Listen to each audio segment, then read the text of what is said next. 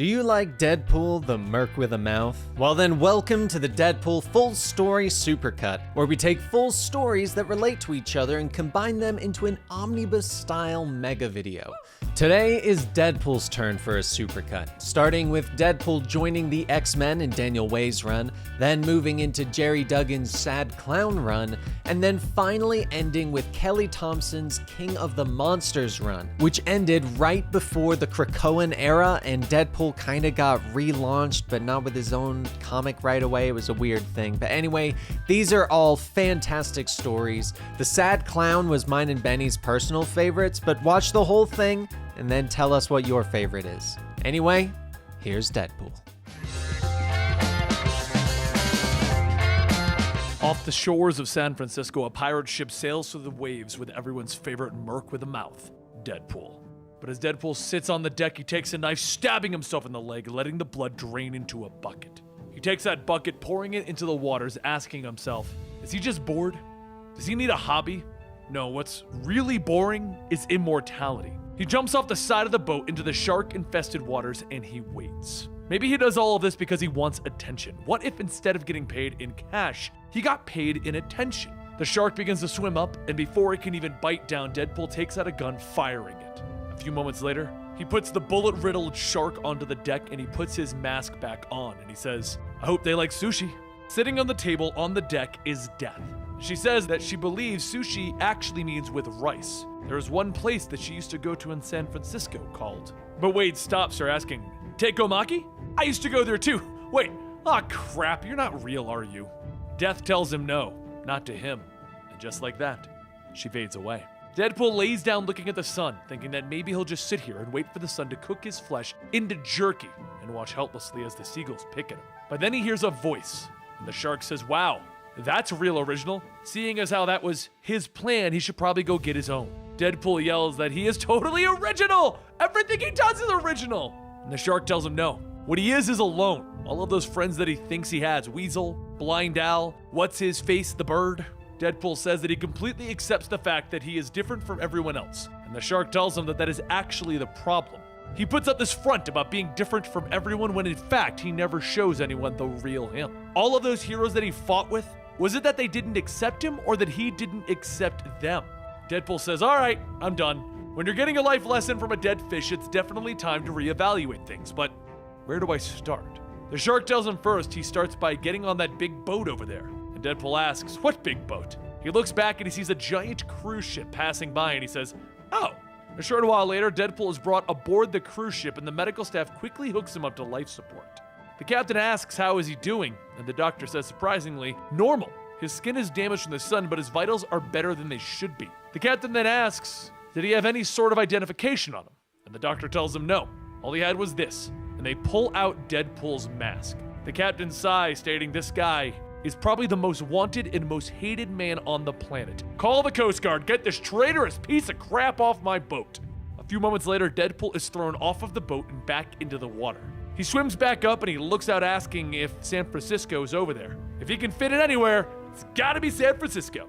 The next day, Deadpool puts on his rollerblades, his short shorts, and his crop top, setting out for a day on the town. However, it doesn't take long for Deadpool's fantastic day to be ruined by a group of kids making fun of the way that he's dressed. He stops for a moment thinking that he should just kill them. No? Yes? No. He could just break their arms. But as Deadpool starts to skate over to break their arms, he begins to lose his balance. He wobbles over, reaching out his hand, and suddenly he receives a high five. The couple on the moped shout that he is beautiful, don't let anyone try to convince him otherwise, and the couple rides off. Deadpool asks, I'm beautiful? Yeah, I am beautiful. I should go celebrate this beauty with some alcohol. So he heads to the first bar that he sees, the Fleet Tavern, which happens to be a Navy bar. Everyone inside stares at Deadpool, and Deadpool asks, is it just hot here, or is it me? A few moments later, he's sitting at the bar stating, great, here I am trying to turn over a new leaf, and in the 6 hours that I've been here, I've just created more of a mess. Maybe I should just give up trying to fit in. But then that's when Deadpool hears it, his one chance to fit in.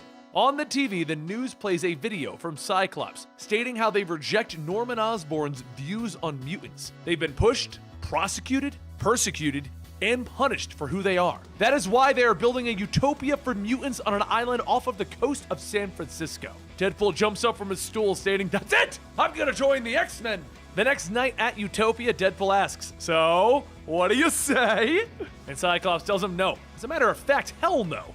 Later that night, Wolverine says, it's messed up turning Deadpool away like that. Cyclops asks, what do you think I should have done? Let him stay here? And Wolverine tells him, of course not. He's way too volatile to be in a contained environment. But by the same token, isn't he too volatile to not be contained? One of the girls there then asks, what's so bad about that guy anyway? And as Cyclops and Wolverine look at each other, they both look back and say everything. She then says, well, a lot of people could say that about Wolverine, right? Isn't that why we're all here? The next day, Deadpool heads out into the streets to try and figure out what to do next when he runs into a public announcement going on at the courthouse. The man speaking is Ellis Kincaid, a man who's been trying to fight with the courts forever to try and have his daughter returned home from the X-Men. He tells everyone that he's not anti-mutant, but he's pro-parental rights. His daughter is a minor, and she'd been transferred to a school on some sort of military compound. So that is why he's calling on the help of anyone who can hear his words and do anything. Back on Utopia, Cyclops is watching the interview asking, what do we know on this guy? And Prodigy tells him that his name is Ellis Kincaid from Portland, Oregon. He's divorced and was in a kind of a slump a few years ago. But it all changed when he hit the jackpot and all of his assets were bought out by United Holdings Limited, a distinct subsidiary of Oscorp. Cyclops says, right, so he's in Norman's pocket. No wonder he's getting national news coverage so easily. But who's his daughter? Just then Mercury comes in shouting, oh my God, this is so embarrassing, just turn it off! Cyclops turns off the news and Mercury says, I am so sorry about this. And Cyclops tells her, no, I should be the one who's sorry. Mercury then stops for a moment and says, oh God, are you gonna make me leave Utopia? And Cyclops says, no, of course not. You can leave if you choose to, but we are not forcing you to stay. We want you to feel safe here. This may look bad for us, but once they speak with Archangel, we'll have our legal team sort this whole thing out. Mercury says thank you, and Prodigy escorts her out, and when she leaves, Cyclops sighs. So about Deadpool. A short while later, Domino asks, you want me to be his chaperone? Cyclops tells her that they need someone to keep an eye on Deadpool. And Domino and Deadpool have a history together, with Domino shouting, yeah, bad history. Deadpool, who just so happens to be sitting on a roof debating who he's going to shoot because he's bored, looks down the scope with a voice asking him, do you see anything you like? Or maybe you're looking for someone. Hey! Domino then stands there staring at Deadpool, who in his own way is completely ignoring her. Domino says, look jerk, I didn't come all this way to be ignored. I came here to offer you a spot on the X-Men. Deadpool spins back with his gun telling her, no you're not, you came here to kill me. That nerd you work for knows that I'm too much of a loose end to leave me hanging. Isn't that right? Now, if you want to live and walk away from this, just back up a few steps. Domino starts to walk backwards, asking, how is this supposed to? But before she could finish, she falls through a window down into a building, into a pool of pancakes. 372,844 pancakes, to be exact. Deadpool jumps down and he asks, so, still friends? Domino grabs her gun, telling him, you sure as hell ain't acting like a friend. And Deadpool then asks, act? Me? Never! I keep it real. After helping Domino out, her and Deadpool sit down to eat the pancakes, and Domino asks, why not just kill her? Deadpool tells her, well, if Cyclops really wanted to whack me, he would have sent a backup crew the minute you went down.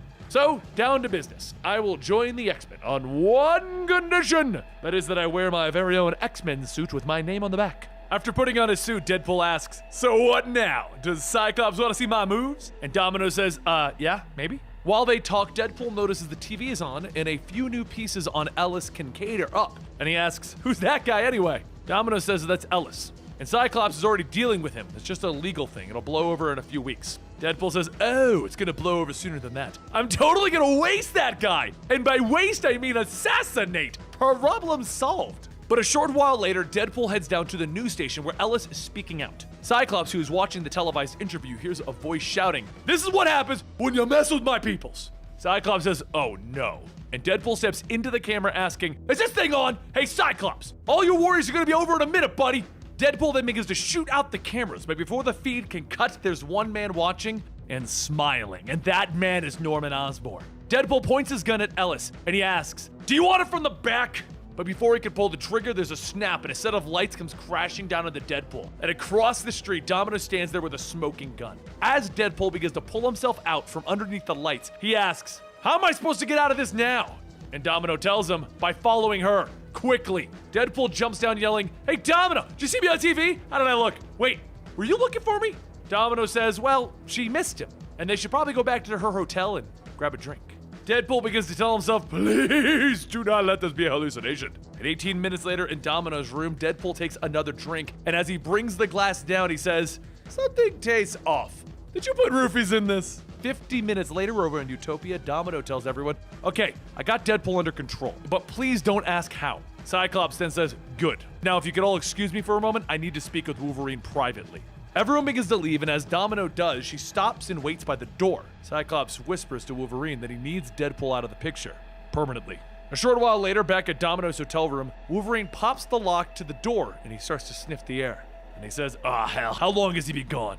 Domino tells him long enough to get away, hopefully. She heard what him and Cyclops were talking about. There's no way she's going to let them slaughter Deadpool. Wolverine says, I didn't come here to slaughter him. If you're talking about out of the picture, we were going to bring him on a special mission to China, which is out of the picture. Domino says, wait, you weren't going to kill him? And Wolverine tells her, nope, but now we may not have any other choice thanks to you. So if you have any information as to where he's gone, now's the time to talk. A short while earlier, while Deadpool was tied to Domino's bed, he says, cow scared the ever-living hell out of me. She begins to cut the ropes, asking, what does that have to do with anything? And Deadpool asks, what are you scared of? I'm not leaving until you tell me. She pauses for a moment and then says, chickens. Deadpool asks, chickens? I'm scared of those too. Why are you so afraid of them? She says, well, because, you know, it's none of your damn business. She pushes Deadpool out the window. A little while later, Prodigy contacts Wolverine telling him that they spotted Ellis on one of the security cameras at the Powell Street station. It looks like Norman sent some bodyguards as well.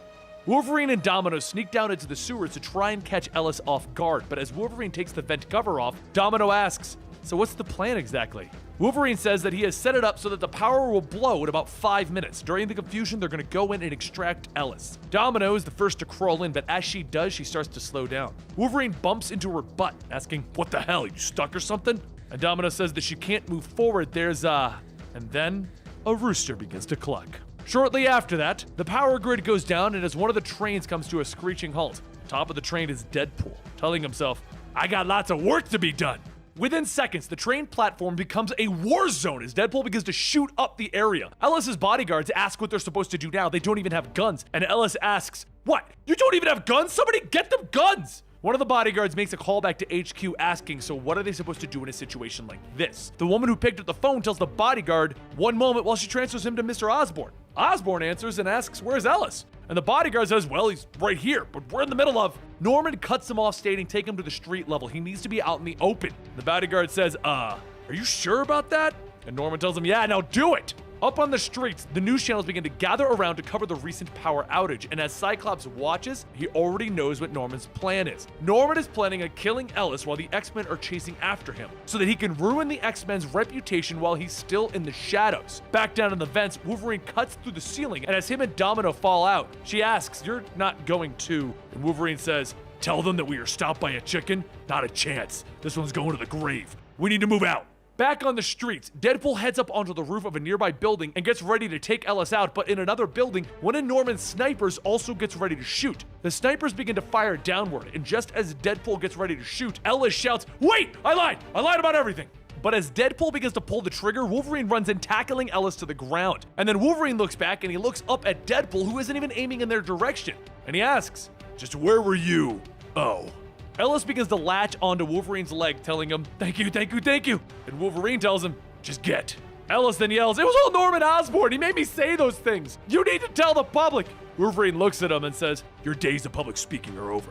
Up on the building, Deadpool lowers his rifle and he says that there's only one thing left to do. Domino asks, surrender?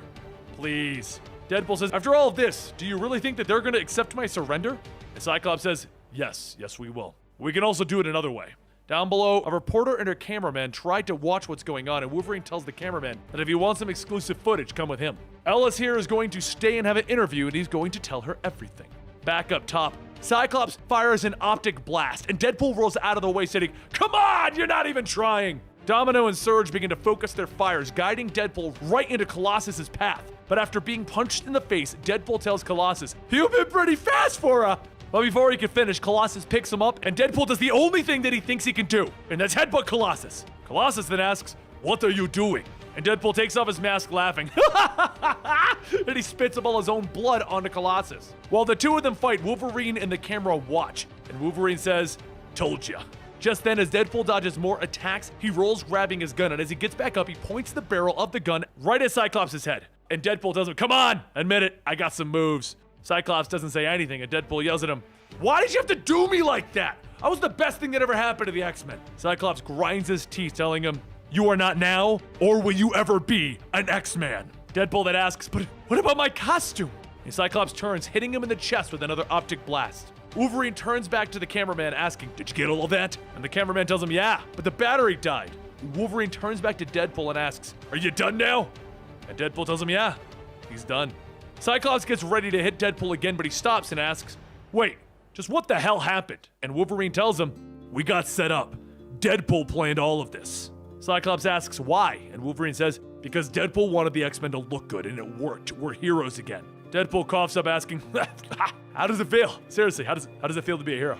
2 hours later, on a bus, Cyclops says that he doesn't know what to say. And Deadpool says, no thanks are necessary. Cyclops cuts him off stating, other than, get the hell out of here and don't come back. Deadpool tells him, that's pretty harsh. Well, I was leaving anyway. Plus, you know what to say, but you just won't say it. He gets on the bus heading to New York, and Cyclops quietly says, you got some moves, Deadpool. And Deadpool opens up the window shouting, I heard that!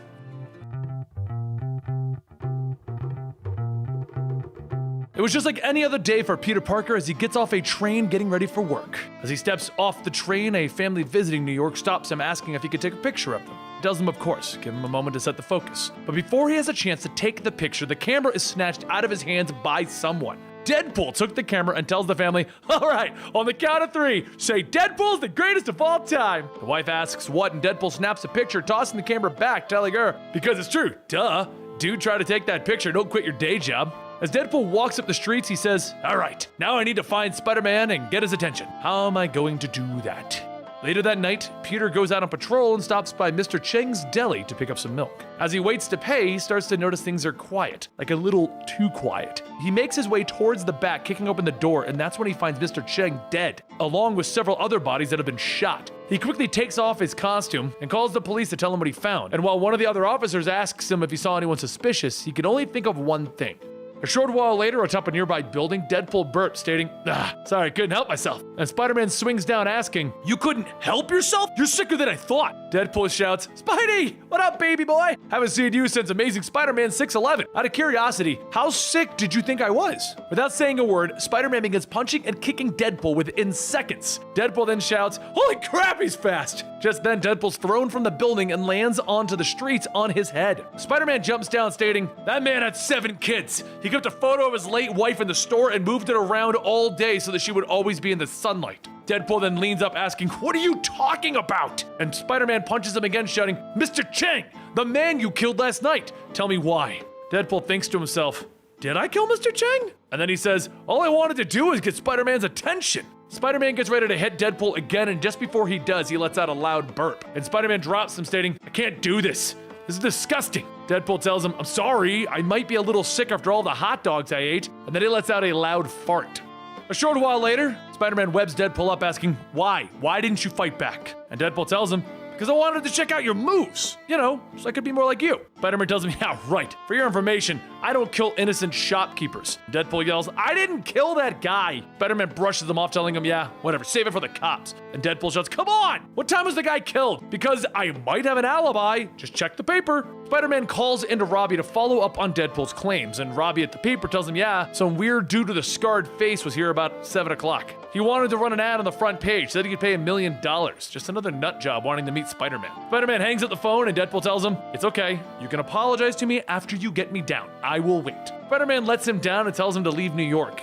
Now. And Deadpool tells him, hang on, was the hit on Mr. Cheng a pro hit? Spider-Man doesn't respond, and Deadpool goes on stating, I'll take that as a yes. Maybe you could help me fill in the blanks. You know, I have a unique perspective on these kinds of things. Deadpool holds out his hand to shake, but after a moment, Spider-Man shakes his hand, telling him, fine, but no killing. A short while later, Spider-Man brings Deadpool to the scene of the crime, and as Deadpool looks around, he says that these angles are bonkers. Whoever did this must have been jumping around like a monkey. Like, Hit Monkey. In case you didn't get it, Hit Monkey's a hitman who's a monkey. Spider-Man stares at Deadpool, and Deadpool tells him, you don't believe me, huh? And Spider-Man yells, of course not. Deadpool tells him, look, I'm sorry to say this, but Mr. Chang must have had some blood on his hands. The monkey only hits hitters. Must have been someone big for him to get involved. Spider-Man starts to walk out stating that this makes no sense. He's leaving. And Deadpool tells him, wait, it's true. No one has ever seen Hitmonkey, but everyone in my line of work knows about Hitmonkey. He's a legend, and he's right here in New York. Deadpool then says, okay, we won't be able to just find Hitmonkey. We're gonna have to bait him out. Who do we know that is a high-profile gun for hire here in New York? And Spider-Man tells him, you!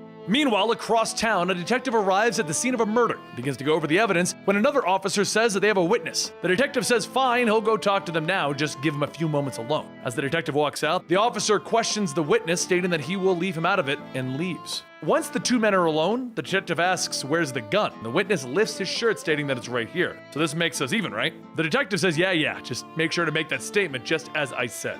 And that girl causing problems, she won't be making any statements ever. Just don't go around talking to anyone about anything. Guy in there started to run his mouth in. Well, you see how that worked out for him, right? Just then the sound of a silenced gun can be heard. It's like a whoop, and the hitman's face is suddenly splashed with blood. He shouts, hey!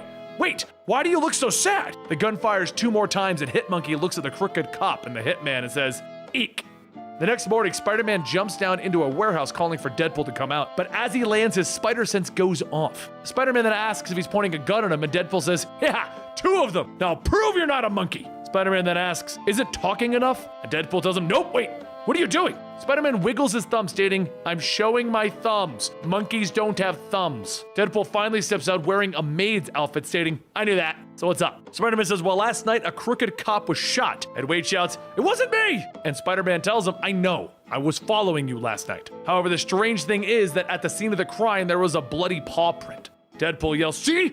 Validation! It was Hitmonkey. What do you want to do now? Spider-Man tells him, well, that's why I came here to ask you that since, he's after you. Deadpool shouts, save me, Spider-Man! And Spider-Man tells him that this is unbelievable, and Deadpool asks, is it the dress? He then says, okay, we need to set a trap. Now, how would we get Hitmonkey to find us? Just then, Spider-Man's Spidey sense goes off, and he says by following him. Seconds later, Hitmonkey jumps through the window, shooting at Deadpool, and Deadpool shouts, ouch! As the two fall back in the ground, Spider-Man asks how bad is it, and Deadpool says that he'll be healed up in about 20 minutes. Spider-Man then pauses for a moment and then says, wait, Hitmonkey can't really kill you, right? Well, yeah, but getting shot hurts. Spider-Man then asks, why don't we just let Hitmonkey assume you're dead? Deadpool tells him, even if we do that, it still doesn't solve the problem that Hitmonkey is still out there. Spider-Man then says, okay, I got an idea. And a few seconds later, he tells Hitmonkey, all right, Deadpool's all yours. Hitmonkey looks at Spider-Man for a moment, and then he turns back, unloading his clips into Deadpool. The two then go out for a day in the town, taking nice pictures and generally having a good, nice day. Deadpool yells, hell with that plan, and he points his gun at Spider-Man. The two begin to struggle and Hitmonkey jumps back in shooting and ends up hitting Spider-Man. And Deadpool tells him, told ya, getting shot hurts. As the two fall off the supports, Spider-Man swings in, grabbing Deadpool before he can hit the ground. And then he ends up throwing the two of them into a pile of boxes. Deadpool jumps back up, telling him, haha, nice rescue, jerk. Now it's time for me to leave. And Deadpool runs. Spider-Man gets back up, but he sees Hitmonkey staring at him. Just then, Hitmonkey drops his guns and begins to look at Peter's wound. But before he could fully check it out, Deadpool then springs back up from behind, shouting, take your stinking paws off me! Spider-Man tries to tell Deadpool to wait, but before he can, Hitmonkey jumps back, picking up his guns with his feet, and he begins to open fire on Deadpool. A short while later, back at Peter's apartment, Peter gets patched up and changes into a new costume. Deadpool asks, don't you have like a spider cave or something? Spider-Man yells, no, don't get comfortable. We're just here to change clothes and get back out there. Deadpool says, well, Hitmonkey's probably long gone by now, which is good for New York unless he decides to come back. The strangest part, though, is that Hitmonkey didn't kill me. And Spider-Man shouts, I was shot! And Deadpool tells him, well, not on purpose. Spider-Man then says, yeah, well, it did seem like an accident. And you looked so sad. Like, you regretted what you did. Deadpool then heads to the bathroom and says, since we're partners now, I should warn you about what's going to happen next. Spider-Man then yells, just open the window! And whatever you're going to do in there, don't tell me. Deadpool closes the door and begins to grunt, stating, okay, but don't say I didn't warn you. After several minutes, Spider-Man waits and then knocks on the door asking what's taking so long. After not getting an answer, he opens it to find the bathroom empty and his costume missing. The next morning, New Yorkers across the state read the headline, Spider-Man dies. While the news begins to travel, Spider-Man figured the best way to get answers as to what was going on was to attend his own funeral. Spider-Man then waits and watches as the people arrive, going on to pay their respects, and among them is Hitmonkey. That's when it clicks in Peter's head. This is all Deadpool. Peter shouts gun. Suddenly the crowd begins to panic and run for the exits. One of the officers then asks, how was there a gun brought through the metal detector? And Deadpool jumps up from the casket with guns, stating, easy, I didn't go through the metal detector. Deadpool then tells the officers, there he is, arrest that monkey. But instead of pointing their guns at Hit Monkey, the officers point their guns at Deadpool. Deadpool asks, why are you aiming at me? I'm the good guy. It's the monkey you want. One of the officers laughs, telling him, yeah, right. And just then Hit Monkey knocks the two officers out, grabbing their guns. Before Deadpool can even shoot, Spider-Man grabs him, asking, what the hell? Do you know how much damage you did by faking my death? Deadpool tells him, not really, and Spider-Man pushes them down as Hit Monkey opens fire on them. Spider-Man then says, okay, I'm gonna draw Hit Monkey's fire so that we can split up, and you can have your guns back now. Deadpool looks at his gun and sees the barrels all bent up. Deadpool then yells, well, that's just great. Deadpool gets out from behind cover and charges at Hit Monkey with his bent guns. And just as Hit Monkey jumps up to shoot, his guns are shot up with webbing. Spider-Man then flings Hit Monkey into the wall, and as he slides down, Spider-Man says, okay, take it easy, little fella. No one's going to hurt you. But after a few moments, Deadpool asks, well, aren't you gonna web him up or something? And Spider-Man tells him he's not sure. It just seems so inhumane. And Deadpool asks, what, are you a PETA spokesperson now? That monkey is literally a killer. After a few more moments, Deadpool then looks at Hit Monkey, stating, you're right, we're not so different, are we? We didn't ask for this. We were born into this life. Maybe together we can change. Together. How about it? Hit Monkey stares at Deadpool and then jumps down, chomping on his head and grabbing his gun. Spider-Man tells Hit Monkey to wait, and as Hit Monkey pulls the trigger on the bent barrel gun, it explodes in his hand. The explosion knocks Deadpool to the ground, and just then, morgue officers begin to run and shouting, holy, Spider-Man's alive? And Spider-Man says, yeah, but Deadpool isn't. And the officer says, who cares? He's not a hero. 4 hours later, in the Rikers Island prison, Deadpool says, you know I'm just going to bust out of here, right? And Spider-Man jumps in, telling him, yeah, how about I help you out a little? Peter tells him that he needs to get out of New York and take that psychotic monkey with him. Deadpool asks, so Hit Monkey's body wasn't found? Spider-Man says, nope, now leave. Deadpool then says, it's kind of ironic, right? This town loves you so much, you could get away with murder, but they will never give me credit for so much as helping an old lady across the street. Spider-Man tells him, oh, boo-hoo, I'm a lonely, misunderstood freak in nature, no one loves me. And Deadpool says, wow, it's pretty cruel. I'm just trying to be a good guy. Spider-Man then swings back out of the cell, telling him, no, you want people to love you for being good. It's not the same thing. Deadpool sighs. Yeah, it is.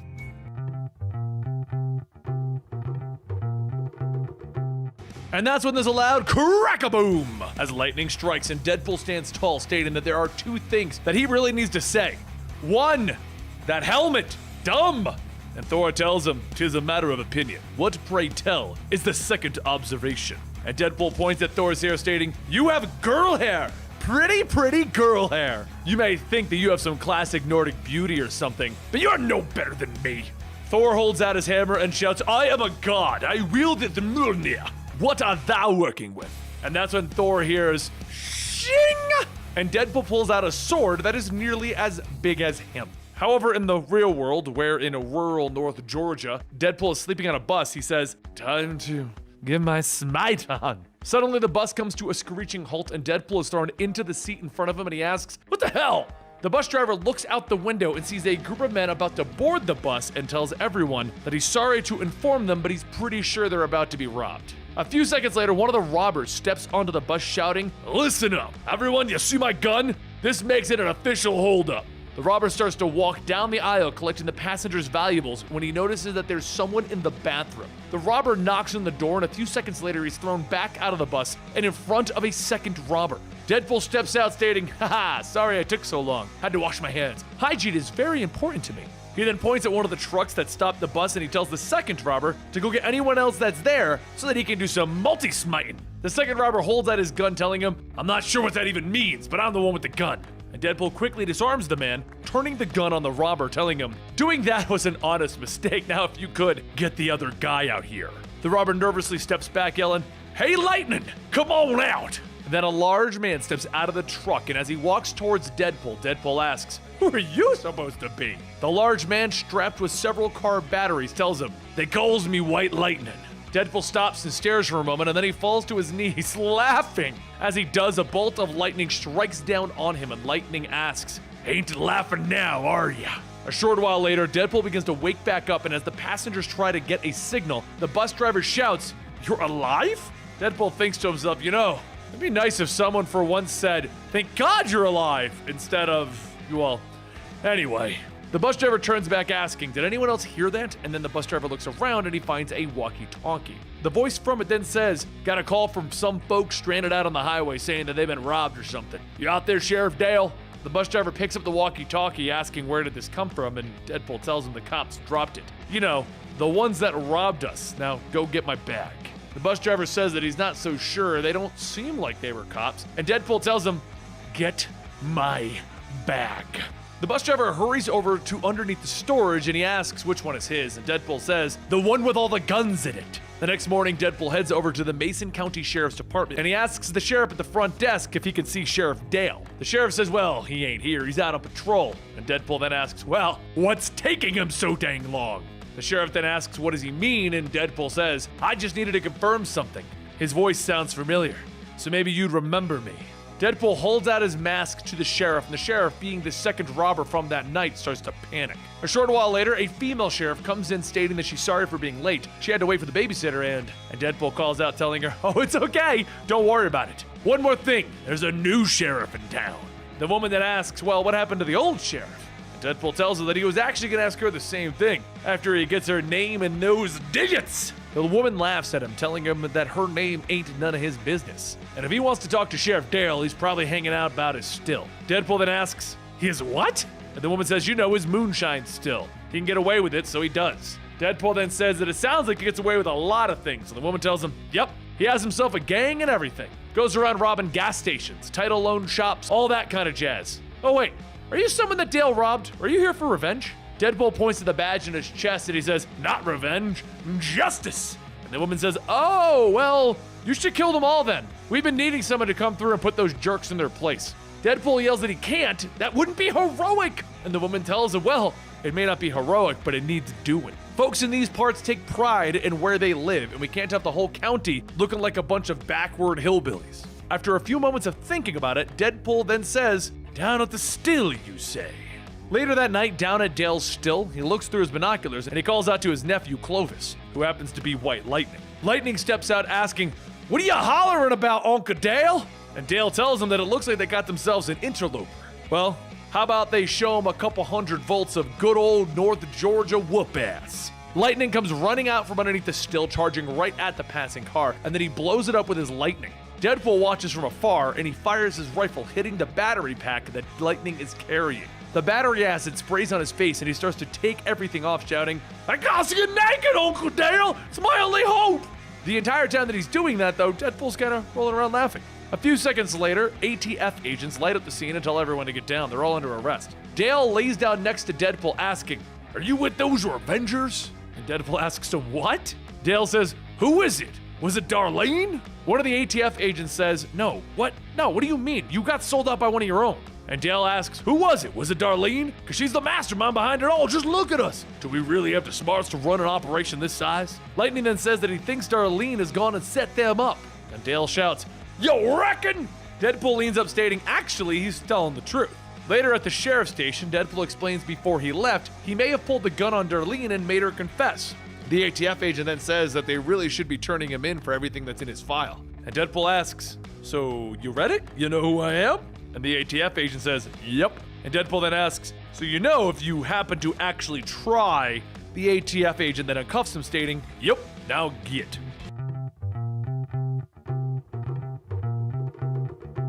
With the news of the original Avengers reuniting, many people took it as a sign of hope, that hopefully their world will stop having to see so much violence. Others, however, took it as an opportunity to party, like those at the Poppy Field nightclub in Las Vegas. When the reporter asks the club manager how everyone's reacting to the new Avengers, the manager says that it's been so long since the kids had any kind of heroes to look up to. Who are they supposed to look up to, huh? Because it ain't no dirtbags like Deadpool. It just so happens that Deadpool is watching the news that night. And the next night, the manager of the Poppy Field nightclub goes into his office when he suddenly hears a voice telling him, hello, do you happen to know who I am? The manager looks at Deadpool and he tells him, I'm gonna take a guess and say you're the guy who broke into my office and didn't realize the costume party was last night. Deadpool tells him, oh, I know all about the costume party. I saw it on TV. You're the guy who defamed me. Called me a dirtbag in the memory servers. The manager steps back telling him, wait, you're actually Deadpool? Am I gonna, die now? And Deadpool tells him, I happen to notice that this room has a panic button. I'm gonna have to say this now. You might not want to push that button. Some bad things might happen. The manager tells him, look, I don't want any trouble, and Deadpool tells him, oh well, if that's the case, I should be going then. As Deadpool begins to leave, the manager sighs, letting out a sigh of relief, but then pushes the panic button. Down in the club, the button triggers Deadpool's makeshift explosives, and he blows apart Club Poppy Fields. A few moments later, the casino owners run to the security room to figure out what's going on, and while they do, they notice that one of their casinos is losing a lot of money. One of the owners looks at the camera and says that it's Deadpool. A robotic voice from behind then tells everyone that there's no way it's a coincidence that he's here and everything's exploding. The owner looks back asking, can you handle Deadpool? And the Las Vegas superhero, The House, tells him, it'll be my pleasure, but there's something I'm gonna need you to do. Back over at the casino, an announcement goes out that in just a few moments, the inaugural B. Arthur lookalike contest is about to begin. Seeing how much Deadpool loves B. Arthur, he grabs his chips and he begins to run around the lobby when he suddenly stops. He looks up, telling him, you gotta be kidding me. This giant mechanical suit looks nothing like B. Arthur. As the news reporters begin to get onto the scene, they begin to describe the events and how House is taking on Deadpool. Deadpool asks, the House? That's the best you could come up with? House blasts Deadpool back, telling him, I could do you one better, Wade. Welcome to Las Vegas, where the House always wins. Deadpool gets up, telling him, wait, I know names. Who's in that suit anyway? House pushes the button on the side of his helmet, and as it starts to retract, the man inside tells him, my name's Weasel. Guess what? I'm a hero now. 43 minutes later, Deadpool wakes up trapped in a box. And not any box, the torture box that Deadpool put Weasel into so long ago. The box is lined with razor-sharp objects, making it near impossible to move around without cutting yourself. He then asks if this box is just for him, and Weasel tells him, yeah, I've been keeping it in storage. So don't worry, I'm over the fact that I was once in there. Deadpool tells him that it's cool that he's gotten over it. But there's one thing that he could do. You know, you could go screw yourself. Weasel shouts that he shouldn't have come to Vegas. This is my city now. I'm the hero around here. I even got a cool accent now. Deadpool says, I would clap for you, but you know. Anyway, out of curiosity, how much money are you making? Weasel tells him that he wouldn't believe him if he told him, and Deadpool tells him, come on, try me. Weasel turns back, hearing the voice coming from somewhere else, and as Deadpool sits on a ledge, Weasel asks him how. Deadpool tells him, you wouldn't believe me if I told you. But anyway, I got a proposition. I'll like it very much. Weasel asks, and what if I don't want to do it? Deadpool tells him, well, if you say no, then I'm gonna beat you with a giant hammer, the one right over there. But if you say yes, well then you'll be making twice as much as you're making now. How about we do that? Expand. From the looks of it, you got 2 house suits, right? How about we use them, partner? Later that night, the supervillain Grizzly bursts into one of the casinos. Right on cue, Weasel makes his appearance as the House. Just as Grizzly starts to fight back, he's hit in the legs with a laser. Everyone looks back asking who was it, and Weasel tells him that he would like to introduce Wildcard, the House's new sidekick. Just as the two of them make their debut, the roulette table is thrown at them, and Grizzly says that he's going to show them how the Grizz handles business around here. Grizzly picks Deadpool up by his suit and he begins to bear hug him, and just then, Deadpool rockets the two of them off into the sky. Once they stop and begin to float, Deadpool pulls back his helmet stating, hey, I got a proposition for you. You're gonna love it. Later, once Grizzly is, dealt with, Weasel brings Deadpool over to meet his bosses, and they tell him that Wildcard is a hit. He even makes it look better than him. Just who is Wildcard? Weasel tells them, well, Wildcard would rather remain anonymous, so... Deadpool pulls back his helmet, telling them, hi, the name's Deadpool. Perhaps you've heard of me. The owners look at Deadpool and state that he is a maniac and everyone hates him. Does he honestly think they're gonna let him run around in a super-powered armored suit? And Deadpool tells them, well, do you honestly think you have a choice? The owners then tell him, well, that's a good point. Later, back at Weasel's lab, Weasel walks in, stating, thanks for making me look bad in front of everyone. And Deadpool tells him, yeah, well, look at all the press I'm getting. Wildcard is so hot and fresh, I can do no wrong. But, okay, maybe I did show you up big time. Sorry about that. How about this? We switch. Weasel asks him what does he mean, and Deadpool says, we switch suits. Who's gonna know the difference? Weasel says, well, the casino owners will. And Deadpool tells him, not if we don't tell them. Weasel then asks, so he's gonna be the sidekick? And Deadpool shouts, embrace your destiny, friend. Just then the alarms go off, and as Weasel gets to the computers, he sees a security feed of Grizzly breaking back into the casino. Deadpool hops into the house suit asking what is he waiting for.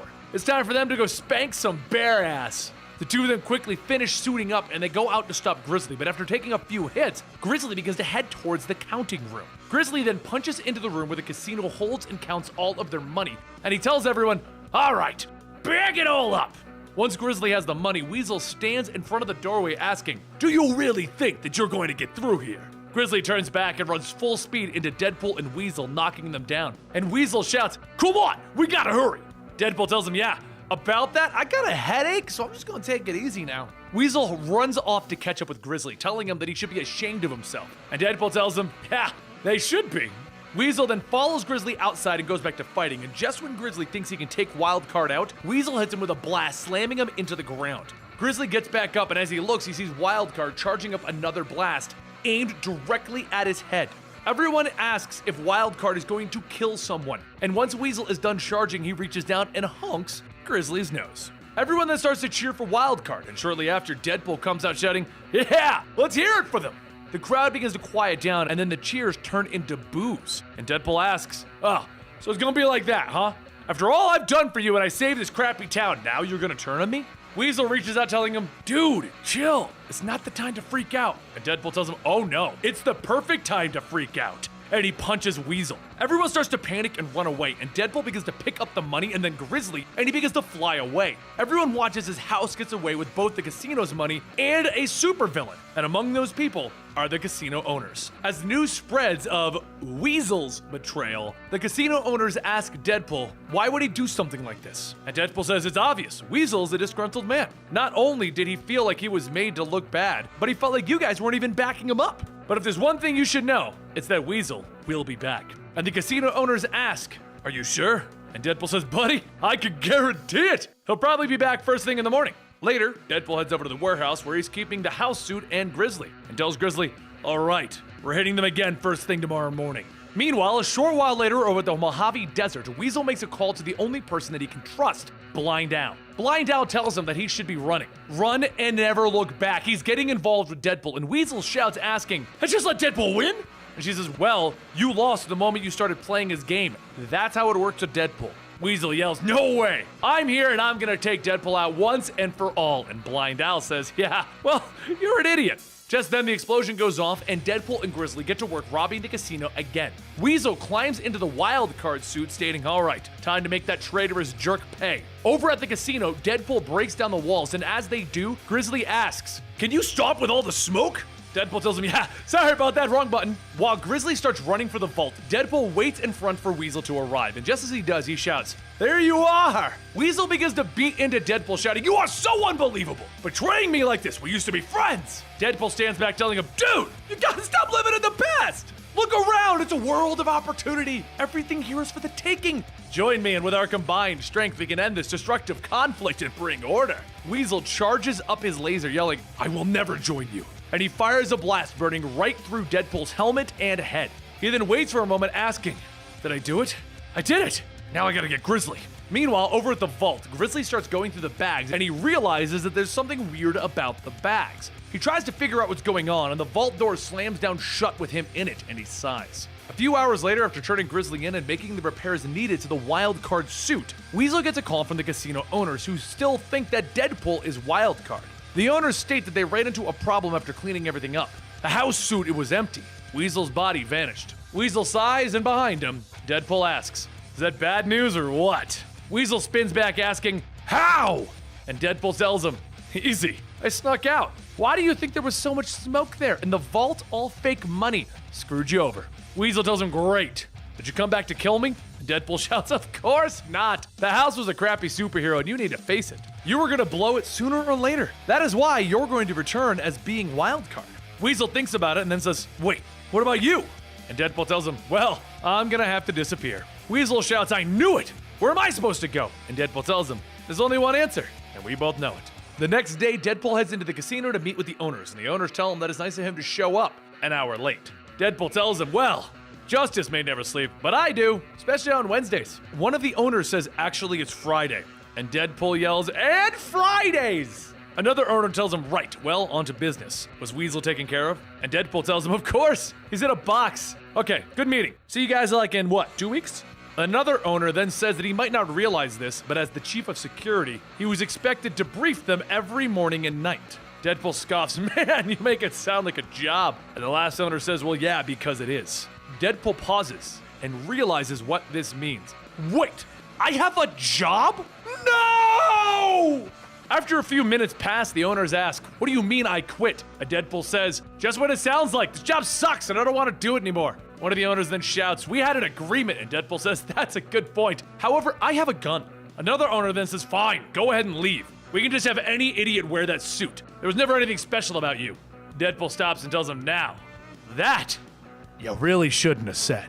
After beating up all three of them, Deadpool walks out of the boardroom cracking his knuckles, stating, haha, much better. He then looks forward and sees someone and asks, so are you gonna stand there looking all scary, or do you have something to say? Ghost Rider tells him, well, you've already said it all. And he throws his chains around Deadpool's neck and he begins to speed off. As Ghost Rider drags Deadpool through traffic and onto the desert, he says, you will pay for your transgressions of being an assassin. Deadpool tells him, wait, I'm not an assassin, I'm a mercenary. There's a difference. Ghost Rider calls back, not to me, there isn't.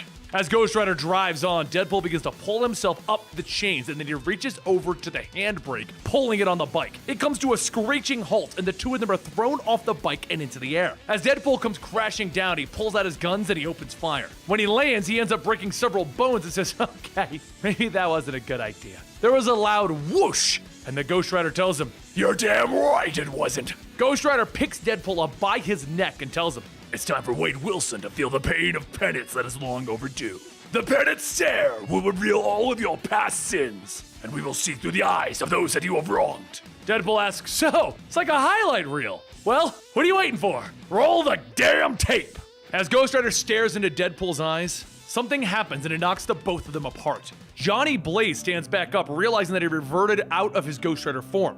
And he sees Deadpool and he asks, what the hell? However, in Deadpool's mind, he begins to see his life back when he was 18 and tried to kill his parents. Then when he was picked up to be trained as a soldier. Then when he was told he had cancer and he volunteered for treatment. Back in the current time, Deadpool wakes up screaming and he sees Johnny and he punches him right in the face. Johnny gets back up and Deadpool asks, wait, aren't you the Ghost Rider? And Johnny tells him, yeah, sometimes. Deadpool says, well, cool, I'm Deadpool all of the time and I don't need to be reminded of it.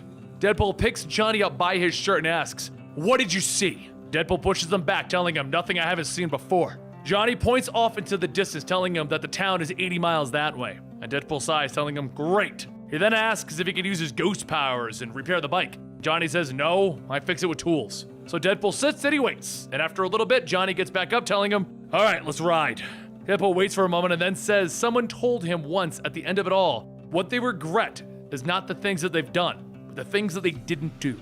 Johnny doesn't say anything, and then Deadpool asks, did you come after me to kill me? Johnny tells him no, he didn't. Ghost Rider did, and no. Ghost Rider probably wanted you to see something. If he meant to kill you, you'd be dead. Deadpool then asks, so, do you think I deserve to die? Johnny tightens up one last bolt and he says, based on what I know, yeah.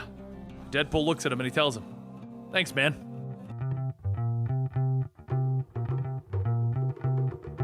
In the small town of Little Fork, Wisconsin, Deadpool makes a stop at a gas station to fill up on microwave burritos. But as Deadpool goes to pay, the clerk tells him they don't accept gold. Deadpool asks, what do you mean you don't take gold? It's freaking gold! Just take the gold before these delicious burritos start congealing. Because when that happens, things are gonna get ugly. The clerk tells him, again, we only accept American dollars. And Deadpool tells him, okay, how about a compromise? Take a guess at what I do have. The clerk stares for a moment and then he asks, you have a mask and guns. Are you robbing me? Before Deadpool can answer, a group of masked men holding guns tell the clerk, yup. Deadpool looks back asking, who the hell are you guys? And just as the clerk hits the security button to close the door, Deadpool shouts, wait, the burritos! The shutter slams down on the burrito, sending a glob of filling into one of the masked men's face. As he yells, ew! It's all congealed! Deadpool quickly grabs one of the guns, shooting the man in the head, and as he falls back, the masked man says, that was a bad idea. As all of the men start firing, Deadpool starts to notice a problem. These men can regenerate like him. How is he supposed to deal with them now? But then it hits him. Put a grenade in their mouth. One of the men points his gun at Deadpool, so Deadpool spins around, taking the gun from him, punching him in the mouth, leaving a grenade behind. The grenade explodes, and as the smoke begins to clear, the masked men look around, asking, where did he go? And another shouts, forget him! focus on the real target. Meanwhile, over in the storage area, Deadpool finds a ladder leading down underground, and as he climbs down, he finds the store clerk. In guns. Lots and lots of guns. Deadpool shouts, "Holy crap! You're an Arab living in America and you're a terrorist? That is so disappointingly stereotypical and racist." The clerk asks him, "What the hell are you talking about? I'm not a terrorist, I'm a businessman." And Deadpool says, "Oh yeah? Prove it." And the clerk tells him, "Okay, let me go get my business license. It's just in the back." He turns and heads into the vault and then he slams it shut. Deadpool stares, asking, "Really? Again?" And the masked man from before tells him, "Yep." A few moments and a few bullet holes later, Deadpool says, Okay, stop! I keep regenerating, you keep regenerating, this is pointless." The clerk opens up a sliding door asking if he needs grenades. He's got grenades, he can sell him one if he's got the cash. Oh wait. Deadpool looks back at the masked man telling him, "Fine, just who are you? Why do you have regeneration powers? Why are you after him?" One of the men says, "Well, we really can't tell you anything, but what we can say is that we're not after you, we're after the store owner. We came here to take his weapons cache." And Deadpool says, "Wait, are you the terrorist?" One of the masked men tells him, "No, we're patriots. The store owner is a terrorist." And the clerk shouts, "I am not a terrorist! I got my weapons from the CIA. They wanted me to sell them in my country, but I brought them here instead. If anything, you're the terrorist." Deadpool throws his arms up, telling everyone, "You know, this is a complex political discussion that I would rather not have." And just then, another voice tells him, "Well, I'll make it easy for you. You're all terrorists." Everyone looks back to see Captain America, Black Widow, and Moon Knight just staring at them. And Deadpool yells, "Wait, he's Cap! Everyone thought you were dead!" Cap punches Deadpool, telling him, "Well, no such luck, punk." Cap, Black Widow, and Moon Knight then start to take out all of the masked men, and as the last one falls, Moon Knight asks, "So how are we gonna deal with the store owner?" Cap tells him, "We'll deal with him. Hard." A few seconds later, the vault doors blow open and the clerk steps out in a battle suit, telling them, "Stupid Americans! Just so you know, I am a terrorist." And a second after that, the clerk is shot in the head from behind, and Deadpool says, "Yeah, I knew it the whole time." Cap tells him, "You know, I really like the way you move. How would you like to come work with us?" Inside Deadpool's mind, he thinks to himself, "I can't even think about what to say." And after stuttering for a few moments, he says, "You're awesome." A few days go by with Cap, Black Widow, and Moon Knight beginning to watch an anti-government militia stronghold known for stockpiling small arms and explosives. Word has it that there's supposed to be a package delivered that may be containing bomb components. However, there's no word as to what kind of bomb they're making. Cap pulls down the scanner and begins to look around, and then he asks, "Where's Deadpool?" A few seconds later, the entire stronghold explodes, and as Deadpool walks back to everyone, he yells, "Hey, check it out, they had a bomb in there, so I used the bomb on their asses." Cap shouts that was not the mission. And Moon Knight adds, "We're supposed to be confiscating the bomb, not blowing it up." Deadpool tells him, "Yeah, if you need bombs, I know a guy." "Wait, why would you need a bomb?" And Cap says, "Oh, for, blowing up terrorists." And Deadpool says, "Like I just did?" And Cap says, "Yeah, just give me a moment." And he walks away to make a call. Just as the person picks up, Cap says, "This guy is driving me nuts." And the voice tells him to relax. Remember what they talked about in their sessions. You are Steve Rogers, the super soldier. You can do this. As Cap hangs up, he takes a deep breath. "I can do this." He turns back to Deadpool and tells him, "I don't like you." And he punches him in the side of the head. Later, when Deadpool wakes up at a super secret underground headquarters, he rubs his head stating, "Man, you should call Cap. Steve hits like a girl Rogers." Meanwhile, over in another room, Cap is telling Dr. Bong that he doesn't get it. Why do they need Deadpool anyway? Bong says it's because Deadpool's the genuine article. And Cap says, "Oh, so because we're genetic clones, you mean?" And Bong tells him, "Yes, you're imperfect clones." Cap says under his breath, "That really hurts."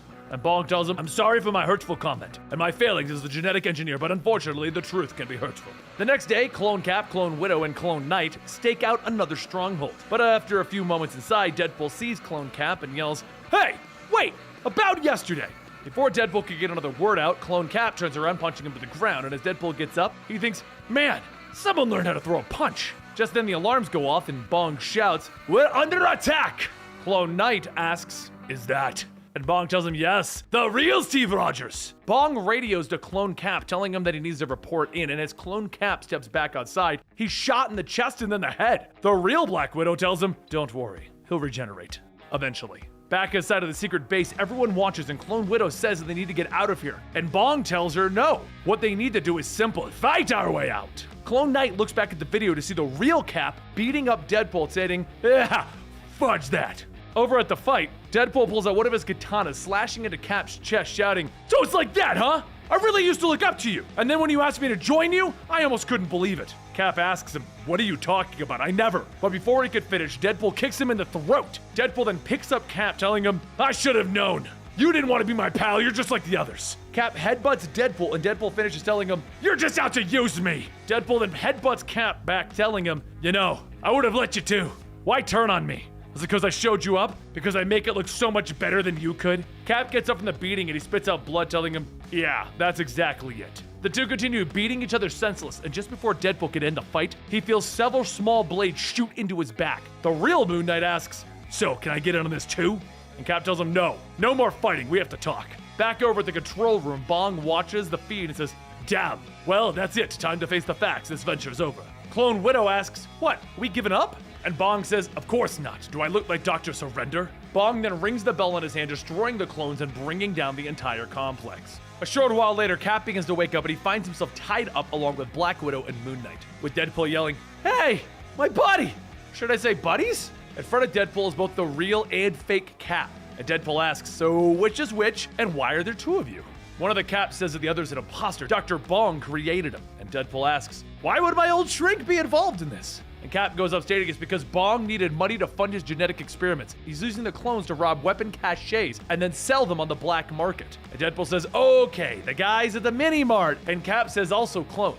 Deadpool then asks, of what? And Cap says he's not sure, they were wearing ski masks. But all of Bong's clones have regeneration powers. Deadpool looks at the other Cap and asks him, what do you think? And that Cap tells him he's telling the truth, except the part about him being me.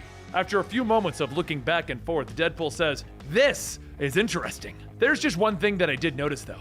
One Cap has a big old bullet hole in his costume with seemingly no injury, and the other one is cut and is still bleeding. Deadpool points his gun at the Cap with the bullet hole, asking, where's Dr. Bong, Cloney McCloneface? And the other Cap says that Bong used his powers to teleport to his secondary base, which is about 2 hours from here. And Deadpool then points his gun at Cap with the cut, asking, how do you know that? And that Cap tells him, because I'm Steve Rogers. Deadpool flings his arm back, shooting the head off of Clone Cap, yelling, hell yeah, you are! Once Deadpool unties the real Avengers, they begin to crawl out of the destroyed facility, and Deadpool stops for a second and then asks, is that a ride? Cap tells him that they secured available transport. It just happened to be a hatchback sedan. While everyone piles into the car, with not even 5 minutes going by, Deadpool shouts, oh, stop the car!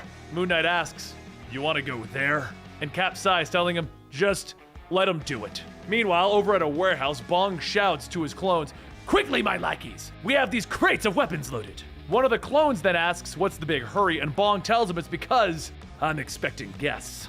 Now everyone switch to your Deadpool costumes. A short while later, outside at the warehouse, Deadpool and the others get out of the car and Deadpool asks, are you sure about this place? And Cap tells him, yup. And Moon Knight asks, what's the plan? You do have a plan, right? Deadpool yells, of course I do. While you go over there, I'm gonna go over there to do something like kill Bong. Cap tells him no, there will be no killing in this operation. And Deadpool tells him, fine, okay, new plan. I should warn you though, it's about to get a little weird. Shortly after that, everyone is surrounded by clone pools. Everyone begins fighting, and one of the clone pools escapes the fray, shouting, Dr. Bong, they're here, they're kicking our asses! Bong climbs into his truck, and one of the clone pools asks, what are you doing, running away? And Dr. Bong tells him, of course not. I'm driving away while you and the other clones keep the heroes busy. The other clone pool asks, why don't you just go do the Bong thing? And Bong asks, and risk detonating a tractor trailer full of explosives worth several $1 million? I think not. The first clone pool says, well, can we go with you? You're gonna need someone to help unload all this stuff. Bong thinks on it for a second and tells them, good point. However, there's only one seat. The beat up clone pool cuts the head off the first one, and Bong says, I like your resolve, get in. Back in the fight, Widow punches another clone asking if this is Deadpool's plan. It's totally chaos! And Cap tells her, no, it's Bong's plan. One of the clones shouts, it's me! I'm the real Deadpool! And Moon Knight promptly snaps his neck. Cap and Widow stare, and Moon Knight asks, what? You could have been lying for all we know. Widow then grabs her rifle and looks down the street and says that she has spotted Bong. She takes aim at the tire, firing, and as the tire blows out, Bong's truck swerves into the barrier and off the ledge. The truck continues to drive until it falls off the overpass, and as it explodes, Widow says, ah, crud! Soon Cap and the others hurry down to the wreck, and Cap then asks if there's any sign of Bong. Widow tells him that she's sorry, she didn't anticipate that, and suddenly Bong's voice shouts, that I would live? Do you think that Dr. Bong would be so easily defeated? And Clonepool tells him, actually, you would have if I hadn't gotten you out of the truck in time. And then he turns to Cap asking, so, does this make me a hero now? And Cap tells him, yes, Deadpool. Bong looks back at Deadpool, realizing that the clone pool was just Deadpool acting, and says, "That was very unwise to let me live." And Deadpool asks, "Don't you get it? I'm a hero now." Bong says, "Oh, well, congratulations. Hope that works out for the few seconds you're still alive." Bong begins to hold out his arm, but before he can hit it, Bong shouts in pain. Deadpool then pulls his katana away, stating, "Actually, without that hand, Dr. Bong won't bong ever again." Deadpool then turns back to everyone and shouts, "Could I get up?" And as he throws his arms up, fireworks started to explode in the sky. Moon Knight says, "Wait, is that why you needed those fireworks?" Earlier, just before the battle at a local fireworks shop, Deadpool walks out holding bags filled with rockets, stating, "Seriously, trust me guys, these are integral to the genius of my geniusy plan. Genius!"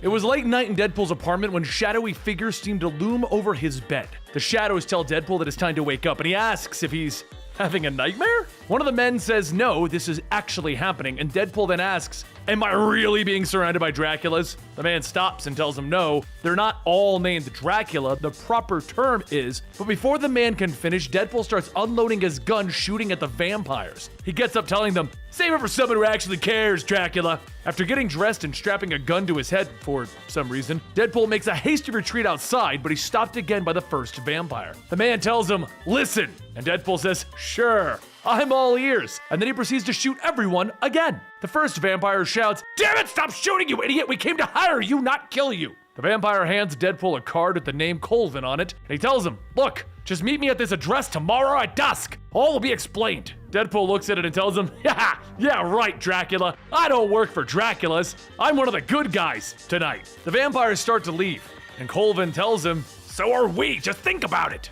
So after thinking about it for the night, Deadpool shows up at the address that Colvin gave him on the following night, because Deadpool never really thinks. Colvin tells him that they're facing a major problem for both humans and vampires. Dracula's son Zaris has staged a coup that threatens to undo everything that they've accomplished over the centuries in a matter of days. A rival sect known as Claw Sect has been attacking them. For him to better understand, they're being attacked by other Draculas. Deadpool tells him, "Okay, that makes sense. Why me?"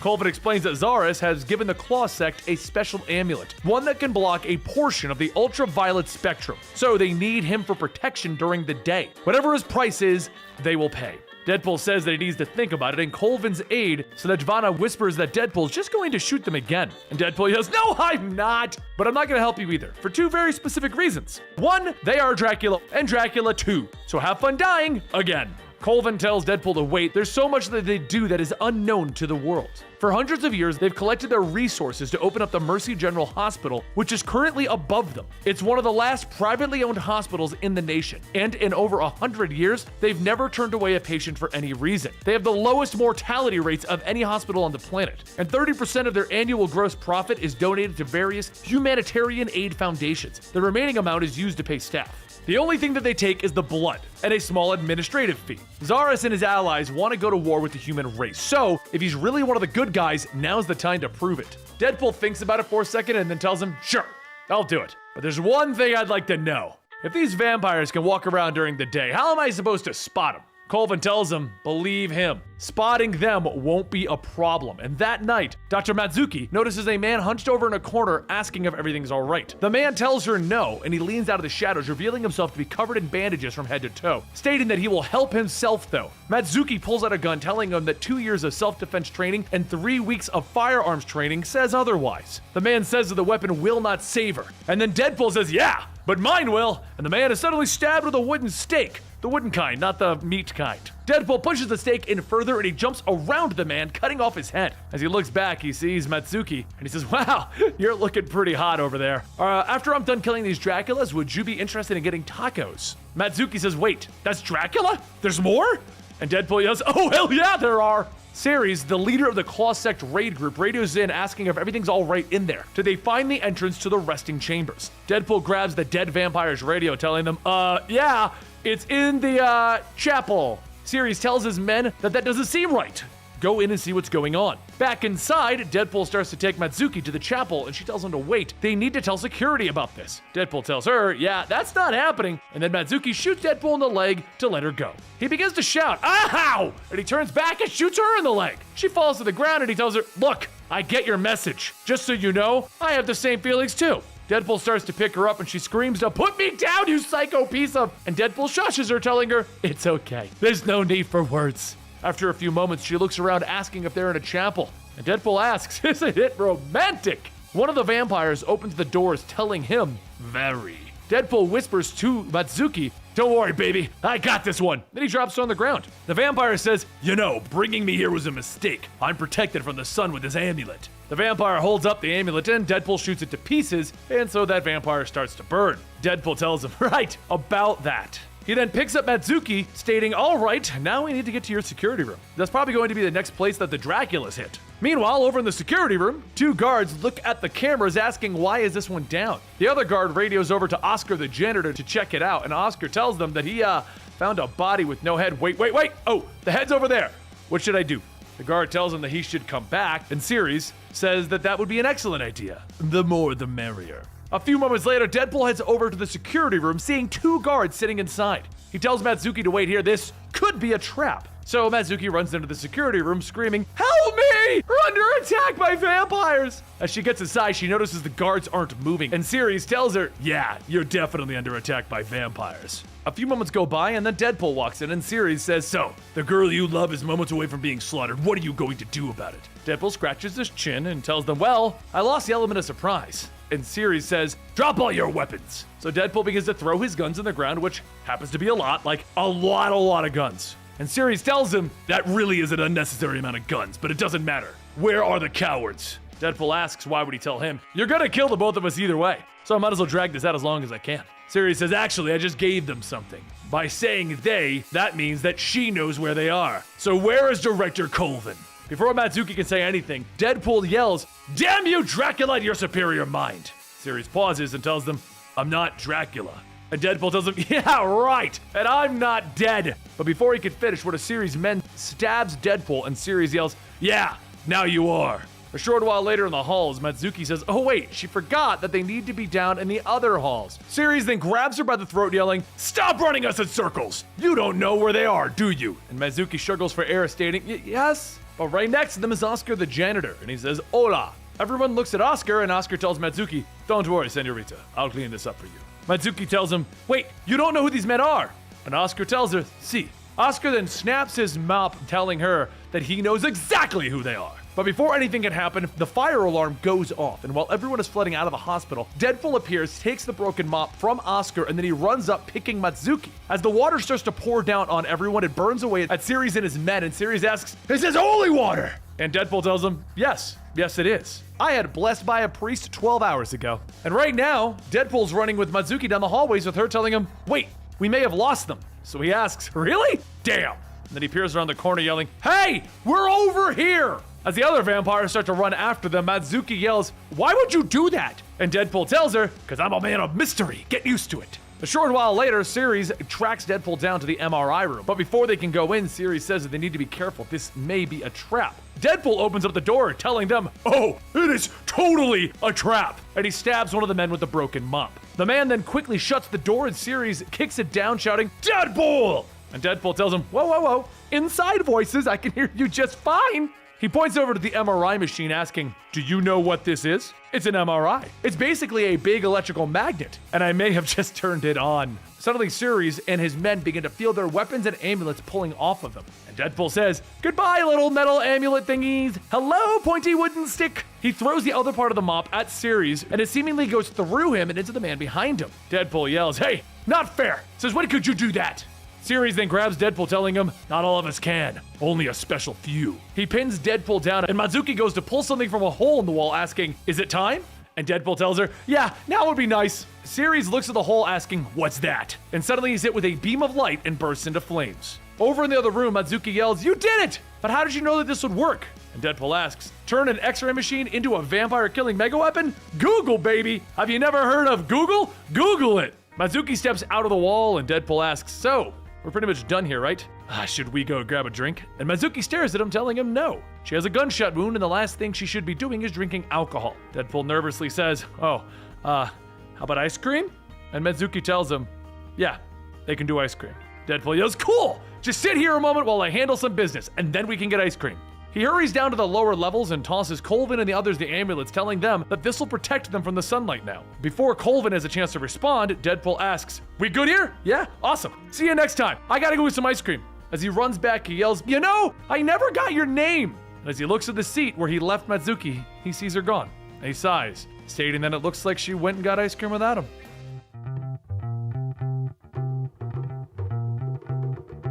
As the sun rises over the Lucky Seven's motel, Deadpool sits in his bed, stuffing his face watching the late-breaking news. A quiet Virginia neighborhood has been shaken as an explosion erupted inside of the home of the Amalgamated Armament CEO Reginald Harris. Deadpool thinks to himself, "Where have I heard that name before?" The report goes on to state that Reginald, his wife, and his daughter are all suspected of being inside of the home when the explosion went off. Deadpool then asks, "Did I buy my guns from Reginald? No, wait. It was a job!" Though I can't really remember what it was about.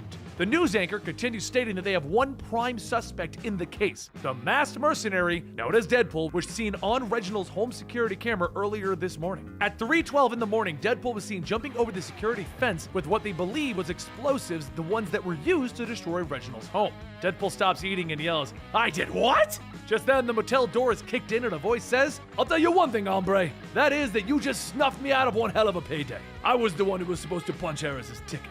So it would seem that you owe Macho Gomez a whole lot of money." Deadpool stares and asks, "Who the hell is Macho Gomez?" As the Green Galactic mercenary stands in the doorway, Gomez tells him, "Take a wild guess." Deadpool quickly wipes the food off his mask, telling him, "I get a strong impression that you might be new in town, so I'm gonna let you in on a few very important issues here." Gomez tells him, "You can stop right there. I've heard a lot about you, and it isn't very impressive. You might be hot stuff on this turd ball of a planet, but where I come from, you ain't crap. So you best come out with all the loot your little hand can get a hold of and fork it over, or I'm gonna take all of my frustrations out on you." Deadpool waits for a moment and then says, "Sure thing, Macho Gomez, be back in a sec." He whispers as he goes back into his closet, and as he opens up the door, Gomez points a gun at him, telling him, "You better not be trying anything stupid." Deadpool tells him, "No stupidity at all, my man, just a big old bag of shiny gold coins and a trusty old claymore under all that." A few seconds later, the motel room explodes, throwing Gomez out, and Deadpool comes out yelling, "FYI, where I come from, I am crap!" As Deadpool looks over the balcony, he sees Gomez laying on top of his space car, and Deadpool tells him, "You know, that's a pretty sweet ride," and he turns away. I could finish off Gomez and take his ride, but I have more important hero things to do, like find out who's trying to frame me.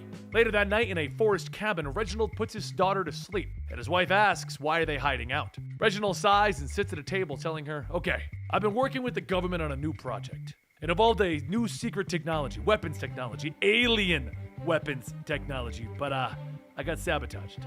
Reginald's wife slams her hand down asking, "You did what?" And Reginald goes on stating, "I was paid to do it. The government process would have taken so long to develop with their oversight committees, but being privately funded, we have made so much more." Reginald's wife then asks, "What did you do, steal it?" And Deadpool's voice tells her, "Nope, I did, because Reginald paid me too." Reginald looks at Deadpool and asks, "How did you know?" And Deadpool tells him, "It's because the videotape you showed on the news. A few years back when I first stole that thing, that's the video that they showed. So first you sold out the government, and when they came snooping around, you went and pointed the finger at Deadpool. Isn't that right?" Reginald says, "I had to disappear. I already had all the old footage. It just made sense. I'm sorry."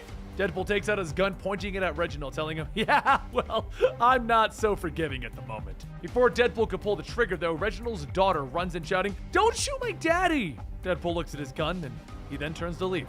Reginald tells him, "Look, I'll pay you whatever you want." And Deadpool tells him, "I'm not interested in money. Just stay dead." Reginald tells him, "No, there's someone else. Since I've been working on the alien tech, there's someone else after me. His name is Macho Gomez." Deadpool turns back. "Okay, normally I'm the dumb one here, but how would stopping Macho Gomez solve your problems? They would just send someone else." Reginald tells him, "No, they won't. Macho Gomez is the baddest, most feared mercenary in the galaxy. If you take him out, no one is ever going to think about coming after me again." Deadpool says, "Wait, the guy with the hat? Everyone thinks he's the best?" And Reginald tells him, "Oh yeah, hell yeah he is." Deadpool then says, "Wait, well, I hate to break it to you, but that guy's a freaking clown."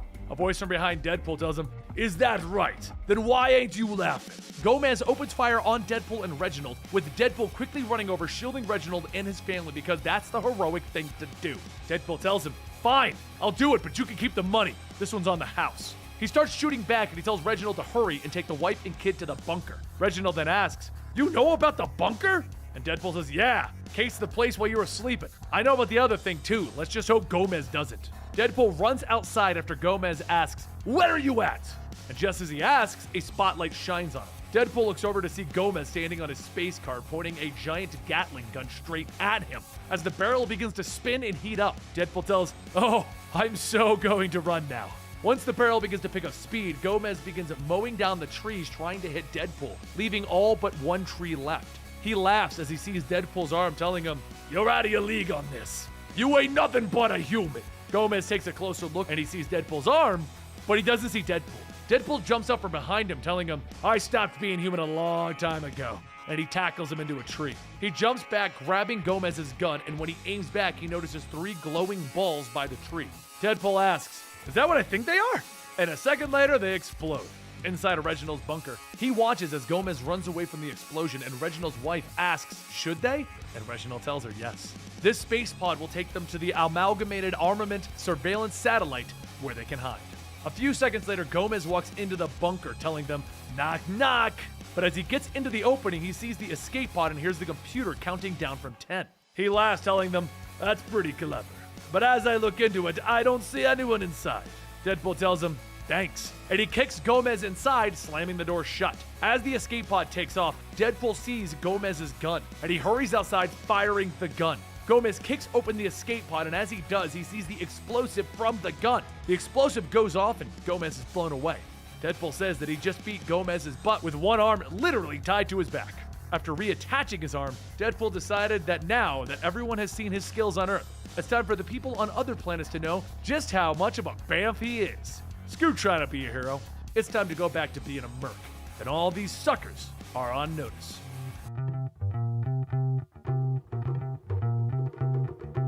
Before we get back to the adventure of Deadpool, we have to look back to 6 years to an event involved with the planet of Angula. There, the alien Wongus tells his beloved Baluza that when he returns from war, he wishes to start a family with her, so that they can live happily ever after. With love in her heart, Bazula then accepts Wongus's proposal, and then turns to the night sky so that the two of them can spend what little time they have left together. The two look up into the starry sky, and Bazula then asks why are there 2 moons out tonight, and Wongus tells her that it's not a moon, that's... But before he could finish, the two lovers are vaporized as a sentient planet crashes into Angula, laughing hysterically. Out in space aboard the command ship of the Angulan Defense Fleet, Commander Kak watches his homeworld be reduced to nothing more than space dust. Kak sits back in his chair telling everyone that it's been an honor serving with them. And that's when there's a loud snort. Kak looks out the window to see where his planet once was, and all of the debris has just disappeared. Kak tells his men that there is only one thing that could have done this. He's gonna find the last of the remaining Angulians to stop this threat. Fast forward 6 years to the present, and everyone's favorite mercenary Deadpool finds himself stranded in the middle of nowhere. Lucky for him, Gomez's space car automatically sent out a distress signal when he ran out of gas. Moments after the signal goes out, a blinding light shines onto the car and a voice comes over the radio stating, "Got your distress call, Macho. We'll be back at the station in a second." A few moments later, at the Funzel Towing and Recovering Agency, the tow driver, Obe, tells Futzel that it looks like Macho ran out of gas again. And Futzel then says, what is he, wasted? And Deadpool tells him, I'd say, because I'm the one who wasted him. Name's Deadpool. Perhaps you've heard of me. Futzel then looks at Deadpool and says, did you really kill Gomez? Because if you did, there will be consequences for doing that. Deadpool tells him, I sure did. Whatever, bring on whoever. More importantly, you've heard of me, right? Like, really, have you guys heard of me? Just then, a female's voice calls out, stating, you killed my man! And suddenly, Deadpool is headbutted across the room by a large alien woman. Futzel tells Deadpool, meet my sister Orxa, Gomez's wife. Orxa shouts that, I am going to chop down on that stupid head of yours! And Deadpool pulls up his mask, responding the only way that he knows how, by kissing Orxa. Deadpool pulls down his mask, laughing, stating, ha ha, stops him every time. And then she grabs Deadpool, lovingly shouting, I accept! And Futzel says, oh, damn it, not again. Orxa pulls Deadpool down, and Futzel says, all right then, welcome to the family business, brother. And Deadpool says, wait, did I just marry her? Sweet, come here. Soon after a very brief honeymoon, Deadpool walks into Futzel's office wearing a robe, stating, okay, what's this family business stuff? Futzel says that they're a towing and recovery business, just like the sign says. They repo and salvage anything of value. Gomez was brought in to help Oob with the repos, but after he hooked up with his sister, he also became his partner. Gomez wanted to branch out into skip traces, bond revocations, and other stuff. He was the best they had. Deadpool says, right, until Gomez met me. And Funksel asks, so you gonna carry on where Gomez left off? And Deadpool shouts, that's right! We're going intergalactic, baby! And Funksel tells him that they already have an intergalactic squad. The sign says that too. After a few moments of awkward silence, Ob then comes in stating that he's got a job to head out to. And Deadpool jumps up stating, I want to go too! Funksel tells him, all right, fine. You can start learning how we do things around here, but I need you to do this quickly and quietly. You can do that, right?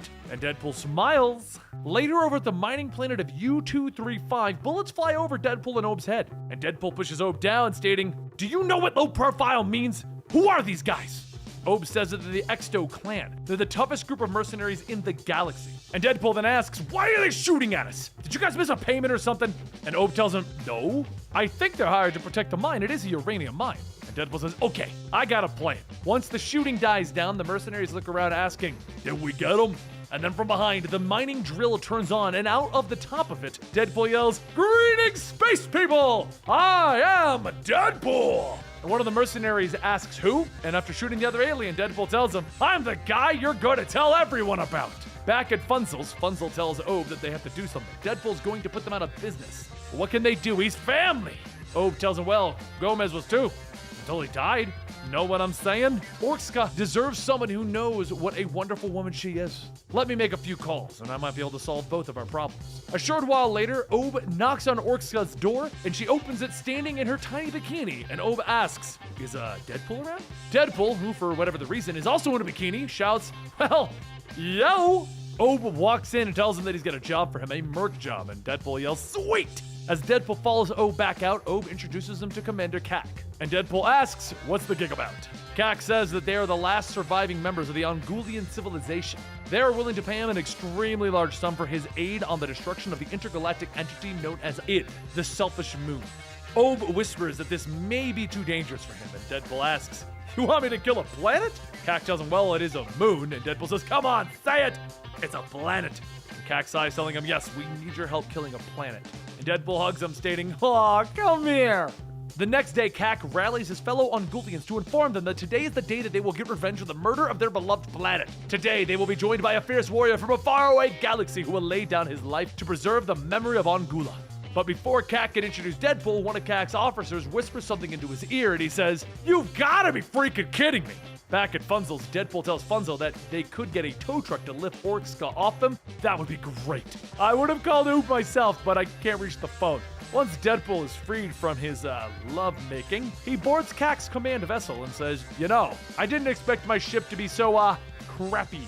Kak tells him that over the years they had to sell off components of their ship in order to fund their quest and pay him. But never mind that, it is time for them to go over the plan of operation. Id has been spotted at the Dekraken coordinate. They believe that he is targeting the planet of Aurora because it is a populated state. Deadpool says, so this planet eats other planets? Well, before I can fully visualize the whole thing, I'm gonna need Id's origin story. Kak sighs, fine. In the Black Galaxy a very long time ago, there was nothing. But through the collection of dusts and gases, Ego, the living planet, was born, and in his shadow, Id. Ego fought against the Regalian explorers who showed up in hopes of keeping Id and his existence secret. But Id, he wanted the party. After having some choice words with Ego, Id left and traveled the galaxy hooking up with people like him, but he quickly realized that there was no others like him. He was alone. Dementia eventually set in, and Id decided to continue his quest in order to find people to party with. His journey would take him to Kegger 24/7, the planet that is always partying. But since he couldn't actually party with them because, well, he's a moon, Id used his ability to produce seismic waves of catastrophic forces and destroyed the planet. He breathed in the destruction of the planet, and all of the senseless deaths and sudden terror ignited something in him, giving him a sense of a deranged euphoria. Like most who experience it, Id wants more. And Deadpool tells him, let me get this straight. Id goes around destroying planets, he snorts up all the space dust that it creates, and then he gets high. That's the most messed up thing that I have ever heard. And Kak continues on explaining, while Id prepares to destroy Aurelia, we're going to need to begin our attack. They will launch Deadpool in a tube rocket onto Id, and from there a powerful drill will burrow deep into Id, carrying a nuclear explosive which will be detonated remotely. Deadpool thinks about it and says that that's a pretty original plan. No one has ever thought of it or did it in a movie. Count me in. But I do have one question. What about the people of Aurelia? Kak tells him that in order for the mission to be successful, they will need a sufficient distraction. The Aurelians will provide that. One planet will die so that many others may live. Deadpool pulls his gun out, pointing it to Cac's head, stating, yeah, about that? That plan's not gonna work. Who else knows how to drive this ship? No one answers, and Deadpool shoots Cac in the arm and says, okay, how about now? And one of the officers tells Deadpool that he can do it. Deadpool tells him, good, this plan isn't going to happen, so you're gonna need a new plan. Deadpool has the officer fly him down to Aurelia, and he tells his people that their planet is about to be blown up by some massive, insane moon with an addiction problem. The good news is that I'm here to rescue you, and I'm gonna take you someplace cool. Cooler than this place, anyway. The Aurelians begin to cheer, and Deadpool says, that really wasn't the response I was expecting. One of the Aurelians tell him, this place sucks. Our grandparents wanted us to be farmers. Farming is hard work. A short while later, on an ice planet, the Aurelians stare at Deadpool and the officer. And Deadpool tells him, well, Cac did say this place was cool. The officer tries to tell everyone, look, you have plenty of food and shelter here, but after seeing the Aurelians' displeasure, he says, okay, you can leave. Except Deadpool stole the ship and flew back into space. While making his way towards Id, Deadpool calls to Orxa and tells her that he's going to need her to do him a favor. Back at Funzel's, Oob tells Orxa how everything's going. She tells him, well, she hasn't heard from Deadpool yet, so... Oob says, well, if he doesn't come back, he'll still be there for her.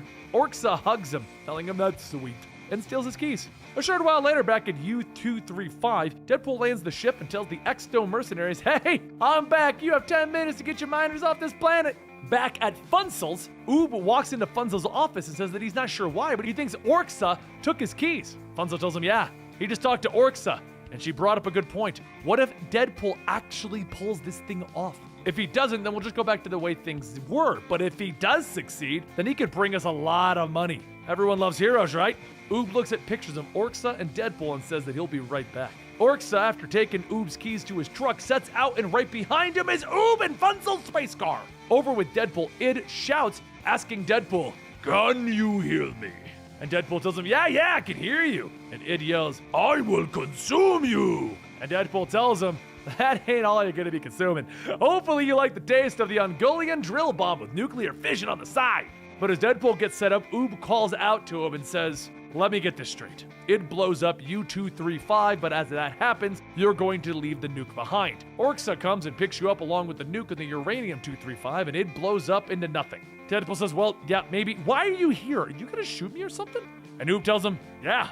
And Deadpool tells him, okay, I'm gonna need you to understand something very important. In the very next frame, Oob's gun is gone. And Deadpool points the gun back at him, telling him, I don't like guys who want to shoot me with anything, especially ray guns. Now, if you would leave, this drill's going really fast. Oob begins to cry, shouting, I can't! And Deadpool asks, what are you doing? Are you crying? And Oob cries, yes, damn it, real men can cry! And Deadpool yells, no, they don't! And Oob sniffles, telling him, yes, they do, when they're in love.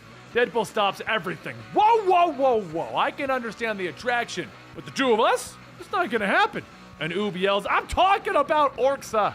And Deadpool tells him, oh yeah, well, okay, go be with her. And Oob says that he can't. The two of you are married. And Deadpool says, oh right, I forgot, I'm married to her. Oob gets up shouting, how could you forget you're married to the most incredible woman in the galaxy? And the ground begins to rumble with Deadpool yelling, because I'm kind of in the middle of a stressful situation right now.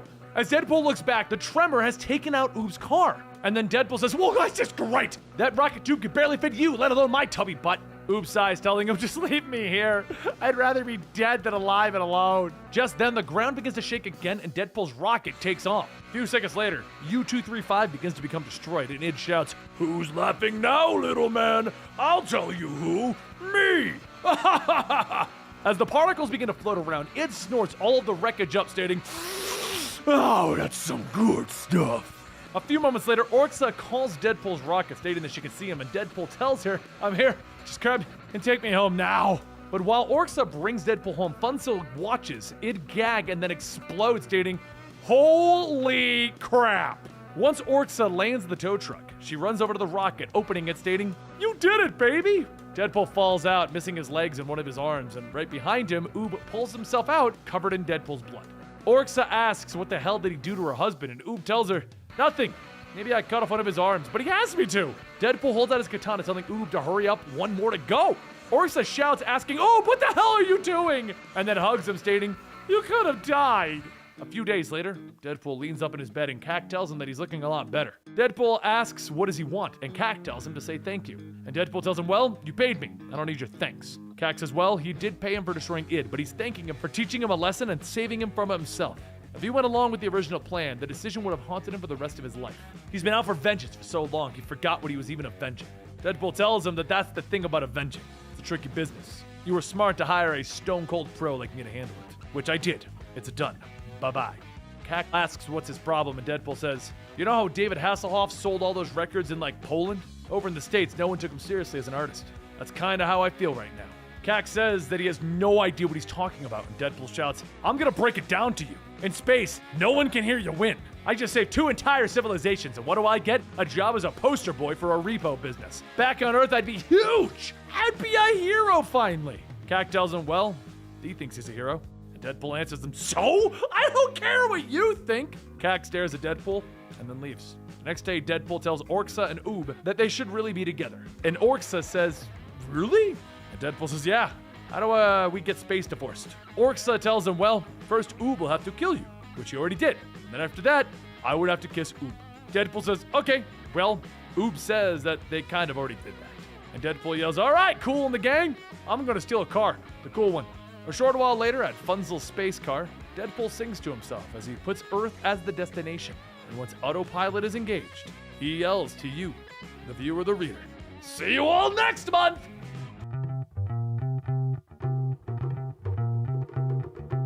As everyone's favorite merc drifts closer to Earth, he begins to think to himself that he's been a lot of things in the past few months. He's been a bad guy, he's worked his butt off as a good guy, and everything else in between, yet people still don't like him. Why not just be himself like he is on Twitter? Everyone will love the real him, right? Maybe asking a few people wouldn't hurt, just to be sure. Meanwhile, down on Earth in a shabby little barn, Deadpool's old friend Bob grabs his phone stating that this is it. All of this abuse from his harpy/ogre wife was worth it for this. Bob makes his call, stating, hello, Travel Channel. My name is Bob and I have something you need to see. What is it? Oh, only the world's largest popcorn kernel. And just as Bob says that, the sound of a jet can be heard and then a loud karoom. A few seconds later, Deadpool is shot out of his now crashed space car and he heads straight into Bob's kernel, on fire. When Deadpool hits the kernel, it explodes into popcorn, and Deadpool steps out stating, you love me, right, Bob? Aw, dude, this popcorn is stale. Bob begins to hold back, crying, stating that his feelings about him are very conflicted at the moment. Why are you here? Deadpool takes out his knife and he begins to pick his teeth, telling Bob that he's already said what he's here for. So, do you love me or not, Bob? Bob tells him, not really, I'm mostly terrified of you. And Deadpool shouts, what about the others? Weasel, Blind Owl, Taskmaster, those guys? Deadpool presses his knife on Bob and Bob says, is the knife really necessary? And Deadpool tells him, it helps calm me down. And Bob says, well, it's having the opposite effect on me. And to answer your question, all those people hate you. Deadpool throws his knife into a picture of Bob shouting, why would you say such a hurtful thing? Bob tells him that they came looking for him not long ago to kill him. And they weren't alone, there was another guy with them. Meanwhile, elsewhere, Macho Gomez smiles, telling everyone that he's glad that they can make it. They do not know him, but we all have something in common. We've all been screwed over by the same man, Deadpool. What do you say about making that guy pay for once? Deadpool yells, asking, are they teaming up with Macho Gomez? How the hell did that even happen? Bob begins to explain that it all started when Gomez found Weasel locked in some building, and well, from there he can figure it all out. Deadpool screams, what a bunch of two-faced jerks! Well, at least I have one friend, right, Bob? Bob turns away, telling him that he's got to admit he isn't the very best of friends. Remember that time he shot him in the hand, or the time that he left him stranded on that island? Deadpool says, well, at least you didn't join when Gomez came around, right? Right? Bob quietly says, yeah. And Deadpool asks, so is that a no, I didn't join them, or no, but I'll text you if he shows up? Bob sighs and hands Deadpool his phone and he reads the message, he's here! And the response, on our way. Deadpool puts his hand on Bob's shoulder, telling him, it's okay, don't worry, I'll save you for last. As Deadpool turns around, he sees all of the people that he's recently screwed over. Taskmaster, Big Bertha, Weasel, Sluggo, Blind Owl, and some no-name Dingleberry from the Outer Space story arc. Gomez laughs and Deadpool says, well, I got an idea.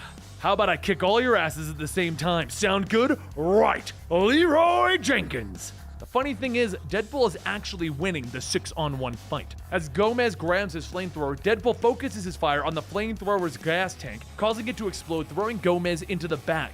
Blind Al's dog Deuce begins running with his leash to the point where Blind Al can shoot, and as Deuce bites down on Deadpool's arm, Deadpool just cuts it off. Deadpool then tosses his arm onto the ground, and as Blind Al feels the pull of the leash, she starts to fire at everyone. Weasel runs back trying to look for a weapon, stating that he knew that he shouldn't have come here. At that moment, Deadpool calls to Weasel, stating, "Hey, come on over here so I can do something horrible to you." Weasel then grabs Bob's popcorn gun and begins shooting stalks of corn into Sluggo, which after a few moments begin to explode. Deadpool grabs some of the falling popcorn, eating it, stating, "Bah! This popcorn's stale too."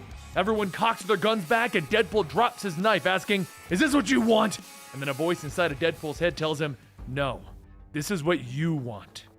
Death picks Deadpool up, stating that this is what he's always wanted from his friends. And as Deadpool is shot over 100 times, he wakes up a short while later.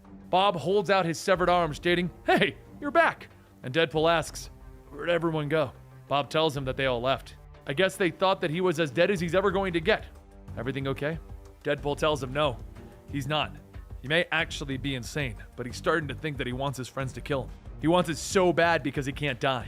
But why get his friends involved? Maybe it's because if his friends kill him, it would mean that they care about him. Except they wouldn't. Deadpool pulls down his mask, and Bob pats him on the shoulder, stating, well, he cares about him. Deadpool looks at Bob for a second, kneels down, picking up his gun, and he shoots Bob in the leg. He turns and walks out, stating, all right, time to find better friends. As Deadpool sits in on a hot tub on a tropical island, he tells Death that it's perfect. Death says, no, Wade, this is all a dream. Deadpool taps his glass with Death's, stating, damn straight it is, a dream that is gonna come true. This is gonna happen, baby, for real. In the real world, as Deadpool heals from a self-inflicted gunshot wound to the head, he thinks maybe, not now, but soon. Just 5 days ago in Russia, he holds up a piece of paper to a pair of black market merchants, stating that he's going to need as many of these things as they can get.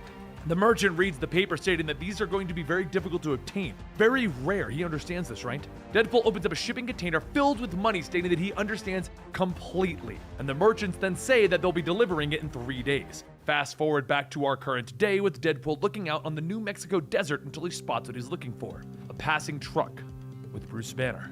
A short while later, Bruce loads up on food to take back to his bunker. And Deadpool yells, man, that's a lot of food. Are you having a party? Is the Hulk gonna be there? Bruce sighs and asks, what do you want, Deadpool? Deadpool tells him, I just want to come to the party, that's all. Bruce gets in his truck telling him that there is no party, and he drives off, with Deadpool quietly stating that not yet there isn't. As Bruce drives off, he asks himself, why would Deadpool be here, and why would he want to confront him? Oh, God. A second later, Deadpool detonates the bomb that he stuck to Bruce's trunk. As the mushroom cloud rises, he yells, it's party time! And then is quickly blown away as something lands right in front of him. Hulk shouts, you wanted Hulk? You got Hulk.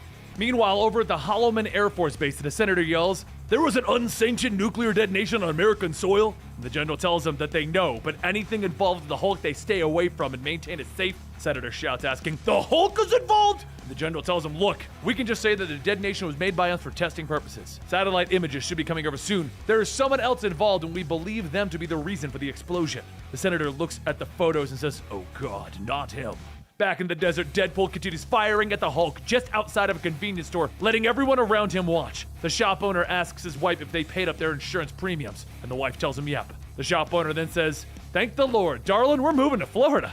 Out in the front of the store, Hulk punches Deadpool into the ground and gets ready to grab him when suddenly he hears a shook. Hulk looks down at his nose to see Deadpool has stabbed him in the nostril with both katanas. He stops with Deadpool thinking to himself, what can make this better? I know, stuffing the Hulk's mouth with every explosive that I have.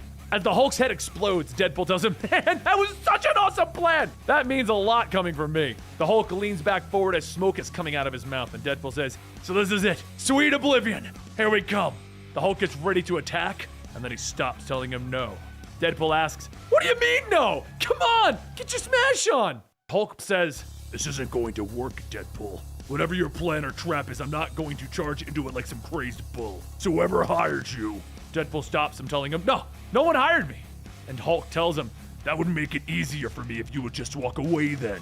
Deadpool begins to walk away, telling him, you know, for a smart guy, you're pretty dumb. We both know who I am. Do you really think I'm just gonna walk away? Deadpool pokes Hulk's nose and Hulk yells, I'm a 2,000-pound radioactive monster! And he flicks Deadpool across the desert. As Deadpool crashes into a used car lot, he gets back up and begins detonating another bomb. The Hulk looks over, seeing Deadpool's pouch with a mini nuke in it and a note reading, "Lots more where that came from, DP." The bomb goes off in Hulk's face, and a second later, the Hulk jumps over to where Deadpool is sitting. But rather than hitting Deadpool, Hulk begins to throw and rip cars apart, asking, "Where are the nukes?"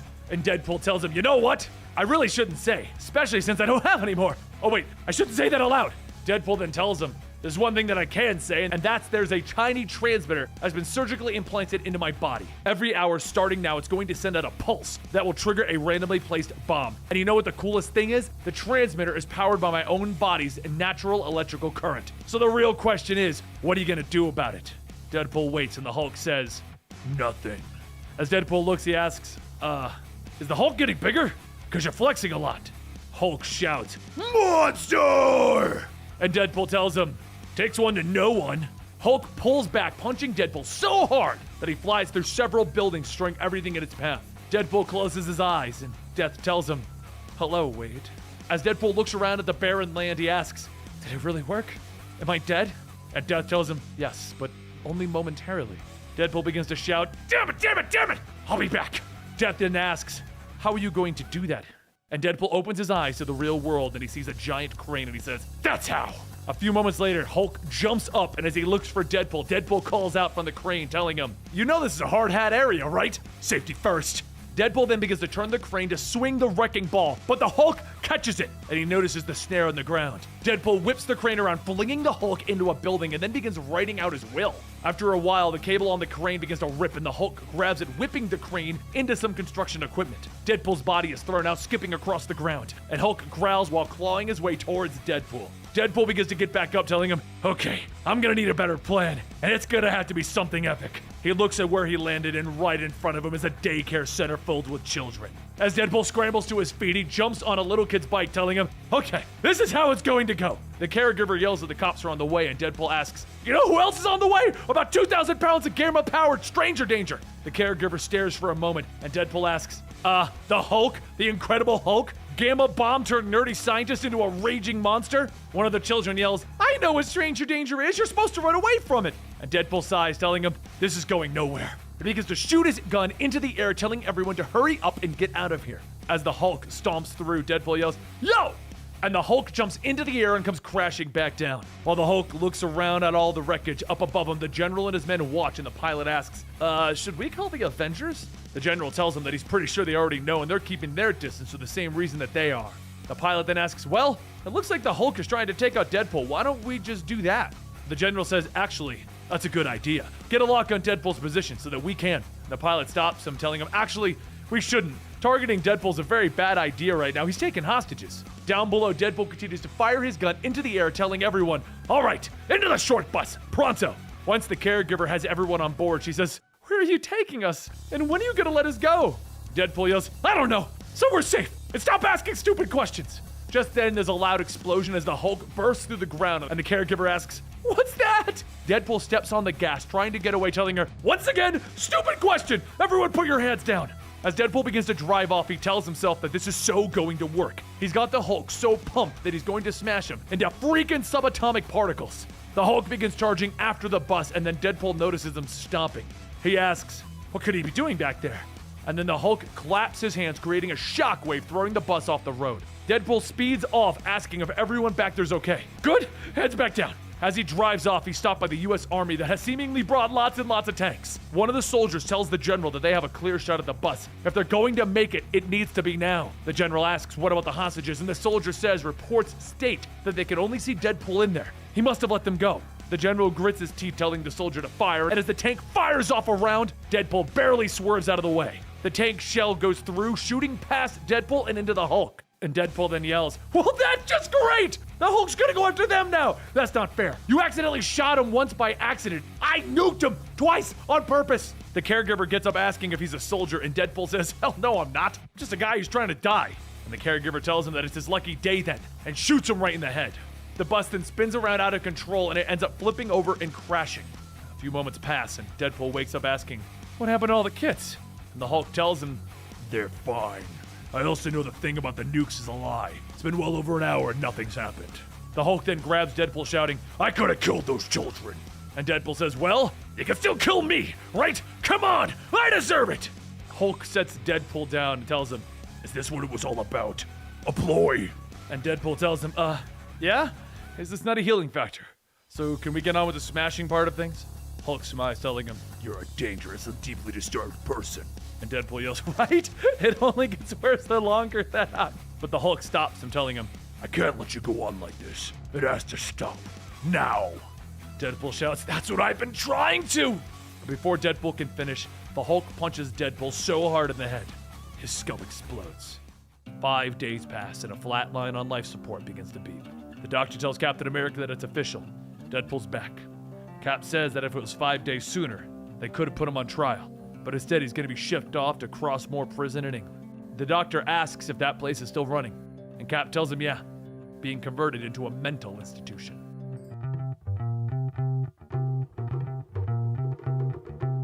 Now in the Crossmoor Prison located in central England, Warden Ames sits down with the Director General Swinton to discuss their newest prisoner, Deadpool.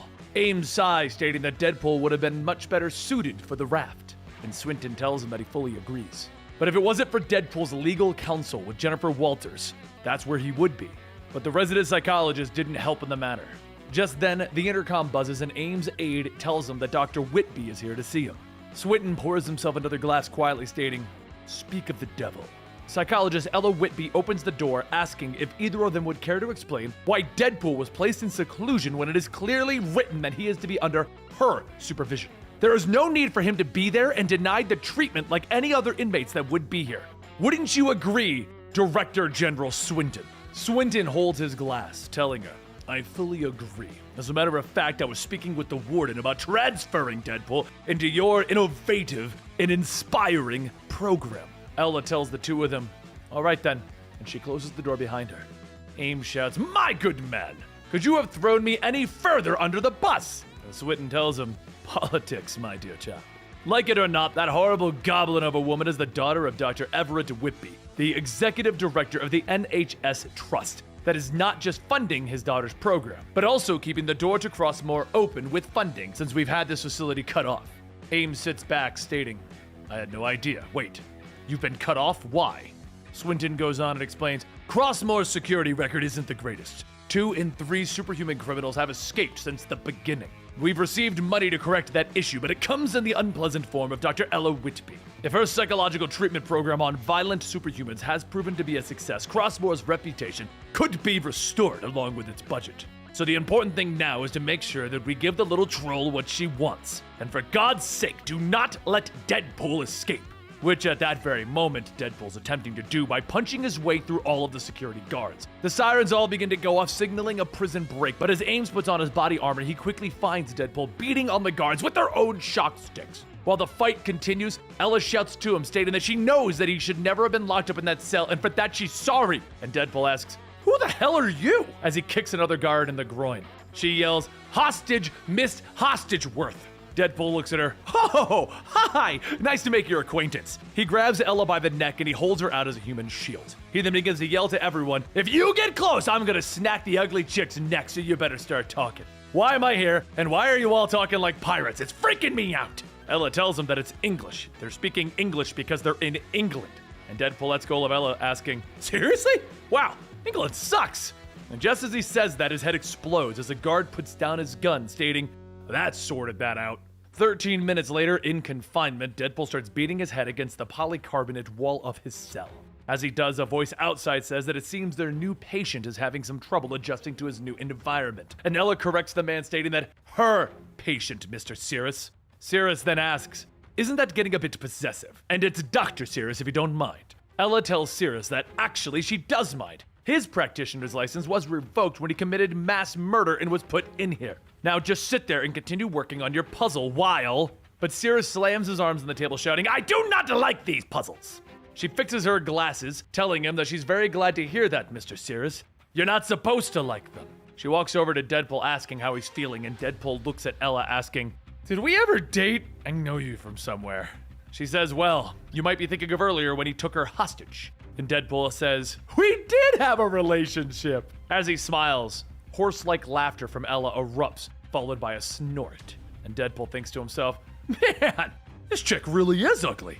As she fixes her glasses again, the other two inmates on the second floor watch, and one asks, "Hey Kurt, who's Whitby talking to?" And Kurt tells him a fool. Ella then says, "In all seriousness, how are you feeling?" And Deadpool says that he's not sure. "How about you come in here and feel me?" Just then Kurt's voice shouts, "How about you watch your freaking mouth?" And Ella yells at Kurt to go away. Deadpool and Kurt stare each other down, and as Kurt walks away, Deadpool waves, yelling, "Bye-bye, Kurt!" So yeah, where were we? Ella then asks, "Do those sores all over you hurt? Are they painful?" Deadpool pauses for a moment and then turns away shouting, "Stop staring at me!" Ella tells him, "No one is." And Deadpool punches the walls, yelling, "They all think they can laugh at me since I'm locked up? Just wait till I get out of here. I'm gonna lay waste to every single one of you, mother!" Ella stops him, telling him, "Actually, your door's unlocked. It stays unlocked from 6 a.m. to 9 p.m. You're free to leave whenever you'd like." Deadpool stops. "Really?" As he steps out, she asks, "Is that better?" Deadpool cracks his knuckles. "Much better." A short while later, over at Ames' office, he and Ella sit in silence for a few moments while Ames asks, "Why?" Ella begins to say that they needed to treat Deadpool like all the others and give him the proper. Ames holds out a folder labeled Incident Report, stating, "Never in my 35 years of prison service have I ever met another man like Deadpool. 4 minutes. Within 4 minutes, Deadpool assaulted 10 other inmates, all of which received injuries so severe that they needed to be transferred to the hospital." Later, after lights out in the common room, Ella goes to Deadpool's cell telling him that they need to talk. He asks, "Did you see it when I stabbed the guy with his own femur? How badass was I when I stomped that jerk Kurt's face in too?" Ella says, "Yeah, she saw all of it. Those men are going to need reconstructive surgery, possibly bone and skin grafts. But that's not why she's here. She's here to tell him that if he doesn't work with them, he'll be sent back to the States under the File 42 protocol. So it would be in his best interest to answer their questions. And let's start as to why does he wear the mask?" Deadpool tells her, "Well, it's so I don't get stuff in my mouth. Blood, bone fragments, hair." Ella says, "Okay, but also, it's not when you're working. Why is that?" And Deadpool shouts, "Because I like it!" Meanwhile, over at the hospital, all of the inmates were sent to. Kurt begins to wake up with his face completely bandaged, stating, "I am going to put Deadpool down." A few days later, after the inmates all had a chance to recover, they're all brought back to confinement. And Deadpool shouts, "Welcome back! Anybody want to play checkers before lunch?" And then he stops and realizes that today is Wednesday. And he yells, "That means it's fruit cocktail!" But while everyone is handing out their fruit cocktails to Deadpool, Kurt watches from his cell asking, when is he going to be let back into the common room? Ella tells him as soon as she is certain that he will not retaliate based on last week's incident.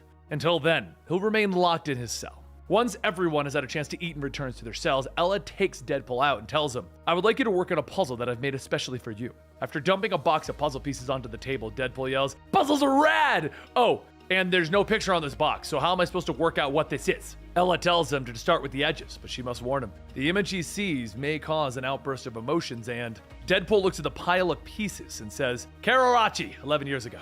Ella asks, "What?"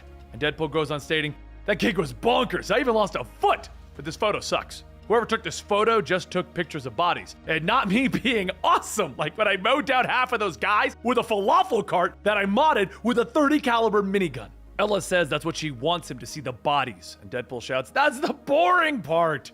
She asks why is murder boring, and Deadpool tells her, "I'm a mercenary, not a murderer. There's a difference." Ella tells him, "So it's the money that motivates you?" "Because I don't believe that. I think you enjoy killing people."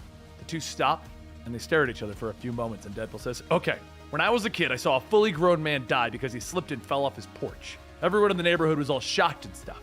And just then, Deadpool trails off. Ella waits for Deadpool to continue the story, and she asks, "You're saying?" And Deadpool stops. "Huh? Wait." She sighs, stating that they'll come back to that later, and Deadpool stretches, telling her, "Good, because Deadpool's sleepy." As the days went on, Deadpool became more and more withdrawn from everyone, starting to sleep out in the common area. One of those days, as mail was called, Deadpool receives a letter from himself. He looks at it asking, why would he mail himself something? Was it before he was locked up? He opens the letter and sees just a single picture. And one of the other inmates grabs it asking, "Is that Charlie Chaplin?" Deadpool looks at the photo asking, "Why would I send this to myself?" And another inmate says, "Maybe because you are mental." As everyone goes through their letters, one of the guards stops by Kurt's cell telling him that he got a letter from the parole board. The guard holds the letter up to the cell so that Kurt can read it and begins to grind his teeth. The guard says that they'll give it to him when he gets out of solitary. And Kurt tells him not to bother, just throw it away and burn it. The guard asks, "Bad news, huh?"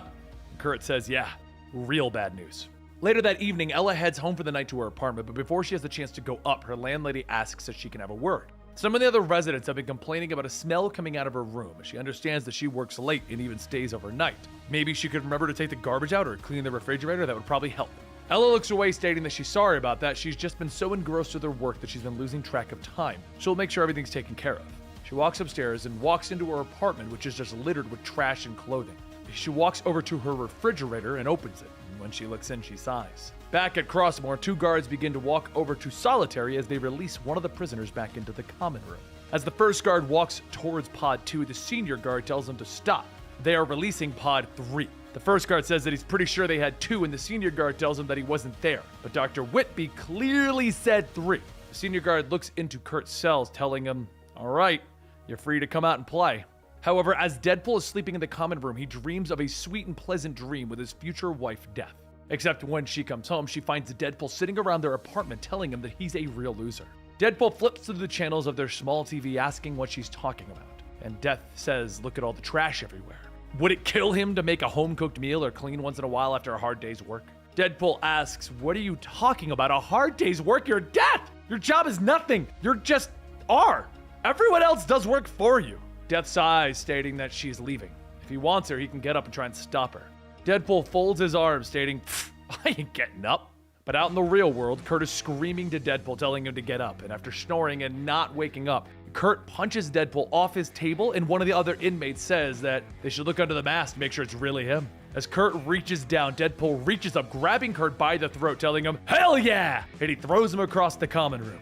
Deadpool looks at the other inmate, asking, "You're ready for a fight, right?" "Because I so am." While Deadpool's brawl breaks out over in the hallways, Ella runs in stating that she got the message, "What's going on?" And Ames tells her that it's bloody obvious, isn't it? They're quelling a riot. Ella tells him to wait, she just isn't gonna let him do anything to. But before she could finish, she's hit with a shock stick, and Ames says that they'll deal with her later. They need to hurry and restore order to this prison. Back in the common area, Kurt whacks Deadpool in the back of the head with a shock stick and then jumps on his back as the others begin to punch him. Ames and his men reach for the door to that common area, but before he can enter, he tells the guards to wait a minute. Maybe this can, resolve itself. As Kurt pulls back the shock stick against Deadpool's throat, he shouts, "Why? Why did she choose you? She was mine, and then you showed up and she kicked me out. She signed off on my freaking parole. I don't want to be set free. I love her, man. But if killing you means that I get to stay here, then I'm gonna do it." Deadpool coughs, telling him, "I got a better idea." Soon all the inmates run to the door, banging on it, shouting to let them out, and as Ames and his men rush in, they begin to detain everyone.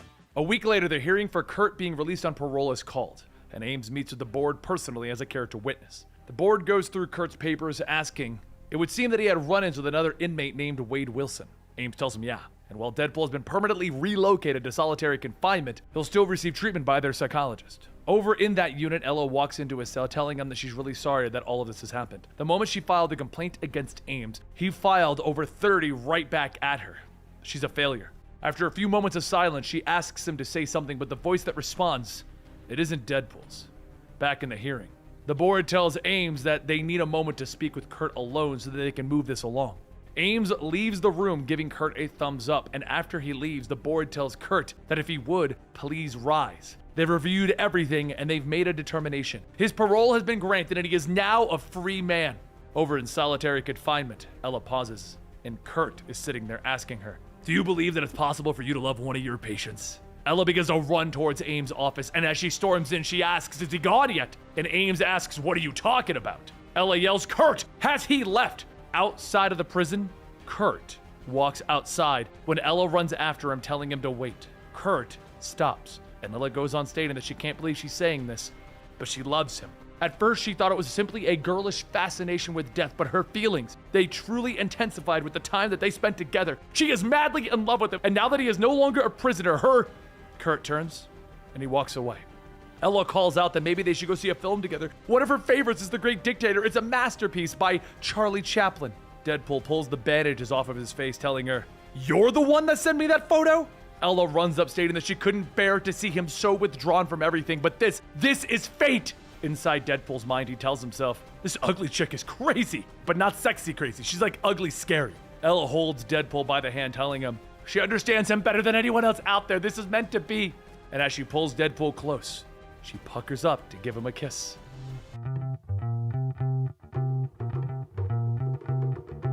2 days later, after Deadpool's great escape, he sits in a dark alleyway eating a can of beans trying to figure out what to do next. If he was to leave the country, the police would just go after him. If he stays, then it means that he's gonna have to stay in England. And that totally sucks. The other problem is Ella Whitby, the doctor that confessed her love to him. Though he made it pretty clear with a sweet roundhouse kick to her face that he wasn't interested, he then sighs, stating that he just needs to forget about that chick. She's way too crazy even for him. There's no telling what a crazy person is gonna do. And then a voice tells him that she can. Hello, lover. Deadpool looks up to see Ella standing there. And as he gets up, she stops him, telling him, it's okay. She brought him a new costume to wear. Deadpool says, look, I'm pretty sure you got the wrong idea about this whole thing.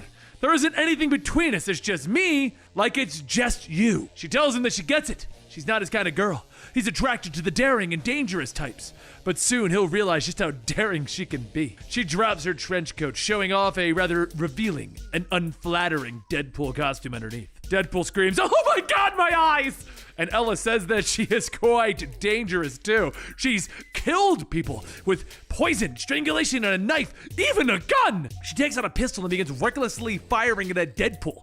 Before she can realize it, Deadpool snatches the gun out of her hands and holds it to the back of her head. She shudders, telling him, yes, take her, make her one of his conquests! Deadpool shouts, ducking, yuck! And he pistol whips Ella and begins to run away. A short while later, Ella begins to wake back up and she rubs her head seeing Deadpool gone. But he left her something, his can of beans. So like any sane person, she takes the can and licks it. The next morning, Deadpool wakes up in an alleyway to the gentle nibbles of maggots on his face and he finally tells himself, okay, it's time to leave this place. After getting dressed in his costume, he runs out into the street and punches a man yelling, you just got jacked, dingus!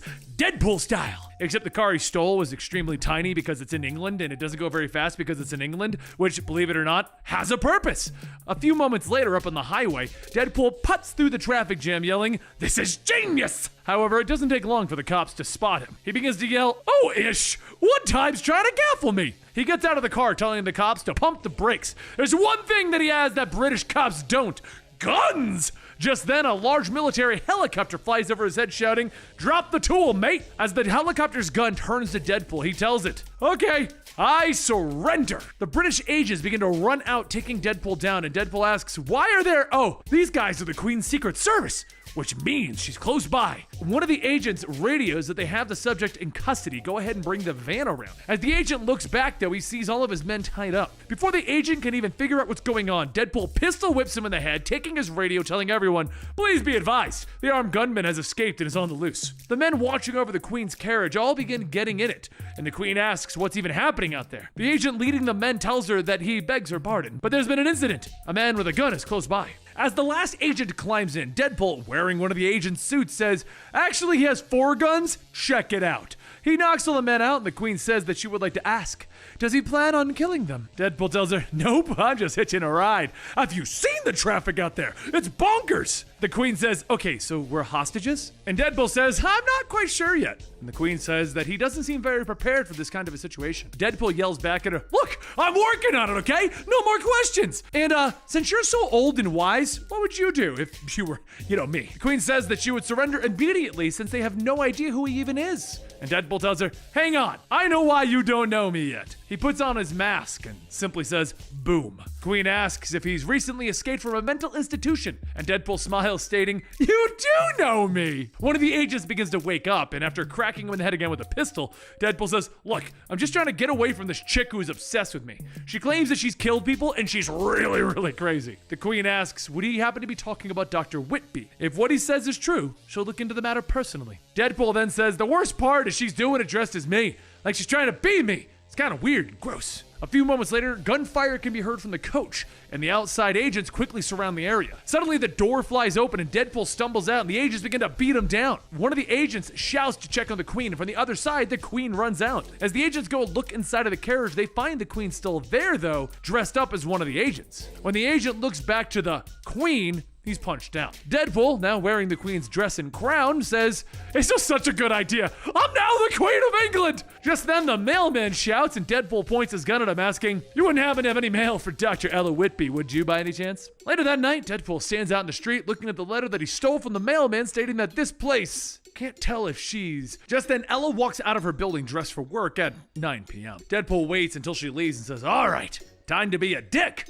as in detective. He climbs in through the side of the building and into Ella's apartment and quickly notices that Ella is a total slob, probably just trying to be like him. He then tells himself, need to focus. I'm here to try and find evidence that Ella is a maniac psycho killer. As he searches, he begins to smell a very particularly bad odor. He heads over to the kitchen. He looks in the refrigerator, and as it opens up, he says, oh, it's just a severed head. Oh, it's my severed head. Wait, that's not just my head. There are several body parts in here. She's got enough to make an entire body. Why would she have my body parts? Deadpool then barfs in his mask. He rips the mask off, shouting, so uncool! And as he washes his mask in the sink, he then sees a picture of Warden Ames with the information of his daily schedule, specifically the 10 p.m. part. Then it finally hits Deadpool. He looks at the time showing 9:29 and says that Ella isn't going to work. She's going to, air quote, work. She's gonna kill the warden. He begins to think for a moment and then he says, wait, is that such a bad thing? No, wait, actually, yes it is. If she's gonna do it as me, like defending her or some crap, there's no way that I would do that. He puts his mask back on and then he sighs, stating that it still smells like puke. Gross. He runs out of the building trying to take out a new mask, asking himself how Ella could try to kill Ames like he would. Would she stuff his mouth with TNT, bash him in the head with a mallet, shoot him out of a cannon? He then stops and says, that's it! I would teabag him! First I'd replace all of Ames' tea bags with ammonium nitrate, and then I'd turn his gas stove on so that his kettle goes off and his whole house goes boom! That's how the English people make tea, right? Whatever. Deadpool then sneaks up to Ames' house, and when he looks in the window, he sees Ella sitting there with a gun in her hand. He leans back, stating that she's probably gonna give him some long speech about why she's doing this. That is so lame! A few moments later, Ames' door opens, and Ella says, why hello? You have no idea how long she's been waiting for this. Deadpool walks in telling her, you're right, I have no idea, and I really don't give a flying duck. He's here because he can't stomach the idea of her killing in his name. That isn't what he does, and when he does it with a lot more style. Ella then says that she's so glad that he came here. She's hoping that they could do this together. And Deadpool then asks, what, killing the warden? That ain't gonna happen. I warned him off, and I maybe hit him a few extra times because of the whole solitary thing. She leans in stating of course he did, but that's not what she's talking about. Suddenly the kettle on the stove goes off and the entire building explodes. Deadpool gets back up stating, you know, that would have been really impressive because that is something I would have done. Except for the part of dying and all. That wouldn't have happened. Guess there's only one thing left to do. He heads back to Ella's apartment to throw out his body parts that Ella has been saving. After tossing the last bag out the window, he says, you know, that might be why I hated Ella so much. She was trying to be me. Just then, the door to the apartment opens up and a horribly burned Ella shambles in holding a gun asking, why? Deadpool looks at her. It's not you. It's me. You may love me, but I love someone else. Ella asks Deadpool, who? And Deadpool says, it doesn't matter who. All that matters is that it's not you. She lowers the gun, stating, she knows, but it will be. She takes the gun, putting the barrel into her mouth. Deadpool runs trying to stop her, but before he can make it, Ella pulls the trigger. Blood splatters onto his mask, and he watches as her body falls to the ground. And then he tells himself, okay, now it's time to leave England. However, the next morning in the trash, the garbage man notices something in the dumpster, moving. The man calls his partner over to have a look at it, and then he says, blimey, it's that bloody thing alive. The voice then calls out, where are we? Why are you guys talking like pirates?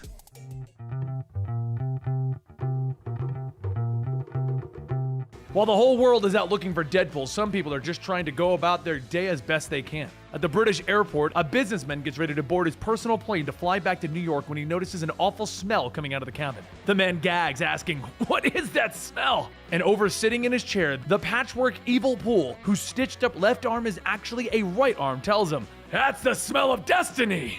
As in, it's your destiny to give me a ride over to the States, because your entire crew, they're tied up, so you kinda don't have a choice. While Evil Pool's plane begins to take off out in the middle of the sea on a freighter, Deadpool breaks into a crate, slightly regretting not stealing a plane. But since he's trying to keep a low profile while getting back to the States, well, this works. Once the crate lid pops off, Deadpool shouts, booyah! And he pulls out a can of food. His brain tells him that it's dog food, while his thumb covers up the dog part of it, and he says that maybe it's just the company's mascot. He pries off the top and he looks at it, telling his brain, thanks for the warning, this is dog food. Well, time to eat. Back on the plane, the businessman asks Evil Pool what he wants, and Evil Pool tells him, I would like pretzels. The businessman says that there aren't any pretzels, and Evil Pool then says, well, then there isn't anything that you can do for me. Unlike the pilot and the co-pilot who fly the plane, the stewardess was just so much fun to leer at, so watch this. He leans over in his chair and leers at the woman who scoots away, and Evil Pool says, see, that girl's a keeper. But you're kinda useless, since you're probably gonna be killed. The businessman yells that would be a stupid thing to do. He's worth billions. He can do anything. And Evil tells him, okay, I'm gonna consult my brain for a moment. And my brain says that I should set you on fire and kick you out of the plane. He looks over at the alcohol at the bar and he says, after much deliberation, I've reached a conclusion. 5 seconds later, the businessman is set on fire and kicked out of the plane. And over on the freighter, Deadpool stuffs himself with dog food, sighing, thinking about Ella Whitby and what she did. For her, it was easy to off herself. She said she was gonna do it, and she did it. Boom, gone. But him, this healing factor makes it impossible to just die. Oh well. Might as well get the next part over with. Deadpool grabs an axe, breaking a lock on one of the shipping containers, and he opens it, asking, any of you guys speak English? A group of women look up, and one of them says that she knows a little, and Deadpool says, so what's the deal here? Why are you all on the freighter? The woman then stands up, stating that they are from Croatia, and others are from Ukraine. Men say they want to make them models, and then take their passports. Deadpool says, that's what I thought. Don't worry, I'm gonna help. In New York, I know a Russian consulate who can take care of your problems. Now take this gun, and if anyone opens the door, blast them. The woman asks, how would she know not to shoot him? And Deadpool says, I'll say the password. Something like, hey, it's me. You got it? Good. Deadpool starts to close the door and the woman says, wait, the men out there have guns. And Deadpool flexes, stating, I got 2 of my own guns, baby. Boom! And then Deadpool proceeded to use them to kill all of the smugglers. Once the room was clear, Deadpool hops onto the control, stating that this is gonna be easy. I used to be a pirate before. The woman from before tells him that he's a good man, and Deadpool tells her, nah, not really, I kill people for money. The woman says they don't have any money, and Deadpool spins around telling her, oh no, I didn't do this for your money. Think of this as a freebie, no payment required. The woman touches Deadpool's chest, telling him that he has a good heart. And Deadpool turns back, stating, maybe some parts are good, but other parts, not so much. We should probably go get you guys something to eat and get some sleep. We'll be in New York in the morning. The woman says that she can make him some food, and Deadpool tells her, nah, I'm good. There's this sick-ass chimichanga place in New Jersey I want to hit when we get home. Got some real gut-busting stuff. Can't fill up on crap before then, you know what I'm saying? The woman stares at him and says that no, she does not. She's gonna sleep and wait for morning. The next morning, Deadpool drops the girls off at the Russian consulate, and then he starts walking in New Jersey to get himself some of those chimichangas. As he walks across the bridge, he notices a man standing on the edge telling everyone to get away from him. So Deadpool runs up asking, dude, are you gonna kill yourself? Is it cool if I watch? The man shouts, no, it's not cool. This is kind of a private moment. And Deadpool says, oh, okay, understandable. It's just that I want to kill myself too. The man tells him, look, there's no friggin' way we're doing it together. I can't have my family thing. I was, you know. Deadpool waves his hand and he starts walking up, telling him, fine, fine. But then the man says that he has cancer. Deadpool spins back, telling him, really? So do I. But that isn't why I want to kill myself. Or maybe it is. I don't know. Killing a bunch of people might factor into it as well. The man then asks, well, would you mind killing me? Because the thought of jumping off the bridge is kind of scary. Meanwhile, over at the restaurant that Deadpool wants to go to, Evilpool walks in telling the cashier, I'm gonna need some chimichangas pronto. The cashier says that they aren't open yet, and Evilpool says, look, I didn't fly in from England on a private jet to teleport off of that jet just to be told no. Now make some chimichangas. The cashier pauses and asks, teleporter? And Evilpool says, yeah, I got one of those because I'm baller. And the cashier says, you also have a jet? And Evilpool says, yeah, you want to see? It should be landing right about now. And the cashier looks out the window to see the plane that Evilpool stole crashing into the George Washington Bridge. Underneath the George Washington Bridge, the suicidal man gets up gasping for air, looking up at the burning bridge, shouting, holy crap! And Deadpool swims up behind him, telling him, crazy, huh? Can't believe we survived that. Oh wait, I was gonna kill you. Now relax, with one snap it'll all be over. The man struggles to get free, telling him, wait, I wanna live now. Just leave me alone. He begins to swim away, and Deadpool scoffs, telling him, fine, have it your way. Pass up on a golden opportunity to go out into blaze of glory. As Deadpool drags himself out of the waters, he finally reaches the restaurant that he wanted to go to, but he finds it destroyed and on fire. He asks one simple question. Who would do such a thing? And the voice behind him tells him, hey, what's up? Deadpool turns around to see Evilpool standing there. Deadpool yells, this place was my all-time favorite. And Evilpool tells him, yeah, mine too. But blowing it up seemed like an evil thing to do. Deadpool then asks, did you at least eat here first? And Evilpool tells him, oh yeah, life-changing stuff. The two glare at each other for a moment, and Evilpool says, isn't this freaking you out? And Deadpool turns, walking away, stating, Evilpool thinks to himself, there's no way I'm gonna let this slide. You must be thinking of something to do, like running me over with a garbage truck or something. And Deadpool does. And as he crashes the garbage truck into Evilpool, he laughs, stating, God, I love crashing into stuff. That's when Evilpool, who's now sitting in the passenger seat, tells him, yeah, so do I. And he kicks Deadpool out of the truck. Deadpool lands on his back thinking, what am I supposed to do? This guy knows all my moves. So Evil Pool rips the shifter off and jumps out of the truck, hitting Deadpool. And as he cracks Deadpool on the face, he stops asking, why aren't you blocking this? Deadpool leans up with a gun and Evil Pool tells him, nice. And Deadpool opens fire. Evil Pool begins to run away, and as Deadpool takes aim again, he looks closer to see that Evil Pool's left arm is twisting back. And he asks, why do you have a backwards arm? Evil Pool begins to shoot, and the two of them keep pulling the trigger until they run out of bullets. As the two pause, Deadpool says, this would be cooler if we had bigger guns. And Evil Pool tells him, yeah, okay. How about we pick a time and place? Deadpool tells him, 11 o'clock. And Evil Pool tells him, Carnegie Park. Deadpool gets up holding his side, asking him, which weapons cache are you gonna get? Evil Pool tells him, 93rd and K. And Deadpool tells him, you're messed up. South Market Street is where the good stuff is. Later that night at the weapons cache at Cromwell and Highland, neither of the places that the two of them spoke about, Deadpool begins to unlock the door. As he opens it, the doors explode and Evil Pool asks, who you trying to fool? This is the place where all the good stuff is. Now you're probably wondering why this is happening, but Deadpool stops him, telling him, I remember getting my head cut off like 3 years ago. So you probably don't know that 2 years ago I got real paranoid because of a guy named Norman Osborn. Because of that, I booby-trapped some of my gun drops, like the ones with the good stuff. 2 seconds later, the car that Deadpool placed the bombs underneath explodes, lighting up the entire city. A couple of minutes later, Deadpool watches the burning building, stating, there's no way that he made it out of that, right? And that's when he hears a gun being cocked, and Evil Pool stands there with a rifle pointed right at him, with Deadpool stating, this is why nobody likes me. Evil Pool tells him, you got a lot to learn! And Deadpool says, yeah, and you're gonna teach me, right? Just pull the damn trigger. Deadpool waits for a second and then turns around to see Evil Pool is already gone. Then he shouts, I just got punked! What? Now Evil Pool is gonna go do something that I would do, and that would be, but before Deadpool could say it, he's struck in the head with something. He rolls around asking who would do that, and he went, oh, wait, not him. And the red and blue blur shoots by and a voice says, no more second chances, Deadpool. This is it. You're done. Deadpool looks up to see Captain America. Deadpool throws his hands up, telling him, wait, I can explain, Cap. And Cap punches him, telling him, Bruce gave you a chance. We thought you could be cured, but there's no cure for you. Deadpool gets up and he begins running, yelling him, just give me a second! And Cap throws his shield into Deadpool's back, telling him, no! If you won't listen to the Hulk, you're not gonna listen to me. You broke out of prison, and then you crashed a jet into the George Washington Bridge. Deadpool gets up telling him, it wasn't me! It was my evil twin! And Cap stomps on his head, telling him, right. Deadpool jumps up to avoid getting hit again, and as he lands, Cap throws his shield again. Deadpool catches it, telling him, screw that! I'm not some kind of terrorist. Cap tells him, that's pretty impressive. Now let's see if you can use it. Deadpool throws the shield and misses. So Cap lunges forward, knocking Deadpool to the ground, pinning him, getting ready to punch him again. As the shield comes back, it hits Cap in the back of the neck, and Deadpool gets up running away, shouting, I'm not as bad as you think! The next day, Deadpool heads to another cache, trying to figure out what his evil self would do. He would have to do something and beat him to the punch. Now, what would he do that's so evil? Oh, I know. Cap's not going to be happy about that. Deadpool runs outside, telling a woman, give me that! And he starts to shoot his gun. Everyone screams, looking at him, and Deadpool says, my name is Deadpool, and the vest here is named Hair Trigger Bomb Explosion. And if that doesn't excite you, how about this? I'm gonna kill the hell out of this kid! Meanwhile, over at the precinct, Mayor J. Jonah Jameson tells Police Chief Pratchett that they need to start kicking in more doors and doing more raids. Pratchett says that he'll let the commander know himself. It's gonna take some time, though. Jonah yells, today! We gotta start today! And just then, a group of officers run in shouting that Deadpool's taking a child hostage in Times Square. Jonah shouts, that's what I'm talking about! We need to get out there and get in front of this. But then another officer comes in telling Pratchett that his wife is, but Pratchett says that he'll have to call him back. The officer says that she's not on the phone, she is. And that's when Pratchett's wife, Melissa, runs in screaming, the kids! They're gone!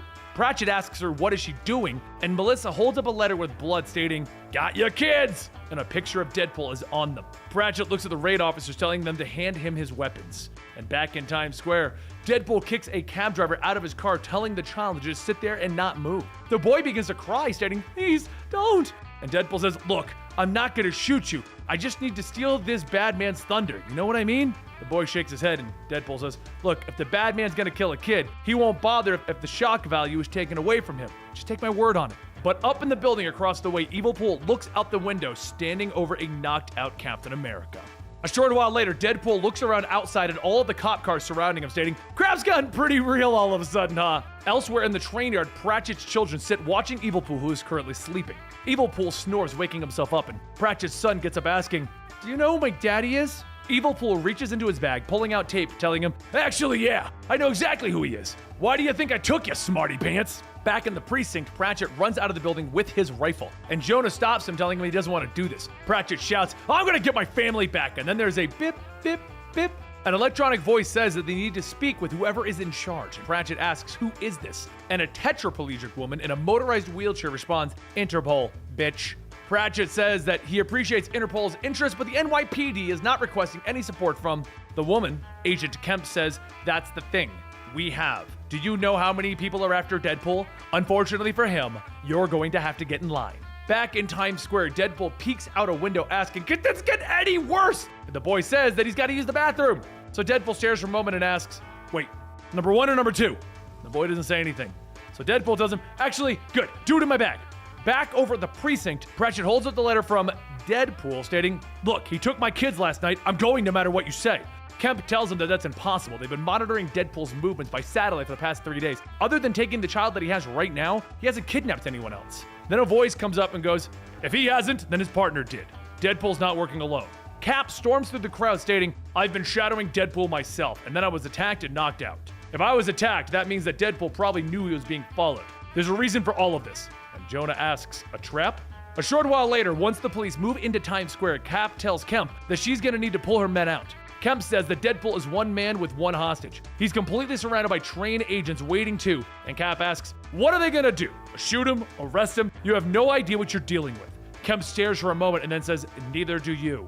Pratchett runs out of the SWAT van stating that Deadpool just threw someone out of a car. And over the radio, an officer yells that they're moving in. It appears that Deadpool threw out a bag of human feces. He just kinda chucked it out the window and stuck it to a wall. Cap snatches the radio, shouting to the officers to get away from the bag and evacuate the entire square, and all of the officers begin to clear out. But back in the cab, Deadpool asks the boy, "You like video games, right? Games like Grand Theft Auto?" The boy says, "Mom won't let me play those games." So Deadpool tells him, "It doesn't matter. One pedal moves the car, the other stops the car. I'm gonna need you to get us the hell out of here."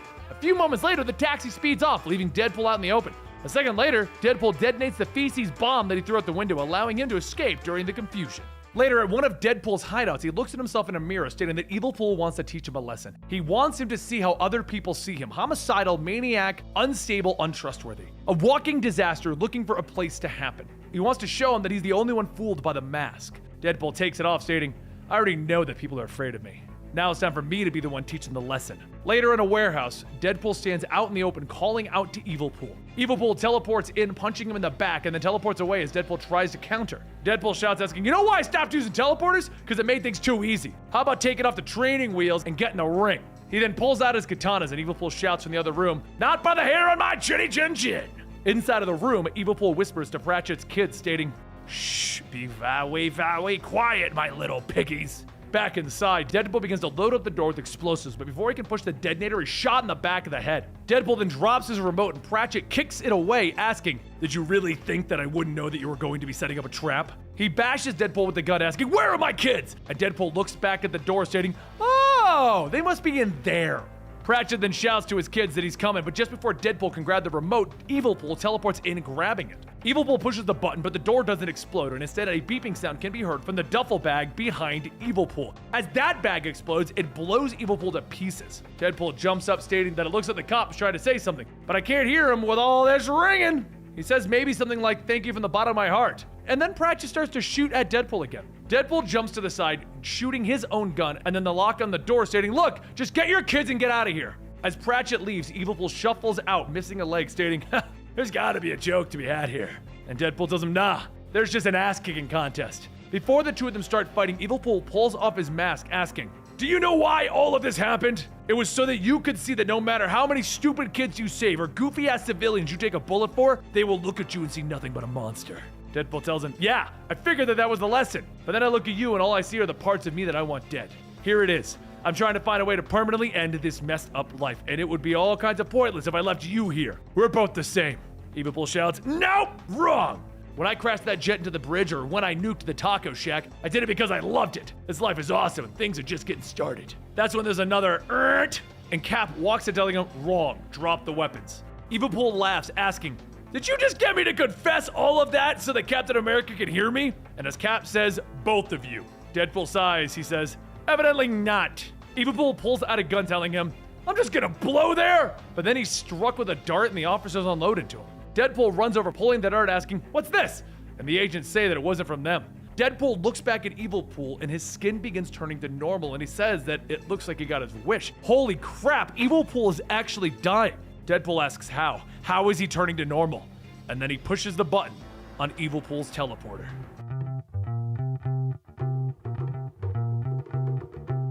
Before we jump into what Deadpool's gotten himself into, though, we have to look back to something that started 5 months ago in Navi, Michigan, at a storage facility.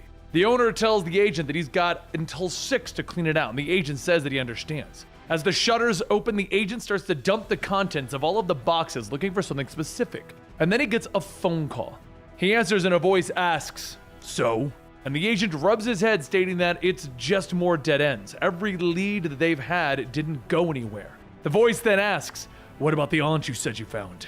And the agent says that she was dead almost 2 years ago, another suicide. This family's got some serious mental issues. As the agent pauses, he looks at the ground and says, "Jackpot, there's a scrapbook here. Baby's first word, baby's first haircut." The voice on the line tells the agent to send him that book. Flash forward to the present, and Deadpool finds himself in a dump, shouting, "I was so close! Evil Pool died when it should have been me. I've got to come up with a new plan to figure out who wants me dead. I better call the X-Force." A few days later, Deadpool stands outside of the X-Force hideout with Wolverine asking him, "So there's a serum that nullifies mutations and you've already used it?" Deadpool shouts, "Yep, and I'm gonna use it again if you don't." But Wolverine stops him asking, "Are we sure that it's you?" And Deadpool tells him 100%. So Wolverine tells him, "Okay, then let's go kill Kingpin." Before everyone leaves, Wolverine asks, "Why did you come to us with this anyway?" Deadpool tells him it's because X-Force takes down threats to humankind, right?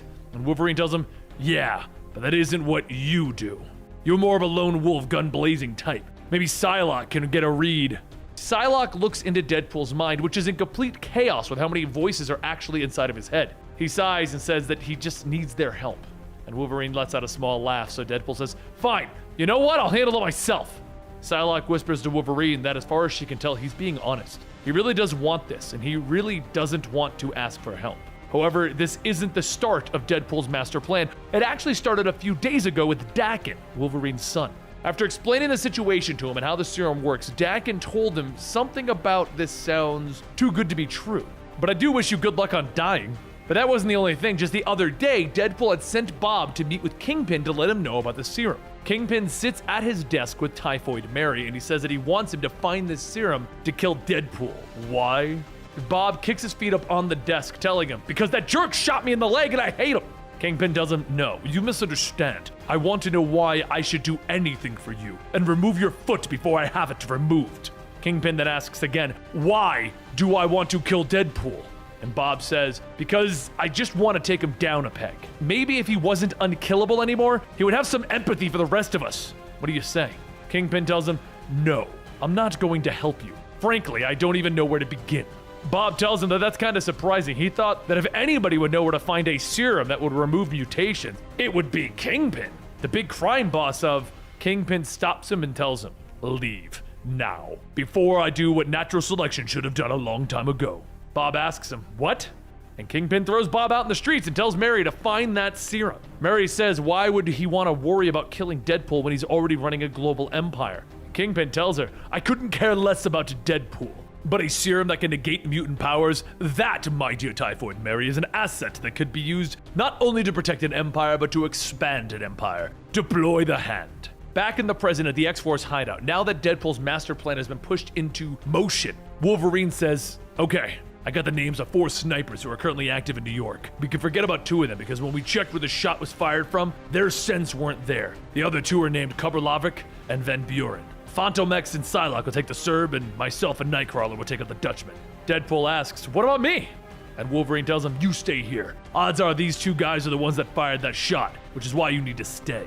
We need to catch this guy, not kill him." Deadpool yells, Okay, fine. You're right and I'm wrong. You're smart and I'm dumb. You're the ones that are teleporter and I'm the one with the teleporter." As Nightcrawler jumps to grab Deadpool, Deadpool presses the button and begins to fade away. Everyone begins to look around for Deadpool, but Fantomex says that what they need to do now is kill those snipers. 18 minutes later, X-Force appears at the first location to find Van Buren has already been murdered. But as Wolverine looks at the body, he says that it wasn't Deadpool. Typhoid Mary walks up with her ninjas, telling him, "No, it wasn't." Elsewhere, Duggan leans back on a pool table, telling someone that just in case he didn't know, Deadpool is still alive. Figured he'd let him know since he went to such lengths to kill him. Oh, and you should get a new sniper if you want someone to actually get the job done. The man tells Dakin that he doesn't know what he's talking about, and Dakin tells him, really? Well, in that case, I'll just leave. Later, on top of a building, Deadpool shouts, all right, the pieces are set. And Bob tells him, but you don't even know how to play chess. And Deadpool tells him, sure I do. I just don't know how to play by the rules. Also, at this time in the lab, a scientist answers his phone telling him yes, he can make more, but not much more. The original DNA sample is almost. And the voice from before shouts, just give me as much as you can to do it fast. And he hangs up. And now we discover the voice that started this belongs to none other than Tombstone. Back at the building, Deadpool watches as an ambulance speeds by, and he says that it looks like his ex-pals are sure having fun. And Bob asks, fun? This isn't fun. This is, I don't even know what this is. What are we even doing? And Deadpool tells him, we're sticking to a plan. We should probably scoot before we're seen. And just then, Spider-Man swings by. Over with Tombstone, he gets a call from his agent stating that he's the one who screwed up the job. He's gone. Problem is that he was gone before they even got there.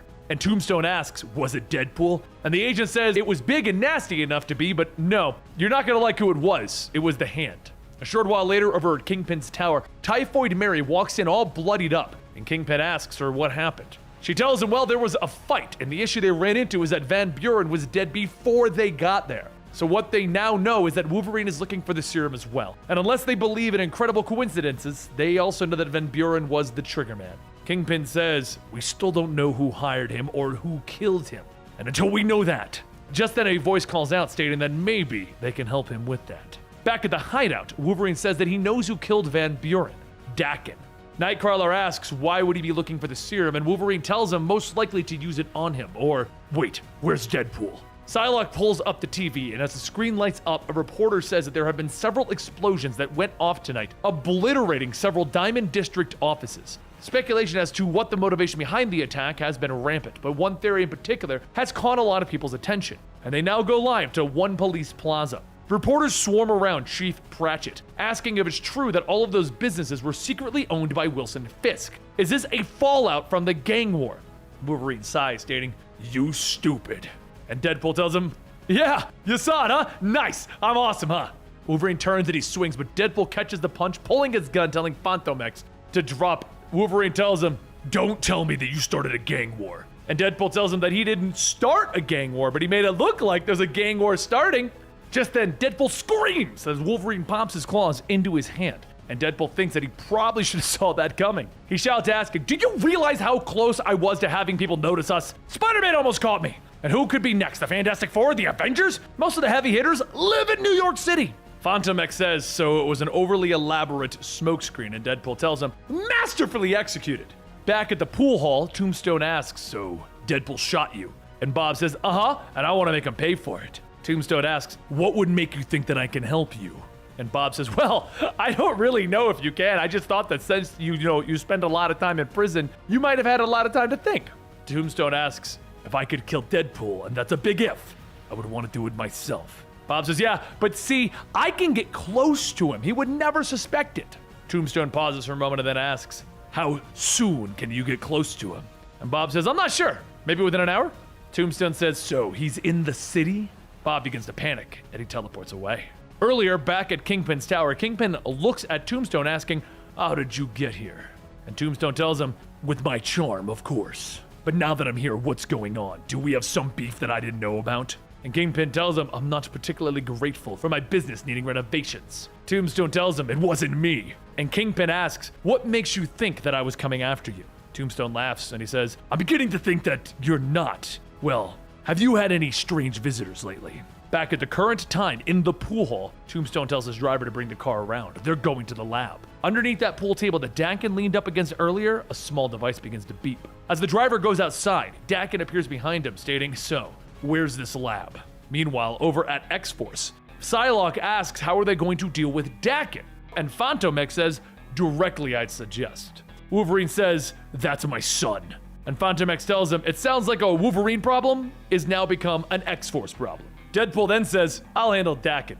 You should go find the serum while I keep Dakin busy. Back over at the pool hall, Tombstone notices that his driver never came back and that his car has been stolen. He runs into the street, stealing a car, and he speeds down to the lab. He asks himself, who would want to be screwing with me, Fisk? Nah, Deadpool?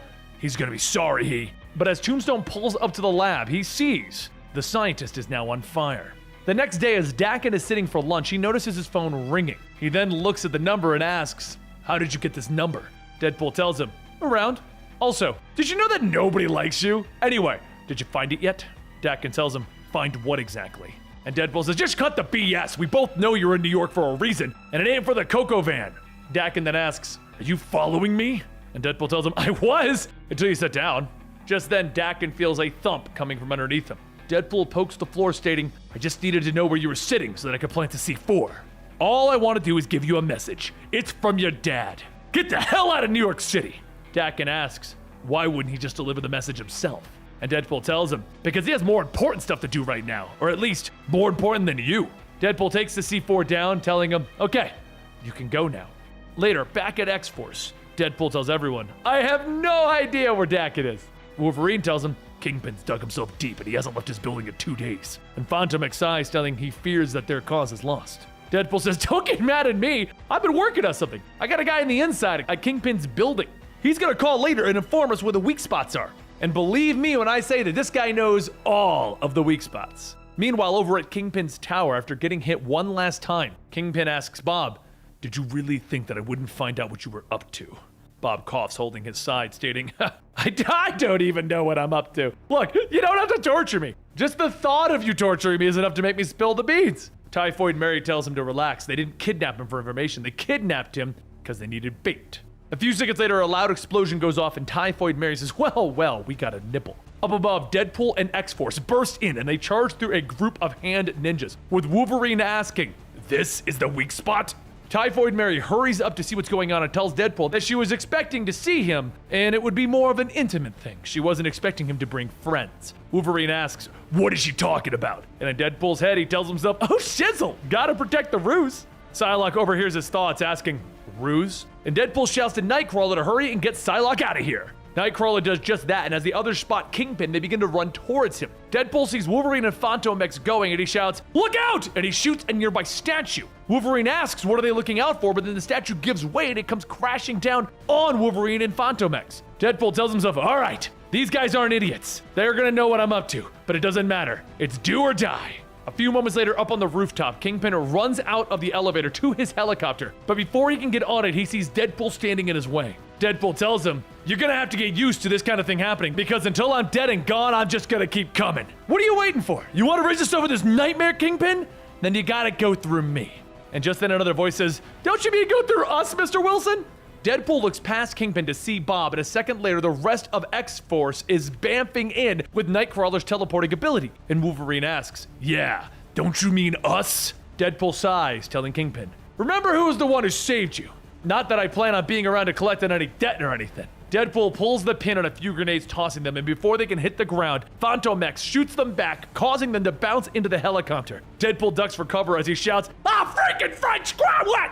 Kingpin then runs towards the ledge, jumping up, stating, "The ride would have probably crashed anyway. I'm really not the best pilot, but I do always wear a parachute." Wolverine shouts, "I knew Wade was lying about something!" But before Wolverine could move, he's shot with a dart in the back of the neck. He stops moving and across the way. Duggan continues to watch him through the scope of a sniper rifle. Deadpool yells, "Finally, someone was going to come up with it sooner or later. Now it's time to get the serum." Bob reaches out stating, "Wait!" But Deadpool shouts, "Damn it! I've got to get Duggan before he gets away. Let me go, Bob!" But just then, Deadpool feels a sharp pain in his chest, and he looks down to see Bob injecting the serum, stating, "I am letting you go." Deadpool grabs Bob and the two of them teleport away, and he asks, "You got something you want to tell me, Bob?" Bob looks away, stating, "Remember when I said I had to go to Tombstone to make a deal? Well, I did, like for reals. And I had the cooker make some stuff based on your DNA. Didn't really understand it all, but he said that he had some secret ingredient and it turned out to be just baby hair." Deadpool says that he sent him to pretend to betray him, and you actually betrayed me, Bob? Bob holds his hands up to brace for a hit, stating, "I did, but you were just getting out of control. Getting the mutants involved? You started a gang war, Deadpool. Someone needs to stop you." Deadpool pats Bob on the shoulder and he says, "It's okay, dude." And Bob says, "Holy, you really did want this to happen." Deadpool tells him, "Yeah, what I'm looking for are friends, which I'll never have. That'll kill me, which also can never happen, because I just wanted someone to care about me, except no one will. And I knew I could count on you." Bob says, "Well, congratulations then. And Deadpool tells him, it's not over yet. I'll fill you in on the deets later. But hey, thanks, pal. As he teleports away, Bob sighs, stating, we're not pals. Deadpool then appears outside asking, what do you say, guys? Still friends? And inside the X-Force hideout, Phantom X grabs his gun asking, what do you think? Deadpool says, okay, maybe I wasn't completely straight with you guys, but for what it's worth, I'm sorry that Wolverine got injected with that stuff. I didn't mean to do permanent damage. And Wolverine tells him, well, it didn't because the serum's not working. Deadpool says, wait, what? And the computer begins to explain, and Deadpool clearly doesn't understand all of the scientific terms. So he asks everyone, what is all that supposed to mean? Psylocke says that it only works on him. And Deadpool smiles, shouting, yes! Nightcrawler says, you wanted this? And Deadpool says, hell yeah, I did. Thanks, by the way. Couldn't have done it without you guys. Wolverine yells, you lied to us. You put X-Force at risk about being discovered. And also you could live out a death wish? Deadpool says, if you want to put it like that, well, I won. Wolverine's claws pop and he swipes at Deadpool, and Deadpool activates the teleporter, reappearing in Bob's apartment. Bob looks up from the stove and Deadpool shouts, Bob, I've done it! I've created the ultimate death trap! There's no way that I'm getting out of this! 4 of the best killers are... Just then there's a loud clong as Bob throws the pot of water, yelling, you are such a jerk! You used me, all of us, and for what? So I would inject you so that you would calm down, pull back a lit, feel like a mortal like the rest of us? I'm not sure why you want to die, but knowing you, it's got to be something big, right? Couldn't just be satisfied with a normal death, like getting shot by Tombstone? Deadpool shouts, that guy? No way. And Bob sits down holding his head, stating, of course not! It's not grand enough for you. Guess it's going to have to be me then. Deadpool asks, wait, what are you talking about? And Bob tells him, you really don't listen. I made a deal with Tombstone to set you up so that Tombstone will be the one to kill you. And when he does, what do you think is gonna happen to old Bob? Deadpool pauses for a moment and he says, dude, it'll be okay. I'll come up with a plan too. And Bob asks, what? Kill Tombstone? Tombstone is freaking bulletproof. Did you ever stop to think that maybe your death might have consequences for the people that aren't you? The words finally begin to sink in and Deadpool says, no, well, not until now. Meanwhile, at X-Force's hideout, Wolverine tells everyone, it's settled.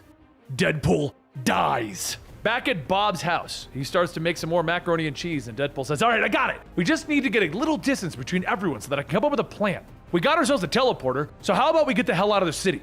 And Bob tells him, there's no we! I'm done with it all! Just no point in running. Deadpool asks, you're just gonna give up and eat macaroni and cheese? You don't even like macaroni and cheese. Look, I understand the whole Tombstone thing's a bit scary, but he's the last thing that we need to worry about. Just as Deadpool holds up the teleporter, it's shot out of his hand, and Tombstone tells him, actually, you should. Deadpool grabs his gun and he starts shooting, telling Bob, go out of the fire escape! We're getting out of here! As the two of them jump down into the alleyway, they begin to run, but Bob begins to run out of breath, and he says that he can't go on like this. Tombstone begins to walk up, and Deadpool says, fine, and he pushes Bob into a pile of trash, and he continues to run. Tombstone points his gun at Bob, asking, where is he going? And Bob tells him, I'm not gonna tell you. I did what I was supposed to do. Tombstone tells him, you got a point. That means you're pretty useless now, right? Just then, Tombstone hears a truck honking its horn, and as he turns back, Deadpool crashes into him, pinning him into a wall. Deadpool leans out of the window, stating, just so you know, this was all my plan, no one else's. You gave me what I wanted, so suck on that, Tombstone. Tombstone tries to free himself, and Deadpool gets out of the truck, telling Bob, all right, things are going to be okay. I promise, Bob. A short while later at the department store, Deadpool looks at the clothes, stating, this isn't going to work. We need something good. And Bob sits there stating that they should have just let Tombstone shoot him. It's gonna happen sooner or later. And that truck isn't gonna hold him forever. Why are you even dragging me around anyway? I can't help you with this. It'd be so much easier if you just left me behind. Deadpool asks, what, you think it's easy dying? Maybe for you, sure, but look at all the hard work I've had to do. Bob shouts, I did the hard part. Now it's just as easy for you to die like everyone else. Deadpool pauses, stating, crap, you're right. It would be easy. And no matter who gets to do it, it's ultimately going to be simple, ordinary, unworthy of her. Bob yells, wait, you're doing all of this for a girl? Don't you realize how stupid that is? And Deadpool says, actually, I know. So that settles it. Neither of us are going to die. Here's the plan. We don't need disguises. He looks back at the mirror and he begins to take off his mask. And as he looks at himself, he realizes that he's all healed. And he says, huh? I ain't seen that face in a while. Bob takes off his costume, and when he looks at Deadpool, he says, wow, so that's what you really look like? No one's gonna recognize you. Later at the Grand Central Station, Psylocke sits in a crowd checking the minds of passerbys. Deadpool looks around and sees Nightcrawler sitting in the shadows and quietly says, crap, they're here. And Bob asks, what was that? And Deadpool tells him, I Forgot to eat breakfast. Gotta go get some coffee and donuts. Bob says, okay, and he leaves. And Deadpool asks, how am I gonna deal with Nightcrawler? Psylocke begins to scan the crowd again as she thinks that she's got something. Then someone punches her and knocks her out. Nightcrawler calls out what's going on, and when he gets no answer, he teleports in, but he's suddenly kicked from behind. Nightcrawler begins to look around asking who, and when he grabs the closest person, the man looks back and asks what he's doing. Deadpool's voice tells him nope, and then Nightcrawler is punched, and a blonde, clean, and mortal Deadpool says, it was me. Deadpool hurries back to Bob, stating that they have to hurry and catch the train, and Bob says, should I be worried or anything? As the doors begin to close, Deadpool tells him, not at all, buddy. We're home. But as the doors shut, a hand reaches out, grabbing Deadpool by the tie, and he pulls him back and throwing him to the ground. Wolverine stands over him, telling him, you're looking real sharp, but you still smell like crap. Bob runs out of the door, throwing his coffee at Wolverine, shouting, I am so freaking scared right now! Wolverine punches and knocks Bob out, but when Wolverine is shot several times in the chest, Deadpool tells him, I ditched the costume, but not the guns. Phantom X says, well, I have both. And my guns are not empty. Deadpool looks back over at Bob and he sighs, stating, not here. If you gun me down here, my buddy Bob is a dead man. Look, I know I screwed up big time. I know this is all my fault. But right now I don't want to die anymore, even though I know I deserve it. Just let me figure out a way to keep Bob safe. You have my word. I'll meet up with you afterwards and you can shoot me until your fingers are numb. Just, God, please let me save my friend. Phantom X stares for a moment and asks, is he lying? And Psylocke says that she can't tell. Wolverine then says, I can. And he holds out his claws and he pulls them back, stating, you got 3 days, Deadpool. Deadpool tells him, I'm not sure if 3 days are gonna work. And Wolverine tells him again, 3 days. After that, you report for duty. We got a lead in a Merc factory we can check out. Don't be late. Wolverine begins to help Nightcrawler up, and before he leaves, he turns back and asks, how does it feel to be alive again? Deadpool looks at his hand and he smiles and says, honestly, it feels pretty freaking great, man. Wolverine looks away and says, yeah, I figured as much. And a second later, Nightcrawler teleports everyone away. A few moments later, Bob begins to wake up and he asks, are we out of danger now, Mr. Deadpool? And Deadpool says, from them? Yeah. From Tombstone? No, but don't worry about him. Because as long as he's alive, Tombstone is going to be trying to kill me and not worry about you. Bob says that he doesn't have a healing factor anymore, though, and Deadpool says, yeah, that's gonna make it a little harder, but not impossible. Come on, you know me. When have I ever done anything easy and impossible? But that's what I do, Bob.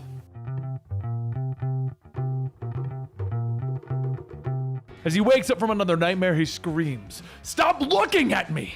And he begins to realize that he has a face like any other man. And he should probably start taking care of it. And that means having a morning shave. Deadpool begins to pick up his razor and he stares at it for a moment, thinking that he can't remember the last time that he used one of these. So, halfway through and several cuts later, Deadpool decides that he wears a mask for a reason, so better go put that on.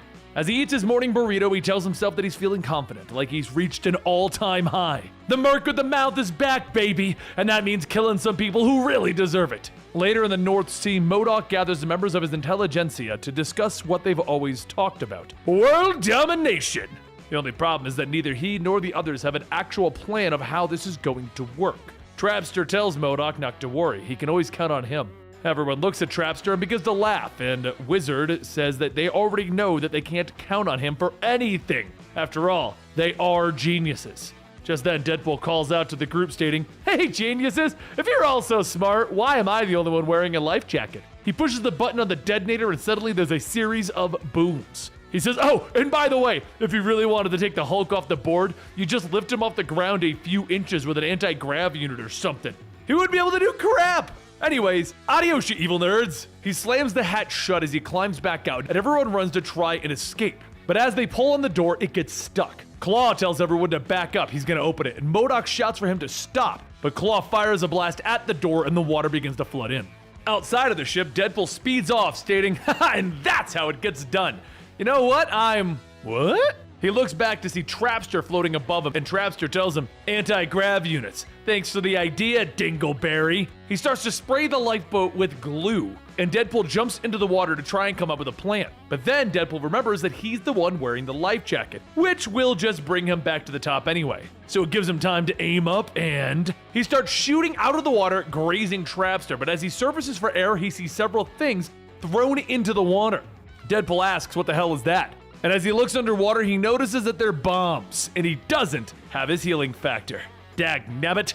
The bombs go off, and Trapster gets back on his anti-grav unit when he sees Deadpool's body floating to the top, and he says, I did it. I did it! Oh my god, I beat Deadpool! Later, as Trapster returns to the others, Red Ghost says that he does realize that Deadpool will just come back, right? And Trapster tells him, so what? I'll beat him down again. I'm Trapster, the guy that beat Deadpool. Back out on sea, Deadpool pulls himself out onto the lifeboat, coughing up water, stating that he just had the crappiest dream ever. His pinky was blown off and he was destroyed by Paste Pot Pete. As he stands up, his brain tells him no. That happened. It was all real. Deadpool washes up, yelling to himself that it's all just a nightmare, and his brain tells him, no, dude, it happened. The question now is, are we gonna let it happen again? And Deadpool shouts, hell no! 2 weeks later, Deadpool turns to the only person that knows more about his fighting style than anyone else, Taskmaster. Taskmaster asks, what do you want? And Deadpool tells him, I need you to train me to do what I normally do. Taskmaster says, that doesn't make sense, Deadpool. How am I supposed to teach Deadpool to fight like Deadpool? Deadpool tells him, look, all I want is a little refresher course. And with your photo blah blah blah reflexes, it makes complete sense. Plus, with you being a merc as well, you know how business works. If you want to stay on top, you gotta tighten your game. Taskmaster tells him, right. You want me to help you tighten your game. Are you gonna pay? And Deadpool tells him, nope. My ego simply wouldn't allow it. So Taskmaster stops for a moment and says, actually, the best kind of training is on-the-job training, and there's only one thing that we could do for that. A week later, out at the Secret Shield installation in southern Nevada, Deadpool looks through his binoculars asking, really? Taskmaster tells him, yeah. Ever wonder how S.H.I.E.L.D. is able to show up at a moment's notice with a ton of heavy ordnance mobiles and stuff like that? PIM particles. They use it to shrink things. That Ant-Man guy invented them so that he can miniaturize weapons and equipment for rapid deployment. That bunker over there, well, we're gonna rob it. Deadpool asks, why haven't you pulled this job off before? And Taskmaster says, because it's a two-man job and you're the only guy I want to do it with. Deadpool tells him that it's touching in a very uncomfortable kind of way. So how are we gonna do this? Taskmaster tells him, just like Deadpool fashion, you're gonna walk right up to the front door. And Deadpool asks, is that gonna work? And Taskmaster tells him, trust me, I've studied you for years. Half the jobs I've gotten away with were because I copied you. Just don't overthink it. You know why we're here, S.H.I.E.L.D. does it. By the time they figure it out, it's gonna be too late. Deadpool pauses and says, that actually makes perfect sense to me. A few moments later, he begins to walk up towards the bunker, and as he crosses the gate, the alarms begin to go off. A large robotic snake slithers out, stating, turn back immediately to avoid prosecution and or death. Deadpool asks, do you know who I am? And after a quick scan, it determines that he is in fact Deadpool, so it fires at him. He looks back to see where Taskmaster went, and when he sees that Taskmaster is running into the bunker, he quickly realizes that maybe Taskmaster set him up. Meanwhile, over in Intelligentsia's hideout, Wizard tells Trapster that he can stop bragging now. Deadpool's already back at it again. Trapster asks, what is he doing? And Wizard pulls up a feed from the security cameras at that remote S.H.I.E.L.D. bunker. Trapster watches and sees Deadpool fighting, but he's still missing his pinky. If 2 weeks went by, why hasn't his pinky regrown? And then hits Trapster. He asks, where is that facility? Back over at the S.H.I.E.L.D. bunker, Deadpool shoots at the robots, thinking, why don't you know you just leave? The old Deadpool could just stand here and get shot up, but this new one can't. It's like switching from a badass to a punk ass. He jumps up from behind a rock that he was hiding behind and begins to shoot the robots, again wondering how Taskmaster is doing. Hopefully, just as bad. But inside the bunker, as Taskmaster opens up the crate with the PIM particles, he begins to laugh, shouting, I'm rich! But outside, Deadpool runs out of bullets, and as he tries to escape into the facility, one of the robots locks onto him and fires. But nothing happens. Deadpool looks back from inside the walls asking, what just? But Trapster's voice tells him, you're welcome! Now hope that sweet, sweet candy ass of yours is ready for another heinous beatdown. Trapster floats down going on stating, I know your little secret. And Deadpool tells him, I know yours too, Paste Pot Pete. Trapster tells him, no one calls me that anymore. And Deadpool says, dude, everyone calls you that. Look, let me kick in a little more knowledge too. We're surrounded. Trapster looks around at all the new robots and Deadpool says, you should have brought a real gun, you dummy. And the robots begin to shoot at Trapster, so Deadpool takes this chance to also shoot at Trapster. But after missing his last 4 shots, the robots look at Deadpool, and Deadpool quickly tosses his gun, stating, whoa, I'm unarmed. The robot scans Deadpool and comes back with, unarmed, threat level low. The robots all begin to spin back, targeting Trapster, but Deadpool runs inside of the bunker, stating, okay, if I were a bunch of science molecules, where would I be hiding? As he runs into the next room, he finds another robot snake, except bigger, much, much bigger. He sighs as he turns back and says, okay, can't save Taskmaster right now, gotta save Trapster. As he runs back outside, he tells Trapster, I'm gonna need your gun. The killer robots won't come after you once you're unarmed. Also, the boots. Give me those too. Before Deadpool can run back out, Trapster stops him, telling him, thank you. And Deadpool tells him, hey, screw you. And then he promptly gives him the bird. Come after me again, I ought to make you into a one-man human centipede. So Deadpool takes his newly acquired glue gun and he runs back into the bunker and into the room with the giant robot. Using the magnetic boots, he jumps up and over the robot's blast and he sprays glue all over their heads. When the larger one tries to target Deadpool, it couldn't tell the difference between Deadpool and the other robots, so it starts to fire at everyone. Deadpool calls out to the lesser robots, asking if they're really gonna let him get away with that. And the smaller robots look at each other and they start shooting at the larger one. Deadpool pulls his feet out of the boots and he runs away shouting, insert badass one-liner here! Down the hallway, Taskmaster peers out of a bathroom stating, there you are. And Deadpool tells him, yeah. And he punches Taskmaster. Taskmaster stumbles back telling him, you stupid, I almost dropped the pim particles. And Deadpool tells him, is that all you have to say? I could have died out there. All I was a distraction for some stupid pimp particles. Taskmaster stares for a moment and says, dude, these things make Ant-Man, well, Ant-Man. Just then there's a loud boom as the giant robot from before blasts a hole into the bathroom. Taskmaster says, you know what, fine, I can't take the lead. Deadpool tells him, sure, just follow me. And he punches the vial holding the pim particles. Taskmaster grabs Deadpool shouting, you stupid freaking run! And Deadpool tells him to chill. Deadpool then grabs Taskmaster and jumps through the particles, shrinking themselves, landing directly into the toilet. Later, after traveling down a really disgusting river of, well, grossness, Deadpool asks how long are they going to be tiny?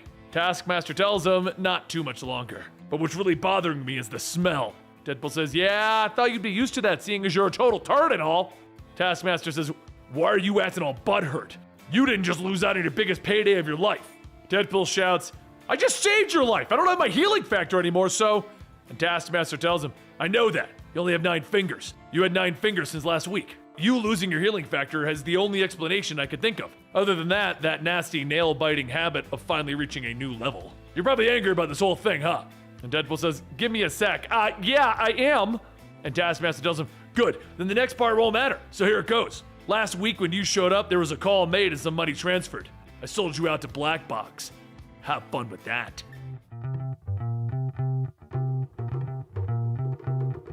As Deadpool wakes up and sits on the toilet to do his morning business, he looks up from his paper stating, whoa, this isn't right. Didn't I kill you?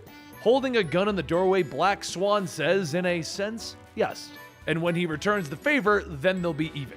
But let's not get ahead of ourselves. This run began 8 days ago when Swan noticed someone was trying to reach out to him. When Swan saw his name spelled out in lights on a building, his phone rang. Black Box told him that he was a hard man to find, but an even harder man to kill. He's calling in offering something that they both wish for, the death of Deadpool. Swan said that it couldn't be done, but that was when Black Box told him that there have been some drastic changes. A few days after that, while trying to figure out what to do next, Deadpool begins to argue with himself over whether this whole being mortal thing is really his fault. Which, by the way, it totally was. But after seeing his pinky not regrowing back, Deadpool figures that he's gonna have to talk to the one person who can actually fix all of this, Cable. Except Cable's in a coma. So Deadpool decides that he needs to try and find a way to not be caught with his pants down. Which brings us back to the current day, with Swan holding Deadpool up with his pants down. Deadpool tells him, are you at least gonna let me flush? And Swan tells him he actually insists on it. So Deadpool reaches back, and that's when he says, that's what I always liked about you. You're a true gentleman, Swan. As he flushes, he then dives into the tub as a grenade shoots back up from the back of the toilet and into the air. Now you might be wondering, how would Deadpool survive a blast with only a shower curtain to protect him? Well, that's because 3 days before this, Deadpool called up Doomsday Depot and bought one. Duh. As the grenade goes off, Deadpool covers his ears while he's safely protected by the blast with his anti-ballistic shower curtain. As the smoke begins to clear, Deadpool pulls up his pants and he sees a puddle of blood on the floor. He tells Swan that it looks like he's leaking from an artery. So if he's got something to say, he better say it quick because... Just then, Deadpool's brain tells him that he better drop the gun. It has cooties. He screams like a girl, throwing the gun down, and then he asks, wait, what about knives? His brain tells him that knives would give him the clap. He's infested, better call an ambulance. So Deadpool runs over to grab a phone, tripping over a foot and smacking his head. As he gets back up, he says, haha, now I get it. Those are telepathic suggestions, aren't they? Swan sits up in the corner holding his neck to stop the blood from pouring out, and he stares right back at Deadpool. Deadpool gets up telling him, "Yikes! The carotid artery, huh? Maybe an ambulance would be helpful. Remember that time you used your powers to jack the healing factor? Haha, those were the days, weren't they, Swan? But from here on out, we're just gonna have to deal with yes and no questions. So can you nod your head back and forth?" Meanwhile, back over at Black Box's hideout, Black Box sees the connection to Swan has been terminated, and before he shouts, he calms himself, stating that this is okay. He'll just go to the next one on the list, Black Tom Cassidy. A few days later, somewhere over Amarillo, Texas, Deadpool speeds through the desert, stating that this trip sucks. Not only did I miss the world's largest ball of aluminum foil, but I found the world's suckiest cup of coffee. As Deadpool tosses the cup out the window, he does it in front of a highway patrol officer. And obviously, within seconds, Deadpool's pulled over. He tells the officer that he doesn't have a driver's license. And the officer says that that's funny because the great state of Texas requires him to have one. Deadpool then asks, "Does that apply to everyone, even if I'm not from Texas? I'm just passing through, you know, so how about I just keep on doing that and I'll be out of your hair?" The officer says that he's unlicensed and probably uninsured. He's gonna need him to step out of the car nice and slow. As the officer pulls out his gun, Deadpool asks, "Aren't you gonna ask if I have any weapons on me, like guns, knives, or explosives?" The officer then asks, "Well, do you have any of that?" And Deadpool tells him, "I've got all of that!" A few moments later, as the highway patrolmen in Texas surround him, Deadpool begins to wonder, why does this stuff keep happening to me? The next part actually happened 2 days ago, though, when Deadpool ran into Black Tom. You know, the guy that shoots energy blasts from a stick? That guy. As Deadpool was beating him down, he asked him, "What's with all the people with the word black in their names coming after me anyway? Black Box, Black Swan, Black Eye," and then Deadpool punches Black Tom in the eye. Deadpool then asks, "Who's next? Black Axe?" Black Tom gets up telling him, "Well, I'll tell you who's gonna be next." But before Deadpool could pull the trigger, he notices his guns are missing from his hands and that he's being dragged outside. As a tree holds Deadpool up, he asks, "You can still do the whole control the plants thing? Wasn't that retconned at some point?" However, before Black Tom can finish Deadpool off, he gets a call from Black Box telling him to remember that they only want to incapacitate Deadpool, not kill him. They had an agreement. Black Tom says that he only thought that it was more of a suggestion. And as the two begin to go on and argue, Deadpool frees himself from the tree's grasp, shouting that he should have just brought a tree to a gunfight, and he begins to shoot. Which once again brings us back to the current day, where Deadpool is now surrounded while carrying a ridiculous amount of guns. Deadpool looks around to try and find a way out when he notices that he's in a parking lot of a convenience store, which totally has burritos. As the officers get ready to move in, Black Tom steps out of the shadows telling him, "I'll be taking it from here. You can bobble on now." The officers look at each other and then turn their guns to Black Tom, shouting for him to freeze. He then asks, "Is this how it's going to be? A showdown? Well then, draw." He points his fingers like guns, and the trailers of the logs that he's standing on fire a blast right next to Deadpool's car. One of the officers says, "You know what? If that guy wants to deal with Deadpool, let him." Inside of the convenience store, one of the workers says that they need to get over here right now. But back over at the microwave, Deadpool says, "Can you guys wait like 40 seconds? My burrito is almost done." Just then, the front of the store explodes and Black Tom walks out asking, "Where are you? Where's the man with the red and black mask?" Deadpool then realizes that Black Tom doesn't know what he looks like when he's not all scarred up, so he should probably take this chance and not blow it. Except Deadpool then remembers that he's not a wuss, pulls his mask down, and begins to shoot at Black Tom. After a few seconds of silence, Deadpool looks over the counter asking, "What's the quickest way out of here?" Black Tom leans up on the other side of the counter, blasting him out the window next to the gas pumps. Deadpool shouts back, "Ow! That may have broken my butt!" Meanwhile, up in the sky, Black Swan tells Black Box that Black Tom is getting ready to finish him off. Black Box then says that he wants to be there when it happens. Is it possible to persuade Black Tom to wait until he arrives? Black Swan then begins to use his telepathic ability, stating that he's rather certain of it, and back on the ground, Black Tom gets ready to kill Deadpool, but then stops, and instead he kicks him in the stomach, stating that it should have been quick. Deadpool then crawls out from behind the pumps, and Black Tom asks, "What was you said before? You shouldn't have brought a tree to a gunfight? So what did you bring?" Deadpool then pulls out one of the nozzles from the pumps, holds up a lighter, and says, "Flamethrower! How do you like me now, Lorax?" Okay, last flashback, but this one has Deadpool when he was just a young boy in school getting in trouble. The principal tells his dad that young Wade is in the boys' bathroom with matches. He's holding it close to his, rear end. Deadpool's dad then sighs, stating not again, and the principal says that this is something he's done before. So Deadpool's dad says that he's just trying to pretend he's a superhero. He created the human flamethrower. Back at our current time, you can see where this is going. It's a foreshadowing flashback. Deadpool holds the gas nozzle between his legs as if to light his own fart, shouting, "I'm the human flamethrower! Woo!"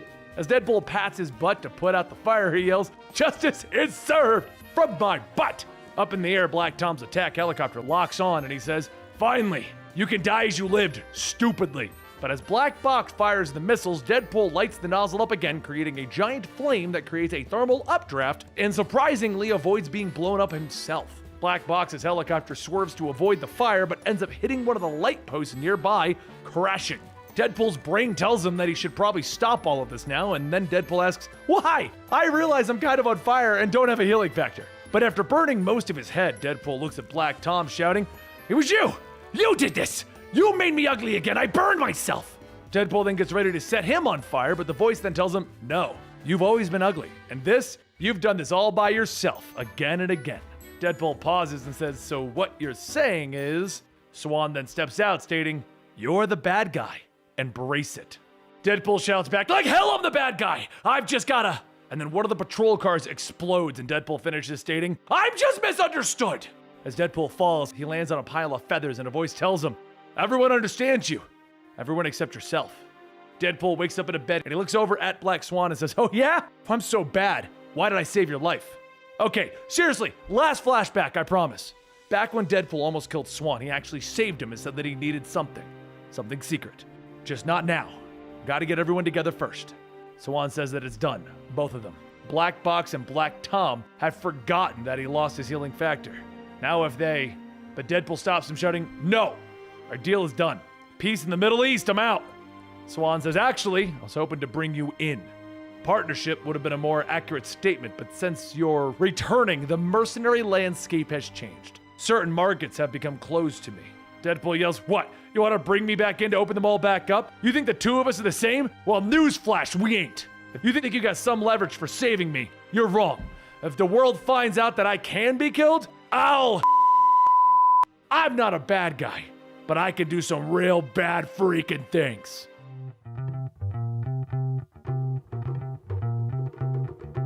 In a rather well-lit back alley, our hero Deadpool finds himself pleading his case that he is not the same man that he used to be. The old him is dead, and now he's just different. Heck, his whole outlook on life is different. He just isn't that guy anymore. Don't you understand what I'm trying to say? Deadpool hears the clicking of a gun and he sighs. Guess not. Looks like you just don't care. Or you don't understand, or maybe I don't understand. Considering I'm talking to a monkey, hit monkey to be exact. But while Deadpool tries to not die by the world's cutest and furriest assassin, over in Washington, D.C. at the FBI's Office of Public Affairs, Special Agent Allison Kemp resigns. Not because she is a tetraplegic bound to a wheelchair, but because she never captured Deadpool. Normally, that isn't something that someone would resign over. In fact, it all started 9 years ago when Agent Kemp went undercover working for an illegal arms dealer. The FBI was keeping tabs on the dealer, while an ATF agent was undercover with the sellers. Nothing was going smoothly until that night of the first deal, and that's when Deadpool showed up and literally brought the house down on top of Kemp. He left her trapped under the rubble while killing off everyone else, and that leads us back to the current time, where Deadpool is basically doing the exact same thing, except now he's shooting at a monkey. Deadpool asks Hit Monkey, "Do you even know why you're fighting? Hell, this probably isn't even your idea. It's that guy's, isn't it?" Hit Monkey grunts as he looks over and sees a man standing in a suit, and Deadpool says, "That guy over there, yeah, you could see him. I could see all kinds of wacky crap. Call it a gift or a mental defect, whichever is fine. I'm gonna take a wild guess and say that bad things happened. Something really bad happened. Something hit so hard that it knocked everything out of that head. And that's when he showed up, right? To guide you? Two things I've learned from my experience. First, having a sense of direction isn't the same as being lost. And two, he's not real." Hit Monkey takes off his glasses and stares at the man as he fades away. He then rips off his tie with a loud "Hey!" And Deadpool yells, "Chill, homie!" As Hit Monkey screams and swings away. Deadpool thinks, holy crap, maybe the past is behind him now. Meanwhile, back in DC, Agent Kemp tells the board that she thanks them for giving her the chance to be a part of something that many people have only dreamed of. Though her time spent here has filled her with pride and honor, she must move on to the next chapter of her life, something that involves personal matters. 2 days later, those personal matters become apparent when she's quite obviously working on the death of Deadpool.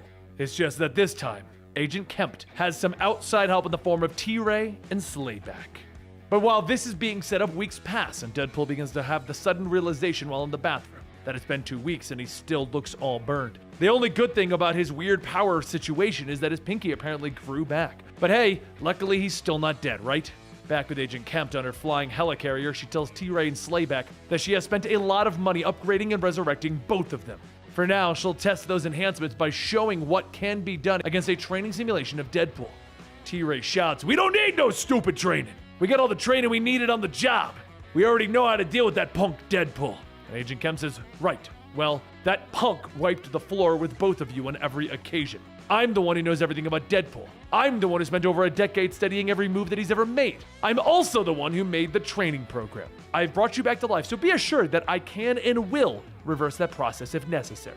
A short while later, inside of the training room, the simulation begins, and as Deadpool stands at the stage of a circle, he yells, "Welcome to the greatest show on Earth!" Deadpool jumps down shouting, "Oh, bang, bang, bang, bang, bang, I'm banging you, silly!" Slayback gets ready to charge him, but before he does, the simulation Deadpool throws out 2 small grenades, knocking the 2 of them to the ground. As the smoke begins to clear, Deadpool calls out to Agent Kemp, asking if she would turn up the difficulty on these 2, because this is as easy as it's going to get. T-Ray jumps up, grabbing Deadpool, telling him that he should have never closed the distance. "Your ass is mine!" Deadpool drops some gas bombs, asking, "Your gas is mine? Okie dokie." As the simulation Deadpool continues to beat the 2 of them into submission, Agent Kemp turns off the program and says that they failed. Horribly. Try again. Back in the ground, though, Deadpool walks out of a diner thinking to himself that he should probably take on a job. Not paying for meatloaf is kind of scummy, and sorry isn't going to cut it anymore. Speaking of sorry, when somebody wrongs him, he doesn't want a sorry, right? He should be getting even with them. He turns and kicks in the boarded doorway and yells, "What up, melon farmer?" Taskmaster looks up and says, "Aw, crap!" He reaches for his gun and Deadpool asks, "What do you got there? A wedgie?" As Taskmaster begins to shoot, Deadpool shouts, "Dude, it's not a wedgie! That's a gun! Why in God's name would you have a gun under your butt? Having a gun in there is dangerous!" Taskmaster shoots Deadpool's gun out of his hand, stating, "Shut up!" and ha! Deadpool, however, laughs at him, and Taskmaster then notices the grenade that was thrown next to him. The grenade goes off, burning Taskmaster up, and Deadpool walks through the smoke, stating, "How about we call it off with the guns and stuff for now?" Just then, Deadpool jumps through with a knife, and Taskmaster yells, "Wait, I'm sorry, Deadpool holds his knife to Taskmaster's face, telling him, "Really? Because I'm not buying it. Why did you come after me then?" And Taskmaster tells him, "Because you came after me!" Deadpool tells him, "I only came after you for a job." Taskmaster asks, "A job?" And Deadpool says, "Yeah, a mercenary job. We are mercenaries." "Wait, you thought this is about you selling me out to Black Box?" Taskmaster tells him, "Well, yeah." And Deadpool tells him, "I should, and I would. But the way I see it, nobody's ever gonna forgive me if I can't forgive them." Taskmaster tells him, "That's actually, very mature of you, Deadpool." After letting out a disgusting fart and almost making Taskmaster throw up, Deadpool says, "How about we call it even while I get some information?" Taskmaster coughs, stating, "Well, a couple of my pals stopped by."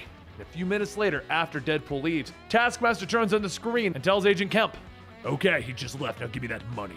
Now, a short while later in the helicarrier gym, T-Ray and Slayback work out, getting themselves ready for Deadpool. Agent Kemp then comes in. T-Ray flexes, asking, "You come to see the gun show?" And Agent Kemp tells him, no, she's come with information that Deadpool is on his way. T-Ray asks, "On his way? You know what that means, right?" And Agent Kemp tells him, of course she does. Just then, the power of the helicarrier is turned off, and Agent Kemp finishes by stating, "He's already here." Slayback shouts, asking, "What are we gonna do? We're gonna die! We need to get off this damn ship!"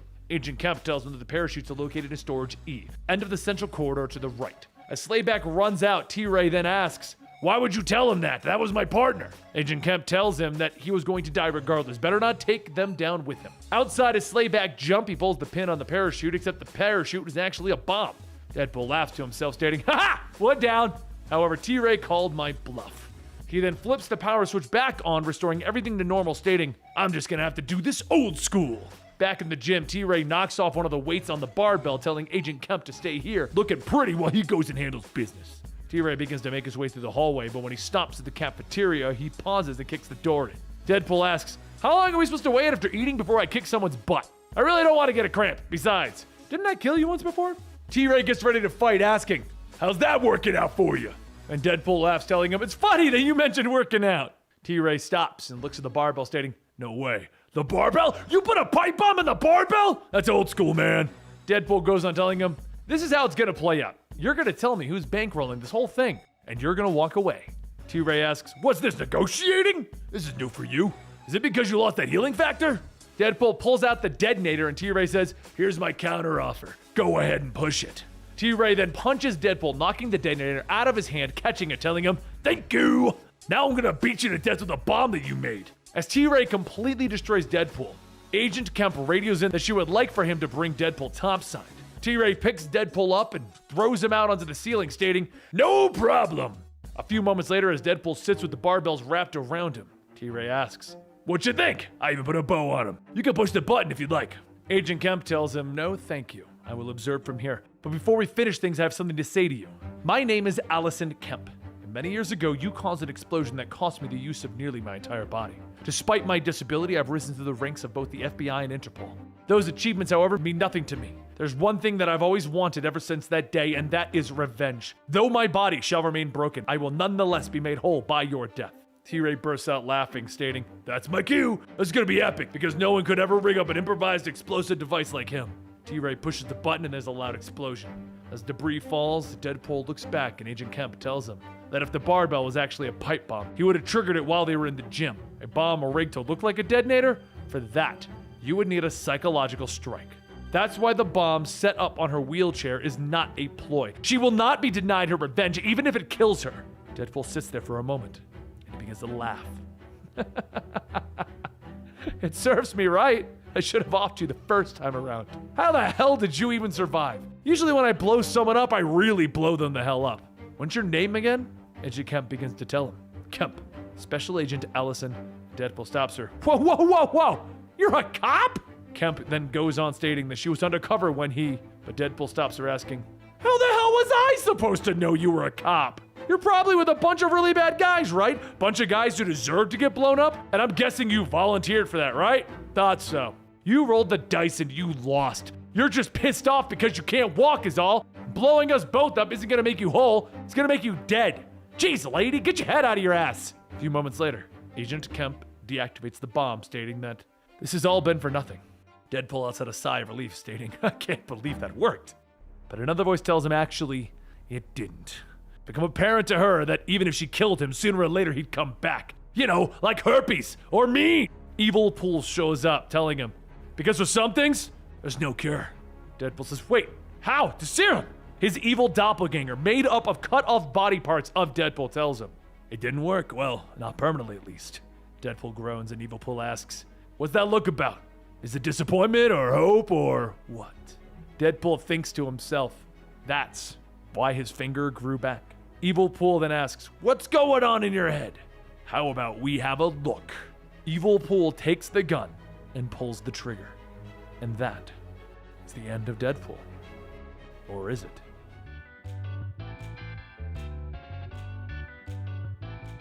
His career as a superhero started very painful for him. It started with him entering the Weapon X program after he was diagnosed with cancer. One of the doctors who ran Weapon X wanted to know, why did they kick out a man who had the cure for cancer? But the technicians explained the man was mentally unstable, and there's a chance that his healing factor didn't even kick in until after he was expelled. So the man, who had his cancer cured, was literally thrown out with the trash because he was mentally gone. And Department K, the Weapon X project owners, were on board with this. But the doctor, he brought up a good point. Does anybody seem to realize how much a cure for cancer is worth? And he states, he no longer works for Department K, and he kills the technician. But this doctor, whose name is Butler, has been knocking out Deadpool for the last 30-odd years, and he's been taking Deadpool's organs and blood for use in experiments. He hopes to try and cure every disease and problem known to mankind, because, as we discover, he's trying to save somebody. Deadpool has recently had the spirit of a large black woman named Preston who works for S.H.I.E.L.D. placed in his head. She talks to him frequently and is always aware of what's going on.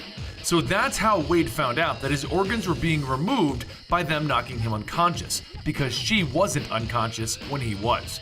It doesn't take much for Wade to figure it out though. This is definitely a Weapon X project thing, so he better go find Wolverine. And of course he does. With Wolverine in bed. Wolverine has no idea what's going on with Deadpool, so Deadpool says goodbye to Wolverine and Storm, who's hiding underneath the covers. Wade then heads off to talk to Captain America for advice on what he should do, and he finds the Cap in the middle of a Hydra fight.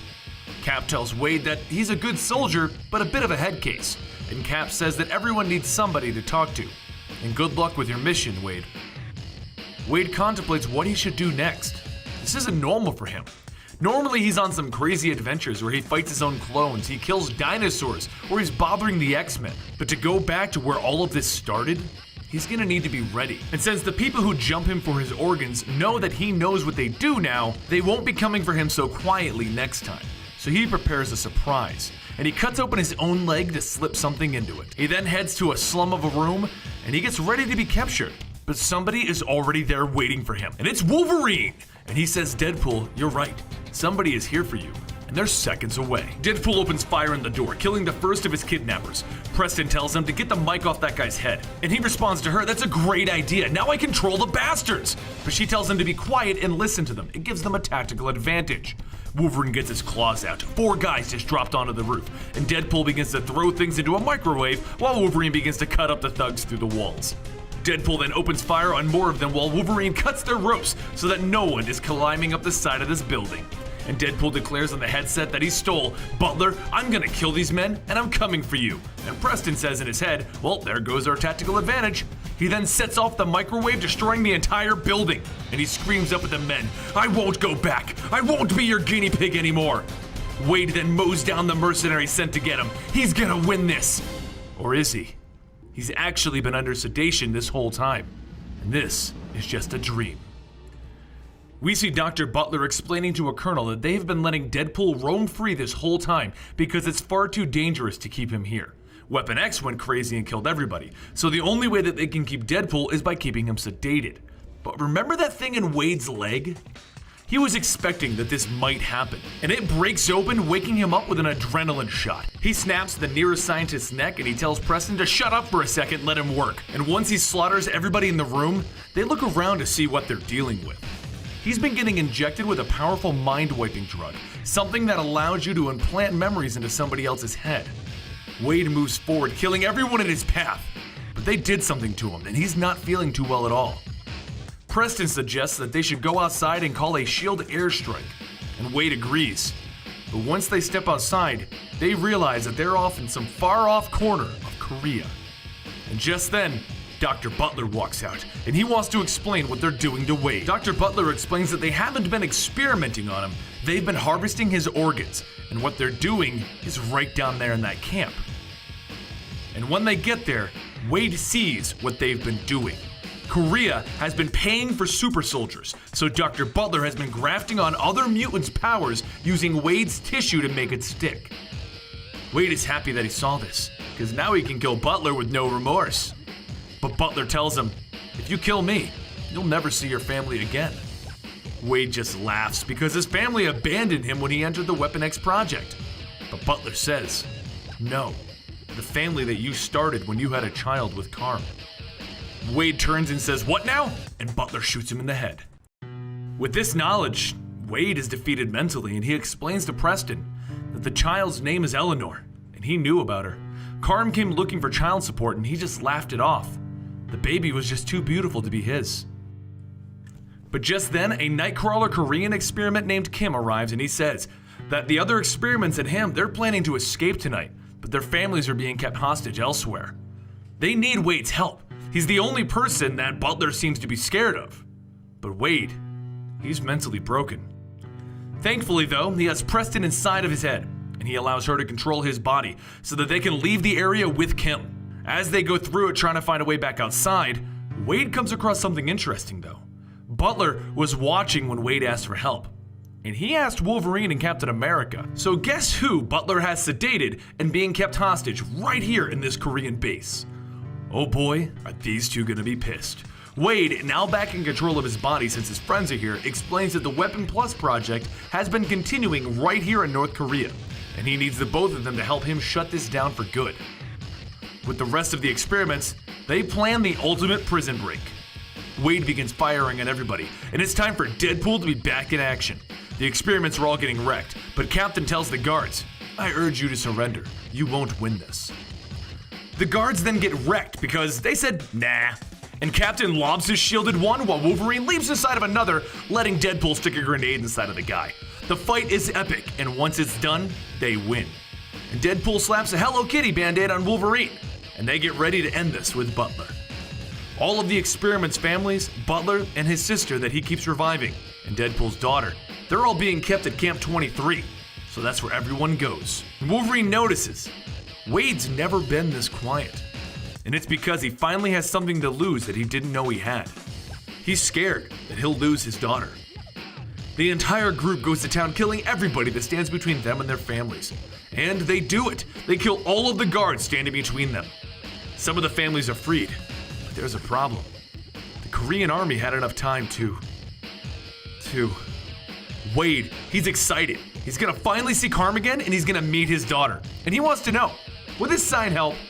But Wolverine can smell it in the air. He knows what happened, and he tries to tell Wade, to warn Wade. But Wade won't hear it. They're alive. He just found out about them. They can't be dead. He finally has something to fight for. Preston even begs him, don't go look. Don't be the one to go check. But there she is, on top of a pile of bodies. Carm has been killed, and Wade is distraught. Cap and Wolverine begin to wire the entire place to explode, and Wade just walks to Butler's little panic room. Butler states that he called the entire Korean army, and Wade might as well just give up now. There's so much good that they could do together if Wade would just join Butler and help his cause. He tells Wade to stop looking past him, stop looking at his sister, and where is that damn Korean army? Well, they're currently at the front gate, and standing at the front gate is Captain America, and they really don't want to fight him. Butler tells Wade that his experiment gave Wade's life meaning, but Wade argues that Butler had no right to put him in a tube, no right to experiment on all these poor civilians, and no right to experiment on his own sister. And he tells Butler's sister, death before experimentation. And she opens the door, letting Wade in. He walks in, snaps Butler's arm, and then he chokes him to death. No one gets to experiment on human beings. Wade thanks Butler's sister, and he helps her back to her bed. She just wants to rest now, without somebody trying to revive her. Wolverine walks in and says that there's plenty of explosives here to make this place blow sky high. And Wade waves goodbye to Butler's sister. This is what she wants. Wolverine, Captain America, and Deadpool all get out of there, and they say their goodbyes. Wade ends up in Tokyo, contemplating what he had, and what he didn't even know he had. His daughter could be alive. He never found her body. And he says, leave him out of it. He'll just leave Preston to find his daughter if she's even alive, if it's even possible. But this isn't where our story ends. Very soon, the Watcher's secrets will be revealed to the world, and Preston will find out that Deadpool's daughter is alive and well. But we'll cover that soon, because for now, Wade needs to cope.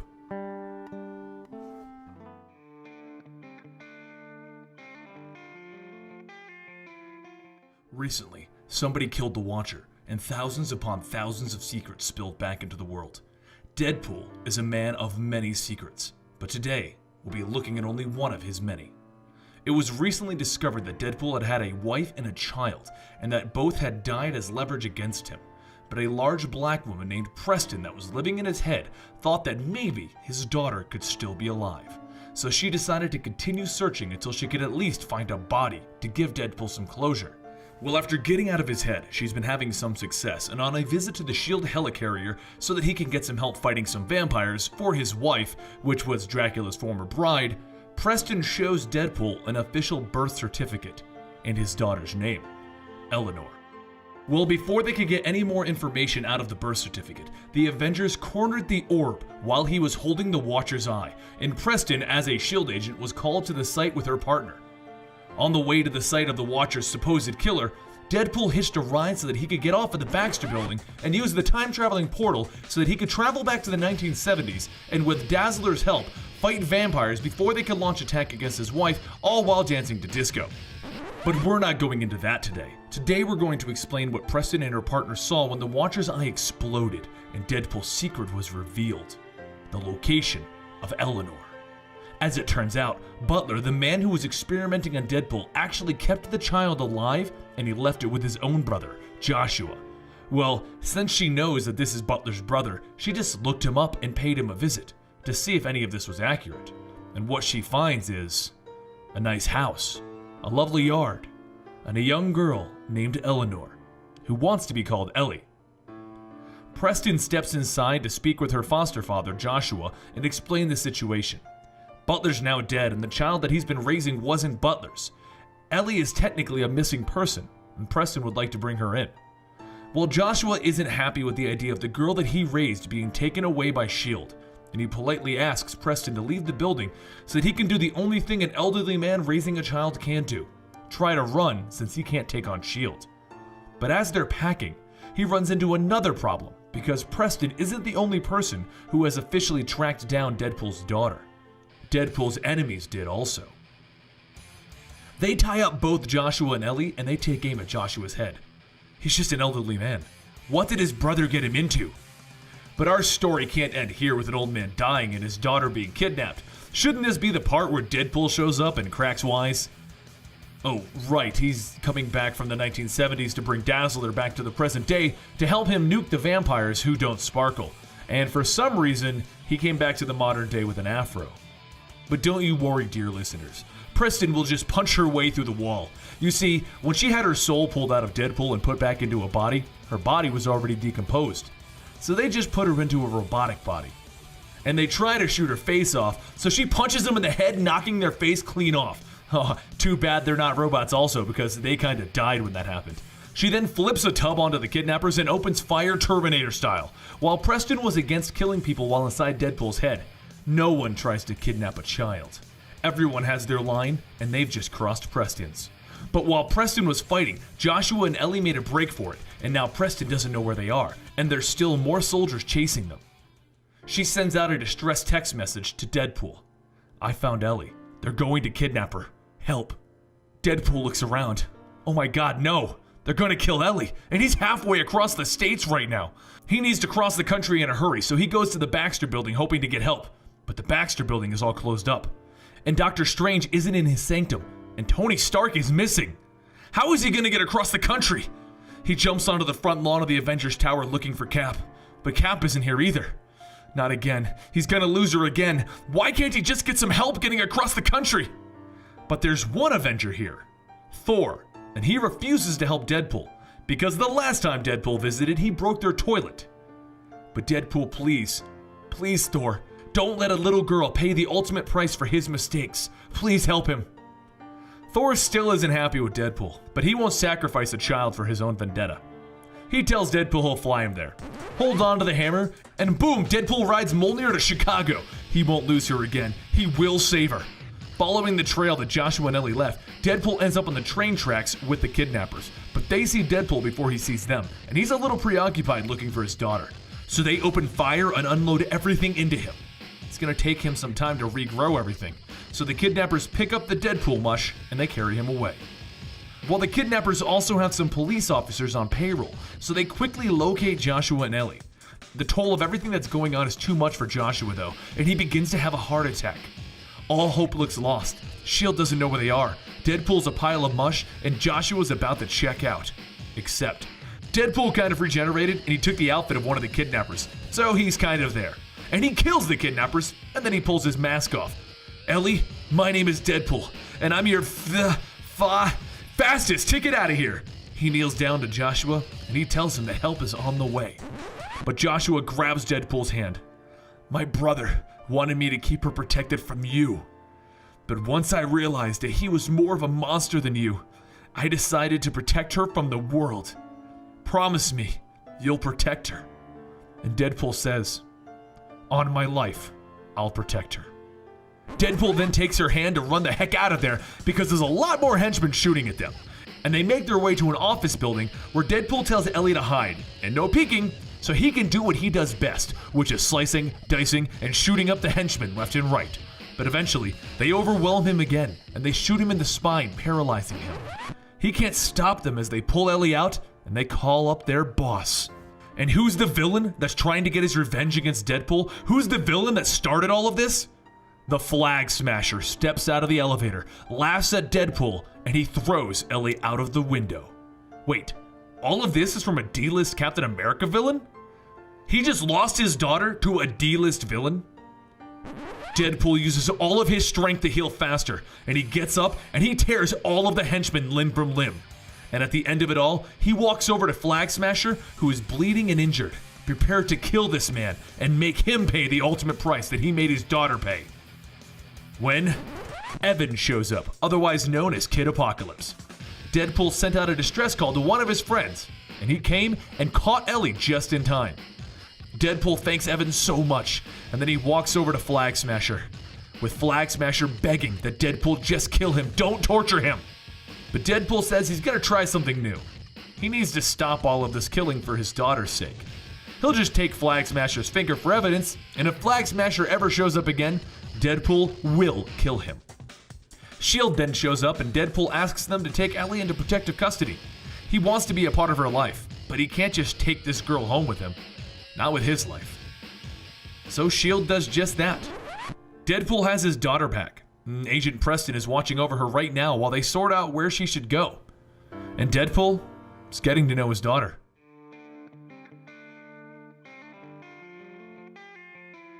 And our story begins with Deadpool laying on a park bench with a gunshot wound in his head, singing to himself, but as he lays there, a shadowy figure appears and reaches down towards him. Deadpool asks if he's here for his family jewels, and he throws the man over himself and he notices the man's fangs. Vampire! Deadpool says that at least he's not sparkling, and he's wearing a shirt, and soon after the man begins to get away. Deadpool chases them down and he kicks the man in the back, and the two of them begin to roll past a Queen's Guard. Really, bro? You got nothing? Sorry, mate, off in 5. Piss off! As they continue to roll away from the guard, the vampire bites Deadpool's arm, and then he spits it back out, telling him that you taste awful. There are worse tasting parts of me. As a bus passes, the vampire disappears, and Deadpool asks if British vampires can turn invisible. Then Deadpool tells him, nice try, he must think I'm an idiot, and he swings at the air, and the vampire gets away on the top of the bus. The vampire returns back to a house, and as he walks in, he says that the message was sent, and he was not followed. Then Deadpool jumps on his back and tells him, yes you were, and he stabs him in the back with an umbrella. Once Deadpool's done, the figure that the man was talking to asks him, what is the meaning of this? And Deadpool tells him that I will be asking the questions, who are you? And the figure tells him, Dracula. Dracula tells him that he was sent a message, and when Deadpool checks his pockets, he says, you want to hire me? Dracula tells him, I did, until you killed Raoul. But maybe I'll just snap your neck and drink your blood instead. Dracula tells Deadpool that he understands that he has a special talent, and Deadpool asks him if he's been talking to Squirrel Girl, because she said she wouldn't be gossiping. Silence! Dracula begins to tell Deadpool to look into his eyes, and he wants Deadpool to pull out his gun and shoot himself in the head. Okie dokie, usually people hire me to kill other people instead of killing myself. Dracula notices that he hasn't pulled the trigger though, as the gun is now at Deadpool's head, and he asks him why not. Deadpool tells him that your vampire whammy doesn't affect me. I'm impervious to mind control, even from myself. Dracula then takes Deadpool and pours him a glass of wine. This is wine, right? It is the finest wine, and I'm going to inform you why I've called you here.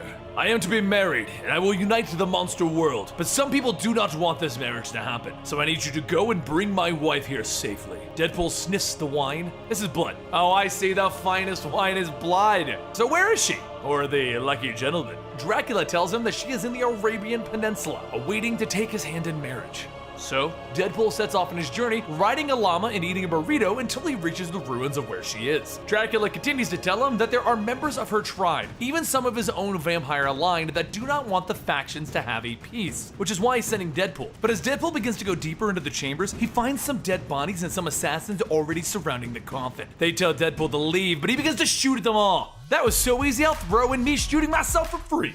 But shortly after, the assassins reappear and they begin to attack, and every time Deadpool attacks, they just disappear. Then Deadpool tells him, okay, the trick is to stab where they will be, and he begins swinging his swords around randomly, and as they appear, blood begins to fly everywhere. Deadpool notices that one of the assassins appears again and tells him to get away from that horrible spider thing, but then he sees that it's a bomb. Let's see how much time That's when he notices the 1 second timer, and the explosion goes off! Deadpool grabs the coffin and he begins to try and escape. Seeing as he can't get out, Deadpool sees the water down below and he hopes that the coffin can float, and he throws it down there. Soon after, he's thrown into the lake. When he starts to pull the coffin ashore and sit by the coffin, he states how it's so nice to carry a corpse that he didn't make, and then the coffin cracks open. Later, Deadpool heads to the zoo, and then he tries to steal a zebra to help him carry the coffin, and he begins to run through town. One of the townspeople sees the coffin and asks if it's what he thinks it is, and Deadpool says yes. But if we pretend it's empty, would that be okay with you? Townsman says yes. And Deadpool says good, because the fiance of Dracula is totally not inside. With that, everyone starts to run inside their houses, slamming and locking their doors. Deadpool says, man, the streets are deader than Gwen Stacy. As Deadpool continues, a Minotaur statue comes to life asking what is the meaning of this obscenity? This obscenity is a zebra.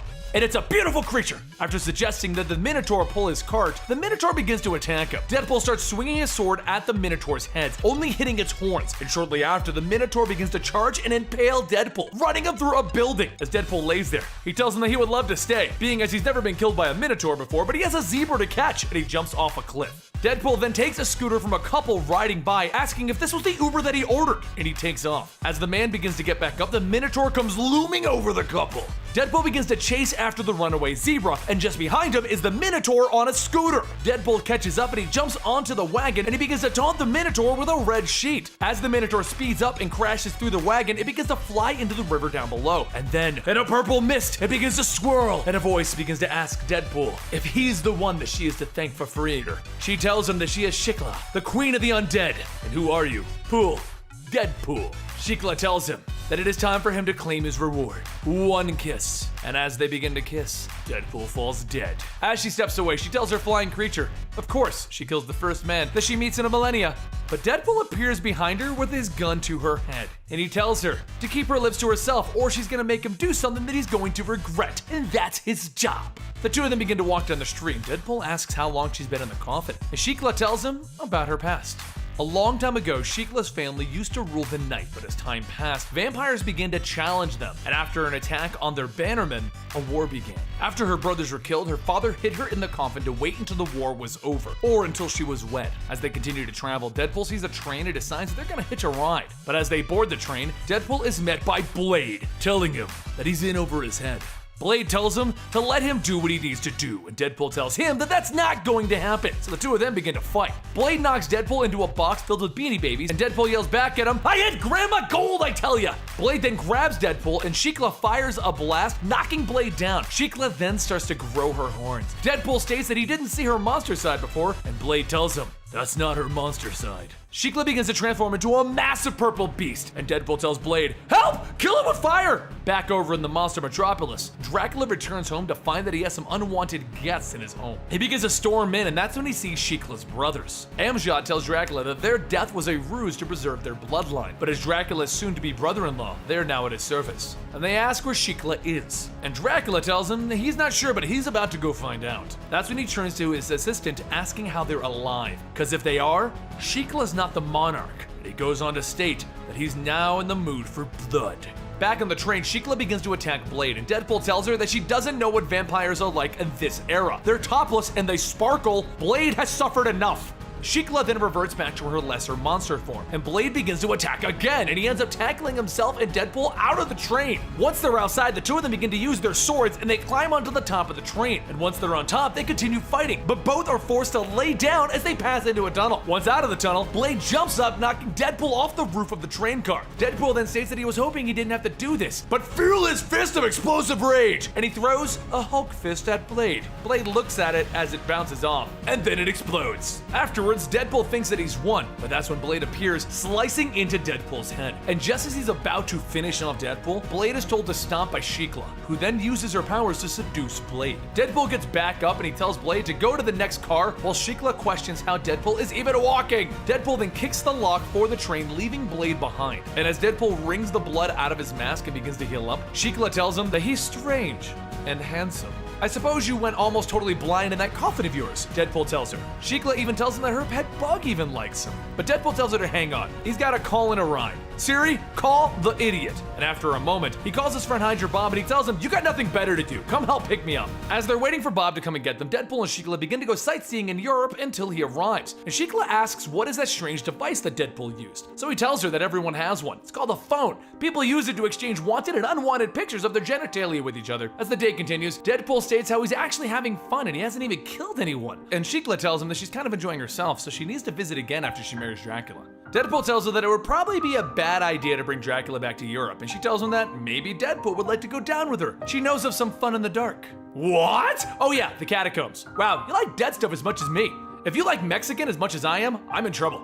But Shiklah tells him that she's feasted on Incas and didn't care for it. Shiklah then tells Deadpool about how her people are basically immortal, and he tells her he's kind of like that too. Shiklah then says that news should not make her sad, but it does because they are so well matched. And Deadpool notices something and asks if she feels it too, and she tells him that she does, but sadly, she's betrothed to another. And Deadpool tells her, not that, the cold spot. When Deadpool turns around, a ghost appears, and then more start to show up. The ghosts begin to attack Shikla, and the two of them try to fight them off, but their abilities and weapons are useless against spirits. A wraith then takes control of Deadpool and focuses back on Shikla, and Shikla grabs Deadpool and kisses him, draining the spirit out of him. Deadpool asks, what happened? But when he gets up, he asks Shikla, what are we doing down here? And she tells him that she doesn't understand, but he tells her that they just need to keep this as a business trip. He doesn't need to get too attached to her. And she goes on to state that he might be the one not being honest with his emotions. But Deadpool states that he's nothing but bad news. Besides, she's already got someone waiting for her.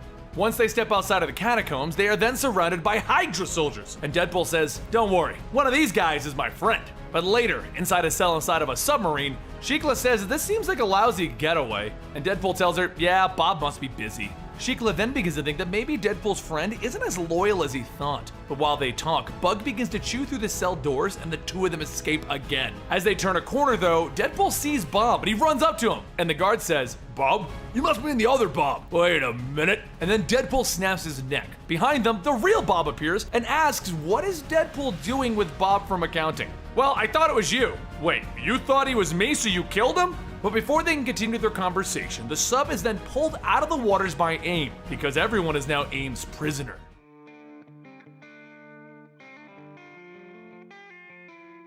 An AIM guard comes in and tells all of them to drop their weapons, but Shikla says she'll handle this. She begins to try and seduce the guard, but he says, nah, sister, your feminine wiles are not gonna work on AIM Bob. And then Bug, Shikla's little pet, rides a little cleaning robot across the floor. Shikla then kicks AIM Bob in the face and kisses him. Deadpool tells her that she could have totally done that without kissing him, and Shikla just says, you're jealous, Deadpool. Deadpool says, nah, but you could have not done that, and Shikla tells him that she will go and liberate them, so she'll be right back.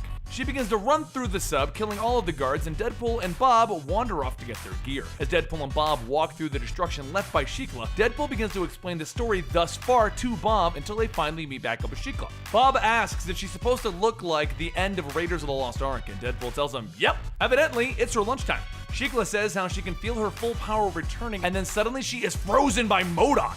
Deadpool says, let her go, Ultimate Stephen Hawking, and begins to open fire on MODOK. But before long, Deadpool runs out of ammo, stating that he knows when he's beat. MODOK tells him, good, I will be going now. And he starts to leave on his tractor beam, going back to his ship with Shikla. Deadpool states that this must be a pretty powerful tractor beam, and MODOK tells him, yes, I made it myself. Deadpool then tells him, don't forget your pineapple then, and he tosses a grenade that bounces off MODOK up into his ship and it explodes, releasing the beam. As everyone begins to fall, since there's no tractor beam holding them, MODOK begins to ask him, how will you survive? MODOK can fly! Funny you should ask, Deadpool tells him. Down on the ground, the bodies begin to fall, but as the shadow of MODOK begins to fall, Deadpool is riding on the chair with Shikla in his lap and Bob hanging from the back of it. Oh my god, I just realized something amazing. This chair also has a toilet! And elsewhere, some of Dracula's people begin to release a werewolf using a magic collar so that they can control it. The woman says that Deadpool is late delivering the bride, so his contract is now terminated. And with that, his life. Deadpool continues to fly everyone across the fields, and Bob begins to lose his grip because he's been hanging onto the back of the thing for so long. Deadpool tells him that he's gonna be fine, but Bob ends up letting go and he ends up falling and breaking his legs. Shikla asks if they should go help Bob, and Bob asks her, please don't have her suck out my soul. So Deadpool tells him that she won't, and he'll help him instead. So begin counting backwards. Then Deadpool smacks Bob with a blackjack. Deadpool then takes Bob to the vet and he tells him that his dog ate something and turned into a man with broken legs. And while Deadpool begins to fill out the forms, he also asks, how much would it cost to get Mr. Fluffles fixed? After dropping Bob off to get his legs fixed and get fixed, Deadpool and Shikla continue on their journey. But when Shikla notices Bug isn't with them, Deadpool begins to ask what smells like wet dog. And then the werewolf appears behind them, attacking. The werewolf continues to attack Deadpool, and Shikla tells him that the werewolf is enthralled. Oh, gross! Does it mean it's in heat? Shikla runs over to a nearby building to find Silver, but she suddenly stopped when Deadpool is thrown past her. Shikla tells Deadpool to hold off the werewolf while she transforms into her war form, and Deadpool tells her that she's pretty bossy for not even being his girlfriend. But as Shikla runs into the next room, the werewolf appears covered in Deadpool's blood. But before it can attack, Deadpool comes charging back in a suit of armor and he starts fighting the werewolf again. Deadpool jumps into the air, calling upon the power of George R.R. Martin. Shikla tries to tell Deadpool that the collar is what's controlling the werewolf, but she realizes that it's pointless and decides she'll go get it herself. When the werewolf begins to come to, Shikla asks whose bidding he's doing, and he says that he's doing Dracula's because of that collar. They seemed upset that Deadpool wasn't back, and also her brothers are alive. Shikla says, oh, that's wonderful. But why would that upset Dracula? Well, if you've been following this story, you know that Dracula's plan is to marry Shikla to get control of the undead armies. But with her brothers there, she isn't the actual heir to the undead armies. So he's already got a new plan. And his plan is to kill her brothers. Luckily, she was watching thanks to Bug. And Bug begins to head back to report his findings. He then pops out of a mirror in a cruise ship in the room that Deadpool and Shikla are sharing. Deadpool says that they were just resting their eyes and wrestling. And Shikla asks Bug if he saw Dracula or her brothers. She then kisses Bug's head and she sees what Dracula did. He killed her brothers. Deadpool tells her not to worry though. He'll hide her somewhere. And that's when Shikla tells him, no, they need to go to Dracula. Deadpool then turns to the couple whose room they took and tells them that they're gonna be their roommates for a little bit longer. As the ship docks and Deadpool and Shikla leave, they are soon being followed by someone. Deadpool and Shikla begin to walk through New York when Shikla asks who are all these people in fur suits, and Deadpool tells her, those are just hobos! But as one gets close, Deadpool realizes that they're not hobos, they're vampires! Deadpool begins to knock off parts of their suits so that the sun will kill them, and soon Shikla and Deadpool have to run to a church. The vampires begin to back away as they are now entering holy ground, but that bothers Deadpool. The priest behind them asks if there's anything that he can do, and Deadpool says, actually, I have an idea. And he begins wiping his sword with holy water. He then tells Shikla that they're gonna go blow some minds. Outside, the Frightful Four, which are actually Frankenstein's monster, the mummy, Zax, the brood mercenary, and Marcus, the centaur warrior, wait as Deadpool jumps out from the glass above them. Marcus then asks, why didn't he just use the door? And then the door explodes, because the door was covered in C4. Duh! After the explosion, Deadpool begins to fight off the Frightful Four, and Shikla begins to sneak down below to where Dracula is. The mummy begins to summon the power of fire and blast Deadpool into a hot dog stand. But seeing as he's a mummy, Deadpool takes the gas from the stand and he shoots the fire back at the mummy. But as the fight goes on, the day turns to night, and Marcus asks if Deadpool can hang on. He needs to make sure that his blood sugar is in proper balance. Deadpool asks if it's diabetes, and he allows Marcus to take a shot. He doesn't want to kill someone if he's feeling all woozy. After Marcus's injection, they continue their fight, and Marcus tells him that he's afraid diabetes will take his hooves one day. So Deadpool tells him, hey, I can help you with that, and he cuts his legs off. As Marcus falls onto some fresh concrete, Deadpool proceeds to roll over him with a steamroller. Marcus begins calling out for help, and the brood mercenary begins to fire on Deadpool from above. Deadpool begins to fire back, and the burning mummy grabs on and says, if I'm gonna burn, so will you, Deadpool! But Deadpool kicks him off, and he grabs the brood mercenary as he flies around. Hey, I'm not grabbing you by your junk, am I? Deadpool asks, as he slams the brood mercenary into an oncoming fire truck. But before Deadpool can even finish another witty comment, Frankenstein's monster falls on top of him, slamming him into the ground. And then the monster pulls Deadpool back up, and Deadpool asks, what's that rumbling? Suddenly from the sewers down below, all of Dracula's minions begin to fly out, and out of the subways, Shikla returns with all of her minions, and the two factions begin to go to war. As Deadpool looks around, he says the first person to make a monster mash joke is gonna get a stake in the heart. Deadpool then tries to call the crisis line while fighting Frankenstein's monster, and after being punched in the face, he tells the operator that he now has a broken nose. How dare you! This is not a prank call! Thankfully, I called in my other friends too, so go turn on the TV and come at me with that smart mouth. The monster punches Deadpool back into the air while he's trying to have his phone call, and then Deadpool gets bit by a dragon and starts fighting people up above. Things begin to look real bad, but that's when Blade appears to help with the fight, and soon after that, the Thunderbolts. Everyone begins fighting, and Frankenstein's monster returns and grabs Deadpool by the neck. He starts to pull off Deadpool's mask, and when he does, he tells him that his face is gross. And Deadpool says, I see the pot calling the kettle black, and he kicks Frankenstein in the face. Then down below, Shikla continues to make her way to Dracula, killing his two guards, and she enters Dracula's chambers. After taking the guards' heads with her, she tells Dracula that she's brought more heads for his collection. Dracula tells her, but what a better gift with your brothers dead, you get to become monarch. Shikla says that she knows that he just wanted to marry her for that power. So instead, she married Deadpool. Dracula tells her to forget about the kingdom. He has a reputation to maintain. He won't be cockled by an escaped mental patient. Back up above, the fight with Frankenstein continues as they fight on the back of a dragon. As the dragon flies around, Deadpool grabs a pot of hot dog water and he throws it at Frankenstein. And then he kicks Frankenstein into a pit of tigers. Deadpool jumps down in front and he yells, onward, Falcor! Take me to the monster metropolis! In Dracula's chamber, Shikla and Dracula begin to transform into their fighting forms, but Dracula manages to force Shikla out of hers. He then tells her that he has someone that he wants her to meet Medusa, at least her head, and then he begins to turn Shikla to stone. Topside, Deadpool begins to take the fight down into the monster metropolis, killing Dracula's minions until he finally gets into Dracula's chamber. Once he gets inside, Deadpool sees Shikla and he tells Dracula that he could walk away from this. Just release Shikla and he won't drive a stake through his heart. Dracula tells him to come and die, and Deadpool charges at Dracula, but Dracula is too fast and he appears to bite down on Deadpool, but when he does, he steps back, spitting up Deadpool's blood. Oh, that's awful! Your blood is disgusting! It's vile! Dracula tells Deadpool that it doesn't matter. He'll just pull him apart, and he rips off his hand. As Deadpool lays on the ground, Dracula turns his attention to Shikla and tells Deadpool that soon his arm will have company. But before he can even swing, Deadpool grabs Dracula by the cape and he pulls him down. Dracula hisses at him, asking, "How dare you lay a hand on me?" You're grumpy now. Good thing you don't know what I did with that other hand. Deadpool then grabs his katana and he begins to fight with Dracula. The two start deflecting each other's swings until Dracula stabs Deadpool through the stomach and he slashes across his neck. Dracula then tosses Deadpool aside and he turns his focus back to Shikla. But before he can do anything, Deadpool appears telling him, "I'll give you a hand." And then he stabs Dracula with the bones from his severed hand into Dracula's heart. Dracula swings his sword and he questions why he isn't regenerating, and Deadpool tells him, "It probably has something to do with my hand. The things that it's done are not pretty." Dracula then uses the last of his strength to try and escape, and Deadpool goes over to Medusa. He tells her, "Look, I'll give you a new body if you change Shikla back, because if not, he'll just whisper, whisper, whisper." "Enough! I'll do whatever you ask," Medusa says. Medusa reverts Shikla, and then Deadpool takes her head outside and starts turning all of Dracula's minions into stone. Deadpool then tells her, "Only Dracula's minions though." And Medusa tells him she's decapitated, not stupid. "You're the worst head ever," Deadpool tells her. Everyone finishes up the rest of Dracula's forces, and they start to say their goodbyes. Deadpool finally gets the girl. I'm sure I'm gonna pay for that later, but for now, let's all enjoy the story of how I beat up Dracula and stole his lady.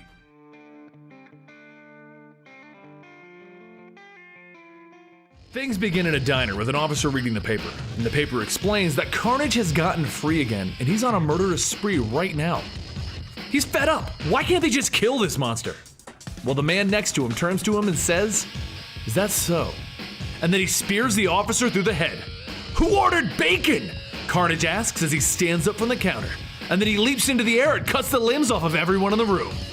Meanwhile, Deadpool is sitting on his couch in New York City munching on some cereal when he overhears the news explaining the murderous rampage that Carnage is on. As he flips through the channels, he pieces together a message that he believes the world is trying to tell him. The killer is not acting randomly, as he believes. Ride the wave of insanity, and you can be the first to find him, boy. So Deadpool gets on his knees and he asks, "Am I the only one crazy enough to find Carnage?" And a game show goes on the television. So Deadpool walks out singing to himself, "Yoo-hoo! Carnage, your soulmate Deadpool is hunting you!" Deadpool isn't wrong though. Both men are totally crazy and he follows the breadcrumbs that he feels the galaxy has laid out for him. He and Carnage are on the same wavelength, so he can find him.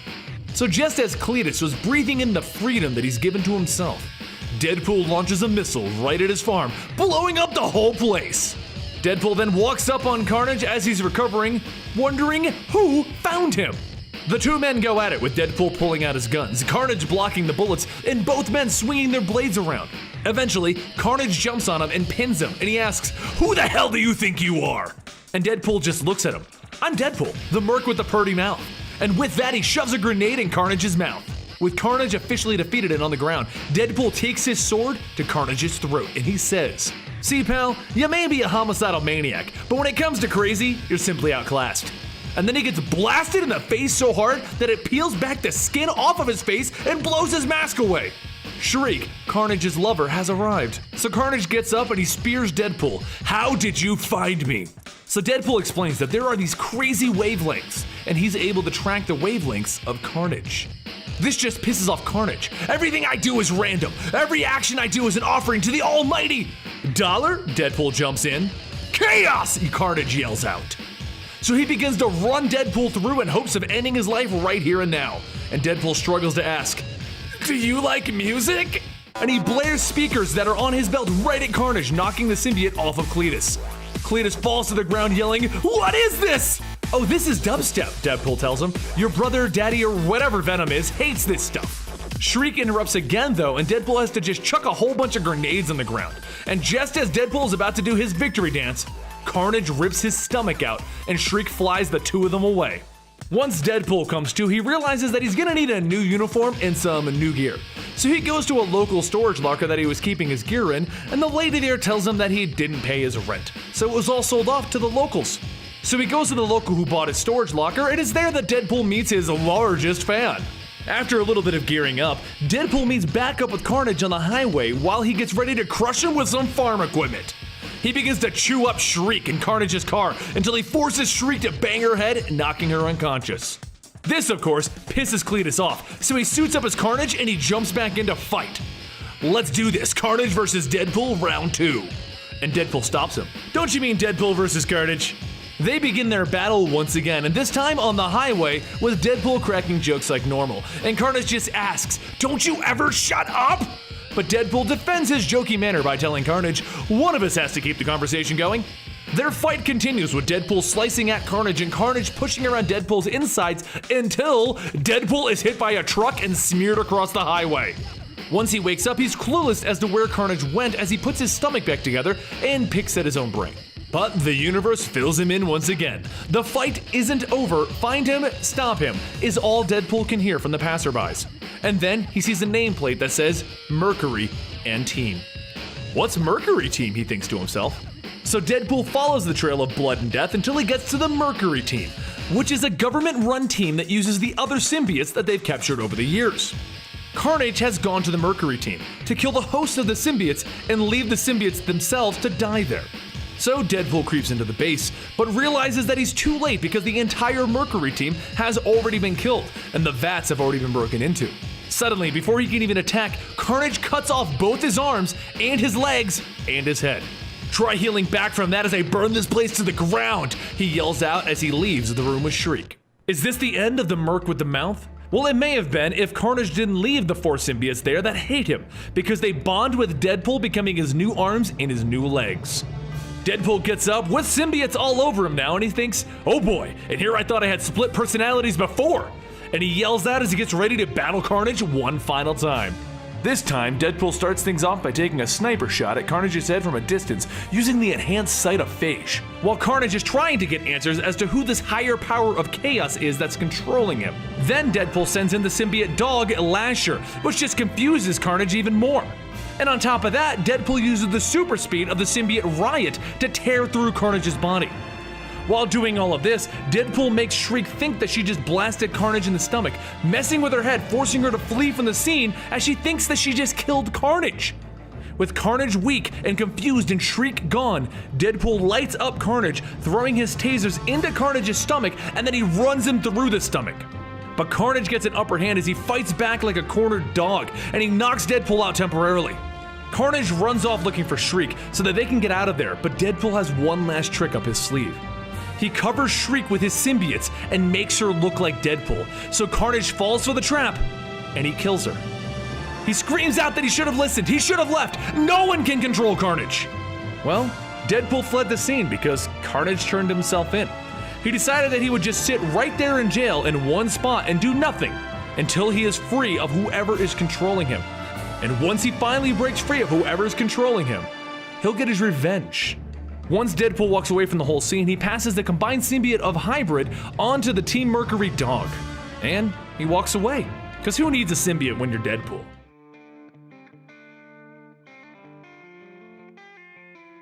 Our tale begins with Deadpool flying home from Egypt where he just fought and let Omega Red go. But as he ponders what he should do next, he has a pseudo-nightmare. Ultimatum is coming to kill his friends and family.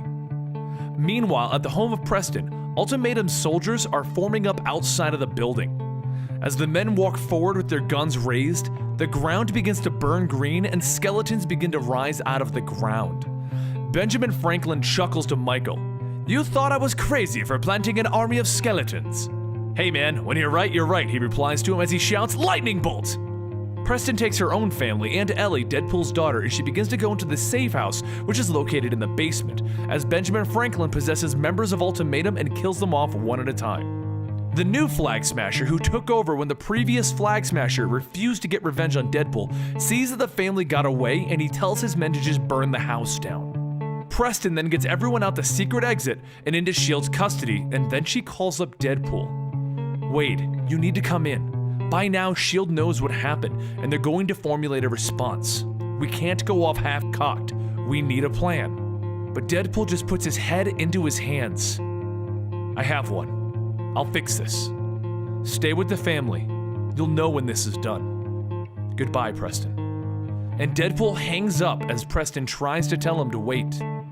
He spends the next few days setting everything up. He kidnaps a tech guy to rig up a bunch of stuff for him, and he buys a farm with nobody around it. And he carves the coordinates into the chests of the Ultimatum members so that the new Flag Smasher knows where to go. It doesn't take long for Flag Smasher to mobilize the entire Ultimatum army.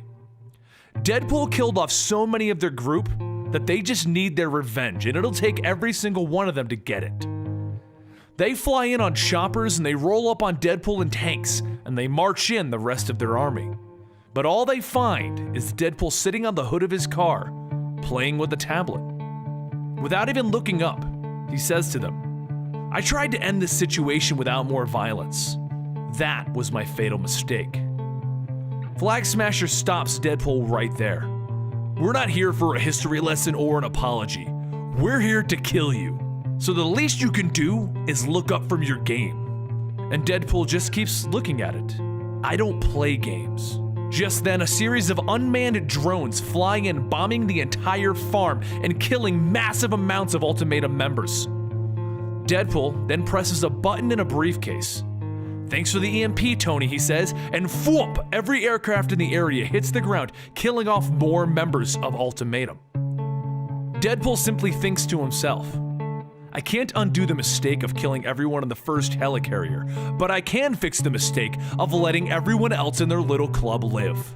He then redirects the unmanned drones straight into the ground, killing more and more of the group.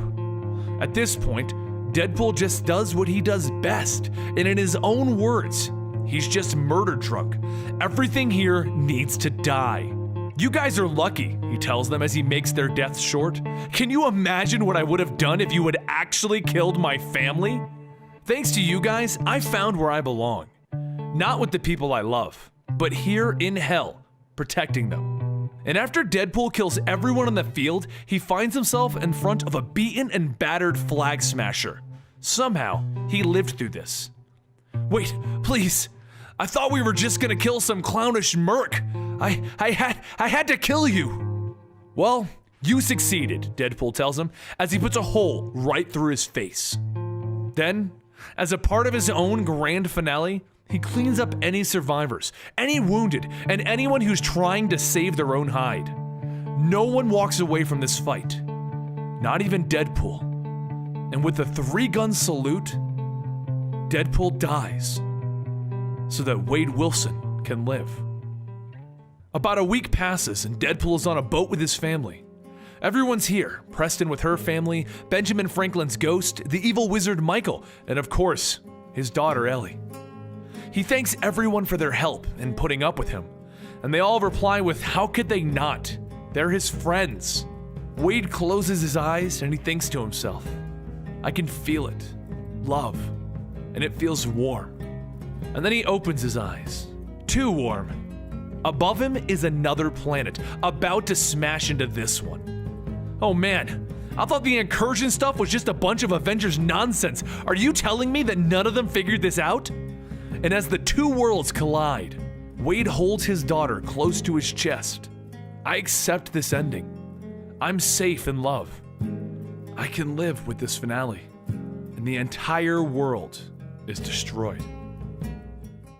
And that is where Deadpool died.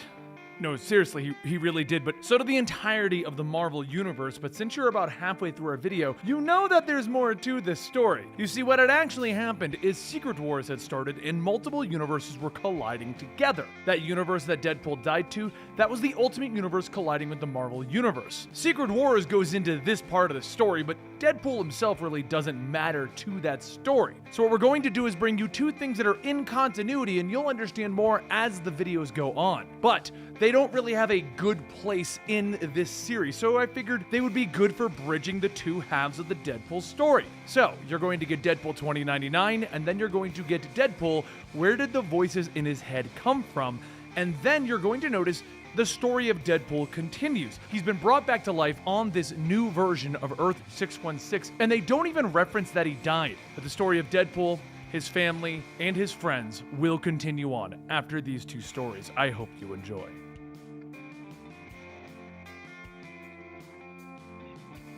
In the alleyways of New York, a man gets ready to rob a woman when a voice in the shadows tells him that she has a question for him. The man shouts that he doesn't know nothing about nothing, and he begins to run. But before he can get very far, the masked woman strikes the man in the back, and she asks him, "Where is Deadpool?" The man looks back at her, telling her, "You don't find Deadpool. She finds you. And when she does, she straight up deads you." Meanwhile, in another part of the city, Deadpool is being chased by the police while riding on her giant dragon. As the cops get closer, they begin to fire on the dragon, and the dragon tells Deadpool, "If this is my end, please don't res me 101101. Deadpool quickly jumps onto a building and the cops yell that it's the end of the line. There's nowhere else to run. Deadpool tells them that she really doesn't like fighting cops, so she'll let the Bobs do it for her. As the police turn the corner, Deadpool's makeshift Bob-themed gang jumps out and fights off the cops, allowing Deadpool to run away. A short while later, at Deadpool's apartment, she flies into where the other Deadpool, Wade Wilson, sits chained up watching the news. Wade asks, "What the hell are you doing here?" And Deadpool says that is no way to talk to his daughter. Wade sits up for a moment and says, "I have no daughter." Deadpool looks back, and as her mask retracts, she says, "Yeah, and she has no father." Wade says, "Sheikla never wanted me to be a father." And then Deadpool grabs him, shouting, "Warda! Her name is Warda! Sheikla was her mother. All of this could end if he just tells her what she wants to know." And Wade says, "That's the thing. I can't tell you something I don't even know. Maybe Preston knows. She was a spy and all. The last thing I can remember about Sheikla is when you were little. She went crazy and unleashed her monsters in New York." Wade tells Warda that she really shouldn't be using the Deadpool name. It's cursed. And Warda puts her mask back on and says, "No one is coming for you. No one even knows that you're alive, so sit there and watch C-SPAN on repeat." And as she leaves, Wade shouts, "Damn you! Damn you to hell!" Later that night, the Bobs head out after a drug deal when the masked woman from before says, "Psst." When the larger Bob looks over, the masked woman kicks him in the face, and she begins to beat up the rest of the group.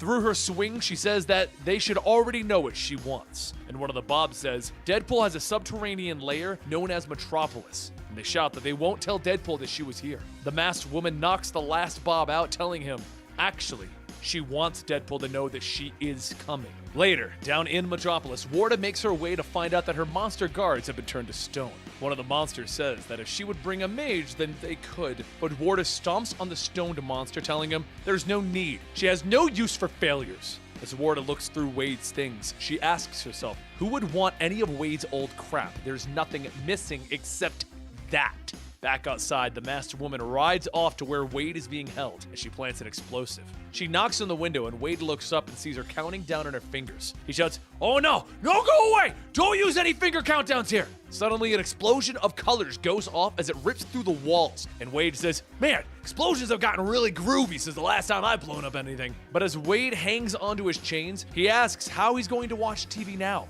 Oh wait, he can just kill someone who has a TV and take it from them. The masked woman holds out her hand, telling Wade that if he wants to live again, come with her. As the two escape, the dragon watching the camera goes off and alerts Warda that there has been a breach. Warda shouts, "Oh, that was a distraction." All of the Bobs converge on the safe house. Sheikla's depending on us. Back with Wade, the Bobs start to fire at them, and Wade says, "You know, I never realized how much a person can miss being shot at." One of the Bobs speeds down on his bike and he shouts that is a totally rad bomb inbound. Wade says, "Look at this idiot. Let me borrow a gun for a second." The masked woman hits the brakes, letting the Bob pass, and then tosses a grav bomb. As the explosion goes off catching Bob, he rockets back towards the ground. Wade then says that he appreciates the save, but really she can just drop him off anywhere and run. Just then, Warda rides in on the dragon, and the dragon starts to breathe fire, burning Wade. He shouts, "You're not taking me back!" while on fire. The masked woman hits autopilot on the bike and tells Wade to bring up the hologram so it can get him up to speed. She's gonna find them once she's done here. She then jumps back off towards Warda, and Wade looks at the projection asking,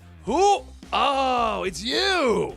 An image of Preston appears and she asks Wade, why does he look like a California Raisins turd? And Wade says, well, I got old, unlike some hollow people. Back with the masked woman, she jumps onto Warda's dragon and the two of them begin to have an all-out brawl. Through the punches and the kicks, the masked woman tells Warda, you're a snake like your mother. And Warda shouts back, who are you? And as the fight continues to go on, Warda pushes the woman off asking, where is Shikla? The masked woman fires a hook and the two swing into a building. And the masked woman says, even if she knew where that monster was, she would never tell Warda. Warda kicks the masked woman, saying that there's no point in keeping her alive. Who would be dumb enough to put on Wade's pacifist uniform? The masked woman kicks back at Warda, ripping her mask off, and Warda stares, telling her, no, you're supposed to be dead. And that's when Wade's daughter Ellie says that she has some bad news. Not only is she not dead, but she's taken back the family name. Meanwhile, over in the alleyway, Wade and Preston arrive at their destination, and Preston asks, where is this place? Wade holds out his hand, unlocking a switch, saying that it's a speakeasy underneath the Schaefer Theater, the place where the Unity Squad bunked. He then opens up a box and takes out a knife and begins to shave, and he says that he knows that he promised to never ask, and she promised to never tell. But what happened to Ellie?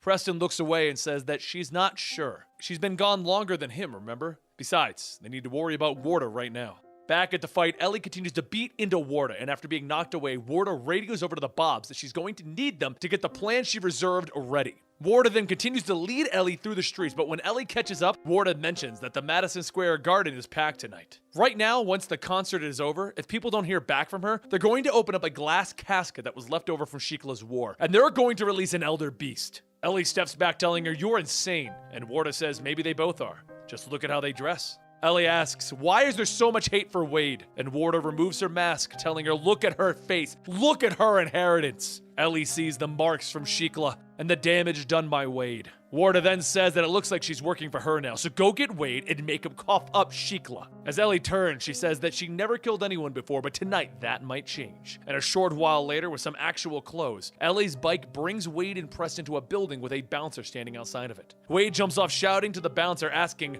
why did you bring me here? And the bouncer says, don't point that finger, you don't even! But before he can finish, Wade pulls out a blackjack, hitting the bouncer, telling him, it's true, hurting people is like riding a bike. From the shadows, Ellie steps out, stating that he didn't bring them here. She did. The three hug, and Wade says that he remembers her dying. And Ellie tells him that that's an inherited paternal trait in the Wilson family. As he looks at his daughter, he asks her where she got all of those scars. And Ellie says that Warda got all of the healing, but their reunion will have to wait. Warda's got her gang in the arena, threatening to kill a lot of innocent people if they don't produce Shikla.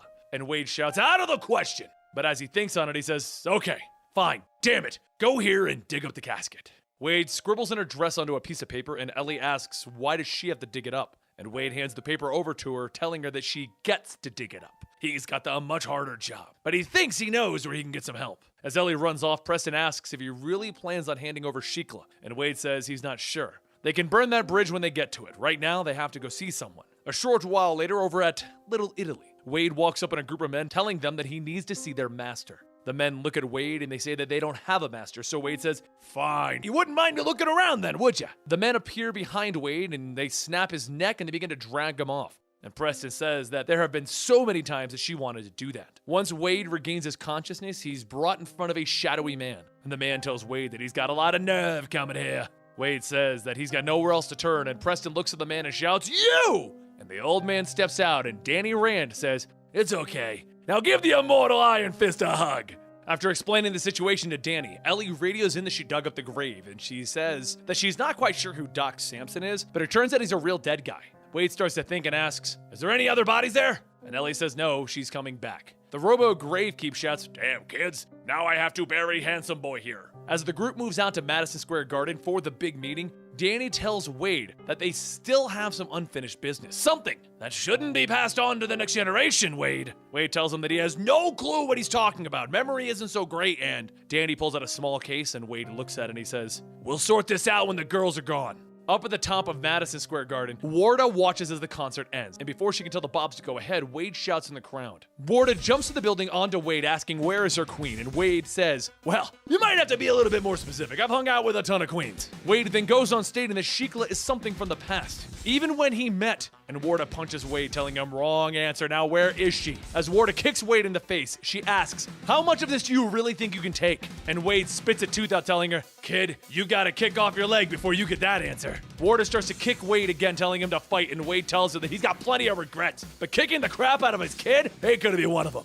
Warda then grabs a girl from the crowd, telling him, fine, she'll hurt someone else until she gets what she wants. Just then, Danny Rand and the Iron Fists jump out, and Wade says, what took you so long? And Preston says that they wanted to watch the negotiation, and once that got screwed, they wanted to see him get his butt kicked for a little while. While Warda fights back, she calls out to her dragon, and seconds later, the dragon swoops in, breathing fire on the Iron Fists. Before any damage can be done, though, Ellie flies down, striking the dragon, and the dragon shouts, oh, thank the Maker! If you ever cared for our dragon, don't harass me! Warda runs over to the glass casket, but before she can open it, Ellie jumps in, kicking her away. As Warda struggles with Ellie, she turns back and fires a gun into the glass casket. The shattering stops everyone. The Elder Beast gnarls, and Warda looks at how tiny it is. And she asks, what the Wade looks at it and says that he needed someone else to beat it last time. What was it? What did we do to stop this thing? While Wade is muttering to himself, trying to figure it all out, everyone is looking down at the creature, and then up even higher.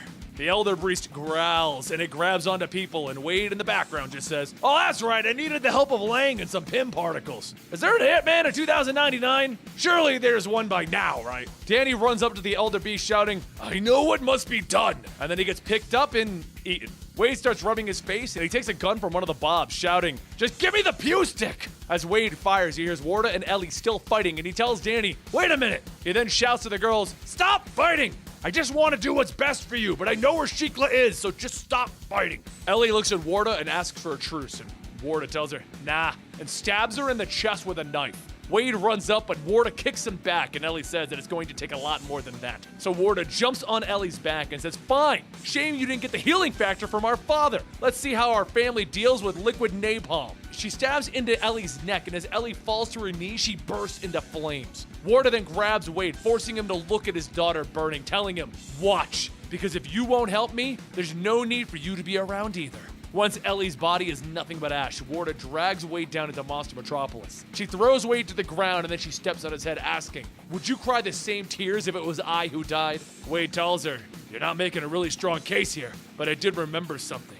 I remembered that Ellie is a mutant, whereas the Wilsons constantly regenerate. Ellie, well, she regenerates all at once, rolls back the clock to when she got her first mutant ability. She gets a total reboot, and the memories stay intact. A few moments later, a younger Ellie jumps in, kicking Warda's mask off, asking if she missed her. Warda shouts, asking if she will live forever. Will she ever be rid of her? And just as Warda runs in to attack her, Wade grabs her shoulder, telling her, no, you won't. Warda turns back to swing, but then Preston appears and shocks the both of them, telling them that they should probably try something else. Wade shouts, look, just cut it out. Truth be told, I never wanted any of you. You all just kind of happen, but that's life. You don't always get a vote on things. Warda then asks, why? Why did you fight my mother then? And Wade says that, I got no real answer for that. She tried to annex New York, and there was a big fight, and then we reconciled. But we were on again, off again for years. Shikla hid the existence that she even had you. And the next time that she tried to take over the surface, help was called. Avengers, Guardians, Fantastic 54. And when she did, it was all over for her. On Earth, you can either coexist or you cease to exist. Just ask the Skrulls. Warda asks, who's that? And Wade tells her, exactly my point. Who are the Skrulls? They did way less crap than Shikla. They came here pretending to be some of us, and you know what happened? We blew up their homeworld, and we made the Skrulls space hobos. Warda stops, shaking her head. Okay, let's say I believe this. What happens to me? Are you just gonna forget about me too? And Wade tells her, of course not. You're my daughter. You're a spectacular up, but I got plans for you. Wade looks at Preston, asking if she's ready, and she says that he's going to owe her for this. Preston then goes back to her hollow ball, and Wade takes it, jamming it into Warda's head. Warda's vision begins to change, and then she sees Preston with a broom. Preston says that her head is a real mess, so it's time for the two of them to become friends and clean this place up. Back in the real world, Warda says that this is so weird, but as Wade and Ellie leave, Wade says to listen to him. We'll be back soon and we can talk about Shikla. Outside on the streets, Wade walks up to the Elder Beast, where Danny is being pulled out of the hole that he just punched. Wade says, looks like you figured a way out, huh? I'll see you in a few days. Ellie asks what's next, and Wade says that he's going to walk the earth and find his old enemies and send them to hell. First, it's time to eat! The two of them sit inside, and the waiter asks for drinks, and Ellie says 2 Manhattans. And Wade tells him that they're, both for him. Ellie then asks, so what about Shikla? Where is she really? And Wade points to his chest, stating that he could never bring himself to kill her. So she's right here. Ellie laughs, stating that he's not going to say, that's fine. Just don't make it sound so cheesy. And Wade tells her, no, seriously. I remembered when Warda broke the casket and released the Elder Beast. During the fight, we had Ant-Man use the Pym particles to shrink down Shikla and hide her inside. So that way, she can be the one bullet that I can't dodge. And that's when we see Shikla is sound asleep in a coffin in Wade's chest.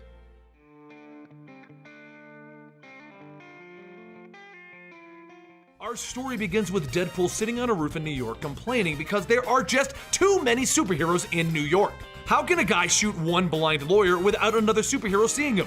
And that's when a man in an odd hat and an even odder uniform shows up behind him. Hi there, are you selling dead ninjas? Do you have any a medium? Aw, who am I kidding? I need a large. He then walks up and boops Deadpool on the nose.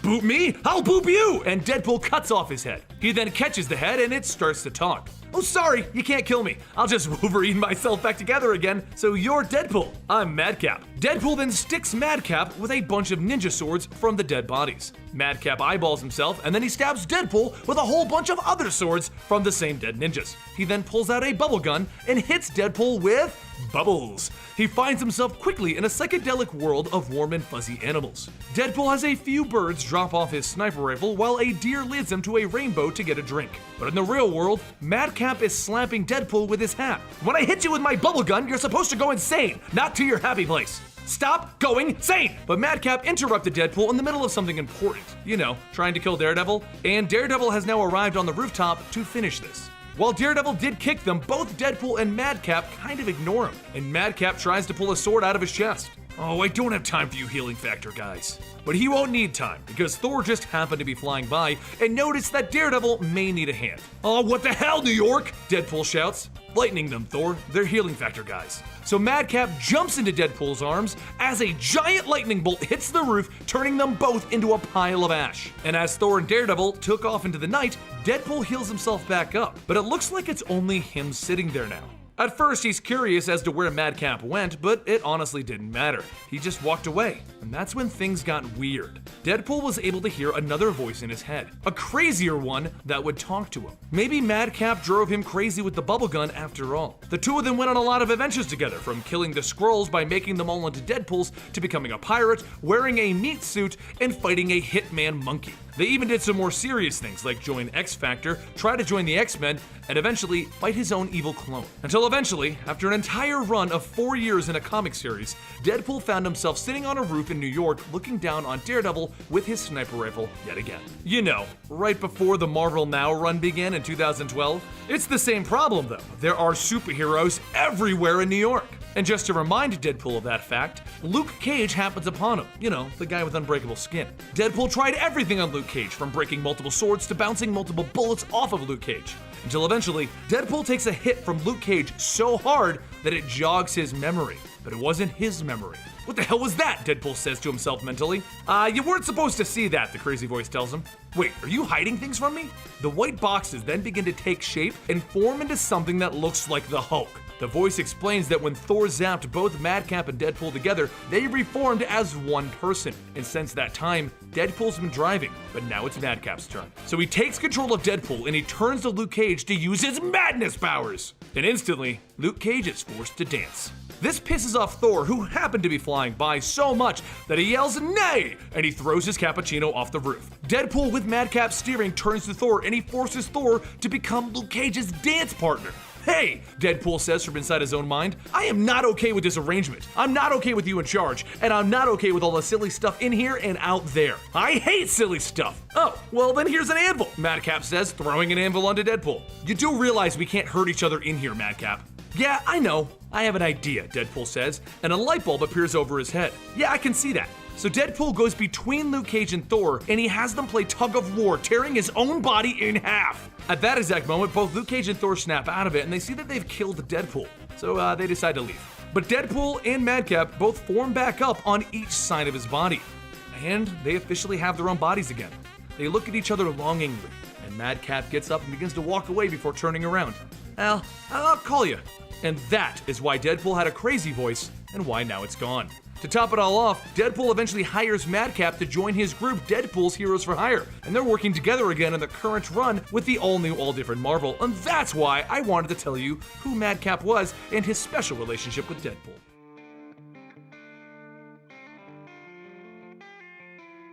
Deadpool comes flying in a wingsuit and opens a parachute before hooking a grappling line to a building and pulling himself up. He then lowers himself onto the glass windows where he cuts open a circle and he walks in, melting the wall and grabbing the flash drive that he's after. That's when behind him, the White Fox stops him. She kicks at him and he dodges before hitting her in the back. Then after his next dodge, she kicks him into the wall and pulls off his mask, where she's shocked to see how handsome he is. Name's Bourne, James Bourne. But perhaps you know me by my superhero codename, Solo? Nope, never heard of you. Solo leans in to give White Fox a kiss, and then an explosion goes off behind him and he jumps out the window waving goodbye. White Fox then shows him that she took the flash drive from him. You're really good at this, you know? Did you even really want to kiss me? Meanwhile, 2 other individuals in Deadpool costumes are arguing about their jobs, and 2 other ones are at a kid's bar mitzvah. Even still, there's another Deadpool using a giant hammer to smash a potential thief's head in. Oh, and there's another one in lockup in New York, and yet another one in the background of a hostage video killing the kidnappers.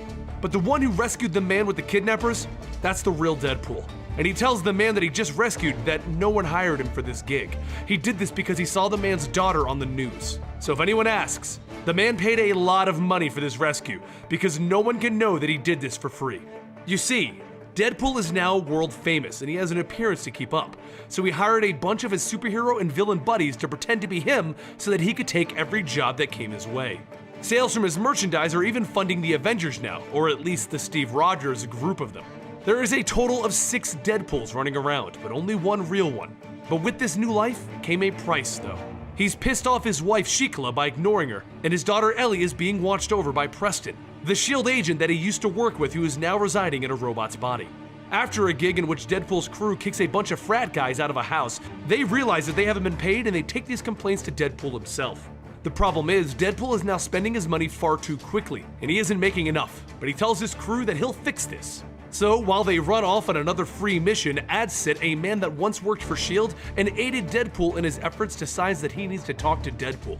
You see, during the original Sin event, he learned the dark truth of what happened to Deadpool's parents, and since Deadpool just announced to the world that he intends to find his parents' killers, Adsit feels that it's time to tell Deadpool that it was he himself who killed his own parents. Adsit heads over to Deadpool's headquarters where he's allowed upstairs and he enters Deadpool's room, intent on finally telling Deadpool the truth. He has Wade sit down, and he reveals the truth to him, that back then, under Butler's influence, he killed his own parents. He then turns around to see Deadpool is happy with this information. Adsit is so relieved he goes to hug his old friend, and that's when Deadpool literally stabs him in the back. As Adsit hits the ground, he pulls Deadpool's mask off and asks, "Who are you?" Because that man is not Deadpool. He is a man in the Deadpool mask, and now he has some rather interesting information on Deadpool himself. At that same time, the police bring Deadpool in for questioning because the zoning commissioner was shot, and he's telling everyone that Deadpool shot him. The fake Deadpool has been busy. But the fake Deadpool has no idea that the real Deadpool turned in the zoning commissioner for demanding a bribe. So the police believe Wade when he says that he actually wasn't involved. Because why would Wade turn the man in and then shoot him? But this gives Wade the idea to draw out the wolf in sheep's clothing. He asks the police officers to continue acting as though they've arrested him, because the fake guy has no idea that his plan isn't working. The bus begins driving Deadpool to court, and that's when he sees it. Exactly what he's looking for. The fake Deadpool is aiming a rocket launcher at him. It was all an ambush, except Wade knew it was coming. He stops the bus short and he jumps outside, watching the missile hit the ground in front of them. "You wanted me? You got me." He yells to the fake and he chases them through a building as he's firing an SMG back at him with a brap. Wade dodges it and he chases the guy to the roof where he grabs a cinder block and he throws it at the fake Deadpool's head, knocking him out. He then walks up and the fake opens his eyes, tripping Wade. He then handcuffs Wade with a loose handcuff to a nearby pipe. "I'm gonna kill you!" Wade shouts back at him, and he breaks his own hand to get free, and he starts chasing the fake again. The two of them end up in a stairwell shooting at each other, but as the fake runs for the front door, Wade comes across someone else in a Deadpool costume chained up. He slips the mask off, and he finds a barely breathing Adsit. And that's when he realizes, whoever this guy is, he's messing with him bad. The fake gets away, so Deadpool comes up with another plan. Since the fake is pretending to be him, he'll get all of his guys to change their Deadpool costume colors. We now have a blue, violet, green, orange, purple, and yellow Deadpool. Deadpools for all! He tells them all to be safe out there and shoot any Deadpools that they see on sight. So, the blue Deadpool shoots him. I deserve that. But the situation is beginning to get worse as random citizens are now throwing on Deadpool masks and fighting it out, declaring, "Do it for Deadpool!" Someone is driving them insane. Once all of Deadpool's men drop all of these fake Deadpools with fake Deadpool masks, and they remove their masks, Wade sees that one of them is actually Bob, and he realizes that this is all a part of fake Deadpool's plans, and that's when he puts it together. Bob is holding a piece of Madcap's costume. Madcap is actually one of the people on Deadpool's Mercs for Hires, and Madcap spent a significant amount of time trapped in Wade's head. A long time ago, Madcap and Wade were fighting, and Thor got in the middle of it by striking them both with lightning. They then healed back up into one person. Madcap was in Wade's head for years, until Thor did it again, separating them. But the damage was done. Wade's head and memories are not for the faint of heart.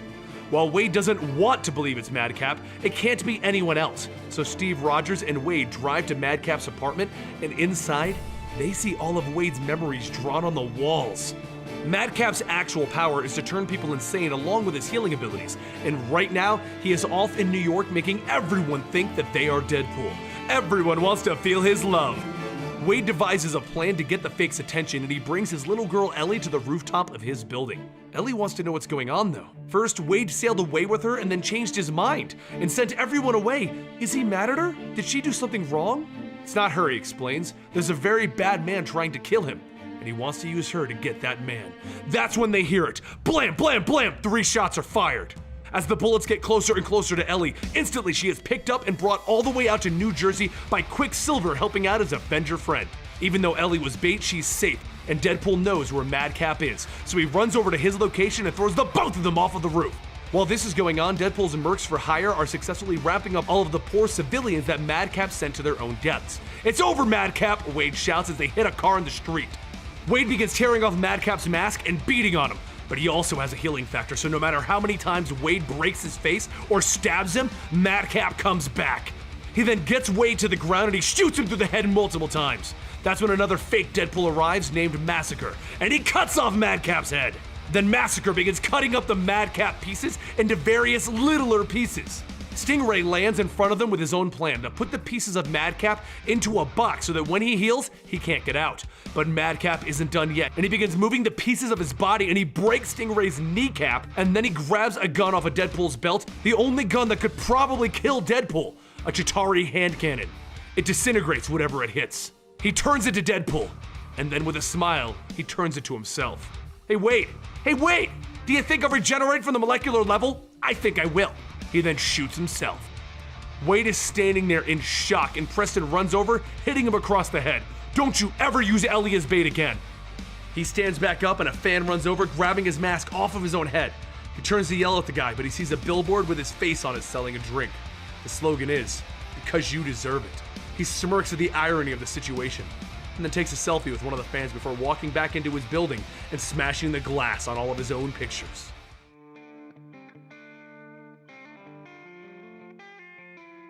Deadpool doesn't have the greatest memory, which could also be from his line of work, but he really wants to know Fool Killer's opinion. Even though they are driving around shooting Hydra agents, Fool Killer tells him that he's not even really a psychiatrist yet, he's only been taking Psychology 101 for a few weeks. Deadpool tells him that he hasn't felt well lately.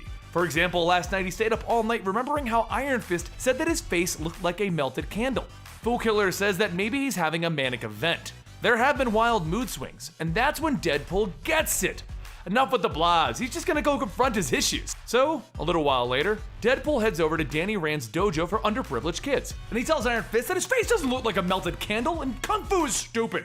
Deadpool then walks out all proud of himself for serving Iron Fist. So who else is in the Grudge book? There's the Hand, and even though they're kind of Daredevil's thing, they must have done something wrong because they're in the book. So he begins to slaughter ninjas, and one of them asks how many times does he need to come back and take revenge for something that happened so long ago? Some of them weren't even born at that point. And Deadpool stops and says, "Wait, I've done this before?" The ninja tells him, yeah, every couple of months. They don't even know what they did to have such a grudge with him. You know, the Grudge book doesn't say, but whatever it is, you ninjas know what you did.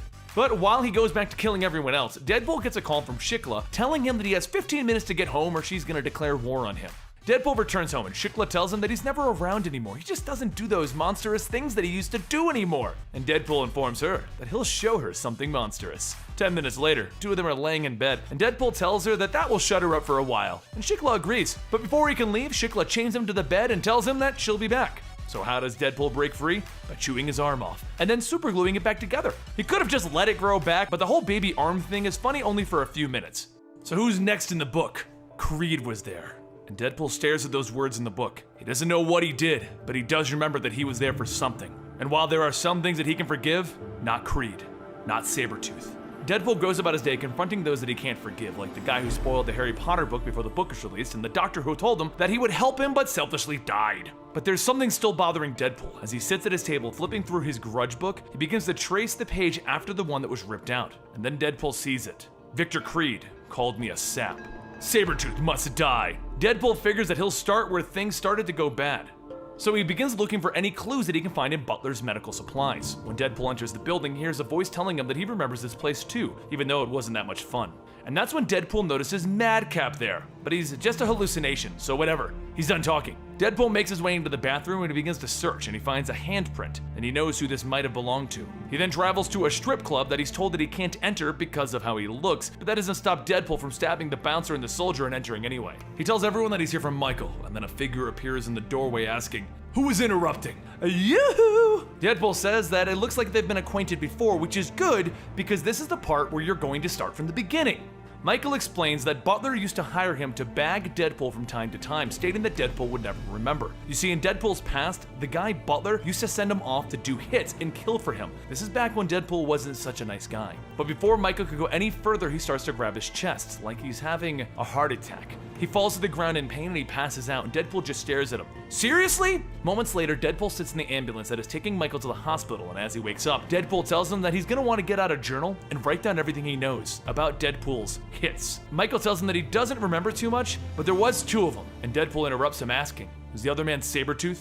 Deadpool begins to head over to Canada, where he begins to pick through a safe looking for a form or something, and he asks Jarvis if he can locate Sabretooth for him. Jarvis begins to search, and he sees that Sabretooth has been traveling with Eric Magnus in central Canada. Eric Magnus is Magneto, and Sabretooth is on his new team. Deadpool tells Jarvis to just send all of the data to his phone, and Jarvis responds with, "Very well, sir." You see, Deadpool is currently working on one of the Avengers teams. Deadpool reminds Jarvis not to call him sir, and Jarvis responds with, "Very well, my dope-ass Fresh Prince. Damn straight." Sometime later, Deadpool finds Magneto and Sabretooth rescuing some civilians from a truck. Deadpool lines up a shot to take out Sabretooth, but with Magneto there, he may catch a bullet. So it's time for Plan B. Plan B is simple. Deadpool thought of it when he was arguing how he can kill Wolverine by decapitating him and soaking his head in acid, but someone else said that that was a stupid plan. Maybe it was Logan telling Deadpool that he couldn't kill him. Anyway, all he needed was a piano wire and someone to be riding really fast on a motorcycle, and snap! Except Sabretooth's head now looks like a Pez dispenser. Glad Logan wasn't around to gloat about being right this time. But in the end, it doesn't matter because he remembers. He remembers what angered him about Sabretooth. He killed his family. Sabretooth gets right back up after having his head partially severed. And Deadpool tells him he's gonna do what Logan couldn't do. He's gonna finally put down Sabretooth. Deadpool swings in with his katana, slicing off the top of Sabretooth's head, and then Sabretooth slashes up and rips open Deadpool's chest. Deadpool begins to step back, and then Sabretooth throws Deadpool's katana right through him. Suddenly, the two stop as they hear a loud squeak, and they see a school bus full of kids is watching them. Deadpool tries to sing them a song, but just tells the kids, "Don't be like him," and stay in school. The bus then begins to drive off, and Deadpool pulls his katana out and says, "It's a girl! I'm gonna name her B." But right back to taking off Sabretooth's head. Deadpool tells him that his memory's not that great, but he needs to know something. What is it that he did to have Sabretooth murder his parents? And Sabretooth stops and asks, "Is that what you think happened?" Sabretooth pushes Deadpool in front of a passing car, and Deadpool goes crashing through the windshield. The car continues to speed off, and Sabretooth falls to his knees, asking, how can't he remember that he killed his own father? Sabretooth remembers just like it happened the day before. Butler wiped out Deadpool's memory again, and Butler wanted Sabretooth to go with Deadpool on that night, the night where he was supposed to kill his father. Later, Magneto finds Sabretooth lying in the snow, and he tells him that he needs to end this thing between him and Deadpool now. Sabretooth tells him that there's something that he needs to do for him though, and Magneto tells him that they have more important things to attend to, like the extinction of their kind to the Terrigen Mist. So whatever you need to do, Sabretooth, you better do it fast. Elsewhere, the car that Deadpool landed on finally stopped, and the family was so happy that it was the real Deadpool that they decided to take a family picture. If you forgot, Deadpool's currently world famous. Deadpool gets back up and he begins to head back, and the young girl of the family asks if he needs a ride anywhere. He tells them no, but he does ask for a favor. Where's the worst place here? The place that her father wouldn't even go. And the young girl says, that's easy. The biker bar, Kaminsky's, a few miles down the road. But over at the bar already, Sabretooth is already there eating, and he tells the cook to put a few more steaks on. He's expecting some company soon. Later, Deadpool manages to reach the bar and he and Sabretooth have dinner. Deadpool says the food is almost as bad as the reason that Sabretooth killed his parents. And Sabretooth tells him that it's just, he thought maybe he could finally kill him. Like, succeed where Logan failed. He wanted to provoke Deadpool to put him out of his misery. And Deadpool tells him he's still got to kill him though. So Sabretooth lashes out at Deadpool, telling him it's time to go outside. After Sabretooth sticks Deadpool with the bill, he's already getting away in his bike, and he tells Deadpool it's over. Do not follow him. Deadpool knocks another man off his bike, and that man tells Deadpool that that's his bike. Deadpool sits in the bike and says out loud, "Urge to kill, rising." So the man tells him to enjoy his new bike. Deadpool begins to chase after Sabretooth, telling him that he sucks worse than the band Creed. As Sabretooth rides next to a semi pulling some trees, he slashes the straps, causing them to fall into the road in front of Deadpool. Deadpool yells out that this isn't even his final form, and he jumps onto the moving truck. He then makes his way to the cab of the truck, and he continues to shoot at Sabretooth. Deadpool then mentions that they need to lose a little dead weight, and the truck driver jumps out saying, "You're the boss, Spidey!" While Deadpool jumps into the cab to control the truck, two helicopters start to fly over them, telling them both to pull over. But the helicopters get too close to each other, and they end up crashing into each other, and they fall into the woods. Sabretooth asks if they should just call a truce for now, and the two go back to rescue the people out of the helicopters. Once they get finished though, Sabretooth tells him that he's going to go get on his bike and go. But before that, Sabretooth extends his hand asking if Deadpool forgives him. Deadpool shakes his hand and tells him that he forgives him for his dad, and then he pulls out a gun shooting Sabretooth in the face. But he can't forgive him for his sweet old ma. As time passes, Sabretooth begins to wake up and he finds himself tied between a tree and a semi. Sabretooth tells him that pulling him apart won't kill him. And Deadpool tells him, "No, that part is just for fun. However, this Terrigen mist that I have is gonna kill you instead." As Deadpool begins to get things ready to kill Sabretooth, Sabretooth's eyes begin to roll back into his head, and soon he says, "Hi, it's Scott Adsit from The Office." Deadpool tells him, "Nice try, but how does he know he's the real Scott? What's his favorite album?" "Invisible Touch" by Genesis. Deadpool tells him to get out of Sabretooth's head. "I'm about to shoot it off." So Scott tells him that he's been trying to reach him for a while through Michael. He can't go through with this. He'll be making a terrible mistake. Deadpool begins to put the mask over Sabretooth's face, but Scott tells him that it was actually him who killed his own parents. He saw it when the Watcher's secrets were revealed in Original Sin. Check out that video. Scott goes on to state that he's not sure what he saw, but maybe it'll prevent this from happening. Deadpool sits back and he rips the mask off of Sabretooth's head. Scott's connection begins to fade and Sabretooth wakes up and begins to ask, "What the hell just happened?" "Ah, never mind. You have to trust me on this, Deadpool." But Deadpool says, "I know.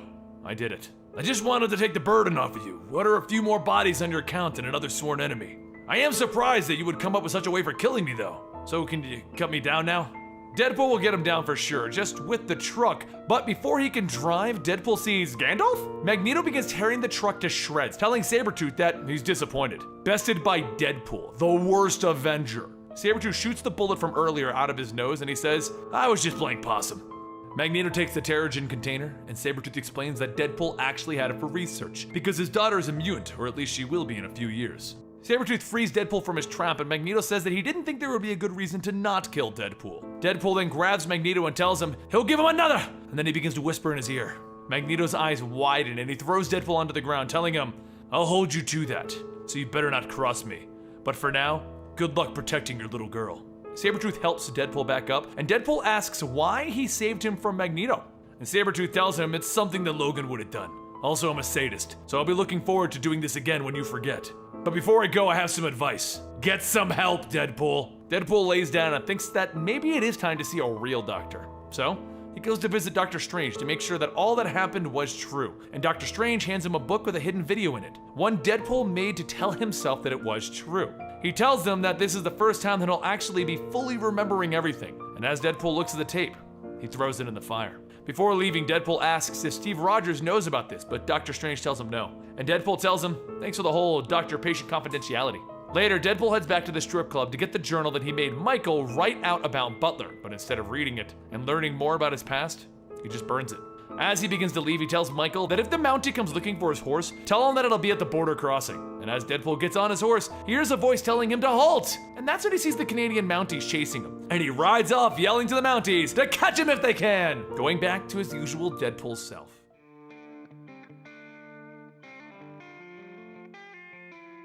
Our story begins in Juarez, where Wade Wilson sits in a bar discussing his problems. He says that he thinks his crew might be turning against him. The person asks, has he tried maybe not being a jackass? Wade says that he's trying, he's really trying. But but the more he tries, the more it makes him look like a jackass. Domino takes another drink, stating, "Wow, you must have been trying really hard for years then." As the two go on, Wade pulls his gun out at the sound of the door opening, and he sees Massacre.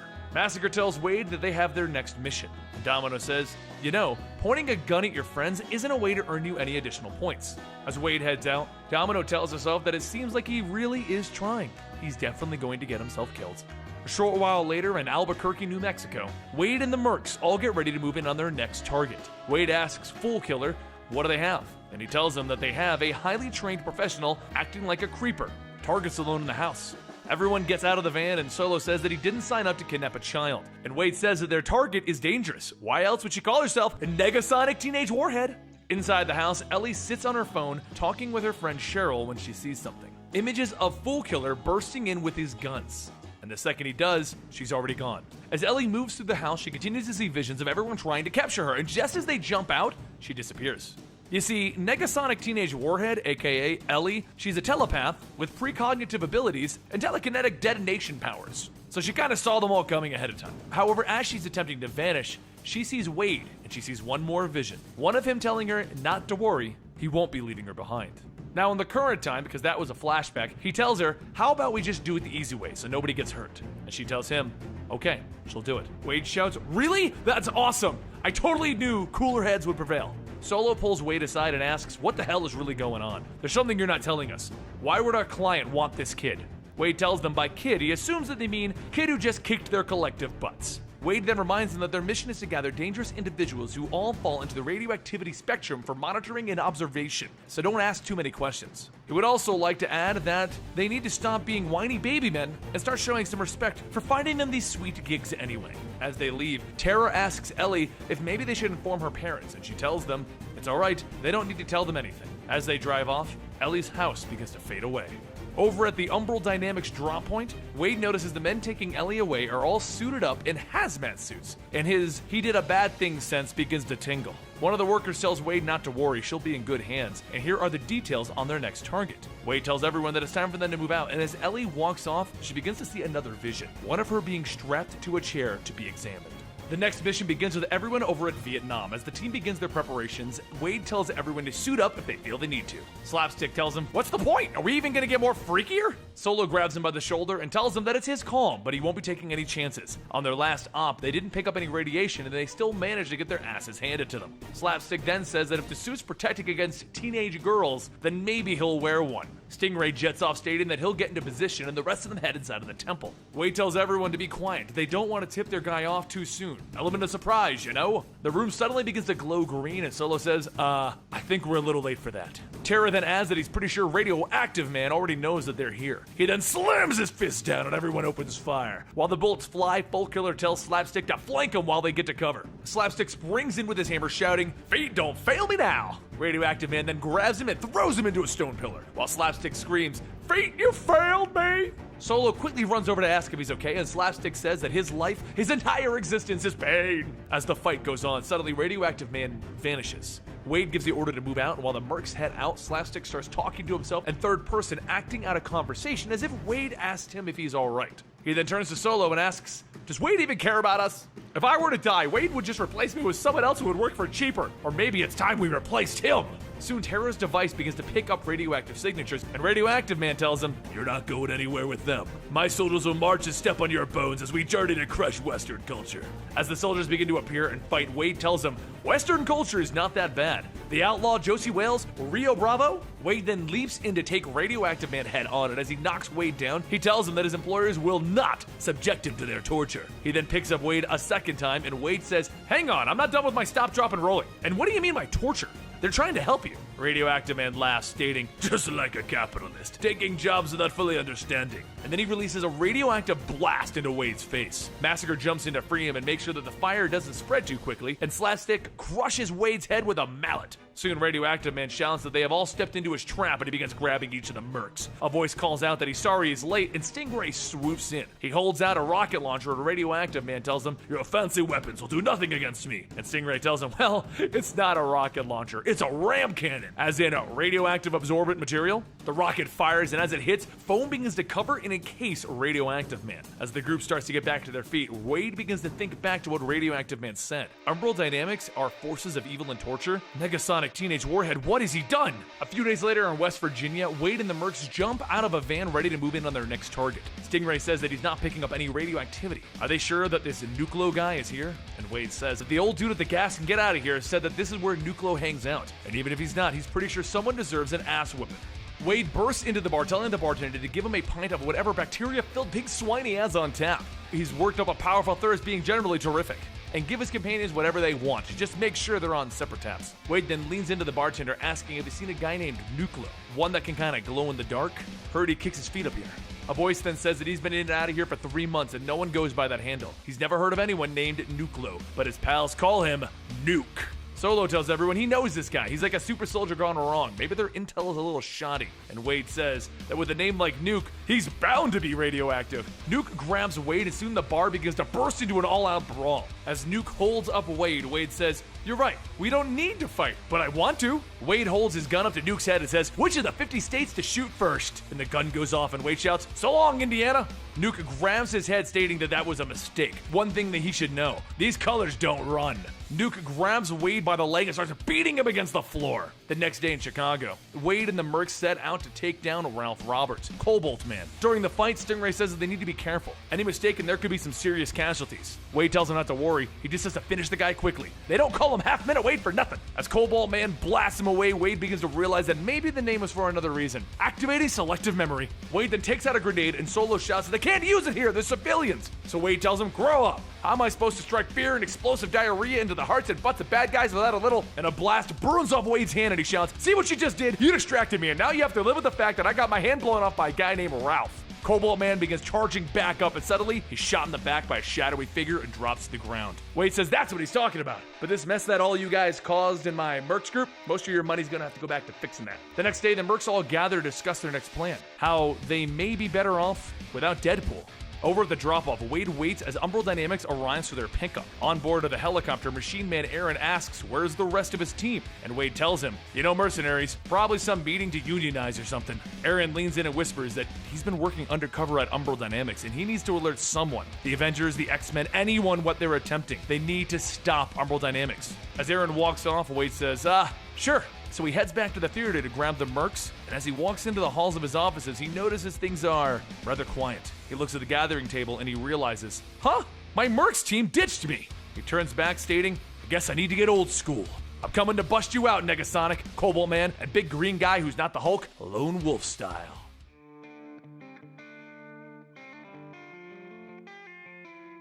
Don't jump. The woman with the long flowing blonde hair pauses, and then is startled as a hand touches her on the shoulder. Please, not here. Deadpool then leans in. Parker Industries is just a few blocks down the road. That's the sort of address you fling yourself off to death at. The woman just stops and looks at him stunned. You're making jokes? Deadpool frowns and he tells her, I was bitten by a sad radioactive clown. He then has a seat next to the girl who's about to jump to her own death. Yeah, well, I'm sure a real hero would have something profound to say to make you feel better instantly, but I'm all you got. I'm Deadpool, what's your... Don't what? Don't pretend to care. You're being presumptuous. I don't care. Yet. And you're making it very hard for me to get my care on. Is it a boy, girl, money? Did you marry a succubus and she might ruin your life? Are you trying to make me jump? Tears begin to flow down the woman's face. Again, Parker Industries is right over there. I hate you. I think maybe that's a sign you're on the mend. How about I make you an offer? If you're determined that this is going to be your last night. Have you seen Hamilton yet? She begins to laugh through the tears. You're a maniac. What's wrong with you? No, I haven't seen it. Tickets are impossible to get. Don't worry, I can get us some. The two of them go to the theater where Deadpool knocks out some slumlords and takes their tickets. And the woman enjoys the show. Afterwards, they step outside where Deadpool asks her, where to next? And she tells him, Parker Industries observation deck. Ha! You made a joke! Wait, are you joking? You're not joking, are you? Look, cut the shit. What problem do you have that I need to punch? And still, she won't tell him. So he pulls out a list of letters from people asking for help from the Avengers, and he explains that anytime he feels bad, he goes to these locations and he beats people up. And she tells him to leave her alone, unless... Is this a kidnapping? Deadpool chuckles. How dare you? I only kidnap for money. I'll let you go once you do everything I say. Oh my god, you are kidnapping me. What's your name? Danielle? Oh good, I was worried you were gonna be named Robin. They arrive at an apartment where Deadpool explains that they're here to beat a guy up for stealing from the elderly to support his drug habit. He kicks in the door, knocking an old woman to the ground. The man he's after then shouts, "Mom!" and Deadpool shrugs it off. To be fair, none of the letters mentioned you lived with your mother. He then knocks the man out and Danielle begins to kick him while he's down. And Deadpool sends off a few text messages. The next stop they go to is the location of where a bunch of hackers are stealing information, and Deadpool lets Danielle press the button on the door charge, blowing it up again. Deadpool then breaks a few arms and begins fighting off all of the nerds, with Danielle watching, until someone takes her hat, and she cracks him with a bat, and then she takes out all of her frustrations on the computer equipment. Deadpool then takes her off on a stolen motorcycle, and they drive off. We had fun, didn't we? Aren't you glad you picked my roof to fail to fall off of? Yeah, sure, but you seem to have a handle on things without me, like the rest of the world. You can let me off anywhere. So, Deadpool pulls up to an emergency room. No, I can't. I'm smart enough to know that I'm dumb enough that I can't help you, but they can. You promised you would let me go. I am. This is where you and I part ways. I've been texting the staff all night and they're expecting you. What if I don't want to go inside? I don't know. I don't think I'll have to do anything because I think you want to walk in there. Will you walk in with me? Plus, we can visit all of the elderly people that I accidentally beat up. Listen, I don't think you're crazy. I think you just need a little help, and I'm not the guy to help you. So Danielle gets off the motorcycle, and she walks inside with Deadpool, and they take her to the back of the hospital. Deadpool watches her walking away, telling himself, unkilling someone is way harder than what I usually do. Of course, the moment she leaves my life, I think of the perfect advice. You gotta remember, no matter how bad things get, life is fluid. There's always a chance that something great is waiting around the next corner. You just have to find a way to keep walking around the corners. And then as Deadpool walks around the corner, he sees he's stepped in dog do.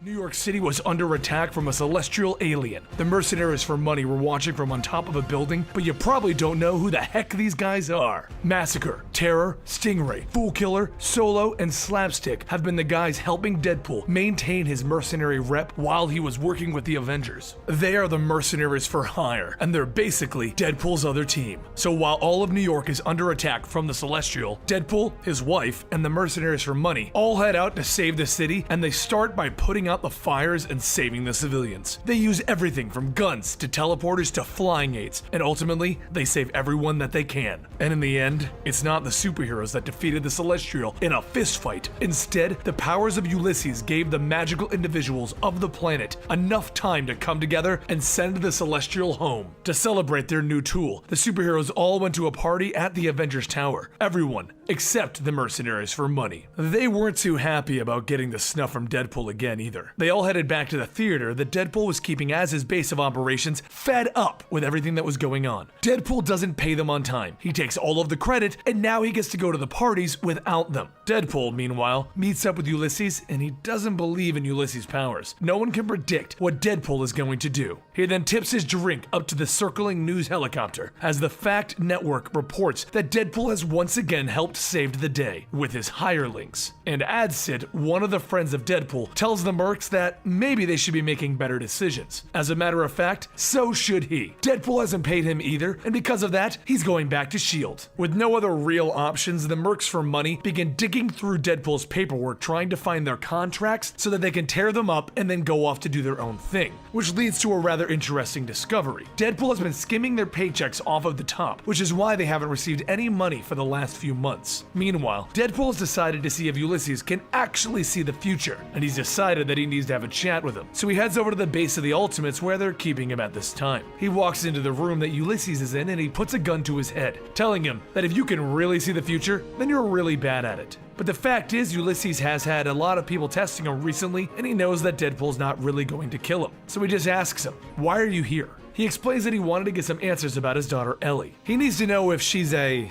You know what? Never mind. Ulysses explains that he can't actually pinpoint to the future, he just gets visions. And then he looks at the monitors and he asks if Deadpool has any business in New Jersey. He points to the screen showing the mercenaries for hire breaking into a bank, one where Deadpool is keeping his stash. So after a battle against Black Panther on his way out the door and trying to use the toilet in the middle of the fight, Deadpool begins to make his way to New Jersey. Over at the bank's vault, the mercs begin breaking down the door and they try walking in. They start digging around his safe box and they find their contracts, along with the footage of the incident at Washington, D.C., the one that made Deadpool famous to begin with. But Solo turns to Stingray. You know that wasn't Deadpool, right? Everyone turns to Solo shocked. But that's when Deadpool throws a bomb into the vault. He walks in with the button. Thanks for coming to the team meeting, but I'm afraid I'm gonna have to let you all go into pink fine mist. That's when another of the mercs jumps Deadpool, pushing him into the vault so that they can all beat him up. But as he does that, he accidentally closes the vault, locking them all inside together. With nothing else to do, Solo asks if they want to hear the story of how he dressed up as Deadpool and saved Washington, D.C. Deadpool sits down and tells him, so this is the issue where we all have a flashback.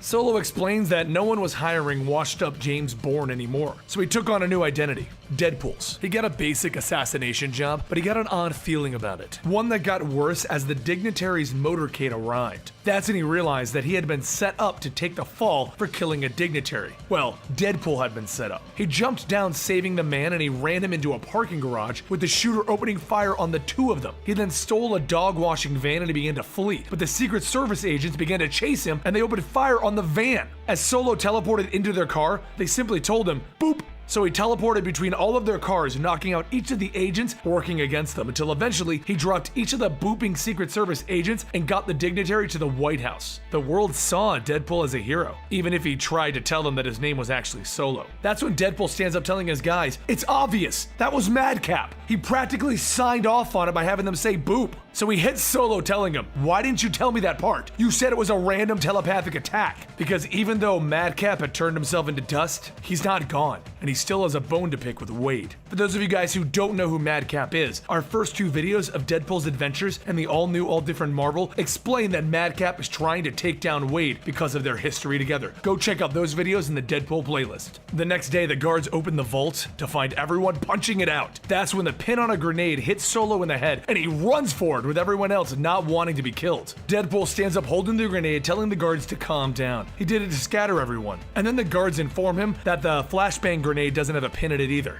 Boom! It goes off and Deadpool exclaims, I'm blind! He stumbles out, holy shit, here comes Swear Devil. Slapstick holds his hammer up high. Nice to meet you, Swear Devil. I'm Slapstick, one of the guys that you've been cheating for months. He hits Deadpool in the stomach so hard that Deadpool throws up in his own mask, and then he throws his nasty mask over at Fool Killer. You guys are gonna keep fighting me? Can't you see that I'm disabled? Fool Killer proceeds to kick him in the spine. It's differently abled, you piece of. Meanwhile, Stingray and Solo burn the contracts and the police arrive. The police begin to open fire, so Terra grabs Deadpool and holds him up like a shield, and then throws him towards the cop car's windshield. Deadpool then grabs a shotgun and he begins to blast away at the mercs. A few minutes later, S.H.I.E.L.D. arrives handcuffing everyone, and Preston wants to know, what was he thinking? She looks down at Deadpool and asks him, how long do you think you're going to be an Avenger for? Are you looking ahead in our story, Preston? Do better, Wade. See you at Sunday's dinner. Realizing how much hot water the whole group is in, Wade uses his Avengers credit to vouch that it was, in fact, Kang the Conqueror. He was teleporting into that bank, so Deadpool and his team had to stop him. They walk outside and everyone wants to know what Deadpool was thinking. Every dime that they made went to fund Steve Rogers' Unity Squad, the Avengers team that Deadpool is working on. Let me explain your severance packages. Don't any of you ever cross me again. If we're on the same job, I will kill you on sight. They all end up on the same train trying to leave at the same time, because it's really the only way out of New Jersey. But eventually, Deadpool makes his way back to Preston's house, where his daughter is being kept. Ellie answers the door calling him Wade, to which he asks, isn't the normal nomenclature his dadness or dadarino? She informs him that her therapist doesn't think that she should be considering Wade a father figure. Preston doesn't want to hear it either. Deadpool is getting out of control, and she doesn't want that around her house, so she throws him out. With his team disbanded and his daughter being held back from him, he decides to go visit his wife, Shikla. He enters the underworld and walks into their bedroom, where he takes off his clothing and he climbs into bed, only to find her in bed with a werewolf. He gets up, grabs a shotgun, and then takes off that werewolf's head. What was that, Shikla? I couldn't hear you over my big honkin' murder gun. Shikla gets up telling Deadpool that he knew about this, her many visitors that enter her bed chamber, and Deadpool knew what he was getting into when he married her. Deadpool turns to her and tells her, so did you. I fight and I fight and I fight and I screw up. It's all I know how to do. So are we gonna do this or not? Shikla smiles. Oh yes. And she hurls a spear through his chest. Then she begins to charge at him. I don't mind you ruining your happiness, but leave mine alone.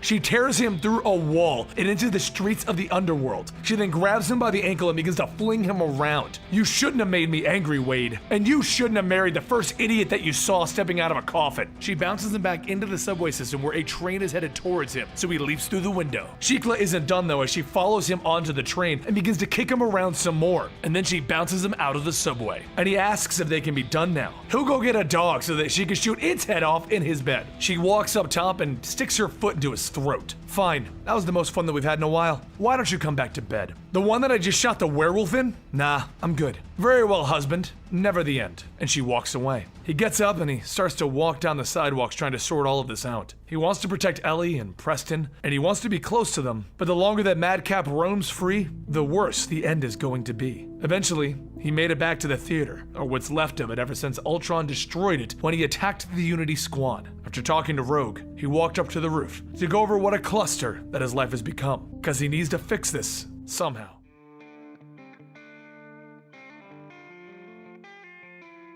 It was a cool winter night as two Santa Claus impersonators headed off to work, robbing a diamond store. For these two impersonators, it was a yearly tradition to celebrate the reason for the season, and that's for money. As the two robbers run into the back alley, we discover that they are Wade Wilson and Hydra Bob as they pull off their costumes. And Wade notices that Hydra Bob has put on a little bit of weight, and he tells him that Hydra should really secretly take over a fitness center for the Hydra agents. Bob laughs and agrees, and Wade says that now it's time for him to sprinkle his magic rocks on a hobo and turn him into an insufferable thousandaire. As Wade pours the diamonds on the hobo, he shouts, "Oh yeah, make it rain, Spider-Man!" And Wade tells him, because it's Christmas, he will not kill him. Bob then asks Wade if he wants to go get something to eat, and Wade tells him that he can't.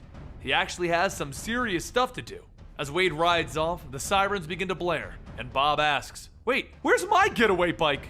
After a bit of a ride, Wade begins to think about how he picked up a nemesis, and he's not really sure how he did it. In fact, he doesn't even know his actual name. All he knows is that this person is called Madcap. So what better place to figure this person out than to return to the place where it all started, the place where Madcap was born. There was an accident that left Madcap laying in a pool of chemicals, and when he woke up, he went crazy. So he did what any normal person would do, and he tried to kill himself, but that's when he found out that he doesn't feel pain and he can regenerate from any wound. So along with some fate and fancy lightning, Wade and Madcap were electrocuted by Thor, and Madcap got to experience all of the joys of being stuck in Wade's head while their healing factors combined, turning them into one individual. But that was Deadpool. Madcap was the voice in his head. But since he's now broken free of Wade's head, and he saw what was in Wade's head, that would kind of explain why Madcap kind of hates Wade right now.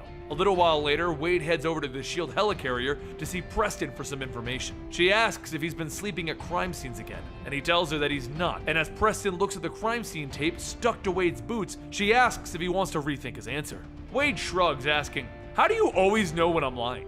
After pulling the tape off of his boot, Preston says that S.H.I.E.L.D. has no leads on Madcap. Even the scientists who made him are dead. Moments later, Preston's office door opens up and Adsit walks in seeing Wade, and he just says that he'll come back later. After he leaves, Wade whispers, "Is it me, or has Adsit gained a little weight?" With no further information to gather, Preston walks Wade out and Wade begins to climb into his jet. He says that he got an invite to Sunday's dinner, so he'll see her then. And Preston says, "Yeah, don't do that, you're not invited. Also, get out of that jet." Wade gives her a thumbs up and shouts, "I can't hear you when I do this," and he presses the eject button. The hatch on the jet pops open and Wade rockets into the sky shouting, "My whole planet needs me!" Once Wade lands in the park, he gets a text from an unknown number stating, "Boop." Wade begins to think that this could be Madcap, and he responds to the unknown number like any normal person would. "New phone, who dis?" A second message then comes in stating that he belongs in a zoo, and Wade knows that there's a zoo nearby, which means that this is probably a trap. Wade sneaks into the zoo and then he begins to hear someone stating, "Boop," over and over again. And that's when he sees a group of zoo workers all in masks stating, "Boop." The staff rush at Wade and he tells them that he doesn't want to kill them, but that doesn't mean he won't hurt them. He manages to fight off a few of the workers, but one of them pulls out a trank gun and fires it into Wade's chest. He runs over punching the shooter, screaming, "F you!" and then he begins to wobble. The workers all rush in and they knock Wade into the penguin pit. One worker stabs Wade with a broken broom and Wade grabs a penguin and throws it at the man. Wade then pulls himself out of the pit, but all of the workers then dogpile onto him, holding him down, and they spray a mist into his face. With Wade finally not being able to fight back, a voice then asks, "Who wants to see the tigers? Feed the beast."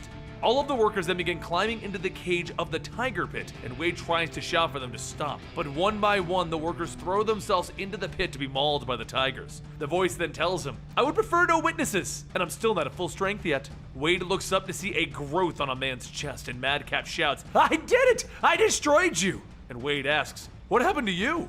Madcap tells him that he'll find a new home until he can pull himself back together again. But he is so glad that he's had a chance to watch Wade die. The next morning, Wade's body is being examined when suddenly he wakes up in the middle of the procedure. He tells the doctors that he feels like hell, and then he looks down at his open chest cavity. One of the doctors says that he can see why, and Wade tells him that could he just do him a favor and throw everything back where he found it and close the hood? A short game of operation later, the doctor tells Wade that they had to cut away his clothes, but he can have them back, and Wade tells them to go ahead and throw them out. Afterwards, Wade heads back to the Avengers Theater, and he finds it closed down, and the foreman tells Wade that he's been a hard man to find. The bill is due. Wade walks in telling him to just send it to the office, and the foreman stops him stating, "We all have bills to pay, but my bosses are the kind of people who tend to settle things out of court." Wade looks at him and tells him to go ahead and tell his not mafia-controlled bosses that the money is on the way. And if they don't like it, they can come see him and his guns right here about it. And he slams the door shut. As Wade walks around, he sees no one there, and then he sees a stack of bills on his desk. Flipping through the bills, he comes up with an idea that he could pay the mafia, but he would need some work clothes. A short while later, at the horse racing track, some mafia men load their safe with money, and Wade bursts in shouting, "It's the inferior Spider-Man!" After kicking and taking out the thugs, Wade begins to sing the Spider-Man theme, clearly not knowing the words. And once he's done, he begins to fill his bag with the mafia money, and he makes a break for it, which has him immediately stopped as Wade is blasted in the back with gunfire. "Ow, this suit's a rental!" He then jumps out the window and he runs over to the stables, and as he gets there, he punches one of the thugs, and then he punches a horse. Then he realizes what he did. "Sorry, horse, I got carried away. Please forgive," but the horse then kicks him before he can even finish. A short while later, Wade returns to the theater handing the foreman a sack of money. The foreman says that his bosses will be glad that he paid in cash, and Wade says that he's sure the cash missed his boss. He then hops into a cab just as Johnny Storm, the Human Torch, returns, and he tells Johnny to deposit the rest of this money into the group's main account. Johnny asks why doesn't he just do it, and Wade drives off stating that he really shouldn't be seen with that money right now. The cab driver asks where he's headed, and just then Wade gets a message stating that dinner's ready from Preston. He tells the driver to take him over to Queens, and as he arrives, Preston begins to ask him, "Seriously? Who invited you?" Wade holds up his phone telling her that she did. Here's the message! And then the two of them look inside to see Ellie, Deadpool's daughter. Wade says to himself, she's a clever girl, and he walks off. He tells Preston to tell her that he never got her a message. Preston sighs and tells him, "Fine, stay for dinner. Just don't break anything or kill anyone." Wade heads inside all happy, saying hello to his family, and soon they all sit down for dinner. But while they eat, Wade receives a call from AdSit. He heads outside to answer the call, and he asks Wade where he's at right now. Wade tells him that he's feeling a little emotionally vulnerable after the Unity Squad implosion, financially insecure after the Deadpool merch slowed down, and he's trying to keep his chin up. Or did AdSit mean where is he physically right now? AdSit confirms, so Wade tells him that he's currently outside of Preston's house. And AdSit tells him, "Good, don't go inside. Both of the corners are dead. There's something that was on your uniform that the doctors threw out, and whatever it is, it's weaponized and it's deadly." Wade falls silent, and AdSit asks if he's still there, and Wade says, "Madcap said he would destroy me." He looks back inside of the house and falls to his knees as he watches Ellie and the rest of his family dying. Once being cleared that she wasn't infected, Preston looks out at the rest of the family asking what's the prognosis. AdSit says that the doctors felt the safest thing to do was to put her family into a medically induced coma to buy them some time to get answers. She then asks, "Are they going to die?"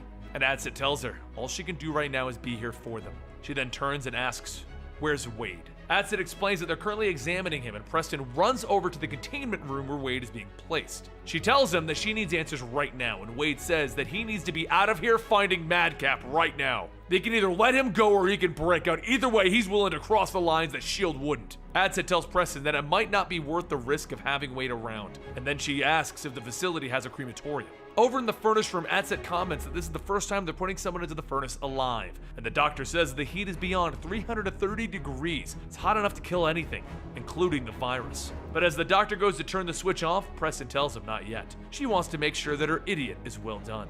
A little while later outside, Preston says that she's already starting to regret this, and Wade asks why. She tells him because he's putting his boots on before his pants. Well, excuse me. I never really think about these things when I'm getting baked on high. Once Wade is finished suiting up, Preston asks where they're headed first, and he tells her to his old stomping ground, Sister Margaret's School for Wayward Children. The two head over to that bar, and after roughing a few of the men up, Wade asks if anyone here is selling viruses. One of the men shouts that he isn't afraid of him, and even if he was, he wouldn't be afraid just because he brought some law woman with him. And Wade tells him, "You got it all wrong. I'm actually protecting you from her." The man goes on shouting, and Preston grabs the man's hand, crushing it. Everyone else in the bar begins giving suggestions of who, including a woman stating that her boyfriend has the virus, but probably not the one that they're looking for. So Wade and Preston begin to beat up some Hydra agents, and then some wizards, and then some people over at the Hellfire Club. But while they end up taking down some people who were on their way to poison a Baccarat championship, Wade punts a guy with his minigun while Preston shouts that they're running out of time. Wade begins to stop and think. Madcap must be close. He wants to watch as he destroys my life. And Preston reminds him that Madcap has been currently growing on people like a parasite. So who's put on a few pounds lately? Both Wade and Preston turn to each other and state, "Adsit!" Over at Adsit's apartment, he sits looking through his telescope at the stars when suddenly there's a barrel of a gun as Wade tells him to check out his black hole. Wade grabs Adsit, telling him to take his shirt off, and Adsit shouts, "What the hell is wrong with you? You can't!" But Preston stops him, telling him to do it. Wade points his gun at Adsit, telling him, "Lift your shirt and do the truffle shuffle." So he does, stating that some people are driven to panic eating. Wade pokes him in the stomach, telling him, "I just wanted to make sure." So Preston tells the two of them to stop, she's getting a message. And then she says they're out of time. It's time for them to go be with the kids. Wade turns back to Adsit and tells him that he's sorry about the telescope, but Adsit tells him it's fine. He wasn't hurt too bad. And then Wade shoots it, asking, "Are you sure about that?" Back at the helicarrier, Preston tells Wade that she was grateful at the chance to adopt Ellie. It made being friends with him worth it, but look at what he's done. After slamming Wade into the wall a few times, she tells him he better do whatever he needs to do to undo this. It doesn't matter what it costs. So Wade heads out, calling the only person that he knows who would have an antidote for the virus. Cable, also known as Strife in the future. Wade asks what's it going to cost him for the cure, but he tells him not to worry about it now. He has a plan for him to work it off. A little while later, back at the helicarrier, Preston sits as her husband Terry's condition gets worse. She tells the doctor that Terry has a do not resuscitate if he's going to be brain damaged. But while her and the doctor go over what to do next, Wade runs in shouting that he has it, he has the cure! Just check for a blood clot that's forming in Terry's right leg. The doctors rush over with the cure and Preston asks how, and Wade tells her that she should be asking when. Preston begins crying, stating that she could kiss that glowing-eyed silver fox named Cable, and Wade says so can he, that he needs to borrow her phone for a moment. He hooks the phone up to a device and begins scanning it. Preston asks if Madcap maybe spoofed her phone. Wade tells her that Ellie didn't send him the text, Madcap did. And if he isn't very careful, they should be able to backtrack him. A ping goes off on the device and Wade says, now the question is whether they go alone or... And Preston says alone. They will go alone for this. Wade and Preston take off and she calls Wade's phone, leaving a voice message stating how everyone is dead and it's all his fault. Once they get into position, Wade jumps down into the abandoned factory. Preston then parks, continuing to leave the message. All the while, Madcap is listening in on that message, laughing, thinking that he's won. And the man that Madcap is attached to begins to state, oh no, and Hydra Bob is that man. Oh God, not those poor kids. And Madcap tells him, be quiet, you're ruining it. The phone call goes on as Preston asks Wade if he knows what his daughter's last words were. Mommy, please find Madcap in that abandoned factory and rip his heart out and send him to hell. That's when Madcap realizes he's been played. Uh-oh. And Bob tells him, they know. A boom goes off, shaking the building, and Madcap hits Bob in the groin, telling him that he didn't follow the safety precautions. After vomiting all over Madcap from the hit, Madcap tells him, you just signed your death warrant, boobity Bob. Elsewhere in the factory, Wade runs in, guns blazing, shooting down Hydra agents. As a few of them try to surround him, the agents hear a crack in the ceiling, and Preston comes crashing down, killing them. Another agent throws his weapon and his arms up, stating, please just arrest me. And Wade looks at him and shoots him, telling him, ain't nobody got time for that. Another agent shouts that he surrenders, just don't let Deadpool take him. And Preston punches through his stomach, telling him, I'm off the clock. Wade runs into the next room shouting that he knows that it's Bob. And Bob tells him, I'm sorry, but Madcap made me be quiet. I just thought it was a tumor. And I was really bummed when I found out I didn't have cancer. Wade walks up to arrest Bob/Madcap. And Preston runs in shouting that she will slide a ghost trap underneath his creepy ass. Wade stops her and tells Madcap that he went to the site of his accident. He knows all about him. Even that he woke up in the hospital screaming for his sister Katie. And then Wade tells him, I'm pretty sure she didn't exist. But whatever you think happened, didn't actually happen. Bob tells him not to antagonize him. Madcap has a tendril wrapped around his heart and he rigged the place to explode. And Wade tells him, who gives a crap about bombs? They can't kill me. Preston here is a murder bot, so... Bob screams in pain and he presses the button and the explosions go off. Wade tells Madcap that he may blame him for what he's become, but he was always a monster. And by the way, the kids are fine, so thanks for asking. Madcap jumps from Bob's stomach shouting, "That can't be! You were supposed to destroy yourself!" As Madcap claws away at Wade's face, the two fall over the rails and Wade snaps his spine. Madcap begins to crawl away stating, "I'll boop you later!" After escaping, Wade and Preston fly back stating that they need to find a permanent solution for Madcap. And Wade tells her that he's gonna have to go away for a while to make that happen. As the two walk back into the medical office, Preston asks if the kids are ready to go home. Wade turns to Ellie and tells her to bump him, and she asks if she's gonna get poisoned again. And Wade says that there's only one way to find out. Preston then tells Wade to thank the Silver Fox again for the cure, and Wade thinks back to his meeting with Nate. Nate says that he'll save lives for him, but in return, he's going to have to claim 4 lives for him. Wade asks who's he gonna have to kill, and Nate says not to worry about it, just think about it as a long-term payment plan. Yeah, well, I don't really want to be your bitch, but the cost is too high. Nate walked off stating that as they speak, Terry had a clot forming in his leg, and he'll be the first to die. And then he told Wade that his parents already paid the price for bringing him into this world. Does he really want to let the next generation die too? Is he prepared to compromise just a little and do whatever Strife wants him to do?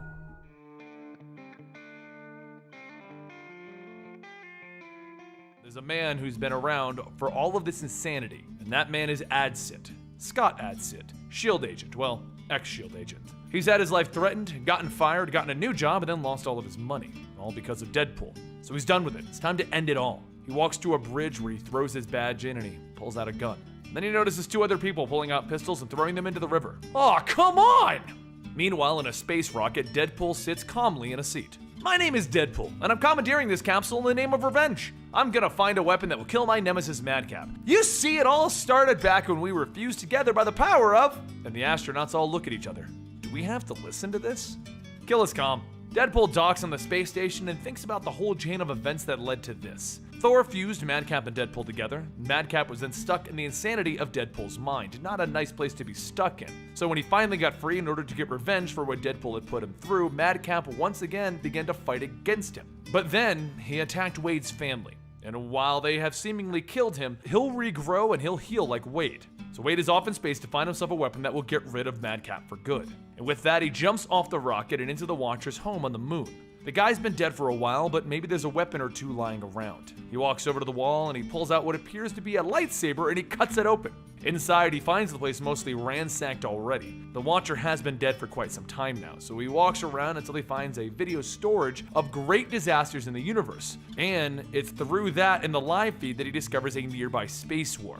Perfect place to find some weapons! After rounding up the Watcher's surfboard and a kite, he parasails his way through the universe. And while surfing through space and riding on top of the rings of Saturn, Deadpool realizes that he's never done this before, like he's never taken a vacation. As he approaches the planet, he begins to burn up in its atmosphere as he falls down to the planet in the middle of a war with itself. This planet is overrun by the Ultron virus that Pimtron sent out to show the universe how evil the Avengers are. Deadpool gets up, chopping the head off of one of the Pimtron guys. He then plunges his lightsaber into another guy's head, and then one of the aliens runs up at him. We're already dead! And Deadpool gets ready. I like your spirit, bub! He tackles Deadpool, and as they roll down the hill of dead bodies, Deadpool kicks him in the alien nuts. He then throws the guy aside and he asks him, so where can I find some weapons? The alien begins to hold his nuts before telling Deadpool, nowhere. Where? Nowhere. I gotta go to nowhere? Yes. That's a place I should go. That's where I would go if I were you. It's a place with weapons? Oh, sure. The place I gotta go. Does it have a name? Nowhere. Okay, I got it. Keep it on the down low. I can do that. Where do I go? Nowhere. Ah, I see, Deadpool says, handing him some cash. Here's something for your troubles. Now, where do I go? I don't have any paper for you. No big deal. Just tell me where I gotta go. But I did. You did? Yes. It's a real place. Certainly. The place I gotta go. That's right. So let's say I hop on a ship right now. Where would I tell the captain to take me? Tell him nowhere. All I'm trying to do is find out where to go. Nowhere. So tell me where to go. Nowhere. Say nowhere one more time. Nowhere is, do I look like your space bitch? And with that, Deadpool cuts the guy's brains out. Short while later, the Nova Corps arrives and finds Deadpool in the fetal position talking to himself. Nowhere. Wouldn't it be funny if that were like a real place? Over at the Nova Corps headquarters, Adsit sits down at his new job. away from Earth and up in space. Far, far away from Deadpool. And while his first day as the commander of his little Nova Squad didn't exactly go over well, as most of the galaxy hates humans with the amount of things that they just seemingly randomly destroy, Adsit sadly walks down the corridor because he was yelled at again, until he enters into the sick bay with a robot informing him that there's been a situation. His eyes go wide with shock. Oh god, it can't be. Wade tries on a helmet and then he sees him. Adsit, what are you doing here? I was gonna try and sneak inside and kill as many people as possible, but it looks like you already did it. So let's sneak out together and kill twice as many as when we entered. Adsit is literally in disbelief. I left Earth to get away from you. Why? What'd I do to you? Deadpool says, confused. I don't want to be the guy that just dies in one of your stories. Remember when we first met and you hired me to kill a bunch of dead presidents? Touché. Not all the stupid in my life is your fault, but I transferred from S.H.I.E.L.D. to the Nova Corps to keep the Earth safe. And I just want to date a green-skinned girl. And now the truth comes out. Say, while I have you, what's the most powerful weapon in the universe? Adsit thinks about it. I think that's the ultimate nullifier. It can destroy anything. But no one knows where it is right now. Deadpool looks at the computer on the wall. That sounds perfect. Computer, print me up a replica of the ultimate nullifier. Well, that's it. Once you're done here, I'll be on Earth kicking butts waiting for you. I'm gonna die in space. All right, well, one more question, and I'll leave you alone. Where do I find some kick-ass weapons? There's a dead celestial head on the outer reaches of space called Nowhere. Deadpool throws his helmet back on and he walks out. Oh, that Nowhere! Why didn't the crazy guy just say that? And with that, Deadpool pokes his head in one of the Nova Corps rooms to inform them, hey guys, I have the nullifier, you know, the ultimate nullifier, and I'm off to Nowhere. Not that that's anyone's business. They all hit their pads and send out the message over space. Ultimate nullifier found, Earthling heading to Nowhere with it. And up in Asgard, Heimdall sees the message going out and reports it back to the Asgardians that the ultimate nullifier has been found. So Lady Sif grabs whoever she can and they head off for Nowhere. Meanwhile, Deadpool has made his way to the bar on Nowhere when a bunch of ugly aliens arrive pointing at Deadpool. There he is! And then Lady Sif arrives with her Asgardians. Deadpool looks at them all. You guys want it? Come in and get it! He leaves behind the bar to find exactly what he was expecting, a shotgun, and then he stands up, opening fire on the weird aliens, which instantly disintegrates it. Deadpool looks back at the gun. Oh, you sexy beast. This one's definitely a keeper. He jumps up, kicking one of the Asgardians in the face, and as he jumps back on Deadpool, Deadpool pulls out a second lightsaber and cuts the guy's hands off. Then the Asgardian's hand that was holding an axe is kicked across the room by Deadpool, embedding it into an alien's head, and as the alien drops his gun, Deadpool grabs that, and he shoots it at another alien. Lady Sif looks at him rather angrily. This ends now. Give me the weapon. And Deadpool jokingly asks her, could you please specify, because I have so many arms right now. Didn't mean to rub it in, Stumpy. He then blasts the Asgardian through the chest, killing him. The Asgardian appears in Valhalla, where they bring his stumpy hands a drink and they ask how he died. Once he tells them that it was Deadpool, the entire meat hall bursts out laughing at him. Back with Deadpool, the walls are ripped apart and in walks the Brood Queen, shouting in whatever their language is of clicks and noises, give us the nullifier. The alien-type creatures walk in spitting acid all over Deadpool. Deadpool begins to wipe away the acid and asks them, is this acid? Oh, how original. Next you'll shove a baby down my throat.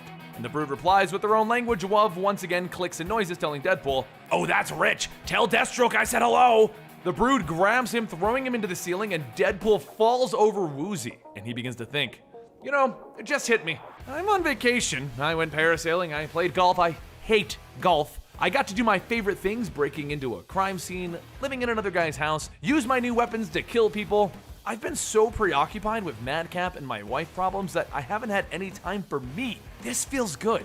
And while he's deciding that he's happy in his mind, Lady Sif and the Warriors chomp and hack away at the Brood until it dies. With it finally disposed of, they walk over to Deadpool ready to destroy him before the Brood infection can take hold, and that's when they begin to argue over the nullifier again, and with that, Deadpool sits up, only to have a chest burster break out of his uniform. The aliens and Lady Sif quickly figure out that the youngling Brood is fused with Deadpool's chest because of his regeneration abilities, and the little one kills the alien! Deadpool pats him on the head. Aw, good boy. And then the little alien spits acid into Lady Sif's eyes. Deadpool stands up after hearing everyone say that they gotta kill the alien. You hear that, buddy? They're coming for you. But don't worry, I'm not gonna let any crummy aliens John Wick my pet. Here, I have a present for you to make it official. And he throws a little Deadpool mask on him. You guys don't want to know what I normally put this on. Everyone meet Deadpal, or maybe Broodpool. With that, Broodpool begins to shoot at everyone while Deadpool is cutting them up with lightsabers. He blasts away at the Asgardians and the aliens, kisses the bar girl, chops up the Nova Corps, shoots up some space wizards, and then he cuts chunks of meat out of the red shirts. As the mess gets bigger and bigger, one more opponent appears, Rocket Raccoon, but after seeing Deadpool spinning in circles with lightsabers, he decides he's gonna pass on this one. With everyone dead, Deadpool grabs a bottle, taking a drink, and then he gives some to his little pal. And then he tells Broodpool, "It's time to go, buddy. Just get out of here. Go!" Broodpool refuses, so Deadpool tells him, "Anyone close to me gets hurt, man. You gotta go!" And Broodpool continues to refuse. So Deadpool raises a chainsaw into the air. "Game over, man!" And he hacks Broodpool off of him. He kicks him away, and after flipping off Deadpool, Broodpool crawls off. Before Deadpool can leave, though, a man in a funny cape with a golden falcon arrives. "You there. My name is Monarch, and I have an offer for you." "Nice to meet you, Monarch. I'm Santa Claus of Earth." Deadpool takes a swing at him, so Monarch blasts a hole in his stomach, and then he reaches down, grabbing the ultimate nullifier, only to see that it's a replica. But once Deadpool heals, Monarch sees something that his employer may be a tad more interested in than the nullifier. So he teleports Deadpool to the Collector's home, where the Collector looks at Deadpool and says that he'd love a regenerating guy. But once he pulls off Deadpool's helmet, and Deadpool gives him that crooked smile, the Collector realizes that he's far too ugly for the collection. Before the Collector can leave, though, Deadpool tells him about another guy, a clown with an indestructible ability as well. The Collector grabs Deadpool and brings him into the halls of collections, where Deadpool explains who Madcap is, and after looking at him through the Collector's little devices to see around the world, the Collector decides that he wants him. If Deadpool can get a hold of this Madcap, he'll seal him away in this collection, effectively removing him from Earth. That sounds like the ultimate answer to Deadpool's plan. Can't really kill Madcap, but you can just get rid of him. So Deadpool walks back out of the portal with a device to call on the Collector when he has Madcap, and he hands Monarch a grenade as a gift for the honorable defeat that he took at the hands of Monarch. Once the portal closes, the grenade explodes, and then the Collector has to piece Monarch back together again. And the words, "I will slay Santa Claus," ring throughout the halls of the trophies. Deadpool was teleported back to nowhere and in the bar that he destroyed, which is where he met a green prostitute. She gives him a spray which will make him unbeatable, and Deadpool hires her for one more thing. A short time later, after Deadpool takes a ship and heads back home, Adsit gets a little gift from Deadpool, the green-skinned alien girl. And she has a message for Adsit. Goodbye. And she smacks him on the butt, leading him to his room. Deadpool makes his way to Ego the Living Planet, where he took some space rocks, and then he heads back home, landing in a zoo, where he assumes that we blew up the planet and the apes took over until he realizes he's in a zoo. He drops off the space rocks with his daughter, who smiles, throwing them at the Lego house with joy, and then he made his way back to his base, where he walked down with a renewed vigor, ready to end this with Madcap. That's when he saw something he wasn't expecting. Steve Rogers, Captain America, standing there. "Your country needs you. I need you, Deadpool." And Deadpool smiles. "Groovy! There's nothing that I wouldn't do for you, Cap."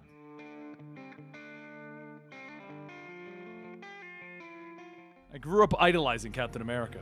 I fought him when I first met him because I was too nervous to tell him what a fan I was. It's bad business to meet your hero, so I tried to kill mine. Not long ago, he helped me stay sane through the worst thing I'd ever been through, and then he made me an Avenger. It was one of the weirdest, best days of my life. And now I'm on freelance jobs for him directly.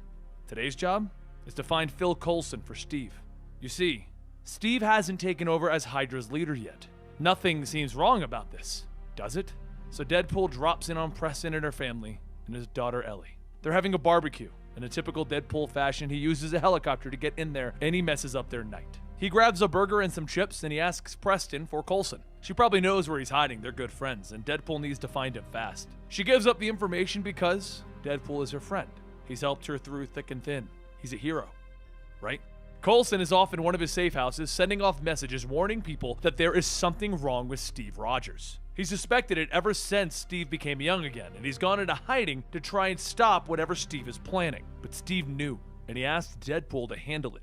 Deadpool fires an RPG at Coulson's flying car, taking it out of the sky, as Coulson is trying to find a way to get his message past the jamming that Deadpool set up. It crashes into a tree, and Coulson runs for it, shouting back, "I'm gonna kill whoever you are for murdering Lola!" And Deadpool chases him. "You had a flying car, and you named it Lola? I should kill you on principle!" Coulson sees that it's Deadpool, and he realizes that he doesn't stand a chance. It's Deadpool, trained killer, world-famous assassin. He runs back into one of his safe houses, wondering how Deadpool even found him, and then he realized that Preston must have given him up. This confirms every suspicion that he had about Captain America. There's something wrong with Cap, and Coulson will do everything he can to save Captain America. He would die for Cap.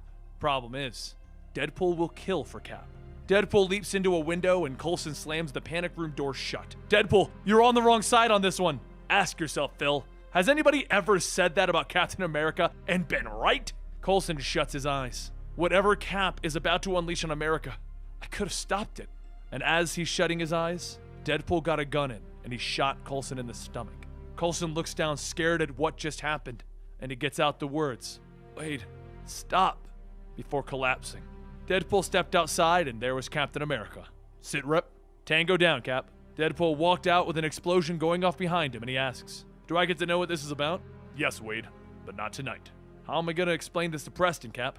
"She'll understand soon enough. Everyone will. There's going to be seismic changes in the country, Wade, and I'm counting on you to help me make them happen." Deadpool looked down at his own reflection in the glass as Cap told him, "It's time to water the Tree of Liberty." Some time passes and Secret Empire does take over. Captain America becomes the leader of Hydra, and he's used the power that the United States government gave him to conquer the entire country. The country is kind of in a weird state. It's Hydra-controlled and everything is changing around Deadpool. And Deadpool? Well, he's one of the top agents in this new regime. It's his job to find and remove the resistance. He isn't exactly happy about any of this, but he's playing along right now. And as he walks into the Hydra base declaring, "Fail Hydra!" They all question him, asking why he said that, and he goes, "Gale Hydra? Nail Hydra!" To keep Hydra thinking that he's on their side, he agrees that he's going to take down the Resistance members. People that matter. Like Speedball! Okay, not people that matter. He jumps off of a rocket to find Speedball on a motorcycle and he tackles him off of it. Speedball hits the ground telling Deadpool that he knew that he had been working with the bad guys. And Deadpool gets up throwing his sword at Speedball that bounces off of Speedball, stabbing Deadpool in the shoulder. Then Speedball hits Deadpool into a tree telling him, "We all looked up to the Unity Squad. Why did you join Hydra?"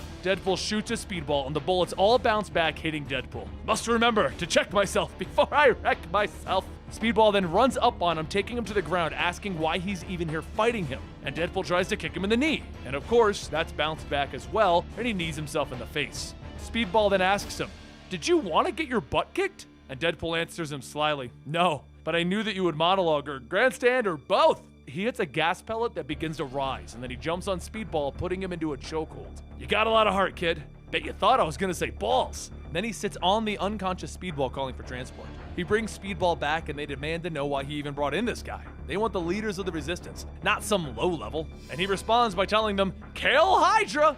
And he soars back off. He begins to hunt for the Resistance main base and he checks all of the usual spots. Eventually he does find it. Maybe the base, because he finds Quicksilver delivering supplies to Hawkeye. But he packs up and goes home. He has to pick up Ellie from school. She doesn't like this. Why did her life have to change? Where's her mom? Where's Preston? Then he heads back to Hydra, where he reports what he found. In the Mount, the supposed location of the Resistance he found, that's when he gets a text from the school stating that there's a problem. And the Hydra commander demands to know what is in the Mount. So Deadpool turns to him. "Take it off the board. It's empty." He turns to leave, and the commander tells him, "Aren't you forgetting something? Hail Hydra." He goes to the school where they explain that Ellie attacked a bunch of kids, and the proof is, well, Ellie YouTubed it. Deadpool turns on her. "Oh, how many hits did it get?" The principal turns to Wade. "What does it matter? We're going to expel Ellie from this school." And then Deadpool knocks him out. Boring conversation anyway. He gets up and he turns to Ellie to see her stealing the principal's wallet. "Hey, you can't steal from your sleepy principal." Ellie turns back angrily, yelling, "Fine!" And she throws the wallet at him. "No, Ellie, you're supposed to tell me how much is in it so we can make an informed decision as to whether or not we take it or leave it." They then get onto Wade's motorcycle and Ellie tells him, "I want my mom. I told you. She had to go underground." With tears in her eyes, she shouts, "Are you lying to me? Dad, did you hear me? Where's my mom?" And Wade looks on. Preston. You see, it happened right after the Hydra takeover. Ellie called her mom outside and they looked as the Darkhold dome went up over New York. Preston tried to call up S.H.I.E.L.D., but of course there was no response as Steve had taken over S.H.I.E.L.D. at this point, and a car was waiting for her out front. She climbed in and saw that there were 4 agents escorting her, which made her question, why did she have 4 agents escorting her? They tell her that it's possible that her synthetic body can breach the dome. And if you're curious about that, all the way at the start of this Deadpool run, Preston lost her body and her spirit now resides in this robot body. One of the agents makes a call stating that they have Preston and they're en route, and she asks about that as well. I thought comms were down. They go for their guns, so she throws them both out of the car and then kicks the driver's seat, setting off the airbags and grabbing the last guy, throwing him into the streets. She pulls that car over and finds Deadpool conveniently there. "Preston, are you driving for Ooper now?" She saw her friend, one of her greatest friends, and the father of the girl that she's watching, the girl that calls her mom. And she told Deadpool to get into the car. They need to find Coulson. He'll know what to do. 50 miles later, Deadpool hasn't said a word and Preston knew that something was off. She asked Wade what was going on. It's not like him not to talk. He slammed his fist on the dashboard. "This is a mistake, Preston. All of the action is in New York and we're driving into the Catskills." And she turns to him. "A few days ago, I told you how to find Coulson. Why did you need him?" Captain America was concerned that there was something wrong inside of S.H.I.E.L.D., and they wanted to know why Coulson went dark. I never found Coulson, though. They eventually arrive at the town and at Coulson's hideout, only to find it burned down. She asked Deadpool to do a sweep inside, and while he walked off, she went to a secret camera and replayed the footage. The footage of Coulson running past, Deadpool chasing him, shots being fired, and then Deadpool and Captain America watching the place burn. She watched the man that she thought that she could trust killing her other friend, and the one guy who may be able to stop this. She begins to cry, and as Deadpool walks out, she tells her robotic body to stop the emotional responses. She walks over to Deadpool. "I want to tell you something, Wade." And with a hurt look in his eyes, he asks, "What's that?"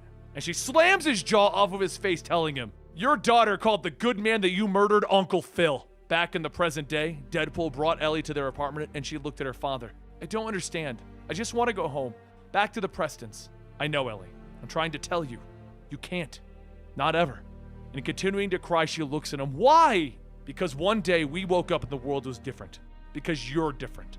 He pulls off his mask. "You have a mutant gene that's going to be activated one day, and some people believe it to be a curse while others believe it to be a gift. We're all just trying to survive, and now I have to do extra work to keep you safe. Hydra is moving against people like you to make other people feel safe, and that's why I need you to behave. Draw no attention to yourself, and I'll continue to work to make you safe. I have to go to work now, and I might be gone for a while. I need you to lock the door and answer to nobody." He went back to Hydra Command, where he dropped off another D-list supervillain, and they demanded to know, "Where's Maria Hill? Where's Hawkeye? Where's the Resistance?" And he walked out telling them that he'll work on it. Hail yada yada yada. But the fight with Preston and Deadpool didn't end there, and as Deadpool went to his next location, he remembered how it ended. "I know you killed Coulson, don't deny it." Deadpool tried to stop her though. "Preston, listen!" And she punched his chest in. She picked him up by his throat, demanding to know why. "Captain America told me that Coulson had gone rogue. He needed him stopped by any means necessary for national security. I didn't know any of this was going to happen." She hit Deadpool so hard that his teeth went flying. "That's bull! What was Coulson investigating?" "No idea! Give me a break, Preston! He's hardly the first S.H.I.E.L.D. agent the government wanted removed. Your old boss Gorman was dirty, and when Captain America says jump, you jump. Something's wrong with him, Wade. Can't you see that? Hindsight being 20/20? Yeah, maybe. Over the years, I had plans to remove you. I was worried that someone could control your weak mind like Butler did, because is there anything scarier than an unkillable puppet? But I never expected the hand up your butt to be Steve Rogers." She throws Deadpool into a lamppost, telling him, "Here, I'll spoil the ending. I'm gonna rip your limbs off and put them in cement-filled caskets that wailed shut. The last step is to drop you into the Atlantic." With blood pouring out of his face and bones broken all over his body, he tells her, "My mistake was ever trying to be good. You needed me for a dirty job, and then the dirty work piled up, didn't it? For you, for S.H.I.E.L.D., for Rogers, for the Avengers. But you made a mistake too. You got too close." And he rolled over, showing her a grenade, which then went off. She woke up in time to see Deadpool yanking out her core and depowering her. He took out her black box, and then he sent it through the mail, telling the clerk, "It's your life if this package goes missing." He then went to the Preston's house to get Ellie, and while she fought against him, he put her on his motorcycle, while Preston's husband demanded to know where his wife was. And he told him. She went underground, and he left. Back in the present day, Deadpool went over and found the location of Blackout, and he told the Hydra commander that he was going to do exactly what they wanted. He was going to bring them Maria Hill next. Elsewhere, Steve Rogers is giving a speech to some school students when he walks out of the building and a bomb goes off, throwing his guards to the ground and himself. Maria Hill walks up through the smoke as Steve tells her that she doesn't have to kill anyone, and she shoots the guards. And with that, without a second thought, Maria Hill shoots Steve Rogers in the head. And then he looks at her with the bullet hole, and he tells her, "Potato, panda, anda, handa." He pulls the face mask off, revealing that it's actually Deadpool. "Sorry, he hit the language center of my brain." He stands up and he takes out the Supreme Leader costume and he tells her, "Don't worry, I'm not bringing you in." She opens fire. "Oh, I'm not worried. You're incapable of taking me in." "Maria, the country's burning down and you're fighting the wrong guy." She kicks him in the face, telling him, "Inform Preston of that. Tell Coulson that. Who else did you kill, Wade? What's it to you, murder hag? Everything that's happened is your fault. Your secret prison changed the world." She continues to shoot into Deadpool. "Don't lay your flaming bag of crap at my door." Oh, I'm sorry. I thought you were the Maria Hill that brainwashed a lot of U.S. citizens in some crazy science experiment that resulted in Bizarro Captain America. I got you confused with the other Maria Hill. She throws a grenade at him and he bats it into a car, blowing it up. And then she shoots at Deadpool as he tells her, "Stop! I have information for you!" And then she runs into the parking garage nearby. "Hill, listen! I have a way to save New York, but I can't do it alone safely." She rams him with a van and then climbs out, crushing his legs. "Oh, so we're gonna steal this from a Stephen King novel." And she tells him, "I'm listening. Maria, I know where Blackout is. We can free Manhattan. That's where Unity Strange and all the other heroes are, right? He's a prisoner in 847 of the Hydra Detention Center. Let's say I believe you. Why should I trust a man who follows Captain America? I never questioned him. Captain America trusting you should have been a warning sign that there was something wrong with him. Did you kill President Coulson? Just admit it." Deadpool doesn't reply. "That's what I thought. I'll check out your Blackout lead because I have a feeling you're the kind of guy that would hedge his bets as to who's going to win this. Hill, I can help you. The idea that I would trust you is laughable. Hill, don't leave me like this. Don't do this. Let me come with you. I'll get myself in, and I won't have to wonder if I'm going to get shot in the back. Hill, let me fight, please!" And she blows up the entire building, dropping it on Deadpool. It took a couple of days for the rescue crews to get into that rubble. They believed that whoever flipped the fire alarms early on saved everyone. If someone was trapped, they couldn't have survived anyway, so Deadpool laid buried there. Back at his apartment, Ellie was there, alone until the food ran out. Then she put her things on and wandered the streets. Deadpool sat there thinking to himself through the days. "I know why I did what I did. History will not look kindly on what I've done. Like I give a crap. There's one person that I want to know the truth, though, but I fear I've lost Ellie now too. This is the death that I deserve. Here in the rubble. Except death will never take me." Deadpool eventually did get out, but he missed everything. The defeat of Hydra Cap, the final battle, rescuing of the heroes. No one knows that it was Deadpool's information that saved New York, and no one will ever know that. He's just another guy who picked the wrong side of this fight. He thought back to where this all began, the day that he joined S.H.I.E.L.D. How happy he was. They scanned him and gave him access, and he joked, "Ha! Deadpool, the worst Avenger, has a nice ring to it, right?" Preston smiled at him. "You aren't going to be the worst Avenger. That's Mr. Druid, that fella that could talk to trees and whatnot. Please, Preston, don't rob the Tree Whisperer of his dignity. Plus, he's a doctor." Coulson came over, putting his hand on Deadpool's shoulder. "Wade, we're just having fun." "I know. That's why I haven't killed any of you yet." "Ha! Man, you got to hear Steve Rogers say those words. I want you to be an Avenger, Wade." And that's when we go back to the present day. Deadpool, suit torn and charred to the bone, sitting in a bar with a few too many beers in front of him. Yeah, Coulson, it was the best.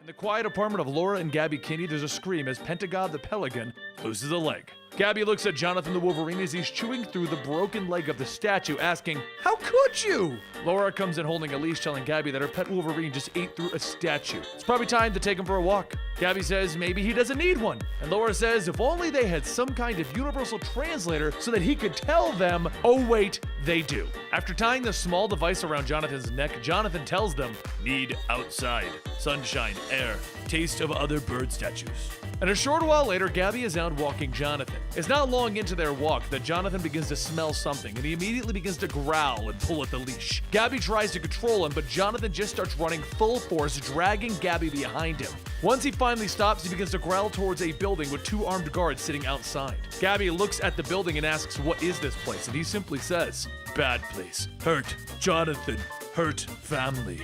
So Gabby calls the one person that she knows who can help in this kind of a situation, Deadpool.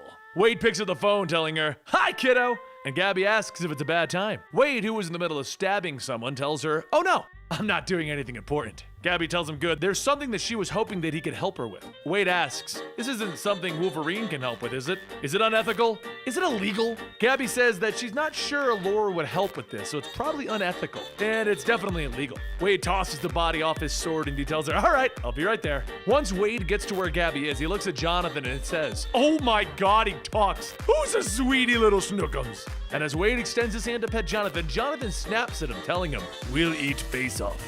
Gabby yells at Jonathan and Wade tells her, No, it's okay. We've established some boundaries, that's all. And, what is this place anyway?" Gabby then says that Jonathan was rescued from a lab and she's pretty sure that this is the one that he was experimented on.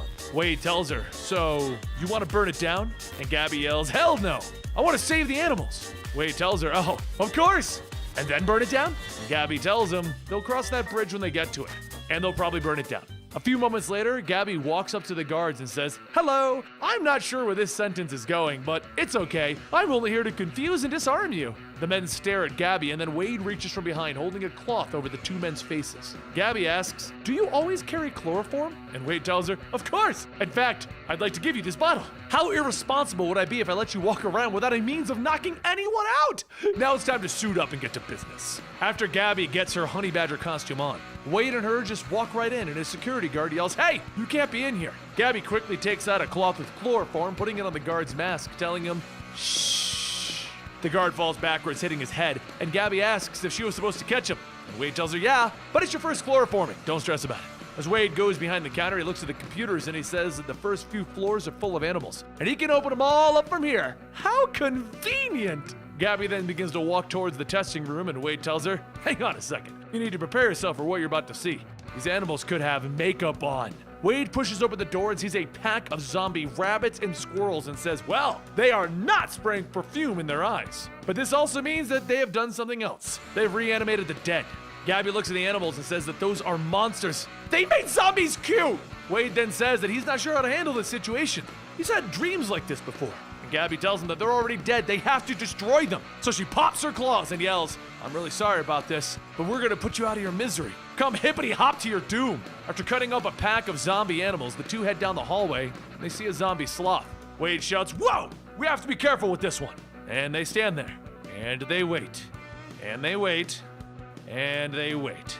And Wade simply says, "Okay, this one might be a little while before it becomes an actual threat. You want something from this vending machine?" Gabby yells, "Vengeance!" And Wade tells her, "They're all out of vengeance. How about a soda?" And Gabby tells him that soda will do for now. But as the zombie animal killing continues, Laura sniffs the area and walks into the front door asking, "Is that Deadpool?" Wade spins around, surprised, with 8 squirrels skewered on his swords, and yells, "This is not what it looks like!" Laura tells him that it looks like he just made squirrel kebabs, and Wade tells her, "Okay, that's actually right." Gabby then runs up asking Laura how did she find him, and Laura tells her that she only went 4 blocks. Plus she's Wolverine. Now tell her why she passed a half-dead sloth back there. Gabby then says that this is the place where Jonathan was kept. They've done terrible things to the animals here. She didn't say anything because she thought that she would get mad and stop her. Laura smiles, putting her hand on Gabby's shoulder, telling her that she should have called. She would have come. And now she's here, so how about they finish this? Just then, one of the scientists runs out of a door with a shotgun, yelling for everyone to get on the floor. Wade looks at the man and laughs and tells him, "Look at you! You think you're an actual threat. That's just the cutest little thing that I've ever seen." Laura walks up and says that she'll take it that he's the one responsible for all of these abominations. The scientist yells, "Of course I am! They all tried to stop me!" And Wade looks at the door that the scientist came from and reads the words, "The Pit," spray painted across it, and asks, "What is this?" The scientist tells Wade not to go in, but Wade, being Wade, opens it up. Inside is a pit filled with some more zombie animals, and Jonathan says, "Family." Laura looks around and sees that there's no computers or cameras anywhere. This whole thing is for sport. The scientist points his gun at Jonathan, telling him to step back, and Laura swipes her claws, cutting the shotgun in half. Jonathan begins to growl and inch towards the scientist, and as he steps back, he ends up falling into the pit with the zombie Wolverines. While the scientist is being eaten alive, Wade begins stacking barrels, and Jonathan says, "Leave now. Hungry. Eat bird statue." Wade then kneels down with Gabby and holds out a gas can and a lighter, asking, "Would you like to do the honors?" Moments later, the three leave as the building bursts into flames, and Wade says that badasses walk away from a fire and can't look back. We should probably watch it burn. Gabby shouts, "Oh hell yes we should." They all sit down with Jonathan stating, "Old family gone, new family here." Wade begins petting Jonathan and says, "Aw, he's just a big softie, isn't it?" And Jonathan tells him, "We'll eat a piece of you while you sleep." As everyone watches the building burn, Gabby says, "Wow, catharsis is really pretty."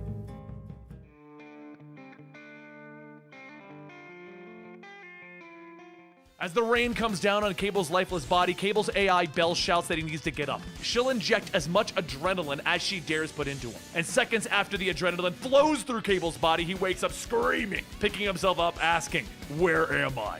Deadpool steps out of the shadows, pulling the cord on his chainsaw, telling him, "You're right here, and I'm here to kill." Deadpool swings the chainsaw down, and Cable quickly blocks it with his prosthetic arm, telling him, "That's the crap I know." As Cable pushes Deadpool back, he punches into him, telling Belle to call for Trista. Belle tells him ordnance inbound, and Deadpool asks, "What are you doing? Telling Siri to call someone from the future to take me out?" There's a loud pop, and Cable grabs the giant gun materializing in front of him. And he says, "Actually, yeah."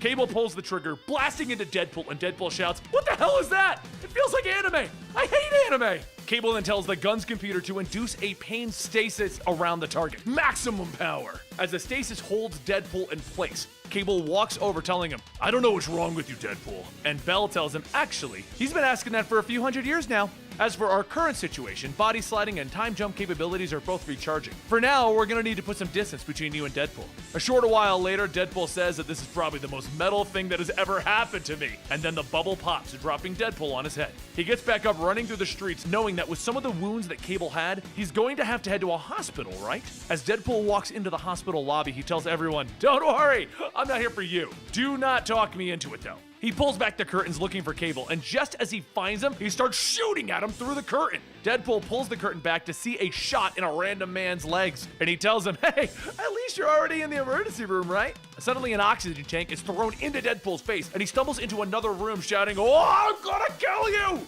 The doctor and patient in the room begin to scream, and Cable charges into Deadpool's back and he begins beating his head. Cable then throws Deadpool, telling him, "Fine, I don't care anyway. Everyone has a plan to permanently kill you, and we're about to see what mine is like." Cable tackles Deadpool into the MRI room, shouting, "I tried to warn Rogers. Everything Wade Wilson touches turns to garbage." And Deadpool punches Cable in the throat, telling him, "Are you kidding?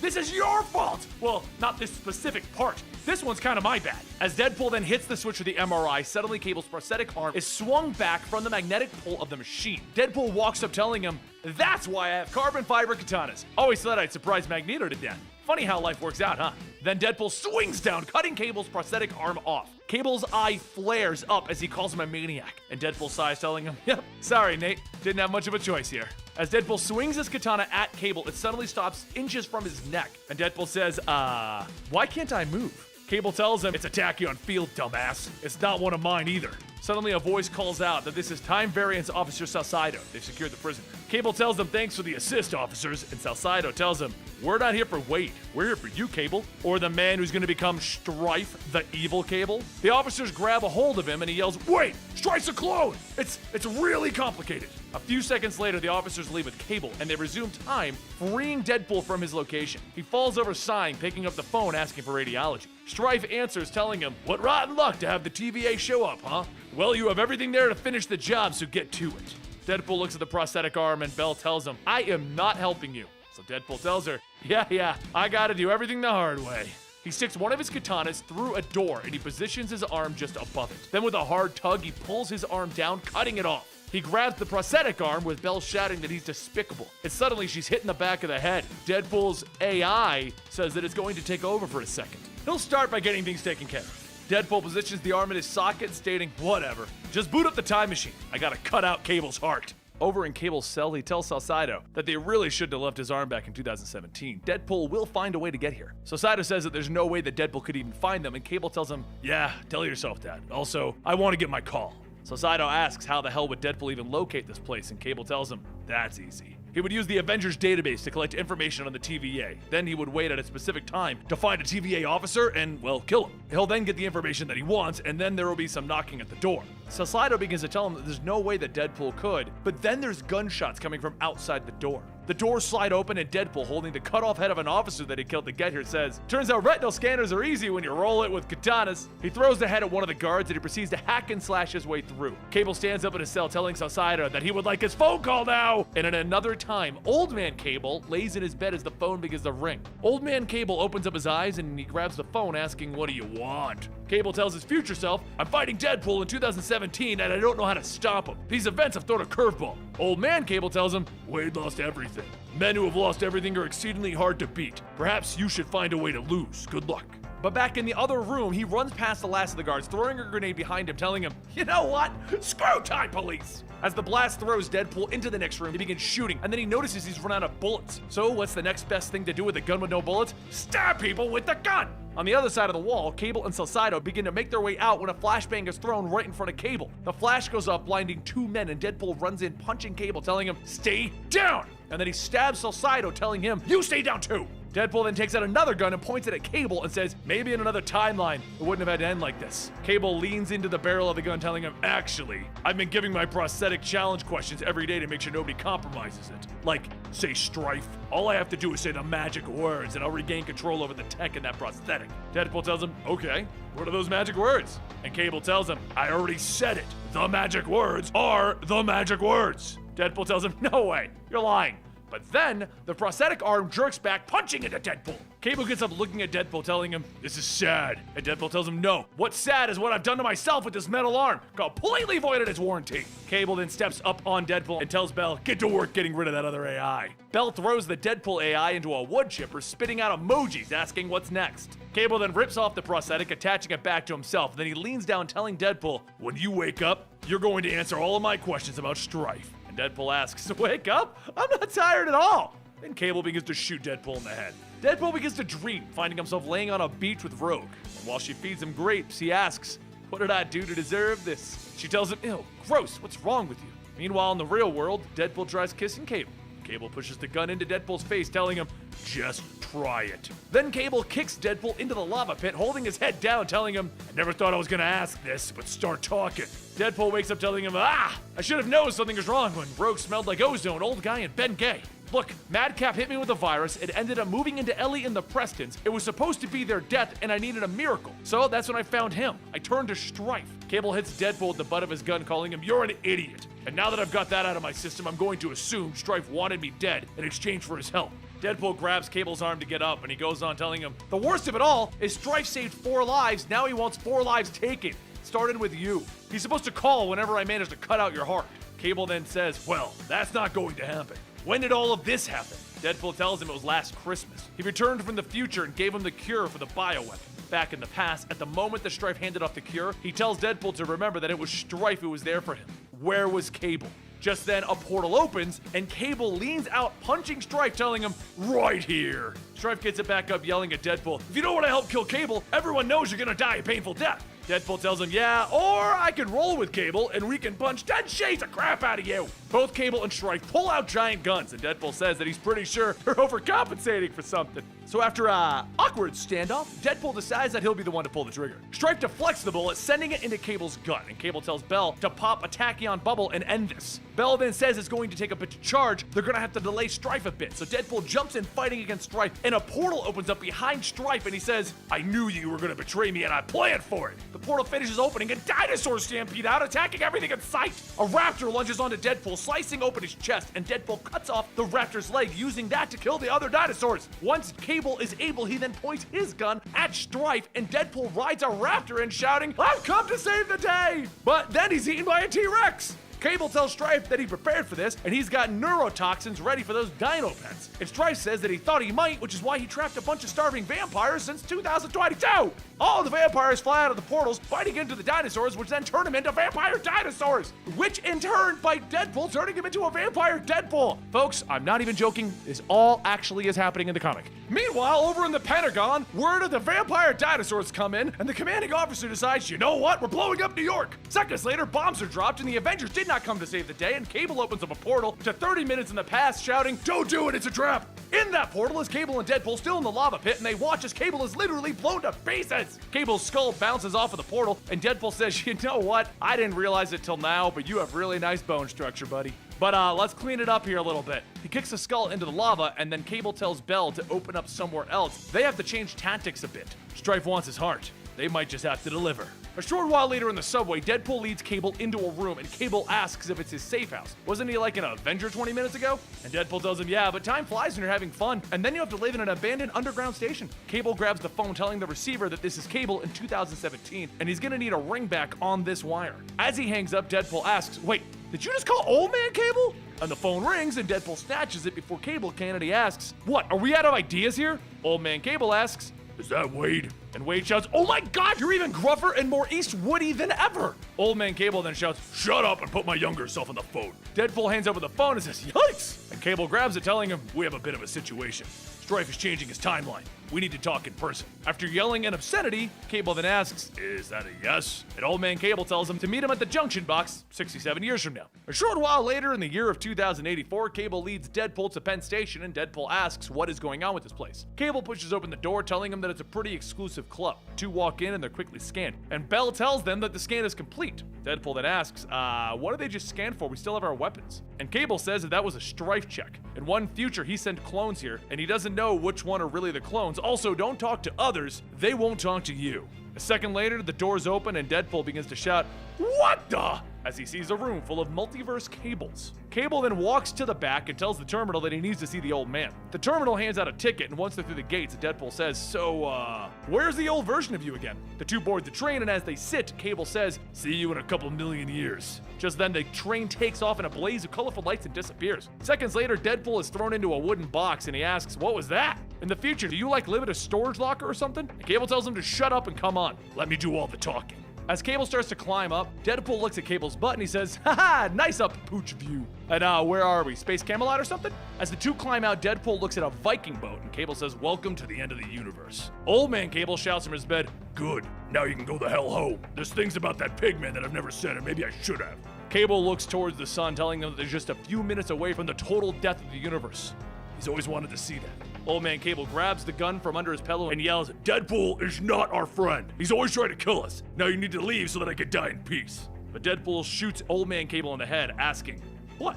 The old view's just blathering on about seeing some white hot light in his face before he dies. And voila! He pulls out a knife and says, "All right, now let's get his sticker out and be on our way." Deadpool gets to work and he pulls out old man Cable's heart and he asks Cable if he's got a baggie. Cable shouts, "No." Suddenly there's a crack-a-boom, and a ship teleports them back to New York, where Cable says that it's time to abandon ship. The next stop for this ship is the sun. The two leap off onto the building, and Deadpool asks why Strife wants his heart anyway. Cable tells him it means that Strife is getting back into the cloning business. A short while and a case of beer later, Deadpool heads over to the payphone calling Strife so that they can meet. Strife tells him, "All right, stand by for transport." Deadpool tells him, "You may want to wait a few seconds before you, free balling and techno-bamfing." Seconds later on board Strife's blimp, Deadpool continues chugging his beer with his pants down. Strife asks, "What the hell? You're soiling the floor." Deadpool pulls his pants up, telling him, "I don't have great impulse control." And come to think about it, the only difference between a payphone and a regular toilet is who's watching. Anyway, heart in the case with the cold beer. Scotch! Strife pulls the heart out and shouts, "Finally, Cable's heart is mine. The first weak draft is no more." He pulls the heart down onto the machine to scan it, and as he looks at the reading, he says, "This is really Cable's heart." Deadpool tells him, "Told ya." Strife tells him, "I expected some kind of a trick, but..." Just then the alert goes off and Cable breaks through the window shouting, "Strife!" And Strife shouts, "Cable!" And Deadpool yells, "Deadpool!" Deadpool begins shooting as some of the bullets hit Cable, who yells, "Hey!" And Deadpool says, "Whoops, hard to tell the difference." Strife then blasts Cable back out of the blimp and quickly grabs onto Deadpool, telling him that this is what I get for saving your family. Now, how should I kill them? Deadpool then reaches into one of his pouches, pulling out a pen, telling him, "Maybe you can see things my way or not." And he slams the pen into Strife's eye. Cable then rockets back, tackling Strife, and Deadpool gets up telling him, "I'm gonna leave you two lovebirds to it." Just then, Deadpool's phone begins to ring and he picks it up and says, "Whoever this is, it is not a good time." Ellie says that she's sorry to bother, but the doctor said that they needed to call him so that he could give permission for her to take the medicine. Deadpool pauses. Then he asks her to put the doctor on. In the hospital, Strife tells him on the phone, "It looks like I needed to put my plan into motion and fix my eye. So starting from now, you will be on the right team." Deadpool sighs and he jumps into the fight, kicking Cable, telling him that he's sorry. Cable defends himself, stating, "Don't get cold feet now." And Deadpool stops him, telling him, "No, nothing can be fixed. It's all horrible. Back when I had a time machine, I planted a bomb that would kill Hope. I won't say where or when, or that she may even already be dead, but you're gonna have to go back and save her." Cable stops fighting and asks Belle if it's true. And she says that there's no way to tell. She doesn't have access to the machine's black box yet because of Deadpool's AI. Cable punches into Deadpool, shouting, "To hell with you! This is exactly what Strife wanted." He begins to time jump, and he says the next time that he sees him, "I'm gonna kill you, and you will stay dead." Strife then says that he takes it the failsafe just rang, huh? Deadpool grabs a beer, telling him, "Yeah, he said that you might want to get your eye checked out. And just so it's out there, time travelers are freaking stupid." Deadpool pounds the beer, crushing the can on his head, asking, "So, can you give me a ride home?" Strife grabs Deadpool and throws him out, tells him, "There's your ride home." As Deadpool is flung outside, he yells that he didn't want to be in the stupid blimp anyway. He splashes down on the river below, and as he floats back up, a drifter asks, "You gonna be all right there?" And Deadpool tells him, "Of course, just looking at the stars." The drifter tells him that the stars are dead, been that way for years. And Deadpool laughs, telling him, "You know what? You're right, hobo." And he climbs into the sewer. After a long walk home, he opens up a wooden crate and says that he's sorry. He's had a long day and he knows he shouldn't complain. Inside the box are the pieces of Preston that he disassembled when she tried to kill him after he killed Phil Coulson. And just then his phone rings. He says it's fine, they can leave a message for him. But on the other line, leaving the message is Bob, out of his Hydra uniform. He says he looked into what he was asked to look into, and it looks like the remnants of Hydra got a hold of Bizarro Steve Rogers. I'll text over the details in a bit. He hopes things are well.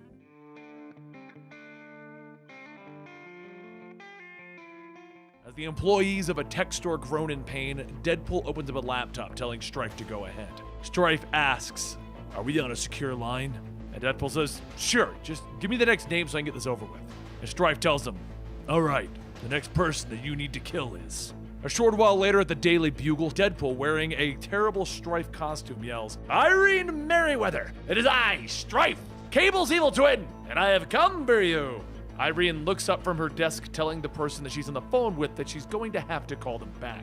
A guard grabs Deadpool and laughs. "Okay, let's go, Shredder." Deadpool spins around, punching the guard, yelling, "Unhand me, you knave!" And Irene asks if this is a bit or something. Is Cable in trouble? Deadpool sighs and says that he's really sorry about this. And he stabs Irene in the chest. The next day at the mall, Deadpool holds up a newspaper with the headline, "Masked Lunatic Kills One of Our Own," with a picture of Irene on it. Strife tells him, "Good, now on to the third. Your young friend in future apocalypse, Evan Sabanur, must die." Deadpool grabs his gun and shoots the laptop, shouting, "Absolutely no way is Evan going to die." But as the night comes, Deadpool tries to figure out what to do. Kill Evan, the child that he killed once, brought back to life, and is now practically the godfather for. Or let Ellie die, his own actual daughter. Neither one of them dying is really an option. So rather than face the problem, he decides to pay a visit to the one person who started all of this. The Hail Hydra Captain America, Steve Rogers. As Steve sleeps in his cell, he wakes up to the sound of Deadpool whispering, "Wakey, wakey." Steve looks at a snake on his chest, and Deadpool says that he figured that he would like serpents, so he brought him one. A shame the poor chimpanzee with a revolver couldn't make it. Not even acknowledging the snake, Steve sighs, telling him, "I was wondering when you would show up. Oh, and how you regarded how our new American empire ended." Deadpool shouts, "Ended? How about how it began? I killed Coulson for you even before hearing you say the words Hail Hydra. And because of that, you're going to tell the prosecutors that it was an order from you and clear my name." Steve tells him, "Rather than incriminate myself, I would like to exercise my Fifth Amendment and not talk." Deadpool yells, asking, "Is this how other people feel when they talk to me? It's like I'm losing my mind. If Maria Hill hadn't betrayed me, none of this would have happened." Steve says, "On that point we can agree. Maria Hill has much to answer for. Either I'm a lie, or the world around me is." But Deadpool stands there with Steve looking at him, and he smiles, asking, "Why are you really here? Is it because you're not being honest with yourself, and you're going to help me escape?" Deadpool starts laughing as he pulls out a small canister and begins to shake it. He pours the contents into the toilet, stating, "My life is ruined, and I'm going to repay the favor. Since you're going to rot in prison for 1,000 years, I'm going to rob you of the one thing that you have here: sleep." Steve grabs the snake off his chest, crushing its head, and throws it against a wall as he watches Deadpool leave. And Deadpool calls back, "Also, I'm taking something else. Your toilet. Have fun crapping in the corner." Just then, the orange gas starts to rise out of the toilet, and a few seconds later, it shatters, flooding the cell with water. As Deadpool leaves, he steps through the metal bars that he cut, and he looks at the chimpanzee Caleb, and he tells him that he's sorry. In retrospect, he should have given him roller skates. Now he's just trained a chimpanzee to shoot a revolver for nothing. He turns back to the tied-up guard, yelling, "Next time you want to shoot someone, shoot them. I'm going to be breaking into this prison a lot over the next couple of years." Deadpool then heads outside to his getaway ride. At his getaway ride, a hot air balloon. He pulls the lever, and as the balloon begins to lift off, he yells, "Up, up, and away!" But as he slowly escapes, some of the prison guards spot him, and they open fire on the slow-moving object. He rolls over in the basket as it fills with holes, shouting, "You missed, suckers!" And then the hot air balloon lazily floats away, and then it hits a power line, exploding instantly. Meanwhile, as news of Deadpool's break-in spreads, Rogue listens and sighs, stating that she's trying to ignore him, but now he has her full attention. The next day, two guards keeping watch over the city begin to see something in the sky. The first guard yells that it's a helicarrier, and the other one says, "Oh hell, are we under attack again?" And as they get a closer look, they see that it's him. Up in the sky, Deadpool is flying his newly acquired helicarrier, shouting, "Come on, New York! Come and get me!" The second guard asks if they should call it in, and the first tells him no.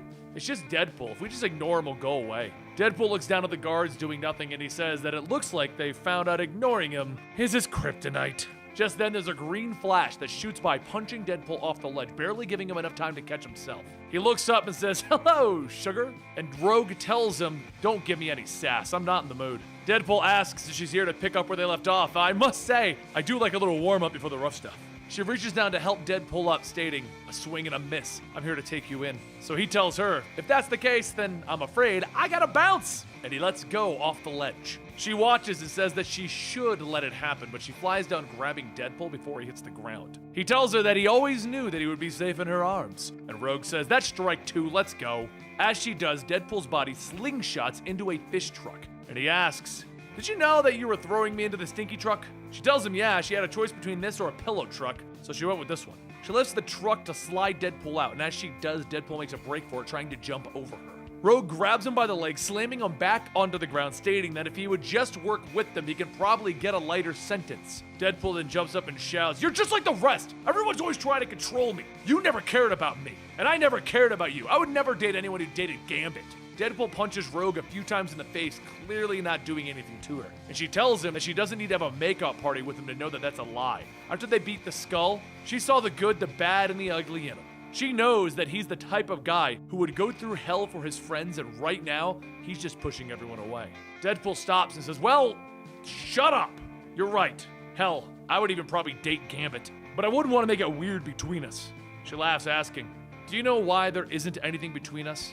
And Deadpool says, "Because I killed it." And Rogue tells him, "Deader than Coulson." But just then, Rogue punches Deadpool, shouting, "That was for Coulson." The force of the punch launches Deadpool into the air and up into a nearby building. He gets up, stating that they would have been so good together. She flies up, telling him, yeah, two unkillable people just hurting each other non-stop. Deadpool then reaches into one of his pouches and says, "Speaking of invulnerability, catch." He throws a small thermite bomb into Rogue's face and tells her, "The blindness should be temporary, or at least I hope it is. Or maybe this could be a new origin story for you." He grabs his grappling gun and takes aim, telling her, "I'm sorry. I know I blew it with you." And Rogue yells, "No, you blew it for yourself. Just make sure you keep the promise to the girl. Don't let my sins keep you from doing the right thing. If she needs you, be there." Rogue tells him, "They will. I don't have many new mutants." As Rogue hears the wire retracting, she swings aimlessly, yelling that she will see him again. She will find him. And Deadpool tells her, "I have no doubt. Go easy on me. I'm going to be a very different guy then. Goodbye, Anna Marie." She quietly says, "Goodbye, Wade," and then wanders off to the water tower to wash her face off. A voice asks if she's gonna be alright, and she tells the person that he's late, they just missed Deadpool.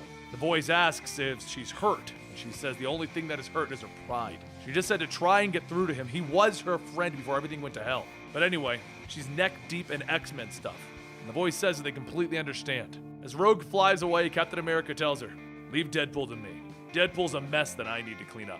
A short while later, in another part of town, Madcap sings and dances at the Schaefer Theater to finally ruin Deadpool's life, except the theater's already been destroyed, and he yells, "Of all the rotten luck! The Avengers' old pals must have beat me to it! Come, dancing mob, let's go find Deadpool!" If you don't know who Madcap is, he's Deadpool's actual arch nemesis in this entire arc. There's many videos in the playlist that involve Deadpool fighting against him and Madcap trying to get back at Deadpool. It's Madcap trying to kill Deadpool's family that started this entire situation with strife, because as Madcap tried to kill Deadpool's family, he had to contact somebody in the future to help him, and Cable was unavailable. So he had to get a hold of Strife, who is now sending Deadpool off to go kill other people as a way to return the favor of saving Deadpool's family. Anyway, Madcap sings and dances over to the Preston's home and finds that it too has been destroyed. And he's confused. Huh? Something really bad must have happened. After stopping by a coffee shop to read The Secrets of the Secret Empire, Madcap says, "Oh, something really bad did happen."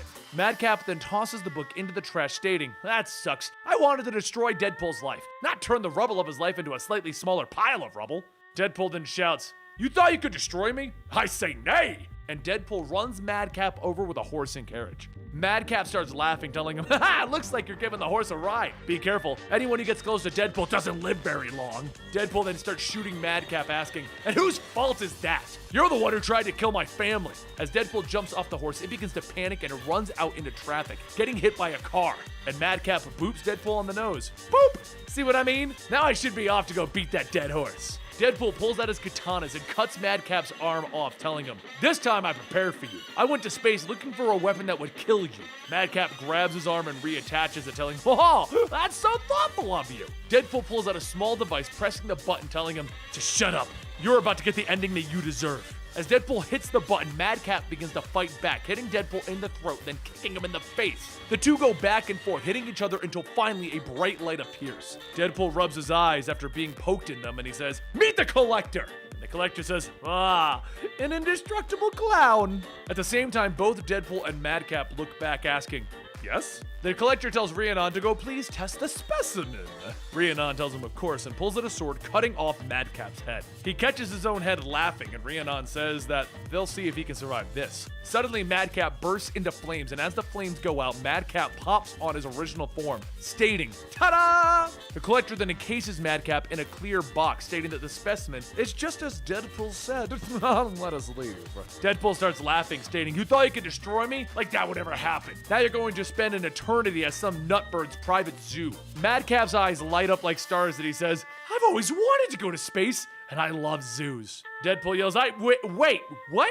Madcap shrugs, stating, I'm actually bored of this. I just wanted to make your life a living hell, but this is perfect. Deadpool yells to the Collector to wait, and the Collector tells him, I'm afraid not. This unique and wonderful light form will make a fine addition to my collection. Madcap laughs, yelling, thank you, Deadpool, for releasing me from your terrible orbit. I owe it all to you. And then the Collector and Madcap disappear, with Deadpool sighing that his plan did not go according to plan. Then he hears a payphone ringing. He picks it up and asks, are they like ringing phone booths in his area? Actually, never mind. Who's next? And don't say Evan. Strife tells him to look up. There's a picture of the target, and there's no getting out of this. One more screw up and the kid dies. Deadpool reaches up to see a picture taped to the ceiling, and as he pulls it down, he sees it's Evan.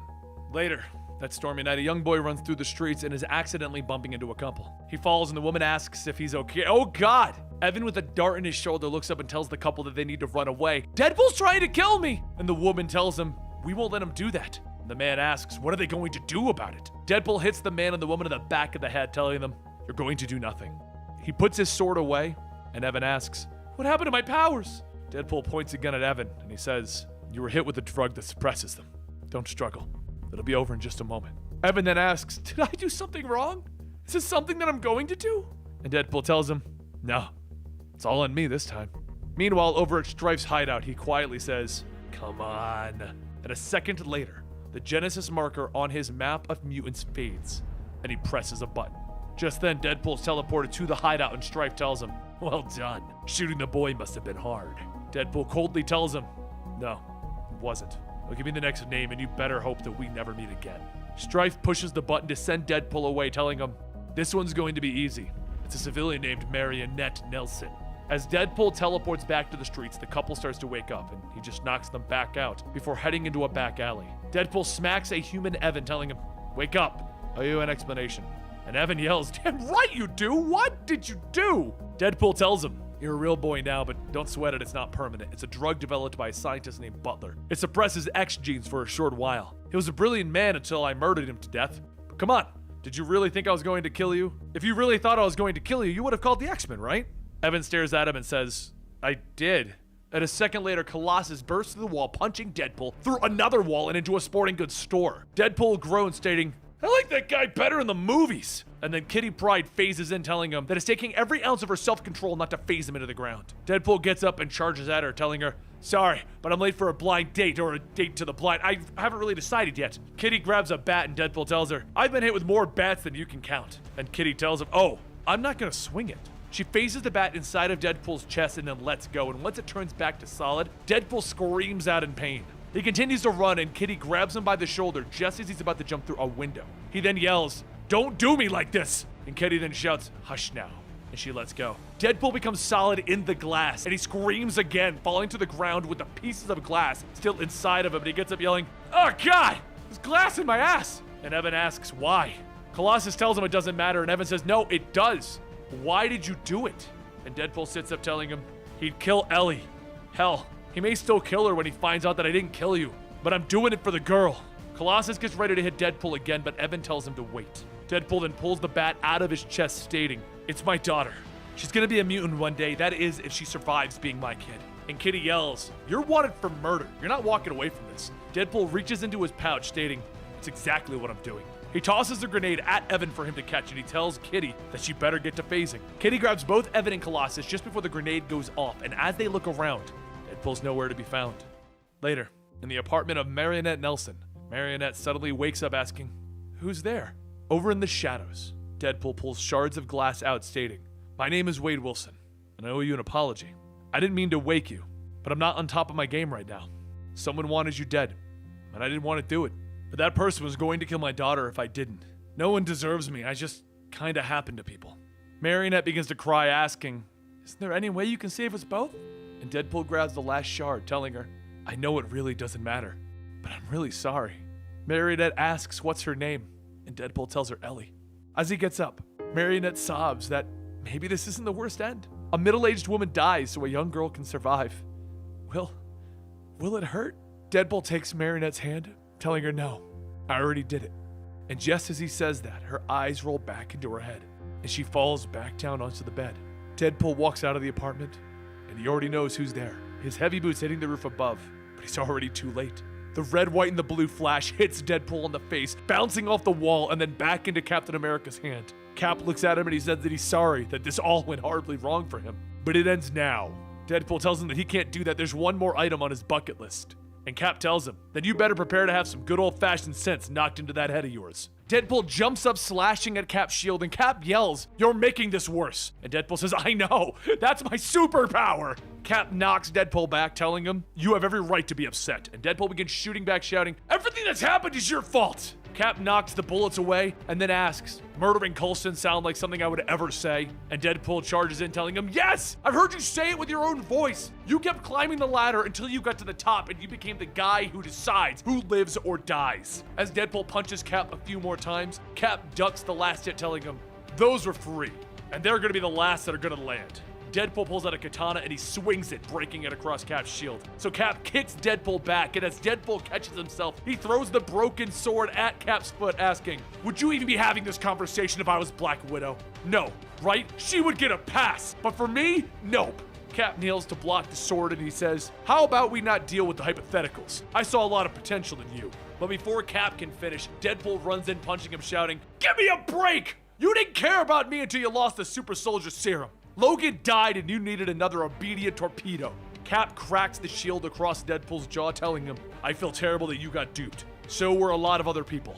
Cap then sweeps Deadpool's legs out from underneath him, and as he picks him up, he puts him in cuffs. He tells Deadpool, "I watched the security footage from the prison. You showed a lot of restraint, leaving my evil doppelganger alive." Deadpool waits until the cuffs are on him, and then he asks, "You know who wins if I kill Hydra, Cap?" He then flicks his head back, bashing into Cap. "You!" Deadpool pops his thumb out of place, grabbing his other katana, telling him, "You wouldn't have to spend the rest of your days looking over your shoulder for a doppelganger. I would never kill Steve-O, but I didn't want you to know that. You want him dead, you could do it yourself." Deadpool pushes the katana close to Cap's neck, and Cap grabs him by the chest strap, flipping him over, slamming him into the ground, telling him, "Just shut up." Deadpool groans, stating, "The only way you're gonna stop me is put that sword through me." So Cap grabs it, telling him, "As unpleasant as that sounds, I don't want to fight anymore." He stabs the sword down into Deadpool's back, asking, "Are you happy now?" And as he does that, he looks over and sees a group of kids with their phones all taking pictures. One of the kids even states, "I knew he was no good." And the kids run off with Cap yelling, "Wait, I can explain." Deadpool yells to the kids, "I'm paralyzed! Send help! Sell the pictures to Jonah! They're brutalizing me!" And Cap looks back, asking, "How could you? Shame on you for baiting me like that." And Deadpool gets back up, telling him, "You know, I don't just blame you." Cap yells, "Great, because I'm not the one to blame." And Deadpool runs off, telling him, "I blame myself. I know now that I shouldn't have trusted you as much as I did." He jumps into the sewers and Cap follows closely behind, yelling, "Look at how many innocent people are harmed in your wake, Wade." Deadpool continues running, telling him, "I know, just keep up. There's something I want to show you." Cap turns the corner and he sees Deadpool's underground hideout. And he asks, "Is this supposed to make me feel bad?" Deadpool calls out, "I don't care how you feel about it, but that box next to you, that's what I wanted to give you." Cap knocks the lock off the chest, and as he opens it, he says, "Hell, Wade."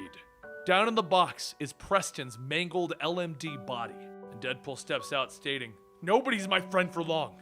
You can fix her." Cap tells him Shield's disbanded. "I'm not sure if," and then he stops him, shouting, "You're Captain freaking America! Make America fix her!" Cap tells him that he'll see what he can do, but he's noticed the explosives planted to the support beams. Deadpool pulls out a device, telling him, "I'm walking out of here. And if you try to come, I'm gonna drop a square block down on you. You'll probably survive, but the office workers won't." Cap steps forward, telling him, "I'm calling your bluff." So Deadpool presses down on the button, telling him, "Watch how many craps I have left to give." One of the beams explodes, causing water to fill the room, and Cap yells, "You're out of your mind." So Deadpool tells him, "Attaboy, Captain Obvious. Now this detonator is a dead man's switch. If my thumb comes off of this, all the columns are gonna blow. If I take my finger off this button, it'll be Captain America. You want me off the board? Good, because that's what I want too. My demand is very reasonable. Make one thing right. Fix Preston. She's the only person I'll surrender to. Until then, it's me against the world. And the world is gonna take it up the tailpipe."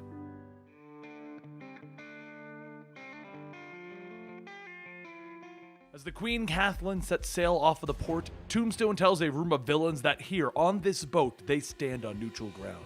Everyone here is gathered to enjoy an evening of gambling. And with that said, let the fighting games begin. And just as he says that, the lights in the cabin go out, and Deadpool tells everyone, "I got some good news and I got some bad news. The bad news is, everyone is going home a loser. The good news is that you all get to live if you don't screw with me. If any of you try something, this tub is gonna go down quicker than Uncle Ben meeting a robber." One of the men at the poker table says, "Word on the street is that Deadpool is no longer with the Avengers. But what if he's still with them and is just trying to bust our meetup?" Deadpool takes out his flare and he laughs as he tosses it onto a table, telling the man, "Haha, that's funny. I'm not a mole for the Avengers. They have rules, like no killing." He grabs his gun and he shoots the man in the head, and then he turns back to everyone asking, "Anyone else have any personal questions they want to ask me?" The room stares in silence, and Deadpool throws a duffel bag at one of the dealers, stating, "I didn't think so." The dealer starts to fill the bag with money, and Typhoid Mary looks at the switch in Deadpool's hand and says that he's bluffing, and pushes his thumb on the button. Suddenly, It's Raining Men starts playing on the speakers, and Deadpool says, "Okay, maybe I bluffed," and hooked the detonator up to the music system. Lady Stiltman runs up and kicks Deadpool through a set of doors, and as he gets back up, he tosses a grenade behind him, telling him, "The pin is actually off on this one. Good luck." The grenade goes off and he runs up the stairs and onto the deck, and two guards see him, telling him to freeze. He knocks them both out, yelling, "Don't you ever tell me or my duffel son to freeze again." But before he could continue, Jack-O-Lantern flies down, throwing a bomb, telling Deadpool, "Just return the money!" Deadpool quickly grabs one of his katanas, batting the bomb back, stating, "Counterpoint, I'm gonna mess up your face." The bomb hits Jack's head and it explodes, and Deadpool starts to move forward. A short while later, two armed guards sweep the deck and they state that Deadpool may have escaped. However, in front of them, peeing in the pool, Deadpool says, "Nah, I didn't leave yet, just peeing in your pool. It's kind of like a signature thing, so we gonna shoot?" The other guard tells him, "Actually, we don't get paid enough for this." Once Deadpool's done, he hurries to the front of the boat singing, Deadpool man, does whatever anyone can. Look out, I have a grappling hook." He fires the anchor up onto a passing bridge, and as he climbs over the railings, two officers stop him, telling him to freeze. And Deadpool asks, "Or what? You watching horror as your bullets go right through me and do nothing? Now piss off." One officer whispers to the other to shoot out the knees, and they open fire. Deadpool falls into a pool of his own blood. He sees an image of a green-skinned woman that he met on the other planet, the one that told him that she left him a little surprise. He reaches into his pouch, pulling out a small vial of red liquid. He says, "Can't use this yet. I can get myself out of this jam without that space weapon." If you want to know that storyline, we're going to link it down below, because that's when he went out into space and killed most of space. Deadpool then gets back up, headbutting one of the officers, and just as the first one falls, he takes out his gun, throwing it at the second officer, knocking them both out. Just then, a helicopter flies down, shining a light on Deadpool, shouting, "The bridge is closed off. There's no escape. Surrender immediately." Deadpool looks at the helicopter and says, "Haha, cool, my ride is here." And he aims his grappling hook at the pilot. As the hook lands on the helicopter, the pilot radios back, "I'm being boarded!" And once Deadpool pulls him out, he throws him into the pool on the boat. The man spits up, spitting out water, stating, "Haha, thank God." And Jack-O-Lantern tells him, "Just so you know, Deadpool peed in that." Later, Deadpool flies the helicopter over to St. Steve Braddorfer's chapel, and he walks in asking if Sister Danielle is there. Sister Danielle tells Deadpool that she's inside of the confession booth. Deadpool heads inside asking if she's allowed to hear confessions. She says no, she came in here to play with her Switch. So, she understands that he has some sins that he would like to commit. Deadpool tells her that he's got a job, a kill job. So Sister Danielle takes out a notepad telling him, "What is the prayer?" Deadpool says 20 million, American. And Sister Danielle asks, "Who's the target?" Deadpool sighs, and he tells her, "Deadpool." The two of them step out of the booth, and Sister Danielle says, "Are you sure about this? There's no undoing a prayer once it hits the air." Deadpool throws the duffel bag on the ground, telling her, "Let's have some fun." And Sister Danielle takes the note and drops it in the box. She tells him that it's going to be his funeral, and Deadpool tells her, "It's what I'm counting on." The note then drops into the inbox, and as a man reads it, he burns it. A few moments later, in a hole-in-the-wall bar, all of the patrons begin to see their phones going off with notifications. One picks up the phone, reading, 20 million for the death of Deadpool. Oh, this'll be fun. And Taskmaster tells the other villains in the bar, "Well, may the best of us win." Later that night, Juggernaut bursts out of a building shouting, "I've always hated Deadpool. Now I have 20 million reasons to want to kill you. Where are you hiding?" Juggernaut turns back and sees a bright light coming towards him, and a second later, a cement truck crashes into it. Deadpool's ejected from the cab straight into Juggernaut's helmet and begins to yell gibberish.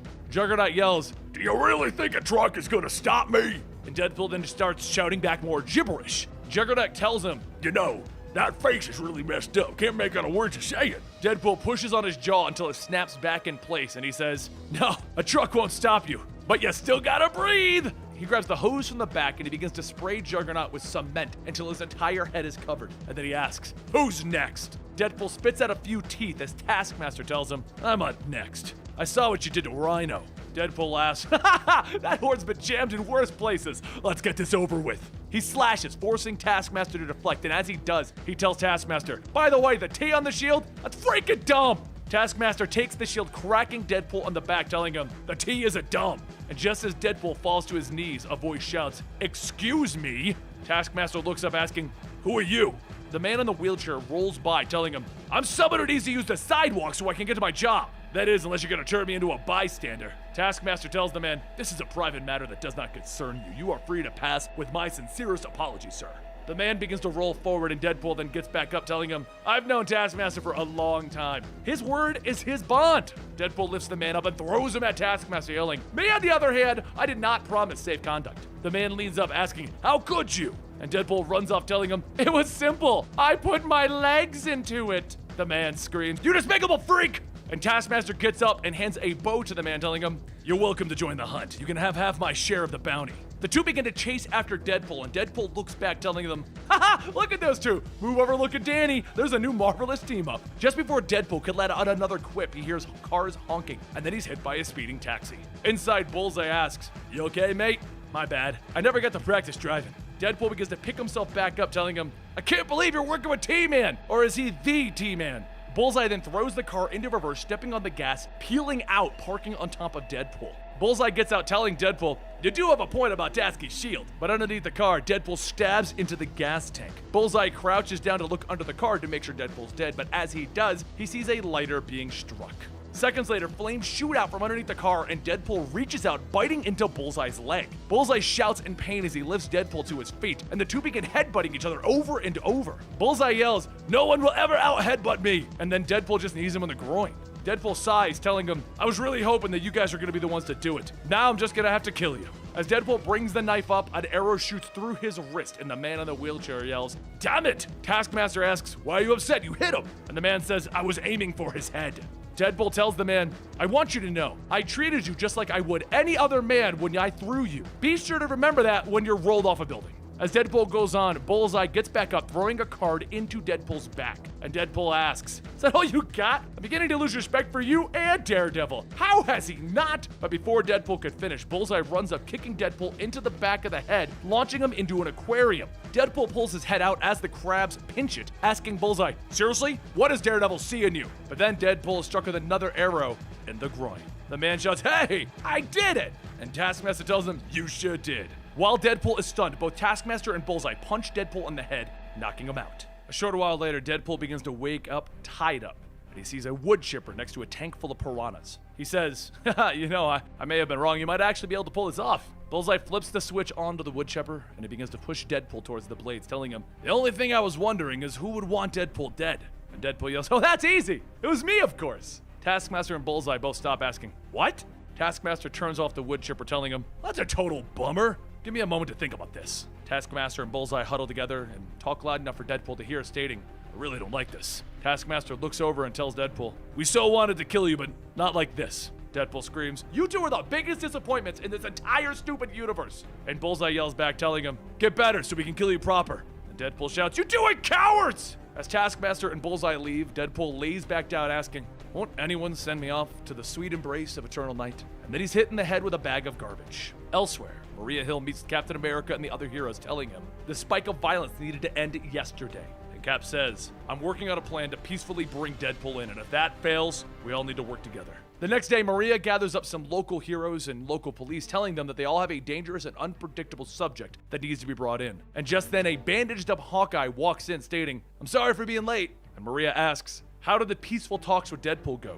Hawkeye tells him, what? Listen, you see all the bandages on my head? It means I get hit in the head a lot, and you shouldn't listen to me. Potatoes. Sorry, head injury. However, a few moments later, Kate walks in, stating that she's sorry that they're late, and right behind her is Hawkeye. The first Hawkeye shouts, "Look out! It's a Skrull!" And he fires an arrow hitting the wall next to the other Hawkeye. After several gunshots, we find out that it's actually Deadpool disguised as Hawkeye, well, the first Hawkeye, and Deadpool jumps out of the building laughing, and right behind him are the real Hawkeye and Kate, telling him to stop. Deadpool tells them, "You really suck! I had a whole fun day planned with the task force. I would have gotten away with it too if it wasn't for those meddling kids!" As Kate and Hawkeye land, Hawkeye hits the ground hard, asking, "How could anyone fall for Deadpool being me? I am not always bandaged up." Deadpool puts on his mask, asking, "How could you say that with a straight face? Seconds ago, you suplexed yourself." Both Hawkeye and Kate aim their bows, and Kate says that she knows that he won't shoot her. And Deadpool tells her, "You're right, but I will shoot Hawkeye twice." Hawkeye and Kate release their arrows, and one goes into Deadpool's shoulder while the other one goes into the barrel of his guns. He looks at the gun with the arrow in it and says,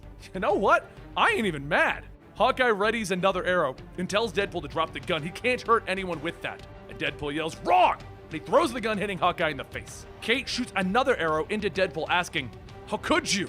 And as Kate gets closer, Deadpool leans back, kicking Kate away, stating, "I'm not sure what you're referring to, but if it's about Coulson, ask Captain America. I would love to hear him explain that." Hawkeye then charges at Deadpool, punching him, causing the two of them to fall through a window. And Deadpool quickly jumps up, punching Hawkeye, telling him, "You know what? I could have ratted on you when I found out about your little hideout in the mountain back at Secret Empire, but I did not." Hawkeye then starts getting back up, asking, "You knew where we were hiding?" And Deadpool says, "Yeah, I was waiting for you to make contact with me so I could help you guys, but you never did." Then Deadpool is shot with an arrow, and he reaches down, grabbing a toilet seat, stating, "I never expected a statue to be put up, but I expected better than this." He flings the seat, hitting Kate in the head, and she falls into the bathroom, and he catches her and hands her to Hawkeye. Hawkeye asks, "What is your way out of this?" And Deadpool tells him, "I have a plan A and a plan B.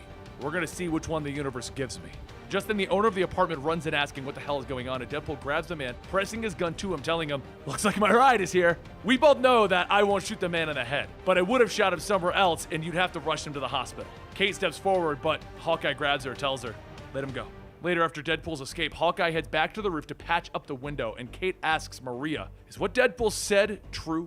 Maria asks, "How should I know? You should ask Coulson." Hawkeye gets up and asks, "How did you know where to find Blackout?" Deadpool said that he's the one that told you, that he's the one that saved us at Secret Empire. And Kate then asks, "Did you get your information from Deadpool?" Maria turns, leaving, telling them, "I beat it out of him." You'd be fools to think that Deadpool couldn't have ended Stevel's evil reign of terror with a single bullet. And yet, he didn't, did he? Elsewhere, in an abandoned shield carrier, a shield technician steps out of the room, stating that she did all that she could. Cap tells her that she helped him with a matter of national security. She's done good for a woman who's given her all to the country. The technician tells him, yeah, but she isn't thrilled about chatting with him. Cap walks into the room, stating that he can understand, but please give me a moment. He steps in and he tells the person laying down, the hardest part about leading people is asking them to do something that they don't want to do. You've given your life for this country. And the person says twice. Cap continues, your family is out there somewhere waiting for you, and I wouldn't blame you for running back to them. You have more than earned it. He then salutes, telling them, I'd be grateful if you would come out of retirement and join me for one last mission. The person starts to get up out of bed, and Preston, with the exposed face of her LMD core, says, damn it, you're one persuasive hunk of cheese. All right, Boy Scout, let's end Deadpool.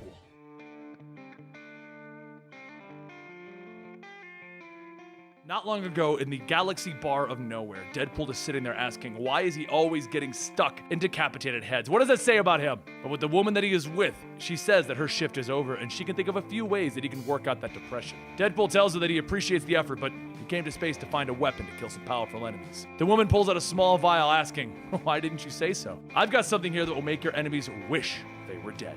Now, back in the current time at a cheap hotel on Earth, Deadpool takes out that small vial and he begins to dose himself with the contents. It's time for Deadpool to come to the end of his entire life, and he wants the Marvel Universe to kill him. This is it. This is going to be his final battle, and soon he will be surrounded by his enemies, partly because he may have called 911 on himself. Once Deadpool is covered in the pink mist, he asks what kind of powers did the woman give him? Death rays? No, maybe he's invincible now. However, as Deadpool punches a wall, he breaks every bone in his hand, and he quickly realizes that that is not the case. After throwing up from the pain, Deadpool leaves the room to grab a bucket of ice, and the woman passing by that grabbed the ice sees Deadpool. As Deadpool bends over, she sees all of Deadpool, and she throws up. Once he suits up, Falcon watches from outside and reports to the others that Deadpool has left the hotel. Wave 1, move in. Except as Falcon flies down to attack, he throws up. Deadpool asks, "What the hell? That was weird." Just then, Deadpool's hit in the head with a red baton, and as the baton bounces back into Daredevil's hand, he throws up. Daredevil tells him, "My radar is actually showing the stink lines off of Deadpool. He's a walking bio attack." Deadpool sniffs himself and he thinks, "I smell as fresh as a daisy, though I have been skipping on deodorant ever since I started experimenting with the homeless." Suddenly, Deadpool feels himself being webbed up, and as he turns back, he sees the champions. Spider-Man asks him, "What happened to you? We all used to be able to ignore you." And Nova charges up, telling everyone, "Stay back, I'm gonna handle this." But as Deadpool looks at him, he tells him, "What's wrong? You look a little peaked." And then Nova throws up, which in turn makes Miss Marvel throw up, and Deadpool shouts, "This was not deliberate! I did not want this! I just wanted one ginormous fight!" He turns to leave, but through the sounds of everyone throwing up around him, he hears the news talking about how much of a terrible person he is. He grabs his gun, shooting the TV, but as he pulls the trigger, his gun begins to disassemble. Scarlet Witch yells to Deadpool that he is, and then she throws up. Scarlet Witch says, "You are so disgusting! What have you done?" And Deadpool tells her, "I would be hurt if you weren't the most dangerous Avenger that ever lived." He pushes Scarlet Witch over as she throws up again, and then he asks, "What if this is permanent? I mean, I've always wanted a superpower, but not really this one."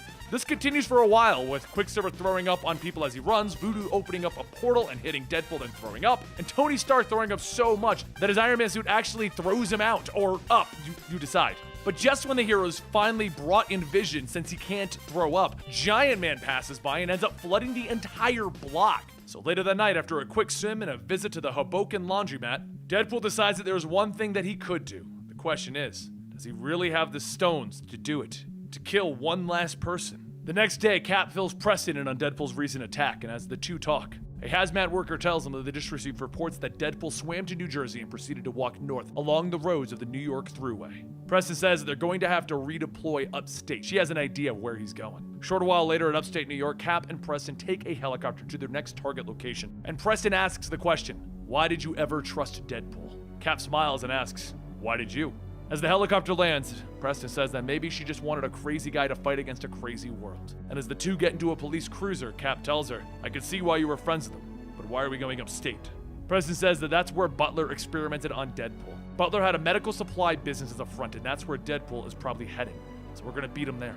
As the two drive, another car comes speeding up and Preston sighs, stating, "You have got to be kidding." Deadpool shouts in the other car, "Hey, Preston's alive! This is so great! You make me feel 1,000% better about this crazy plan. I'm so happy! Let's crash cars!" Deadpool swerves his car into Cap's, and just as he does, Cap throws his shield, knocking Deadpool out of his car. He quickly grabs the shield and begins riding it down the road, shouting, "Oh, seeing Preston alive makes me so happy." But before he could sing about his happiness, Cap drives the police cruiser right into him. Deadpool crashes through the windshield, but both Cap and Preston grab him, telling him, "You're gonna be coming with us." And Deadpool yells, "Correction! You're coming with me!" And he grabs the shifter, throwing it into park. The car screeches to a stop, throwing everyone out and onto the road. And Cap gets up, telling Deadpool, "You can't run anymore, Deadpool."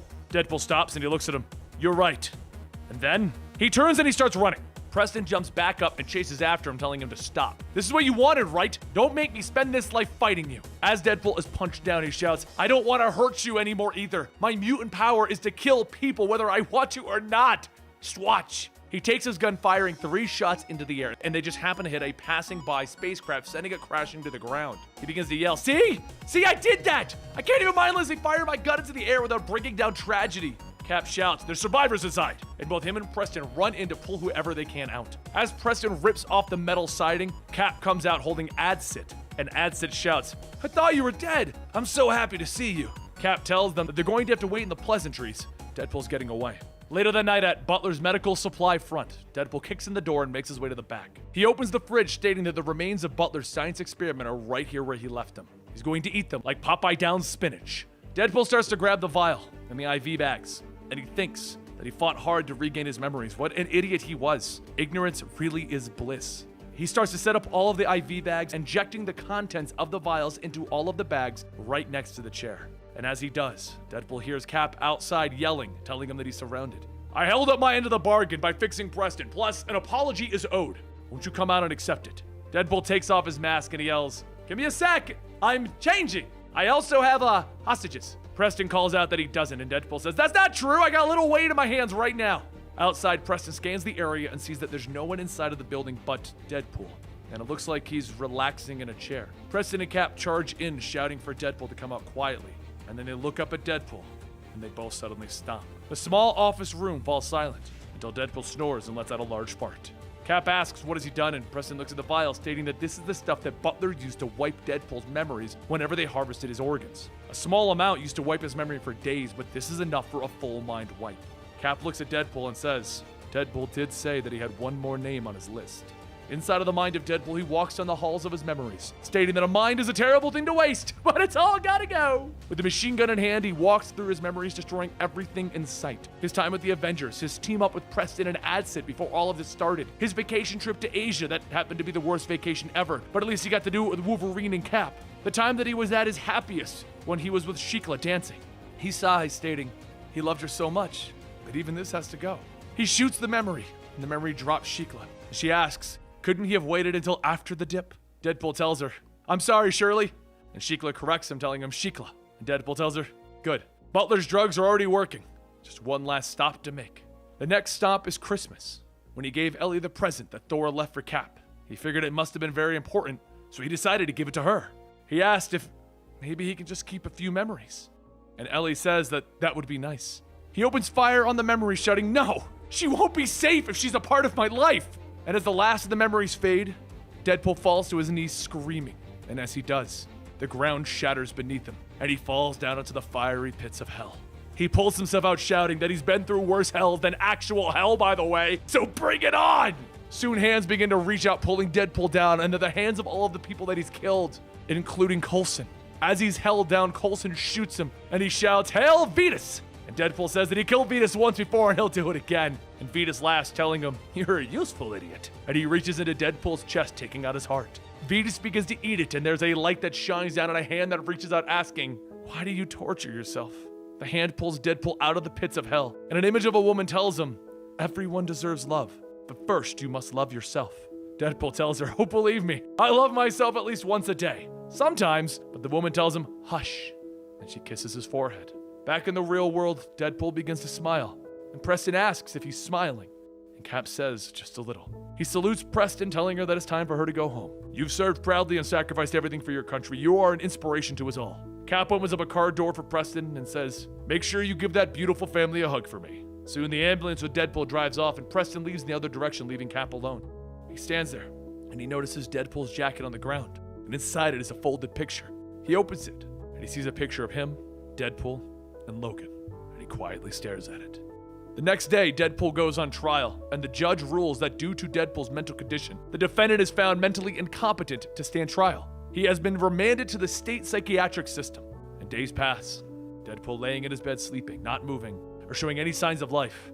That is until a man claiming to be Deadpool enters the ward. The man shouts that he was an Avenger, and the doctors strip him down, telling him, we don't care if your name is Galactus the Hungry, we're about to put you up in tranks. Deadpool begins to mutter in his sleep, stating, Avenger, hungry. And he shoots up from his bed yelling, that is not how you Deadpool! He gets out of his bed and he puts on the man's costume and he says, I am going to show you how to properly Deadpool! He walks to the next room and he throws a nurse at a nurse, and then he karate chops a doctor in the throat. As he begins to leave, he tells the doctors, by the way, I've totally been awake for the past 2 days. Those were very sensual sponge baths, and they were amazing. The nurse asks if they should go after him, and they say, hell no! Someone else's problem now. As Deadpool steps back out into the world with no memories at all, he says, I feel amazing, no spectacular. I'm not sure what kind of food I like, but Mexican sounds right. Time to make some chimichangas. But for Deadpool, this isn't the end of his story. 81 years later, in the year 2099, the men's room stall begins to fill with smoke. As the cloud gets bigger, Deadpool steps out, stating, well, that stunk up the joint. Better use some of that bat fart repellent. As he pulls out a spray, a young girl shouts through a hole in the wall, hurry up, we're gonna be late. Deadpool climbs out of the hole and jumps, stating, no we ain't, we're gonna be right on time. This is some classic Gandalf crap. And just as he lands on his mechanical dragon, we see him with Preston, his future daughter Ellie, and his other daughter Warda, the Deadpool of 2099. And with that, the four lived happily ever after.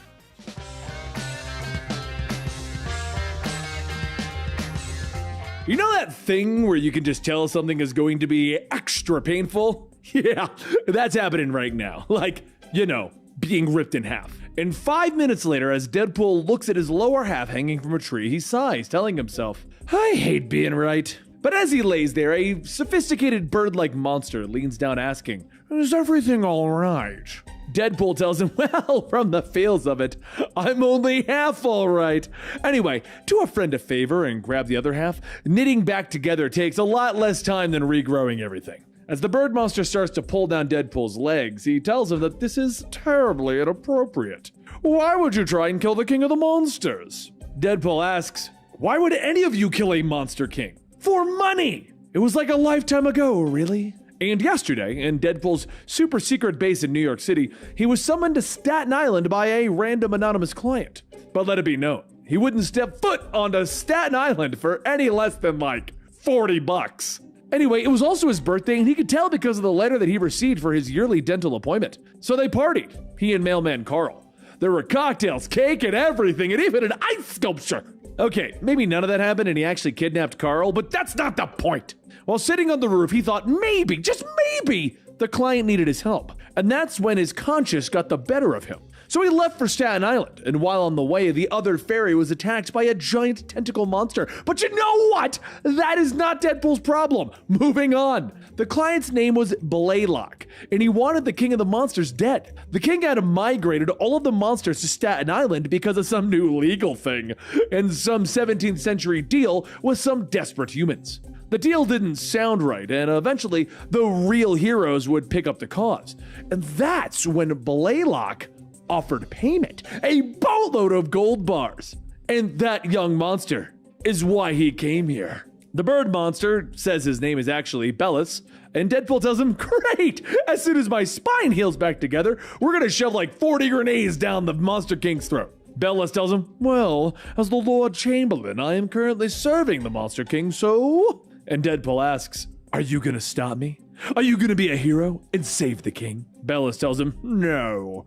I do not like the new king or Staten Island. The people here wish to see him leave. Deadpool yells, that's great! All I need now is... But before Deadpool could finish, a boot stomps on his head, and Elsa Bloodstone asks, what the bloody hell are you doing here? Through the coughing, Deadpool tells him, working! Wait, did Blaylock hire you too? I am not sharing those gold bars. And so after being humiliated by a beautiful woman that clearly has an interest in Deadpool, he follows her up to a tower asking, what are you doing here? Elsa looks out at the giant green Monster King as it uses one of its many tendrils to eat people, telling him, I'm here for the king, same as you. Deadpool tells her, well, maybe this is just going to be one of those David and Goliath type things, so you can leave now. Elsa asks, didn't you already get ripped in half once today? Whatever the case, just stay out of the damn way. Deadpool runs out shouting, that is going to be impossible because of how much you'll be in my way. And so, after an uncoordinated attack that seemed like a good idea at the time, the two soon find themselves captured and about to be eaten by the Monster King hanging upside down. As they're hanging there, Deadpool says, you know, I was in a situation like this before once with Spider-Man, but this is so much better. You seem less uptight. And as the Monster King gets ready to eat Elsa, and Deadpool yells, wait, no, eat me! I'm delicious and full of cancer! Elsa's just full of silicone. So Deadpool pulls out a sword and gets to work slicing and dicing to save the beautiful Elsa Bloodstone, except he gets one of his arms bitten off. As the two fall back to the ground, Elsa asks, what was the point of that? You lost your damned arm! And Deadpool tells her, it is all a part of my plan. I did say that I was going to kill the king with like 40 grenades. Why does no one ever believe me? You see, the arm that was bitten off was the one holding the grenades. The other one is where I kept all the pins. Just then the Monster King stops moving after feeling a rumble in his tummy. And boom, as flaming monster chunks rain down, pushing Elsa onto Deadpool, he tells her, you're pressing your lady parts against me. I'm going to assume you like me. She laughs, telling him, I wouldn't flatter yourself. I'd much rather rub against the flaming monster chunks. But you did save me. That at least earns you a human shield. And just so we're clear, there's nothing silicone about me. Once the monsters come back out to see their fallen king, Bellis announces as Lord Chamberlain of the Monsters. He officially proclaims Deadpool as the new king of the monsters. All hail the king. As the monsters pick up Deadpool and toss him into the air, he just simply shouts, wait, what? So this is the part where Deadpool becomes king of the monsters because of some ancient monster law where if you kill a king, you become a king. Deadpool sits on his giant throne, clearly not meant for his size, with his own crown and scepter to perform his kingly duties, when he realizes that being a king sucks. Being a king is supposed to be fun, not boring. Meeting people, dealing with monster problems, yelling at a giant tentacle monster to stop eating, and looting people on ferries. What could be worse? And that's when Deadpool feels a small shark bite on his leg. It gets worse, in the form of Gwenpool. Gwenpool says that because of how uncertain her books have become, she needs to leave Jeff the land shark to live with Deadpool. Because basically it's the equivalent of your friend dropping off their dog with you. And so, since Gwenpool had to leave Jeff the Shark with Deadpool for fear of Jeff the Shark disappearing in a canceled Gwenpool book, Deadpool stands there, half regrowing an arm, a land shark the size of a small dog biting him, and he tells Jeff that this sucks. Yesterday was my birthday and no one even called me. But if there's one thing that I've learned, it's that you gotta keep moving to survive. Gotta be like, hey, a shark! Bellis asks, back to the to-do list then. And Deadpool tells him, no, being a king is a lot of nonsense. I should be swimming laps in my Scrooge McDuck-style pool of gold coins. Onward to get me some ice cream! It's not birthday cake, but it's a start. And Jeff will finally stop chewing on my butt. Also a plus. Later that night, in the home of the Lord Chamberlain, Bellis turns on the lights to find that he has no power. He sighs, stating that he really hopes that it's not those pesky knife locks again. And then a voice in the shadow tells him that it's not. And a spear is thrown into Bellis. The shadowy man pulls the spear out of the lifeless body, telling him the king can make his plans, that he can't change what this island has become, a perfect monster hunting ground for Kraven the Hunter to prove his worth.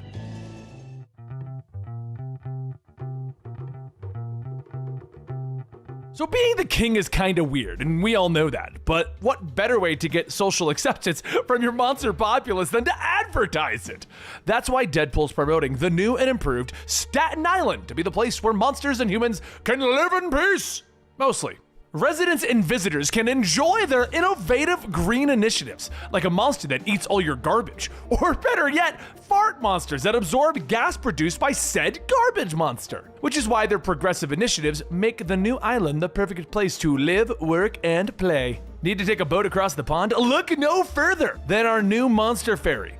Cheaper, faster, and greener than the original ferries. Also, way more fun! Sure, it's slightly more dangerous, but who wants to live forever? Take a risk, everyone! As filming ramps up on the commercial for the day, Deadpool meets with his war council, consisting of Zurgo, son of Orgo, the Uncontrollable, Quarian, the Alien, Collab, the Pile, Bun the Destroyer, and Nightwolf, the, Nightwolf. Their job is to find Bellis. However, that proves to be difficult because unbeknownst to them, Bellis was killed by Kraven. The next day, Deadpool gathers this monster crew to do some more shoots when a voice calls out asking if he really put an online vote on what to name the island. And the highest vote is Islandy McIslandface. Deadpool quietly tells himself that he really hopes that that's not Cap, but of course, it is. Could I have a moment of your time, Wade? There's something I'd like to discuss. This whole thing, you being the king of Staten Island, aka King of Monsters, it's a powder keg waiting to go off. And when it goes bad, a lot of innocent people are going to get killed.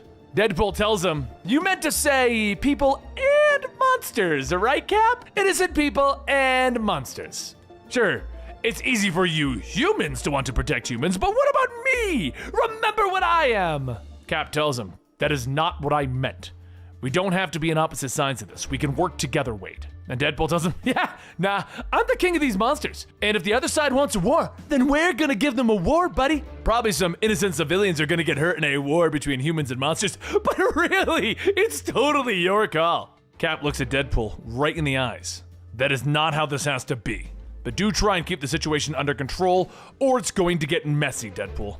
Deadpool tells him, my whole life is messy. Doesn't mean it ain't worthwhile. But anyways, we should probably escort you back to the other side. We have a teleporter here. We call him Hurl. We call him that because the process is gross as hell. So you'll want to hurl when you get home. Don't forget to write. The giant pink monster named Hurl looms over Cap and then vomits all over him, covering him in pink goo. As the goo begins to contract, before they know it, Cap disappears. Nightwolf quietly says, oh my god. And Deadpool asks, what? It's not that bad. Besides, Cap's got a better sense of humor than people think. But as Deadpool looks back, he sees a mob of dead monsters and the words, "Who's the king now?" written on the wall. Kraven sits up, telling him, "I've been trying to get the attention of the king for a few days now. Perhaps I was being too subtle about it. Is this direct enough?" Chet, the only human on the War Council, and the only human unfortunately named Chet in our story, asks, "Wasn't Kraven killed?" Deadpool tells him, "Yeah, but this is the new guy, son of Kraven or whatever. Apparently he thinks he's going to make a name for himself on our little island. But that's not gonna happen." Kraven tells him, "That is a bold statement considering how you've already lost a dozen of your people. But now it is time to take the king's head." As everyone chases down Kraven, a trap is sprung, capturing most of the War Council, while also firing off dozens of tranq darts. Deadpool pulls one out of his head, telling him, "Oh man, that's the good stuff. Medical grade tranquilizer, right there. Nobody let that crap hit Chet. Might kill him." But how is it 8-on-1 and we're still losing? Most of my team, along with most of Collab, is stuck in a net. Also, Collab, the whole thing about you being made out of dozens of tiny man babies, you need to change that. Whenever I look at you, all I see is butts. It's getting awkward. But while the monsters in the trap struggle, the net snaps, dropping them all back to the ground. Deadpool pulls himself out of the pile, stating, "It's just like everything in my life. That could have gone better." But where were we? But before Deadpool could finish that, he notices a spear headed straight for Jeff the Land Shark. He quickly throws himself in front of the spear to take the hit, and Kraven tells him, "I've come here to kill monsters. But when I found out that you were leading monsters, well, that's a whole different kind of monster." Kraven lifts Deadpool off the ground, but from across the way, Elsa Bloodstone looks down her rifle, telling him, "I'm sorry that it had to come to this, but I'm really out of options here." She pulls the trigger, hitting Deadpool in the head, and with a bright green flash, Deadpool disappears. As Kraven escapes, Elsa checks in with everyone, asking if they're all right, while Nightwolf asks if they're supposed to believe that she cares. She just shot their king in the head. Elsa sighs. "It's fine. I didn't kill anyone. I saved him. In fact, he should be here in 2, 1. At that moment, Deadpool is spit out of a dimension covered in a black goo, asking, "What the hell was that?" "You know what? Who cares? Whoever did that is going to die." Elsa tells him, "Come on, I saved you." And Deadpool asks, "From what? A knife? I'm Deadpool. I'm not afraid of a knife." Now, what I am afraid of is whatever tar-filled, formless hell dimension you just sent me to. Now, where the hell is Kraven?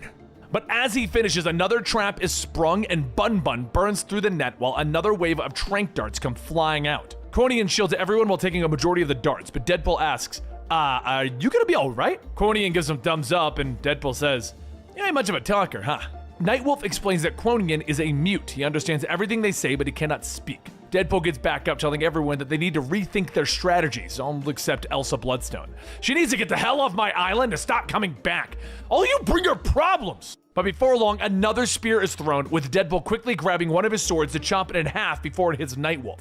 A second one is thrown, with Jeff the Land Shark jumping up and chomping down on it before it hits Deadpool. Nightwolf calls out to everyone that Kraven is beginning to focus on their king. "We will protect you at all costs." Deadpool tells them, "You guys know I'm an assassin, right? I don't need you to protect me from anything. Which is why we're gonna retreat." Collab here has the ability to open portals, right? One of the man babies leans out, stating, "Yes, but I hate it. Going through another monster's hole is so personal." A butt-shaped portal slowly begins to open up, and everyone begins to jump through. Before Nightwolf enters, he asks Deadpool, "You'll be right behind us, right?" Deadpool tells him, "Totally!" Also, never trust anyone that says totally. He kicks Collab to shut the portal, leaving himself alone to face off against Kraven the Hunter. As Collab disappears, Deadpool calls out to Kraven, "All right, now that the can of fodder is gone, it's time for us to fight man to man." Kraven leaps down from the wall with Deadpool laughing, "Ha! You're so dumb! You had the advantage up until now. Also, why are you using a spear? That's just like so dumb."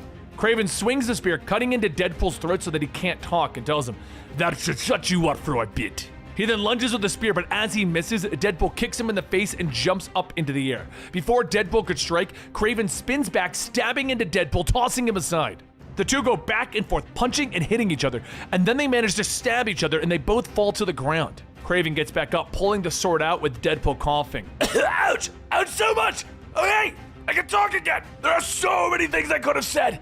A true tragedy!" Deadpool throws a fistful of snow into Kraven's face, with Kraven asking, "Really? That's a coward's trick." Deadpool continues to throw more snowballs, telling him, "It's a savvy strategy for a guy who's fought nearly everyone on Earth and lived." He then takes out his sword, jumping into the air, telling Kraven, and this is where it ends. The hunter becomes the hunted. As Deadpool slams down, he stabs into Kraven over and over and over and over and over again. He jumps back up, telling him, all right, that was a bunch of stabby stabs. How does bootleg Kraven like me now? Kraven answers back by kicking Deadpool in the head so hard that there's a loud crunch. Deadpool stumbles back, asking, did you just dislodge my eyeball? Okay, we're good. Let's go back to... But just then, Kraven takes out one of Deadpool's swords, slicing off his arm. Deadpool responds as anyone would. Come on! Kraven gets ready to attack again, but Deadpool jumps onto his head, leaping towards the top of the wall. While crawling up with his one arm, Deadpool tells him, and I have the high ground! Also, your dad, Kraven Sr. or whatever, he wasn't that great. Terrible guy, really. Kraven follows Deadpool up onto the ledge, but as he goes to attack, Deadpool takes his one good arm, grabbing Kraven's head and slamming it into his knee. He then pushes him off, telling him, you're not the only one with traps! But as Deadpool follows, Kraven charges in, grabbing him by the head, throwing Deadpool to the ground. Kraven then brings the sword to Deadpool's neck, telling him, it's time we ended this little game. And Deadpool asks him, really? Because I could still go for a little bit longer. You know, since I'm the one with the army. At that moment, Zurgo charges in, slamming Kraven into the wall. Kraven pulls out his knife, stabbing into Zurgo, asking, must I fight underlings? So be it. The rest of the War Council runs in, getting their hits in where they can. Collab begins to walk up and breaks apart into a horde of man-babies. They all start to chase after Kraven, but as Kraven gets ahead, he pushes a button and captures most of Collab. Kraven then scoffs, stating, you are all fools. And then an arrow hits him right in the chest. He looks up to see Chet. Chet tells him, you seem to have some vulnerable bits, huh? As everyone piles onto Kraven, everyone can hear a hissing sound. Gas slowly begins to spread through the crowd, and Kraven stands back up with a rebreather. Ah, you are all fought well. The Wolfman's pelt will have a place of honor on my wall. Or person. Deadpool jumps in, kicking Kraven back, telling him, no! Nightwolf's pelt belongs to me! And Kraven laughs, ha ha, you are a coward! Too afraid to fight one-on-one. And Deadpool tells him, nah, I'm just smart enough to know if you got an army, use it. Kraven laughs even louder. Your army can barely stand! What are you going to do? And Deadpool asks, who said this was the only army I built? At that moment, a kraken bursts out of the frozen pond and begins speaking in its monster language. And Deadpool tells them, yes, you can eat him. The kraken lashes out as it grabs Kraven, and Nightwolf tells him that this plan is rather clever. As Deadpool looks down with the kraken leaving with Kraven, he says, I want to make a joke here or something, but all I can think about is that we have to go bury Bellis. So a few days later, Deadpool holds a service for the monsters lost in the battle, stating that he was dumb enough to think that being a monster makes you immune to death. It has made him realize that he must return to his old apartment that smells like feet. Elsa picks up the crown that Deadpool left on Bellis' grave, stating that he knows better than most what a violent world they live in. Horrible things happen, and as a leader, it is his job to carry that weight and do a better job next time. Deadpool hugs Jeff, stating, you should wear it. And Elsa tosses it, telling him, oh, she sure as hell ain't doing that. Stop being a baby about it. No one thinks you can do this, so why not prove them wrong? It'll be a great way to get back at them all. So Deadpool catches the crown, telling her, yeah, you know what, you're right, but I still hate you. Meanwhile, in Alaska, maybe, the kraken that ate Kraven breaks out of the ice. It begins to flail about as Kraven is flung from the top, ripping off one of its tentacles. The kraken then begins to escape, with Kraven telling it, that's right, run. You wanted an enemy, well, an enemy you shall have. I will not rest until I kill Deadpool, the unkillable man.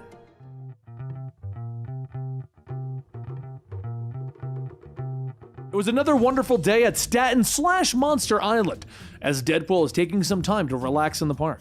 Sure, there wasn't any women around and he isn't swimming in gold, but sitting on a bench watching Jeff play is nice.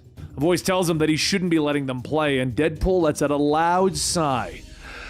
Not you again! Normally I wouldn't say this to an insanely hot woman, but can you please leave me alone? Elsa Bloodstone sits down beside Deadpool, telling him that she is a monster hunter. So as long as he is the king of the bloody monsters, then their fates will always be intertwined. And that over there in the pond, that shouldn't be happening. Deadpool asks, why shouldn't Jeff be playing with Smash Smash? They're best friends.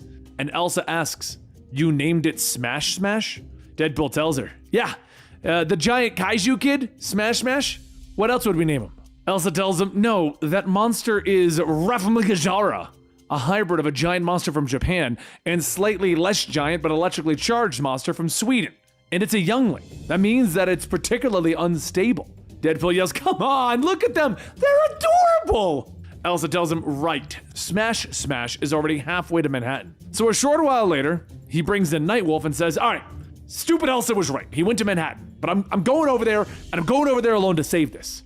Nightwolf tells him, surely this is what your honor guard or roundish table was intended for, my liege. Deadpool tells him, nope, no offense, but the last thing I need in Manhattan right now is more monsters. Elsa says that she'll help, but Deadpool tells her that she will absolutely not come. She was not invited, but what's the fastest way to Manhattan, Elsa? So, a short while later, Deadpool stating, no, not Hurl! No way! Nightwolf tells him, you wanted the fastest way. Letting Hurl cover you in his pink goo and teleporting you away is the fastest. Deadpool sighs, fine. Make it quick then, please. Jeffrey jumps up and sinks his teeth into Deadpool's butt as Hurl is, well, hurling all over Deadpool. A few seconds later, Deadpool and Jeff plot in the middle of Manhattan while Smash Smash is looking at a building, and then Smash Smash says explosions with emojis. Deadpool yells out, wait! You just said explosions! That's real bad! Try not to get eaten, Jeffrey! As Deadpool fires a grappling hook up onto one of the nearby buildings, he calls out to Smash Smash, asking, what do you think you're doing? You can't be doing this! Smash Smash roars with a fire plus electricity emoji. So Deadpool says, those are not great words to be using right now.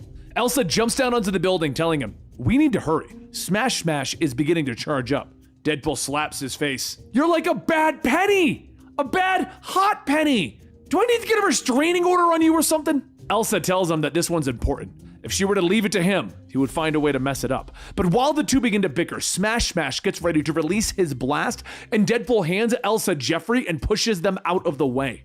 Smash Smash releases his fiery electrical blast into Deadpool, and as his skin is sizzling, Deadpool coughs. We're done here. It's time to come home before this turns into something worse than extreme property damage, and burning me alive! And as your king, this is an order! Elsa tells him, you probably said the worst thing to him, right? Smash Smash doesn't respect your authority. Maybe when he's older, but right now he's currently in a transitional phase for his kind, which is destructive, anti-authoritarian, and very bad for New York City, Deadpool. The only way you're going to get out of this is by attacking Smash Smash's weakness. If you can get under the horns on the back of his head and neck, the flesh there is weak and Deadpool yells at her, no! Stop! We are not killing Smash Smash! I'm trying to reason with him, Elsa! And Elsa asks, and how did that work for you so far? You were just burned alive. What if that had been someone else? Me, or even Jeffrey? Everyone is already waiting for you to fail at this king thing. But if Smash Smash kills a civilian, it's going to be a whole lot worse, Deadpool. And while they're trying to figure out their plan, Jeffrey decides to take his own initiative. And he dives fins first straight at Smash Smash and into his mouth. Deadpool grabs his swords. Okay, that was a big mistake. Give me back that shark! He stabs into Smash Smash's head.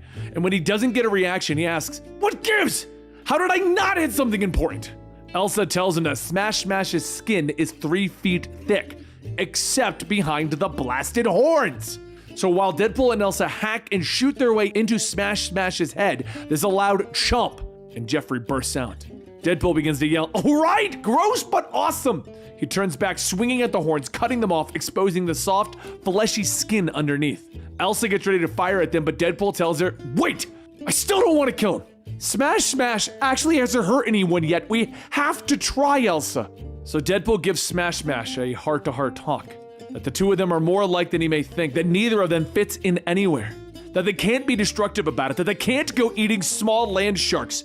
Because if something bad happens, it's open season on all of them. All the monsters. You understand, right? Don't do this, Smash Smash. Smash Smash pauses for a moment, and then yells, explosion! And it turns to vaporize 2 nearby citizens. Deadpool sighs, asking himself, why does it always have to come to this? Why can't I do something other than killing? So he sinks his swords into the soft, fleshy skin, and Smash Smash screeches, falling to the ground dead. Elsa makes her way down, and Deadpool tells her that he thought he had him for a moment, but she's right. Smash Smash, along with 2 people, are dead now. And Elsa says that she isn't so sure that she was right. She's been around monsters her whole life. It's easy to assume that they're all the same, but that's a mistake. Maybe she'd forgotten that a little bit, but it's good to be reminded. As she takes Deadpool's hand, he asks why she won't leave him alone. Because she knows he can't do this? And Elsa tells him, actually, it's the opposite. Maybe he's really good at this, and with a little help, he might be able to make a difference. Maybe he's the kind of monster to make things better for everyone. Deadpool says, yeah, that's the nicest thing anyone's ever said about me. You do know my face looks like hamburger, right? She says that she's been looking at monsters her whole life, and looking at his face would be like looking at boring wallpaper. Deadpool then says, all right, I was wrong. That's the nicest thing anyone's ever said to me. So as the meeting of the roundish table comes to a close, Deadpool decides to pass the time by playing a game of war with monster cards of Monster Island's finest monsters. Jeffrey plays Hurl, and Deadpool says that that's a tough one to beat, but Hurl's got some limitations. He can teleport people by barking at them, but he doesn't have arms. Now Nightwolf, he's a game winner, because you're a shark and you're terrible at card games, Jeff. Jeffrey plays Jelby, and Deadpool grabs it asking, who's this? I haven't seen this one before, and Shelby is a terrible name. Wait, oh my gods. Look at what this guy can do. So a short time later, after calling together the roundish table, Deadpool says that he's had enough. The snooty X-Men and their fancy Krakoan gates, which is totally nuts because even though I'm not a mutant, most people believe that I am a mutant. Because of that, I should be able to enter those stupid gates. Meanwhile, the mutants are sitting around while they have a cure for cancer. It's like, hello, I have cancer. How many times do I need to help those guys before they give a crap about me? Rogue is cool, but everyone else sucks. Everyone sits in silence for a few moments and Elsa Bloodstone asks, so you're saying that the X-Men are a bunch of jerks? And Deadpool shouts, yes! Elsa tells him, we already knew that. Isn't that supposed to be a part of their charm? And Deadpool yells again, yes! But what I'm trying to say is that those jerks have it set so that only mutants can enter their flowery gate things. And thanks to Jelby here, I can now answer Cancer-Free Island. Jelby is a mutant and he can carry infinite things inside of him. He stretches to fit around them with his purple blobby body. Isn't that right, Jelby? So Deadpool begins to climb into Jelby's mouth with Jelby mumbling, oh. Deadpool goes on telling him, once I'm inside of Jelby, I can just go through that snooty X-Men Island gate thing. Once Jeffrey latches onto Deadpool's butt, Deadpool yells, it's foolproof! Nightwolf says that if this doesn't cause an international incident, I will be shocked. So a short while later in Manhattan, Deadpool walks into the Krakoan Gate in Washington and shouts that he is coming home. Hope you've got the pool ready. As the world changes to the lush forests of Krakoa, Deadpool dances around. It's even more beautiful than I've ever imagined. He crawls out of Jelby, stating that the smell in here isn't great, by the way. Not bad, but not great. And next time, we're definitely gonna have to be a little more flexible on whether or not Jeffrey tags along. But while he begins to set foot on the grass, Wolverine and the other X-Men begin to ask, what the hell are you doing here, Deadpool? Deadpool gets up dusting himself off, stating, I just assumed my invitation was lost in the mail, bub. But you know what? You guys are a bunch of secret handshake jerks. Some of us out there are having cancer and you're living it up in here like kings. Oh, people like us can come and live here. You know what that sounds like? Fascism. That's right. The X-Men are a bunch of fascists. Magic elbows Deadpool in the nose and breaks it, and Deadpool shouts, really? You guys are the worst. She then kneels down asking, what do we do now? Also, this shark is adorable. Can I keep it?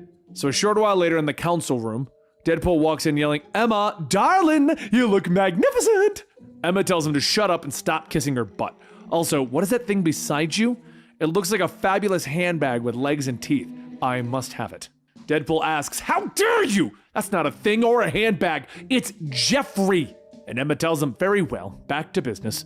Rogue has made an impassioned plea on your behalf, Deadpool, noting that you should have been invited to visit given both your new status as the King of Staten Island and also as someone who has frequently been a friend and ally to the mutants.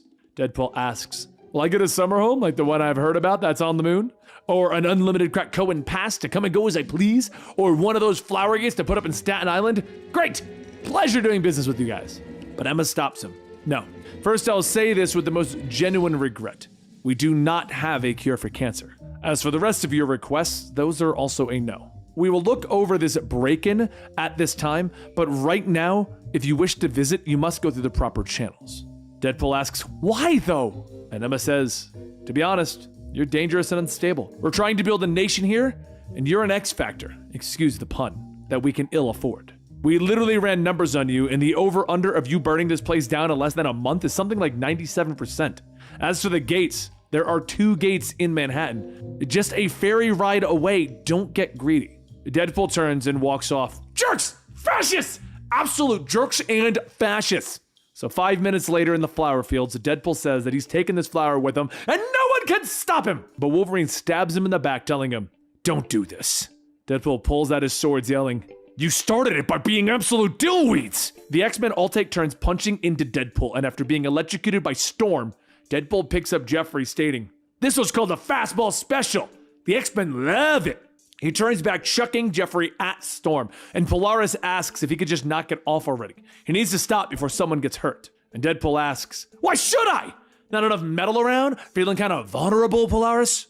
She laughs, telling him that she always brings her own. Besides, he brought plenty. One of his swords is suddenly ripped out of his hands and stabs him in the back and into the ground. He screams out, ah!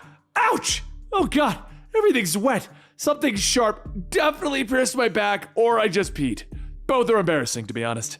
Jeffrey leaps over, chomping down on Polaris' leg. But before Polaris can do anything, Deadpool yells, run!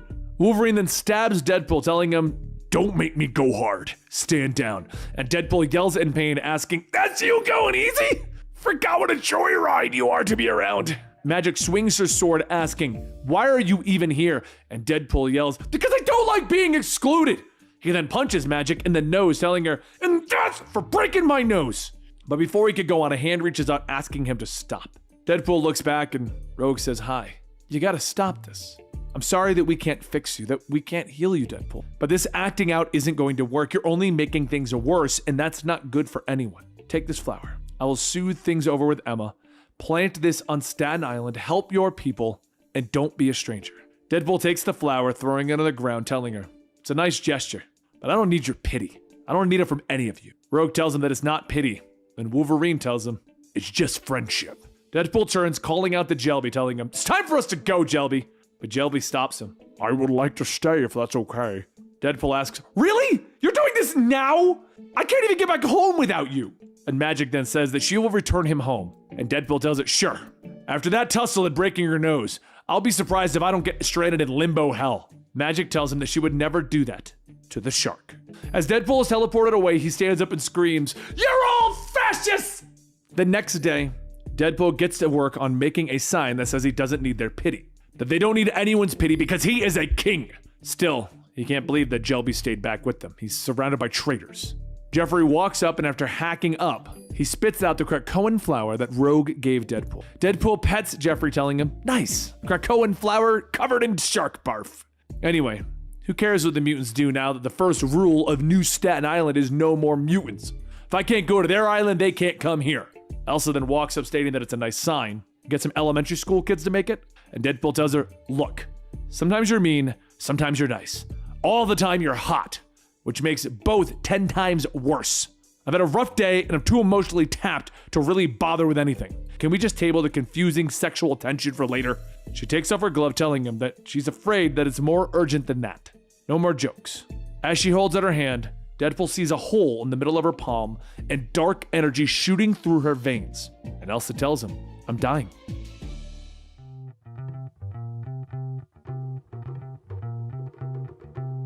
Our story begins as Deadpool has a wonderful dream, and he's finally getting to kiss Elsa Bloodstone, and her confessing her love to him, until he's eaten by a giant lava dragon. But as the Merc violently awakens on his throne on the island formerly known as Staten, he yells that he's already said no more dream monsters as footstools. They give him crazy vivid dreams. As Deadpool gets up, he runs into Elsa, and she asks if he's sure that they have no other teleporting monsters that don't require them being barfed on in order to teleport. Deadpool tells her that he's not 100% sure, but he's 82% sure, and they can also go through Collab's portal, but that's kind of like crawling into someone's butt. So after opting to not go the butt route, they find themselves in Greenland a few moments later. And Deadpool asks Elsa, why are we here again? What are we walking into? She holds out her hand to explain this situation, showing that her bloodstone, which gives her all of her powers, is infected, stating that they are going into the seam, the tear between their dimensions and the dimension of the bone beast. The plan is to go in, kill the beast queen that infected her, and go home, saving her life. Deadpool pauses for a moment and says that she'll have to forgive him if he needs a bit more details than that. Like, what in the hell is a damn bone beast? Elsa sighs and says that she doesn't know how to bloody explain it. They're bone beasts. They're all black and sort of fluid and swirly. Big sharp teeth, hard to kill. Messy. They have a hive mind, sort of. So the queen controls them. Kill her and the rest of them will just die off. Deadpool begins to yell, "Dames are the literal worst! I am such a chump for a pretty face. But can we just skip the cagey mysterious thing this time?" So after another long, drawn-out sigh, Elsa begins with her flashback of how she encountered the bone beast. She can't remember, was she in Greece or Prague? Definitely Prague. Anyway, she was trying to save the world when she was suddenly being dragged into the seam, the bone beast's world. She fired a blast from her bloodstone into the seam before being fully sucked up, and just like that, she was free. Deadpool pokes his head into the flashback, asking if she can wrap this up. The book is called Deadpool, not Elsa Bloodstone. Shut it down, Elsa! Back in the present, Elsa says that it was a bit too late at that point. She had already become infected, and it had already begun. Deadpool points to the sky, stating, "See, the sun went down while you were yammering. We should probably get this over with." Elsa then climbs up onto the ledge, stating that, okay, there it is. And Deadpool looks down at the oozing, floating hole and states, "Okay, that is so gross. It's like the seam is pooping onto our world. I hate and love it. I'm very conflicted about this one, Bloodstone. But they're in the village down there. We should probably go save them." Elsa begins to tell him that they should just focus on the queen, but seeing Deadpool already pulling out a sword, she gives up following suit. They begin to plow down towards the town, along with Jeff, jump into battle, and Deadpool asks, what is the deal with these things anyway? What is their motivation? She asks him, doesn't the name give it away? They like to eat bones. So Deadpool hacks away through the group, stating, sure, I get that, but like, what's their reasoning? Are they actually evil? Or are they trying to feed little baby bone beasts? Elsa chops down another beast, telling him, no, I don't think that there are any baby bone beasts, or any great bone beast literature or museums or science. Think of them like worker bees, Deadpool. At that moment, Deadpool sees one of the creatures eating a dog and stops himself right there. Wait, these things are killing dogs? Okay, that is inexcusable. No more bones for you, sir. As Deadpool gets to work, Elsa begins to feel the infection throbbing in her and falls to her knees. Deadpool quickly slices through the oncoming bone beast, asking if she's okay. Elsa struggles, telling him yes, but they have to hurry. Deadpool pulls out his guns, telling her, okay, come on, bone beast! Lots of bones, no waiting! And after completely obliterating the remaining creatures, Deadpool blows smoke from his gun, telling her, I needed that. Not enough shooting lately in these comics. One of the villagers run up to thank Deadpool, but tells him that they also took their children. Please save the children. The two begin to climb back up the mountain, and Elsa says that if things go pear-shaped, it's okay to just leave her. Take Jeff and get out. Remember, when this closes, we'll be trapped in here for longer than we want to be. So let's just be our best, fastest, and most deadly selves, okay? Deadpool tells her, oh, you stop flirting. This is work time. Once they crawl inside of the portal, Deadpool refrains from making several jokes about climbing into a butt, and the heroes walk through a cavernous maw with dozens of bone beasts trying to bite them. Deadpool holds up his torch, telling her, I can't tell what's a bone beast and what's just lawn. Wait, do they have lawns? Who knows? It all looks the damn same. While avoiding getting his foot bitten off, Deadpool runs face first into a wall, and a voice then says, Elsa Bloodstone, you have returned, and as promised, you have brought me he who shall replace you as my new host body. As the Beast Queen roars, Deadpool stops for a moment and looks at Elsa, yelling, Are you freaking kidding me, Bloodstone? So a short while later, Deadpool wakes up to hear voices telling him, Mr. Deadpool, you need to wake up. Deadpool opens up his eyes to see several children, and he begins to yell at them, I'm awake already! You made real sure of that. Also, why is everyone's hair going up? He looks around and realizes that they are actually all suspended upside down, and simply says, crap, we got captured by the bone beast. So I got a better question. Why was I sold out, Bloodstone? Elsa goes on. Right, that. I may have told a bit of a lie before I said that I escaped the Bone Beast realm. I didn't escape as much as I was, let go so that I could bring back someone to be the Queen's new host. Jeff begins to wiggle and growl, but Deadpool tells him, "Relax, Jeff. Everyone prepare yourselves for a real threat." Just then, a small knife pokes out of Deadpool's bindings, and Elsa says, "Is that it? I thought it'd be bigger." Deadpool starts to saw away, telling her, "Hey, beggars can't be choosers, Bloodstone. I don't see you freeing us with a tiny knife." As Deadpool frees himself, he epically lands superhero fashion. And Elsa tells him, "Okay, that was very impressive. Now free us, you fool!" Deadpool looks around and sees all of his equipment nearby, and he goes, "Wait, they left all my guns here. I have an idea." After a majestic jump and twirl, he frees everyone from their cocoons, and Elsa flicks off the last bit on her shoulder, stating, "Those are some nice cuts. Real clean, Deadpool." Deadpool yells, "I am not trying to impress you. I am still mad at you, Bloodstone." Elsa then asks what they're going to do now, and Deadpool tells her that he has an idea. So a few moments go by, and we now have a bunch of children all swinging swords and guns. Elsa reminds him that they just gave children deadly weapons. Deadpool shrugs and says, "I didn't say I had a good idea, but if any of you shoot or stab me, Elsa, or Jeff, there's gonna be hell to pay. And because we're kind of already in hell, things are probably gonna remain the same." Elsa inches around the corner, stating that she can see the exit, and Deadpool looks over her, stating that they should escape through there. "I'll go distract the beast while you take the kids and Jeff, and you get the hell out of here." She tells him that she likes the plan, but she'll be the distraction. The truth is, she's not strong enough to protect them. Deadpool tries to think of something witty to say, but when he comes up with nothing, Elsa asks him, "Is that all it took to finally shut you up?" Elsa picks up her gun and runs in, stating, "Go! I'll do what I can." While she creates a diversion, Deadpool takes all of the children to the alcove by the portal. But one of the kids points, asking what should they do now. Deadpool looks over and sees Elsa knocked out and begins carving his way to save her. Once the group is cleared, Deadpool picks up Elsa and sees the infection spreading on her, telling her to hold on. She weakly says that she never meant to betray him, that she just thought he was so strong, unkillable. She thought he'd help her, but she ran out of time. She passes out, and Deadpool just says, No, this isn't happening. I am real mad at you. You can't die here when I've got so much yelling left to do. But then it hits him. The source of her infection is coming from the Bloodstone. Why not remove it? He takes out his knife and he pries the Bloodstone out of her hand, telling her that it might hurt, but she'll be fine afterwards. As he bandages up her hand, he asks why they didn't do this ages ago. Sure, she'd have a disfigured hand and the loss of all her superpowers, but be alive! The Beast Queen leans out, stating that she didn't because she needed that, because without it, she'd have been eaten. Deadpool asks if she could just back the hell off, and the Queen yells, "I will not! That stone is mine, and so is Elsa!" So Deadpool picks up the magical Bloodstone, asking, "Oh wait, this is what you want? Well, come and get it." And he slams the jewel into his chest. As it begins to take root, Deadpool says heroically, "Ow, ow, ow, ow, ow, ow, ow, ow." But once he's supercharged with Bloodstone's powers, he says that's it. That's the good stuff. The infection sucks, sure, but these superpowers are serious business. Hope you brought an army. The Queen towers over the rest of her brood, coming out asking, "You want an army? No problem." Deadpool slices, then double slices, then triple slices, and then slightly ineffectually kicks, and then he slices again. One of the creatures lunges in, but Deadpool punches through the boned beast's mouth and starts unloading as many bullets as he can. But as he shakes the remains of the beast, the Queen says that he forgot something. The infection means that she's already in his head. Deadpool begins to scream at her, "Hey, I am not that easy. I require dinner and a movie first." The Queen tells him that he is wasting his time. He won't be able to stop their merging together. She'll first start with, "Wait, do you call your island Deadpoolopolis?" And Deadpool yells back at her, "Maybe."